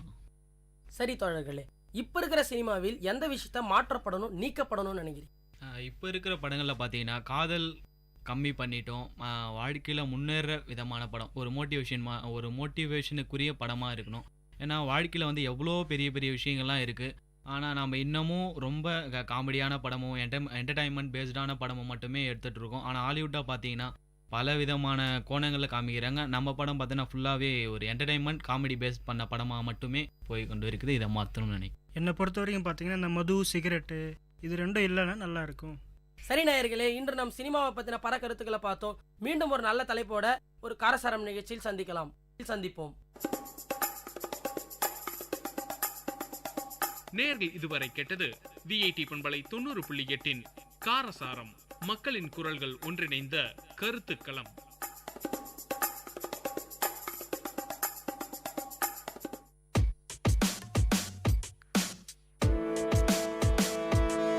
Dear listeners, welcome to the Silver Lining Show in VIT Community Radio 90.8.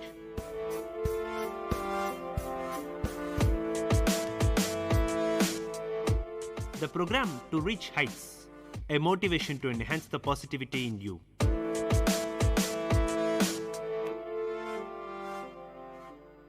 Hello friends, welcome to the VIT Community Radio 90.8 FM. This is Bharadwaj on the Silver Lining Show, and today we are going to learn about the power of information. Lucky people stay informed and absorb new ideas. The power of information is often undervalued. Simply staying informed increases the chances of opportunities coming to our attention. The value of information is best illustrated by a story from Dhirubhai Ambani's life. It is well known that Dhirubhai gathered information from any and every source. Information about governments, policies, products, competitors, employees, politics, and a lot more. A candidate attended a personal interview with Dhirubhai for a senior position in Reliance. But he had other offers too. Reliance was not his first choice. At the interview, Dhirubhai casually asked, "How is your father's health?" Apparently, the young man's father, a senior professor and research scholar, had undergone a bypass surgery following a heart attack a few days ago. Dhirubhai's information network had already briefed him of the developments, much to the candidate's surprise. Need I say that the candidate took the Reliance offer? Information had met opportunity. Consider yet another much older example from India's business history. In 1861, the US Civil War broke out. Until then, the cotton mills of England sourced only 20% of their raw material requirements from India, with their majority supply coming from America. As a result of the war, the demand for Indian cotton shot through the roof. The greatest cotton speculator of the times was Premchand Roychand. During that age, when no telegraph line existed between India and Europe, the imperfect information flow created a terrific opportunity. Mind you, the opportunity was available to all, but it was only Roychand who was able to exploit it so very effectively. In those days, local cotton prices in Mumbai would change to reflect international prices. Only after English ships docked and sailors came ashore with the latest price information, Roychand would send his agents out on boats to meet the English ships coming to Mumbai. Their primary task? To learn and convey to him that latest London cotton prices before the ships docked at port. Roychand's advanced team gave him a head start over all the other cotton traders of Mumbai. Duly armed with this advanced information, Roychand would take massive positions in the market before anyone else knew where prices were headed. Obviously, Roychand reaped enormous profits from the cotton boom.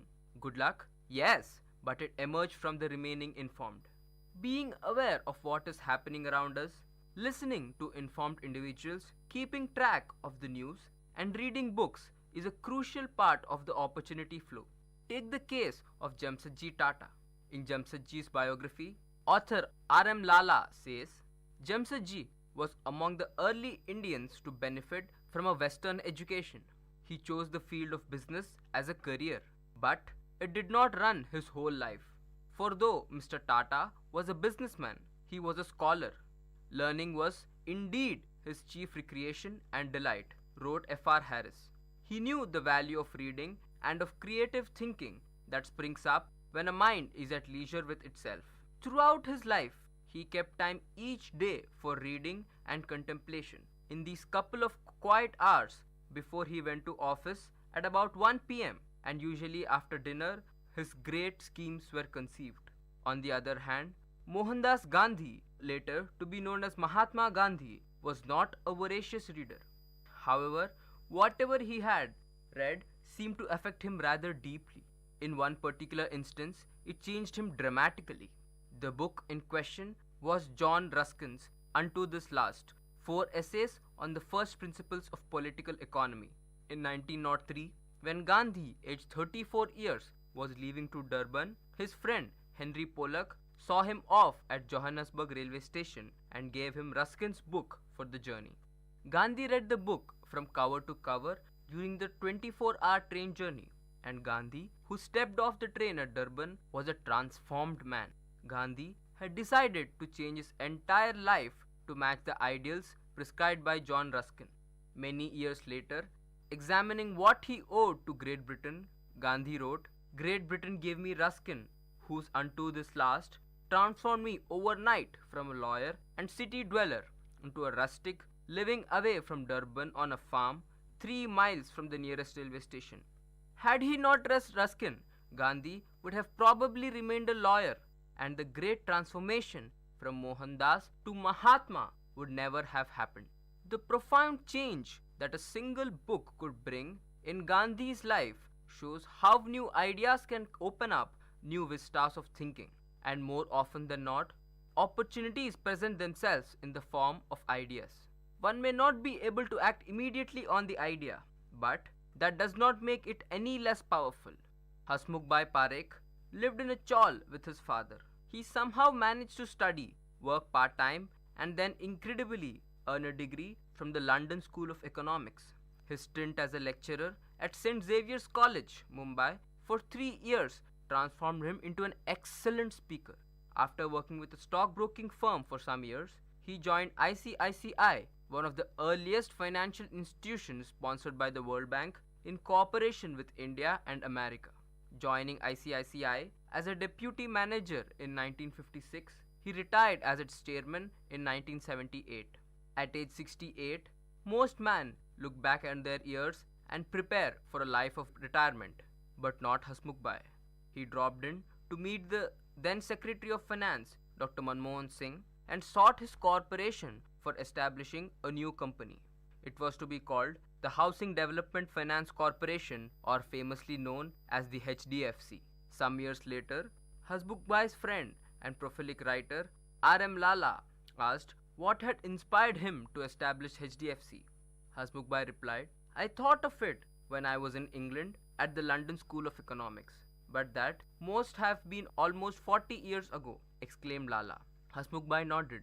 Seeing how people bought their houses on mortgage in England, he always wanted Indians also to avail the same facility. After harboring the idea for 40 years, he acted on it by launching HDFC immediately upon retirement from ICICI. HDFC would eventually become a $3.44 billion behemoth under the stewardship of Hasmukhbhai's nephew Deepak Parekh. Just look at the story of how Howard Schultz, chairman and CEO of Starbucks, who picked up his greatest idea and business opportunity from a routine business trip to Italy. The brand Starbucks is synonymous with coffee. Howard Schultz had several jobs before becoming manager at Hammarplast, a Swedish coffee machine manufacturer. In his book, Pour Your Heart Into It, he wrote, "In 1981, while working for Hammarplast, I noticed a strange phenomenon. A little retailer in Seattle was placing unusually large orders for a certain type of drip coffee maker, a simple plastic cone set on a thermos. I investigated. Starbucks coffee, tea, and spice had only 4 small stores then, yet it was buying this product in quantities larger than Mackey's. Schultz visited Starbucks and realized that they were quality retailers of premium coffee. Some months later, Schultz joined Starbucks as the director of marketing. Shortly thereafter, while visiting Italy, coffee shops on almost every street corner, he observed that the coffee shops served not only as transaction points but also as informal meeting places. On returning to the US, Cults presented this idea to the original Starbucks owners. Being coffee retailers and not restaurant owners, they rejected his proposal. But Cult's idea from Italy refused to die. He eventually left Starbucks to start his own coffee chain, Gironil. 2 years later, he bought the rights to the Starbucks brand for $3 million and renamed his flourishing coffee chain of shops. The story of Walchand Hirachand Doshi, given in Geeta Primal's Business Legends, is a perfect example how idea absorption influences luck. The first paragraph is about Doshi fitting from idea to idea. The next reveals what he actually able to achieve during his lifetime. And as Walchand fitted from idea to idea, semi-implemented proposals piled up like old newspapers. A visit to Hollywood enthused him so much that he wanted to set up a film studio. He invited V. Shantaram to join him, but the idea never took off. He bought a mining lease, which bought him little more than bills. He acquired a foundry, which he couldn't manage profitably. He built a sawmill, which he had to close down.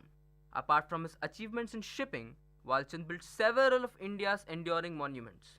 His construction firm built the Bhorghats tunnel, through which trains shuttle between Mumbai and Pune. He laid the huge pipes which bring water to Mumbai from Tansa Lake and numerous bridges, dams, railway tracks all over the country. Walchand also built India's first shipyard, India's first air factory, and India's first car plant. Lucky people notice things. They hang on to ideas. They absorb stuff. They're curious about things that catch their attention. Times have changed. Ideas reached us not only through books but also through various other channels, discussions, social media, the web, TV, and even movies. The channel is unimportant, but staying informed and absorbing ideas seems to be one of the key traits of lucky people. This, my friend, is the power of information. Next, we are going to learn the power of goodness. Lucky people understand the power of goodness. There are some meetings and encounters that one simply never forgets. As a college student, I spent my afternoon working in my father's office. One day, my father told me an important visitor would be dropping in at our office. It was Mr. J.R.D. Tata. After spending a few minutes inquiring about the product that he was interested in, J.R.D. had tea with my father. In between, several of my father's staff members dropped in to request Mr. Tata for photographs and autographs. J.R.D. did not refuse a single request. In fact, he suggested that a group photograph be taken so that staff members who had been left out could also be included. Not once did he indicate that he was in a hurry to leave or that he had much more important meetings lined up, even though his worried secretary kept checking the watch. He shook hands with everyone, asking them their names and their respective roles in office. He even asked whether they were happy working for my dad's company. It was almost like a father figure ensuring that all members of the flock were happy. I learned something rather important that day. It's nice to be important, but it's more important to be nice. I would later read that Mr. Tata had once said, "To be a leader, you have got to lead human beings with affection." It was simply impossible not to like him. Probably that was the reason people found it hard to refuse his requests. Possibly that was also why he was so lucky. His inherent niceness attracted opportunities, while also making it easier for him to find and retain people who could act on the opportunities that came his way. These are the words from a famous author's biography. Let us look at this. Observe successful people and you will find that all of them have understood the power of goodness. This anecdote from Abraham Lincoln's life also illustrates it. In his legal practice, Abraham Lincoln discouraged unnecessary litigation, nor was Lincoln greedy. When requested to sue an impoverished debtor for $2.5, Lincoln tried his best to discourage the client from pursuing the debt, but the man was determined and wanted revenge. When Lincoln saw the creditor was unlikely to be sued, he asked for and received a rather substantial legal fee of $10.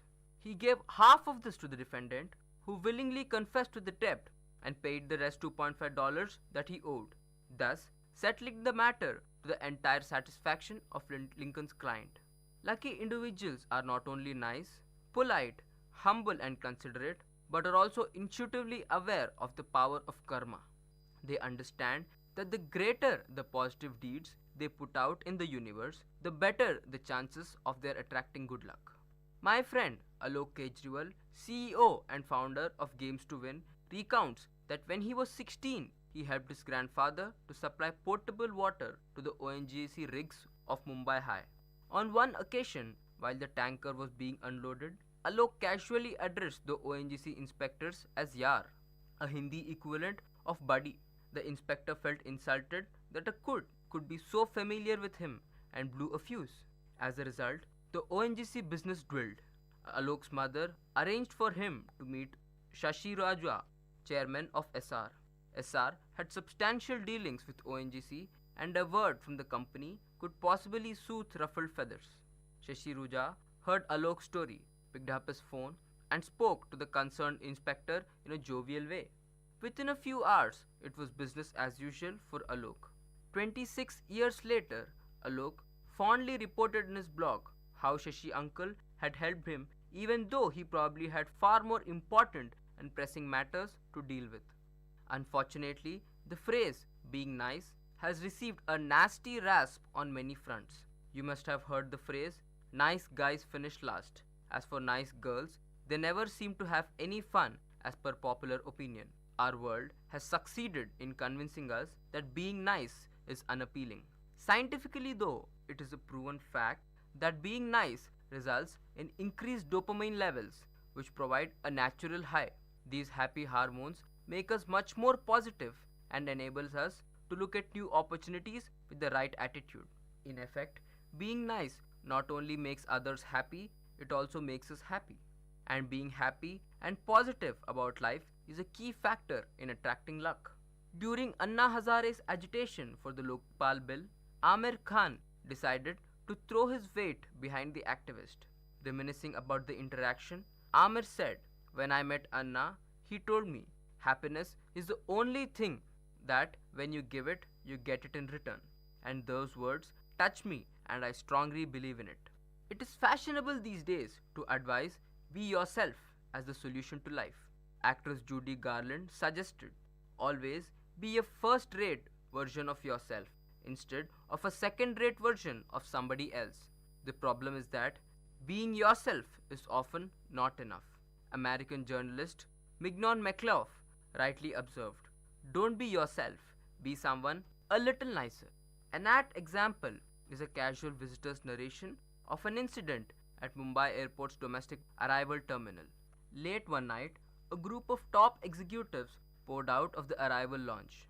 Most ordered their chauffeurs to pick their baggage and shouted at them for perceived delays. But one tall gentleman smilingly said, "You're not paid to carry my luggage, but to drive me home. Please get the car." He tucked his entire luggage to his car by himself. After a while, when I realized that the tall man was none other than Ratan Tata, I involuntarily raised my hand to salute him. At the same time, I wondered about others who did not try to ameliorate his humanity in spite of moving with him. In our daily interactions with people, it costs absolutely nothing to smile. How hard is it to acknowledge the presence of someone by using his or her name? Is it really that difficult to express gratitude for a favor received? The American poet Maya Angelou astutely observed, "People will forget what you said, people will forget what you did, but will never forget how you made them feel." While The Secret tells us that positive thoughts bring positive changes in our lives, we should remember that positive deeds also have a karmic effect. When Mohandas Gandhi once boarded a train, one of his sandals slipped off and landed on the track. He was unable to retrieve it because the train had begun moving. To the surprise of his companions, Gandhi removed his other sandal and carefully threw it back so that it landed close to the first. When another passenger asked him why, Gandhi smilingly replied, "The poor man who finds the footwear lying on the track will now have a pair that he can use." Often, niceness is not about what you do. In fact, There is an old proverb: the kindest word in the world is the unkind word left unsaid. Two examples stand out in this regard. Asked which orchestra gave him the most pleasure to conduct, Zubin Mehta tactfully refused to single out any particular favorite, saying, what would a devout Muslim answer as to which of his wives he preferred when a newspaper to which he subscribed mistakenly published an announcement of his death? Rudyard Kipling immediately wrote to the editor, I've just read that I'm dead. Don't forget to delete me from your list of subscribers. By not explicitly stating the name of his favorite orchestra, Mehta was ensuring that all the orchestras that he worked with would remain motivated to perform their best. Similarly, by making a joke out of a mistaken obituary, Kipling was avoiding unnecessary recriminations. Harvard University psychologist William James summed it up beautifully. The art of being wise is the art of knowing what to overlook. This often requires us to consciously steer away from negative thoughts or discussions. Consider this. In ancient Greece, Socrates was known to place a premium on knowledge. When an acquaintance visited the philosopher and began, Do you know what I just heard about your friend? Just wait for a moment, interrupted Socrates. Before telling me anything more, I would like you to pass a little test. It's called the triple filter test. Triple filter? Asked the acquaintance. That's right, said Socrates. Before you tell me something about your friend, I wish to filter what you're about to say. The first filter is truth. Have you ensured that what you're about to tell me is absolutely true? No, replied the acquaintance. I just heard about it and wanted to share it with you. Fine, said Socrates. So, you cannot be sure whether the information is true or false. Let's try the second filter, the filter of goodness. Are you about to tell me something about my friend that is good?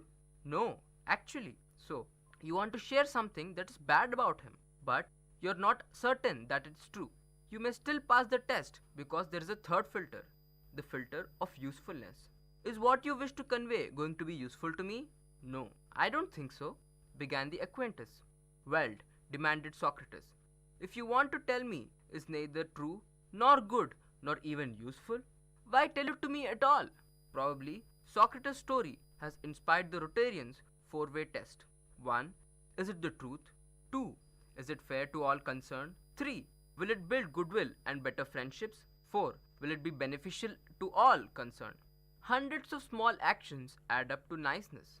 Returning a phone call, behaving courteously with one's colleagues and subordinates, remembering a birthday, praising a subordinate's effort, overlooking minor deficiencies. The list is rather long. Sometimes it simply involves doing what is right rather than what is required. Consider this event from the great actor Rajinikanth's life. Rajinikanth is probably the most enduring actor and cultural icon of India. Born and raised in poverty, he began acting in theatre while working in the Bangalore Metropolitan Transport Corporation as a bus conductor. The bus conductor to film Idol story is the stuff of legends. What is often forgotten is that in 2002, Rajinikanth starred in Baba and had also written its screenplay. Though released with great media hype, box office collections were short of the highest bids paid by the distributors. As a result, many distributors incurred huge losses. Rajinikanth personally repaid the losses incurred by most of the distributors, even though he was not legally obligated to. 5 years later, his next movie, Chandramukhi, was released. A smashing success. It set the record of being the longest running Tamil film. Why? Because of the immense support that Rajinikanth enjoyed from the distributor community. Being nice also tends to be a wise statement. For example, Abraham Lincoln selflessly withdrew from a Senate race in the 1830s but ended up winning the endorsement of his rival in the next election. Venture capitalist David Hornick, whose generosity with competitors is legendary, has always had the very best access to startups as a result of flavors that he dispensed. Thus, there is a clear correlation between being nice and favorable for future opportunities. Take another example, one from the world of advertising. Linda Kaplan Thaler, chairman of Good Ad Agency, publicist Kaplan Thaler and co-author of The Power of Nice, How to Conquer the Business World with Kindness, wrote, I grew up in the Bronx and I've heard a lot of 4-letter words, and none of them are actually as powerful as nice. In 1999, her agency was approached by a large insurance company to pitch for an ad campaign. When Thaler asked how they had heard of her, she was pleasantly surprised to learn that 2 people to whom she had been kind in the past had recommended her. Many people don't recognize that so much business can be generated from positive deeds and actions, said Thaler. The bottom line, niceness increases the probability that opportunities would be thrown your way by your network. Being nice not only results in positive word of mouth, it also ensures that someone else's door remains open for you in future. And doesn't one need an open door for good luck to walk in? One particular story from Winston Churchill's life is a perfect example of the power of goodness.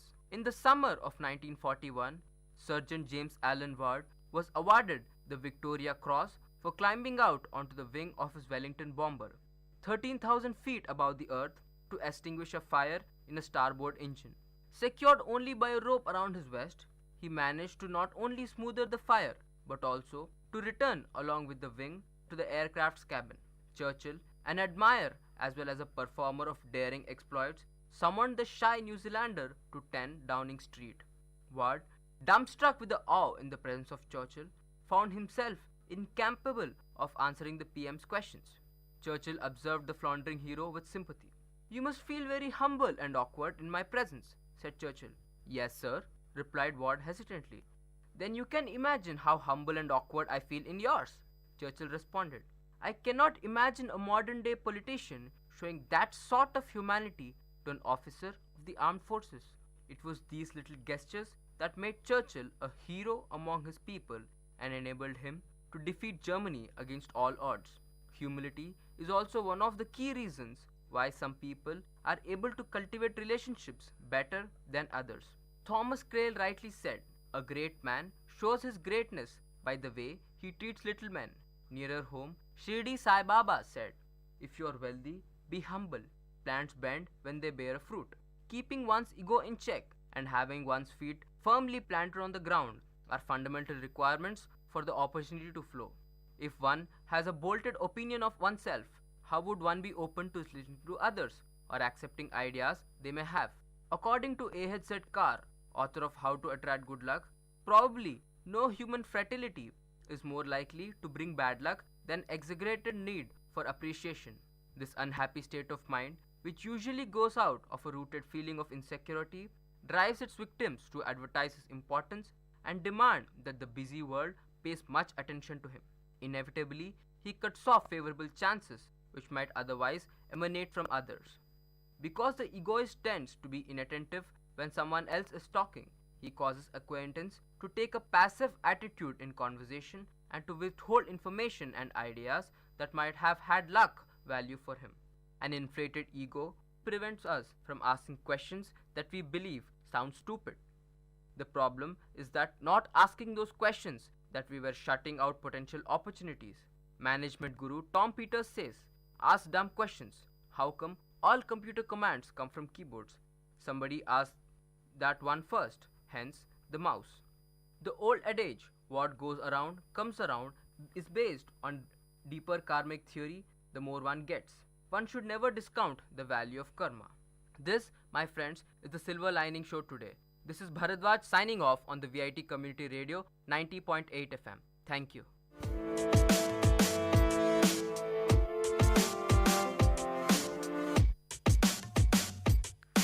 Dear listeners, you had listened to the program Silver Lining Show. We will meet you with another interesting positive topic in our next show. Till then, tune in to VIT Community Radio 90.8.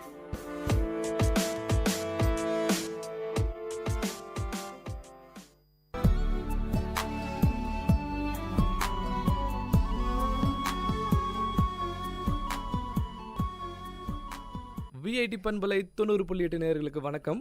இந்த கொளுத்துற கோடையை கொண்டாட்டத்தோடு கடக்க சில அரிய டிப்ஸை நம்ம வேலூர் மக்களுக்காக share பண்ண வந்திருக்காங்க வேலூர் ஃபுட்டி யூடியூப் சேனலின் அட்மின் பவித்ரா அருண்குமார். இந்த சம்மர் டிப்ஸ் பகுதியை உங்களுக்காக ஹோஸ்ட் பண்ண வந்திருக்கிறது நான் உங்கள் சுரேஷ் போஸ். வணக்கம் மேடம். வணக்கம் சுரேஷ்.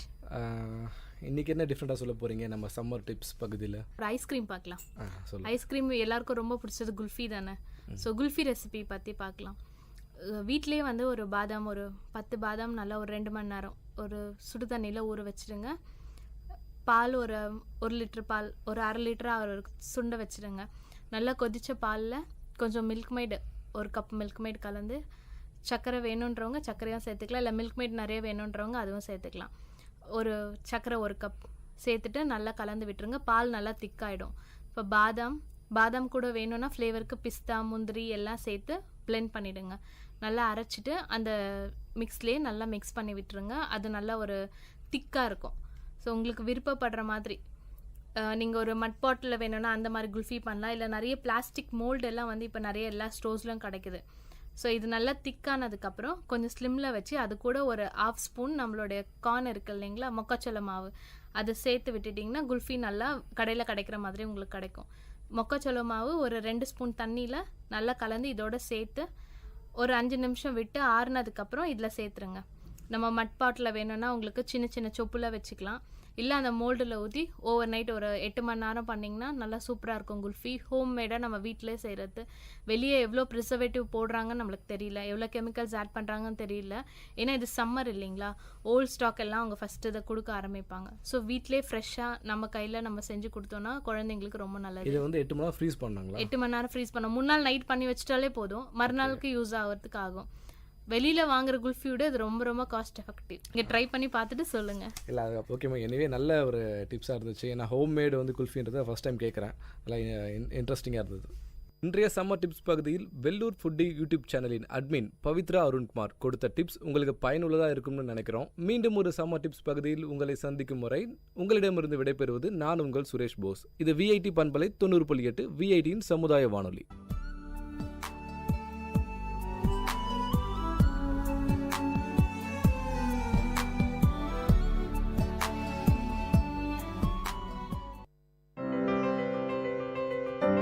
இப்பாடலை வழங்குபவர் இளையகானம் சி. இளையராஜா.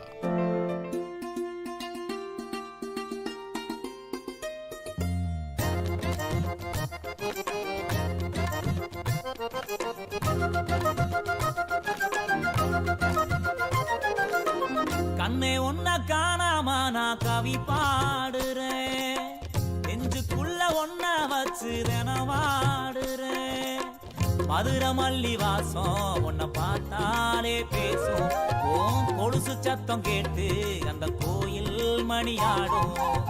கண்ணே ஒன்ன காணாம நான் கவி பாடுறேன், நெஞ்சுக்குள்ள ஒன்ன வச்சு தினவாடுறேன்.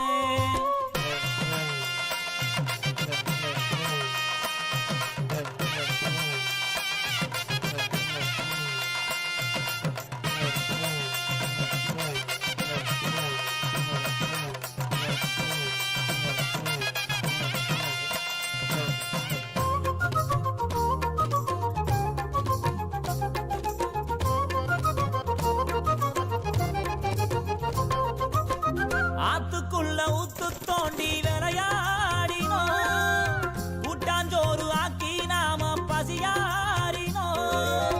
பள்ளி கூட பாடம் மறந்து அடி வாங்கினோம், அம்மா அப்பா பேர சொல்லி கதை பேசினோம். காலம் போட்ட கோணம் அழிஞ்சு தசை மாறினோம். கண்ணே ஒன்ன காணாம நான் கவி பாடுறேன், நெஞ்சுக்குள்ள ஒன்ன வச்சு தினவாடு.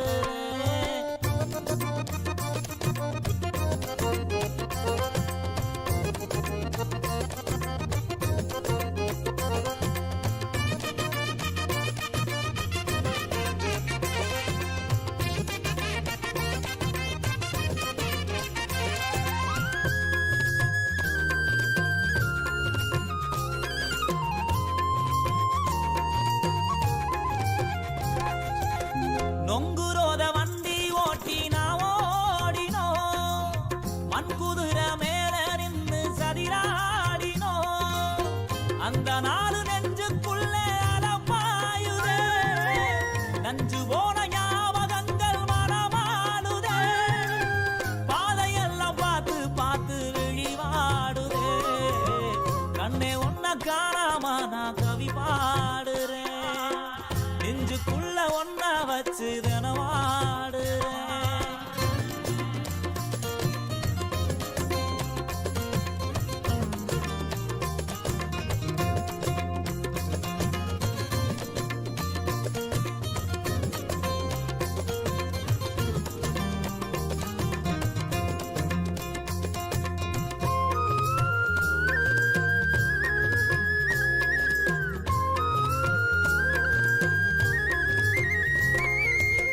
வெள்ளருக்கு வெட்டி வந்து பேயோட்டினோ, செங்கல் மேல பானை வச்சு தீ மூட்டினோ, அந்த நாடு நெஞ்சுக்குள்ள கடம் போடுதே, எந்த நாடு நீயும் வருவே விட தேடுதே, ஆசையெல்லாம் இதையே கேட்டு தினமாடுதே, கண்ணே ஒன்ன காணாம நான் கவி பாடுறேன், நெஞ்சுக்குள்ள ஒன்ன வச்சு தினவாடுறேன்.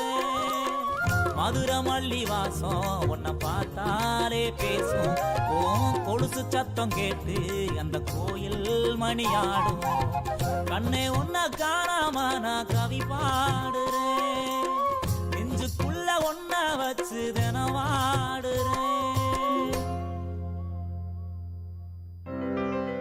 இப்பாடலை வழங்கியவர் இளையகானம் சி இளையராஜா. ஆத்தோரம் ஆத்தி மரம் பூத்திருக்கு நந்தவனம், பூப்பறிக்க போகலாம் வாரியா, நாம பூப்பறிக்க போகலாம் வாரியா, அடி பூவால மாலை கட்டி தோரணமா தொங்க விட்டு கோயிலுக்கு போட்டுடலாம் வாரியா, நாம கோயிலுக்கு போட்டுடலாம் வாரியா, நாம கோயிலுக்கு போட்டுடலாம் வாரியா.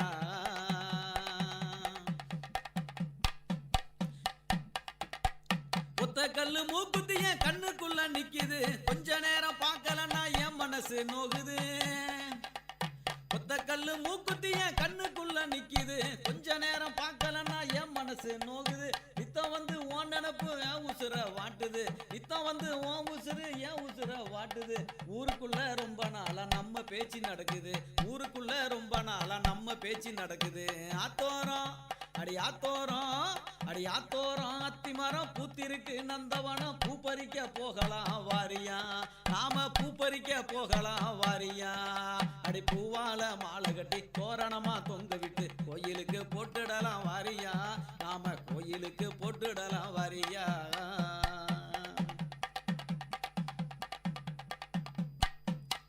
பொழுது விடிஞ்சு நேரமாச்சு புறப்படினே கருதருக்க, ஊரு சனா எல்லாம் பாரு போகுது, நம்ம ஊரு சனா எல்லாம் பாரு போகுது, பொழுது விடிஞ்சு நேரமாச்சு புறப்படினே கருதருக்க, ஊரு சனா எல்லாம் பாரு போகுது, நம்ம ஊரு சனா எல்லாம் பாரு போகுது, அடி பொதி சுமக்கிற குடும்பம் தாண்டி நம்ம நாட்டு நிலவரம், பொதி சுமக்கிற குடும்பம் தாண்டி நம்மனோட நிலவரம், நிரந்தரமா உழைக்கல நம்ம பாடு அந்தரம், நிரந்தரமா உழைக்கல நம்ம பாடு அந்தரம், ஆத்தோரம் அடி ஆத்தோரம் அடி ஆத்தோரம் அத்தி மரம் பூத்திருக்கு நந்தவனம், பூ பறிக்க போகலாம் வாரியா, நாம பூ பறிக்க போகலாம் வாரியா, அடி பூவால மாலை கட்டி தோரணமா தொங்க விட்டு கோயிலுக்கு போட்டுடலாம் வாரியா, நாம கோயிலுக்கு போட்டுடலாம் வாரியா, நாம கோயிலுக்கு போட்டுடலாம் வாரியா, நாம கோயிலுக்கு போட்டுடலாம் வாரியா.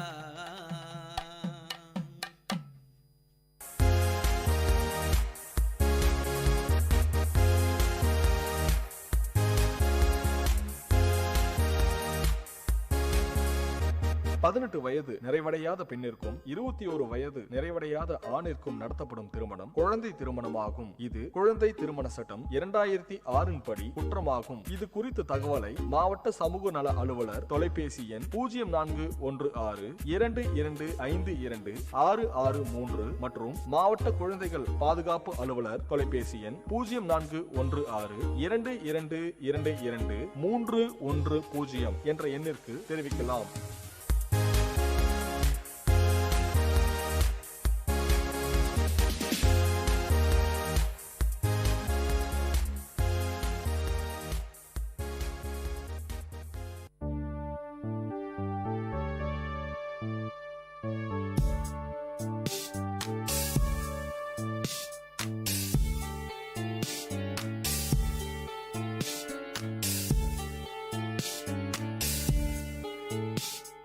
தந்தை எனும் மந்திர சொல்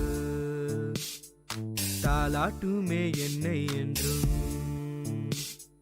தந்தை போல தோழன் இல்லை, என் தந்தை இன்றி தெய்வம் இல்லை.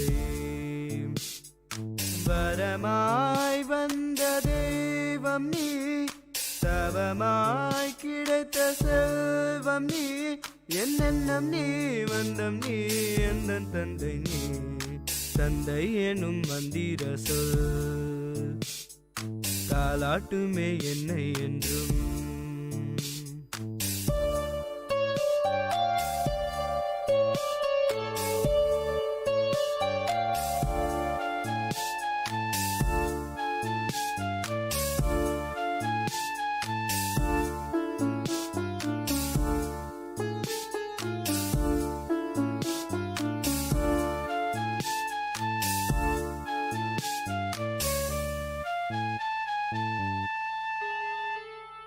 கரம் பிடித்து நடைபயின்றேன், நீ தோள் சுமந்தாய் உலகை ரசித்தேன். உனை உருக்கி என்னை வளர்த்தாய், நீ ஒளி கொடுத்தாய், நல் வழி நடந்தேன். தவம் என்ன செய்தனோ நான் உந்தன் மகனாய் பிறக்கவே. என்னென்னம் நீ வண்ணம் நீ, எந்த தந்தை நீ.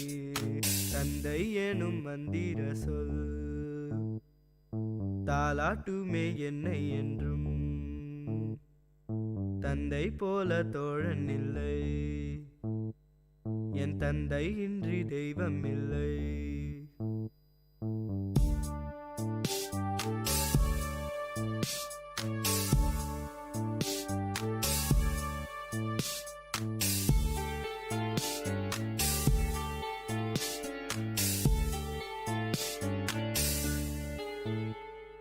காதல் கொண்டேன் காத்திருந்தேன், நீ கரம் கொடுக்க நான் கரை சேர்ந்தேன். சோர்ந்திருந்தேன் சேர்ந்து நின்றாய், வீழும் முன்னே நீ தாங்கிக் கொண்டாய். இனி வரும் பிறவியும் நான் உந்தன் மகனாய் பிறக்கவே. வரம் ஒன்றை கேட்கிறேன் அதை தருவாய், தந்தை எனும் மந்திர சொல் தாலாட்டுமே என்னை என்றும். தந்தை போல தோழன் இல்லை, என் தந்தை இன்றி தெய்வம் இல்லை. வரமாய் வந்த தெய்வம் நீ, தவமாய் கிடைத்த செல்வம் நீ, என்னென்னம் நீ வண்ணம் நீ, எந்த தந்தை நீ. கேட்ட பாடலை பாடியவர் அஜய் ரமணா, இசை முருகானந்தம், பாடல் வரிகள் முனைவர் மோகன ஸ்ரீனிவாசன், தயாரிப்பு விஐடி பண்பலை 90.8. முத்து முத்தாத்த மக சிரிச்சா, மனச பட்டா போட்டு தான் புடிச்சா. தரிசு விளைஞ்சது போல மனசு நிறைஞ்சிருக்குமானே. அடி பொண்ணே அடி பொண்ணே, எங்க பாதிரக்குடி ஊர் மண்ணே. அடி பொண்ணே அடி பொண்ணே, எங்க தஞ்சாவூர் மண்ணே. முத்து முத்தா அத்த மக சிரிச்சா, மனச பட்டா போட்டு தான் புடிச்சா. முத்து முத்தா அத்த மக சிரிச்சா, மனச பட்டா போட்டு தான் புடிச்சா. தரிசு விளைஞ்சது போல மனசு நிறைஞ்சிருக்குமானே. அடி தரிசு விளைஞ்சது போல மனசு நிறைஞ்சிருக்குமானே. அடி பொண்ணே அடி பொண்ணே, எங்க பாதிரக்குடி ஊர் மண்ணே. அடி பொண்ணே அடி பொண்ணே, எங்க தஞ்சாவூர் மண்ணே. முத்து முத்தா அத்த மக சிரிச்சா, மனச பட்டா போட்டு தான் புடிச்சா. மனச பட்டா போட்டு தான் புடிச்சா.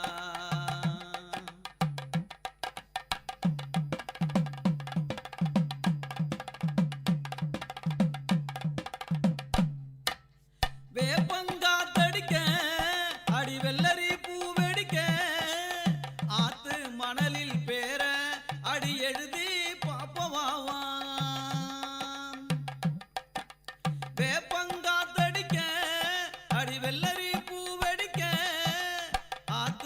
மணலில் பேர அடி எழுதி பாப்பவாவா பஞ்ச பூமியிலே ஏன் நெஞ்ச உழுத புள்ள கெஞ்சி பேசும் காற்ற நீ குற்றம் சொல்லலாமா செவக்காட்டு மண்ணுல சேர்ந்து நடந்தா பாதம் பூசுமே மகாராணி தலனி சாய மாமன் மடிதான் இலவம் பஞ்சு தலகாணி தலனி சாய மாமன் மடிதான் இலவம் பஞ்சு தலகாணி முத்து முத்தாத்த மக சிரிச்சா மனச பட்டா போட்டு தான் புடிச்சா மனச பட்டா போட்டு தான் புடிச்சா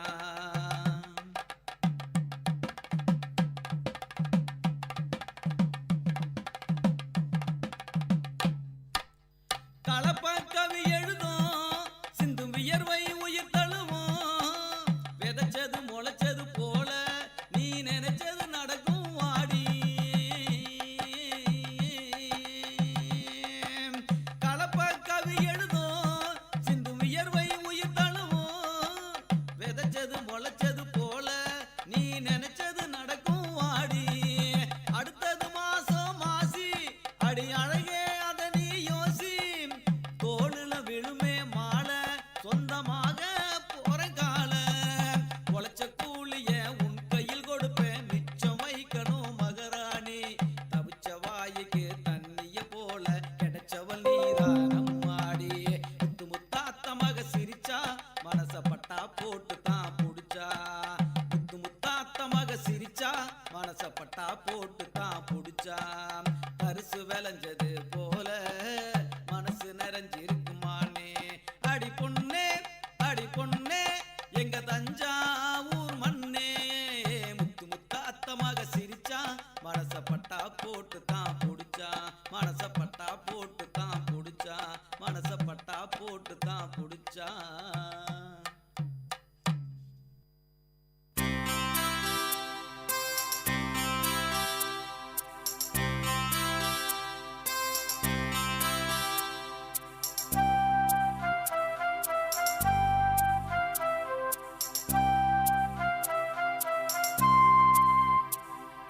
நித்திரை கொள்ளும் நேரமிது சித்திரை பெண்ணே பாடல் தொடு இதழ்களை சேர்த்து கைகளை கோர்த்து காற்றினில் நுழைந்து பாடல் தொடு காதலில் மூழ்கும் காலமிது நித்திரை கொள்ளும் நேரமிது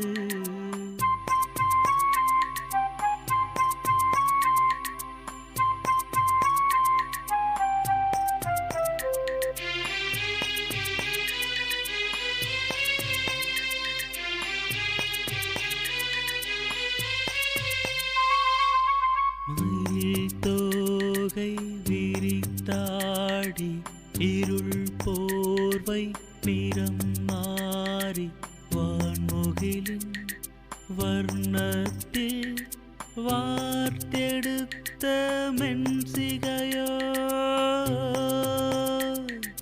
வான்முகிலின் வர்ணத்தில் வார்த்தெடுத்த மென்சிகையோ இளங்குயிலின் சதிசூடி மரநிழலில் கவி பாடி கான்மழையின் காலத்தில் குளிரேற்ற கண்ணிமையும் நித்திரை கொள்ளும் நேரமிது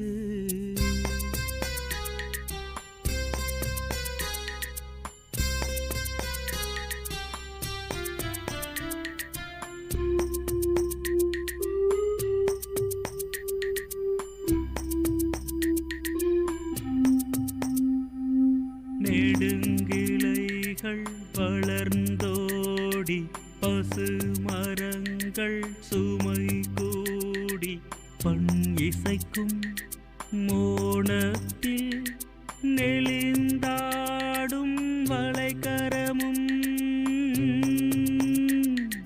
பண் இசைக்கும் மோனத்தில் நெளிந்தாடும் வளைக்கரமும் சுடர் விழிகள் வழியோடி மிட உயரிடையே மொழி தேடி கண் அசைக்கும் நேரத்தில் களி கூட்டும் சிலை முகமும் நித்திரை கொள்ளும் நேரமிது. கேட்ட பாடலை இசையமைத்து பாடியவர் முருகானந்தம். பாடல் வரிகள் KP ஆனந்த். தயாரிப்பு VIT பண்பலை 90.8.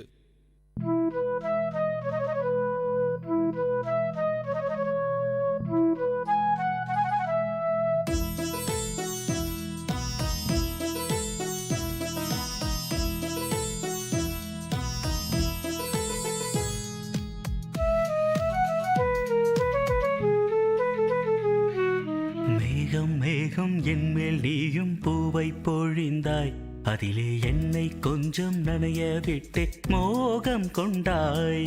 மேகம் மேகம் என்மேல் நீயும் பூவை பொழிந்தாய், அதிலே என்னை கொஞ்சம் நனைய விட்டு மோகம் கொண்டாய். காலை கதிரே உன் பனித்துளி நான், தினம் என்னை கிள்ளியே நீ எழுப்பி விட்டாய். மேகம் மேகம் என்மேல் நீயும் பூவை பொழிந்தாய், அதிலே என்னை கொஞ்சம் நனைய விட்டே மோகம் கொண்டாய்.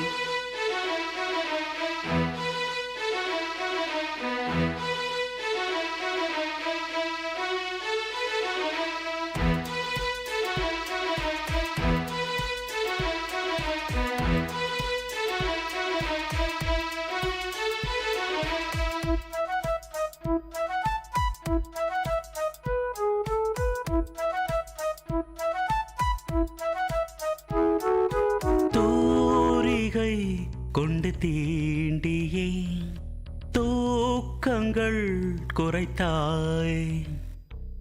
பூமகள் என்று என்னையே போர்வைக்குள் இழுத்தாய்.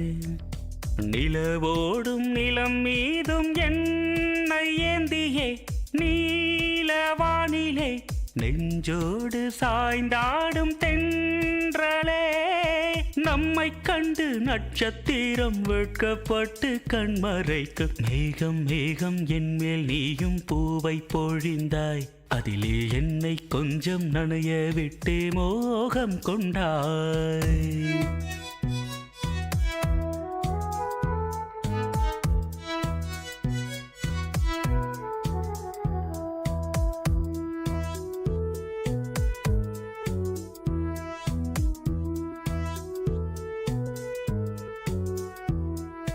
வானவில் வண்ணம் கூட்டியே வார்த்தைகள் வரைந்தாய். தேன் துளி என்று என்னையே நாக்கினுள் ஒலித்தாய்.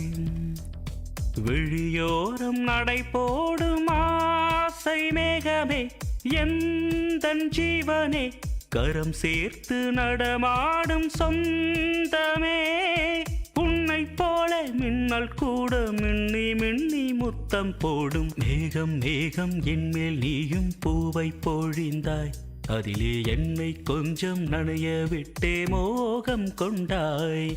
மேகம் மேகம் என்மேல் நீயும் பூவை பொழிந்தாய், அதிலே என்னை கொஞ்சம் நனைய விட்டே மோகம் கொண்டாய். காலை கதிரே உன் பனித்துளி நான், தினம் என்னை கிள்ளியே நீ எழுப்பி விட்டாய். மேகம் மேகம் என்மேல் நீயும் பூவை பொழிந்தாய், அதிலே என்னை கொஞ்சம் நனைய விட்டு மோகம் கொண்டாய். கேட்ட பாடலை இசையமைத்து பாடியவர் முருகானந்தம். பாடல் வரிகள் பவித்ரா. தயாரிப்பு VIT பண்பலை 90.8.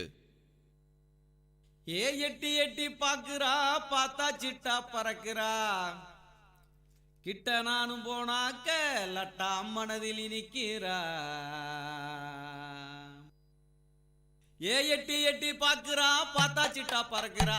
எட்டி எட்டி பாக்குறா, பார்த்தா சிட்டா பறக்குறா. கிட்ட நானும் போனாக்க லட்டா மனதில் நிக்கிறா. கிட்ட நானும் போனாக்க லட்டா மனதில் நிக்கிறா. எட்டி எட்டி ஏ எட்டி எட்டி என்ன எட்டி எட்டி பாக்குறா பார்த்தா சிட்டா பறக்குறா எட்டி எட்டி பாக்குறா பார்த்தா சிட்டா பறக்குறா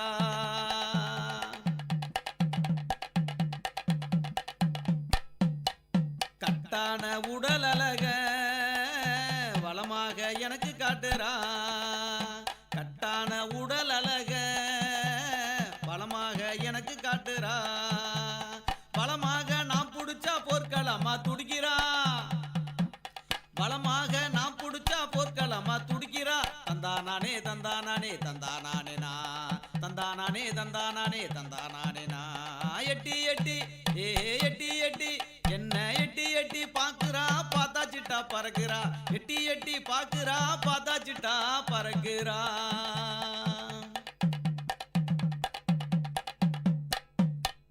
கண்ணையும் தான் சிமிட்டி உருட்டுறா என்னையும் தான் விரும்பி தவிக்கிறா கண்ணையும் தான் சிமிட்டி உருட்டுறா அவ என்னையும் தான் விரும்பி தவிக்கிறா மண்ணை பார்த்த நிலையிலே மனசில் கோலம் போடுறா மண்ணை பார்த்த நிலையிலே மனசில் கோலம் போடுறா தந்தானானே தந்தானானே தந்தானானே தந்தானானே தந்தானானே தந்தானானே எட்டி எட்டி ஏ எட்டி எட்டி என்ன எட்டி எட்டி பாக்குறா பார்த்தா சிட்டா பறக்குறா எட்டி எட்டி பாக்குறா பார்த்தா சிட்டா பறக்குறா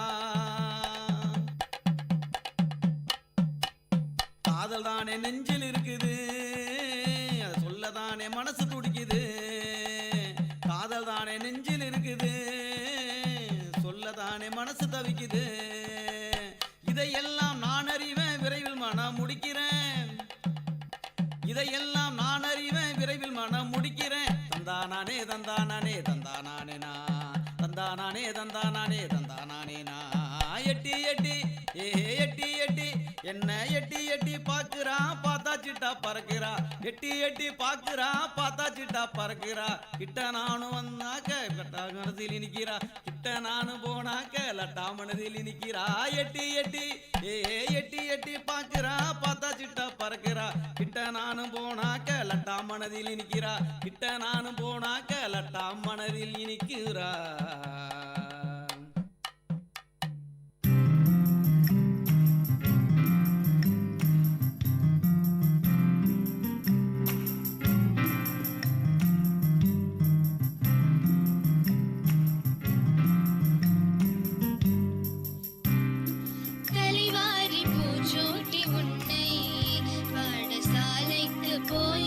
சொன்னாலும் நன்னை தலைவாரி பூச்சூட்டி உன்னை பாடசாலைக்கு போயென்று சொன்னாலும் நன்னை சிலை போல ஏனங்கு நின்றாய் சிலை போல ஏனங்கு நின்றாய் நீ சிந்தாத கண்ணீரை ஏன் சிந்துகின்றாய் தலைவாரி பூச்சூட்டி உன்னை பாடசாலைக்கு போயென்று சொன்னாலும் நன்னை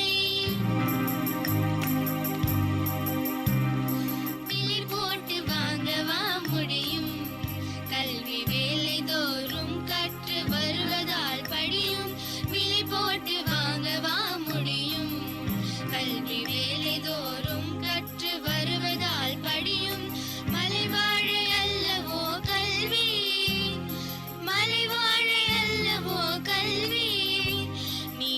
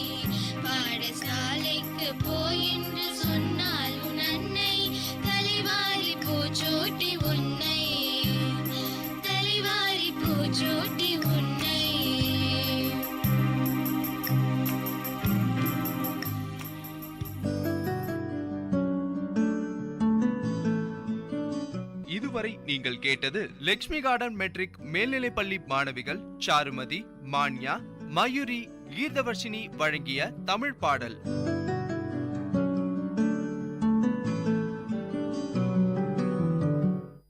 அனைவருக்கும் என் இனிய காலை வணக்கம். நாங்கள் வாணி வித்யாலயா பள்ளியிலிருந்து வந்திருக்கிறோம். உங்களுக்காக இன்று ஒரு தமிழ் பாட்டு. முதலில் ஜெய் விஷ்ணு, இரண்டாம் அவர் கிருஷ்ணபிரியா, மூன்றாம் அவர் இஷிதா. என்று தனியும் இந்த சுதந்திர தாகம், என்று மடியும் எங்கள் அடிமையின் மோகம், என்று தனியும் இந்த சுதந்திர தாகம், என்று மடியும் எங்கள் அடிமையின் மோகம், என்ற மதன்னிக்கை விலங்குகள் போகும், என்ற மதன்னிக்கை விலங்குகள் போகும், என்ற மதின்னல் தீர்ந்து பொய்யாகும், என்ற மதின்னல் தீர்ந்து பொய்யாகும், என்று தனியும் இந்த சுதந்திர தாகம், என்று மடியும் எங்கள் அடிமையின் மோகம், பஞ்சமும் நோயும் மின் மெய்யடியார்க்கோ, பஞ்சமும் நோயும் மின் மெய்யடியார்க்கோ, பாரினில் மேன்மைகள் வேறினியார்க்கோ, பாரினில் மேன்மைகள் வேறினியார்க்கோ, தஞ்சமடைந்த பின் கைவிடலாமோ, தஞ்சமடைந்த பின் கைவிடலாமோ, தாயும் தன் குழந்தையை கல்லிடக்கூடும், என்று தனியும் இந்த சுதந்திர தாகம், என்று மடியும் எங்கள் அடிமையின் மோகம், நெஞ்சில் உரமுமின்றி நேர்மை திறமுமின்றி, நெஞ்சில் உரமுமின்றி நேர்மை திறமுமின்றி, பஞ்சனை சொல்வாரடி கிளியே, வாய் சொல்லில் வீரனடி, கூட்டத்தில் கூடி நின்று கூவி பிதற்றல் அன்றி, நாட்டத்தில் கூடி நின்று கூவி பிதற்றல் அன்றி, நாட்டத்தில் கொள்வாரடி கிளியே, நாளில் மறப்பாரடி, என்று தனியும் இந்த சுதந்திர தாகம், என்று மடியும் எங்கள் அடிமையின் மோகம், என்ற தன் கை விலங்குகள் போகும், என்ற மதன் கை விலங்குகள் போகும், என்ற மதின்னல் தீர்ந்து பொய்யாகும், என்ற மதின்னல் தீர்ந்து பொய்யாகும், என்று தனியும் இந்த சுதந்திர தாகம், என்று மடியும் எங்கள் அடிமையின் மோகம். நன்றி, வணக்கம்.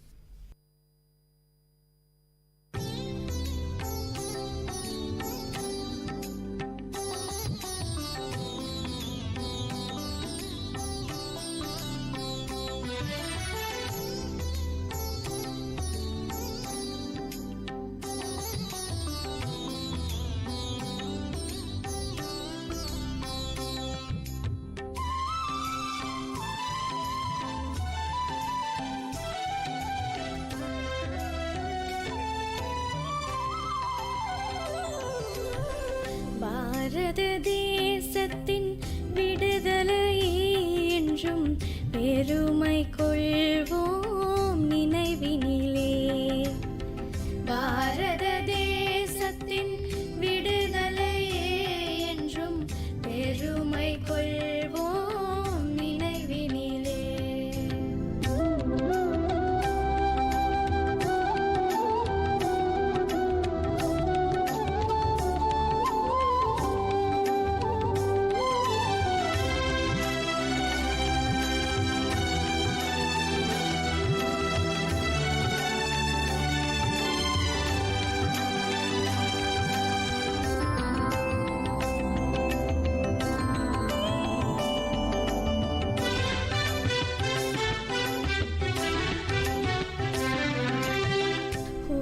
உலகம் போற்றும் உன்னத தேசம் காற்றை போல நம்முள் வீசும்.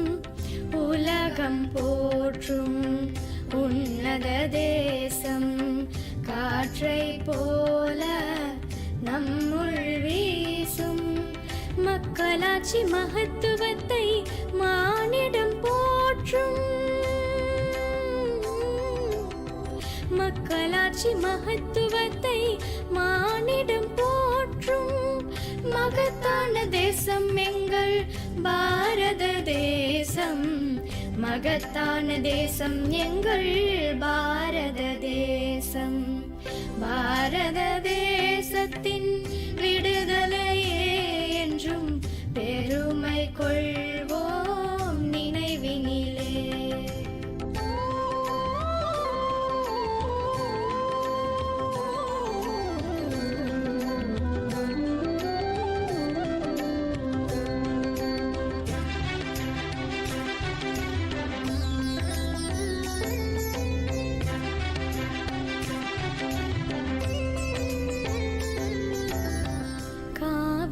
கங்கை புனித தீர்த்தமாய் எங்கள் தாகம் தீர்க்கும் ஜீவநதி.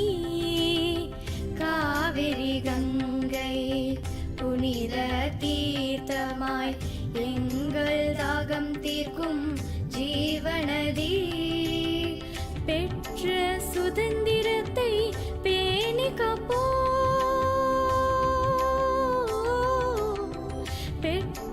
சுதந்திரத்தை பேணி காப்போம். பெருமை கொண்டே அதை எந்நாளும் காப்போம். பெருமை கொண்டே அதை எந்நாளும் காப்போம். பாரத தேசத்தின் விடுதலையே என்றும் பெருமை கொள்வோம் நினைவினிலே.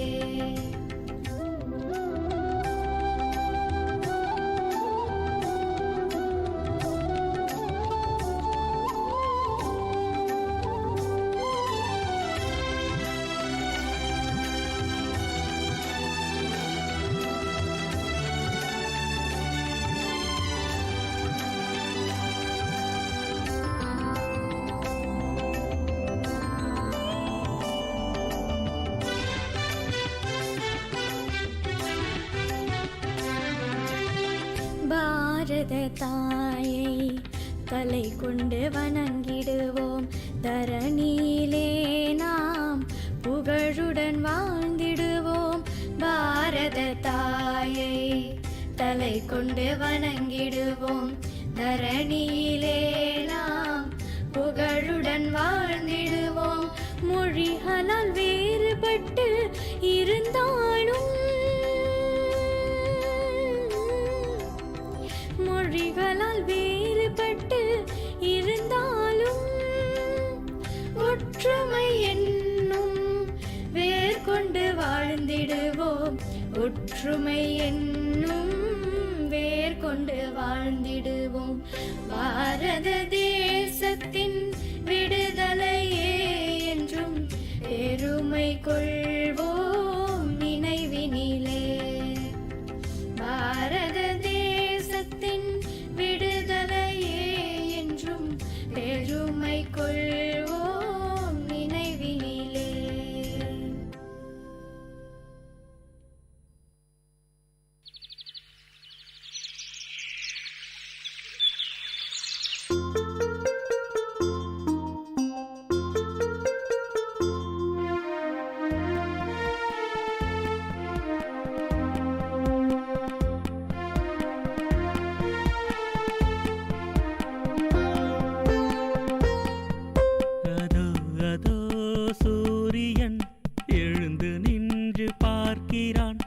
இளஞ்சிவப்பு நிறத்திலே இளமையாக சிரிக்கிறான்.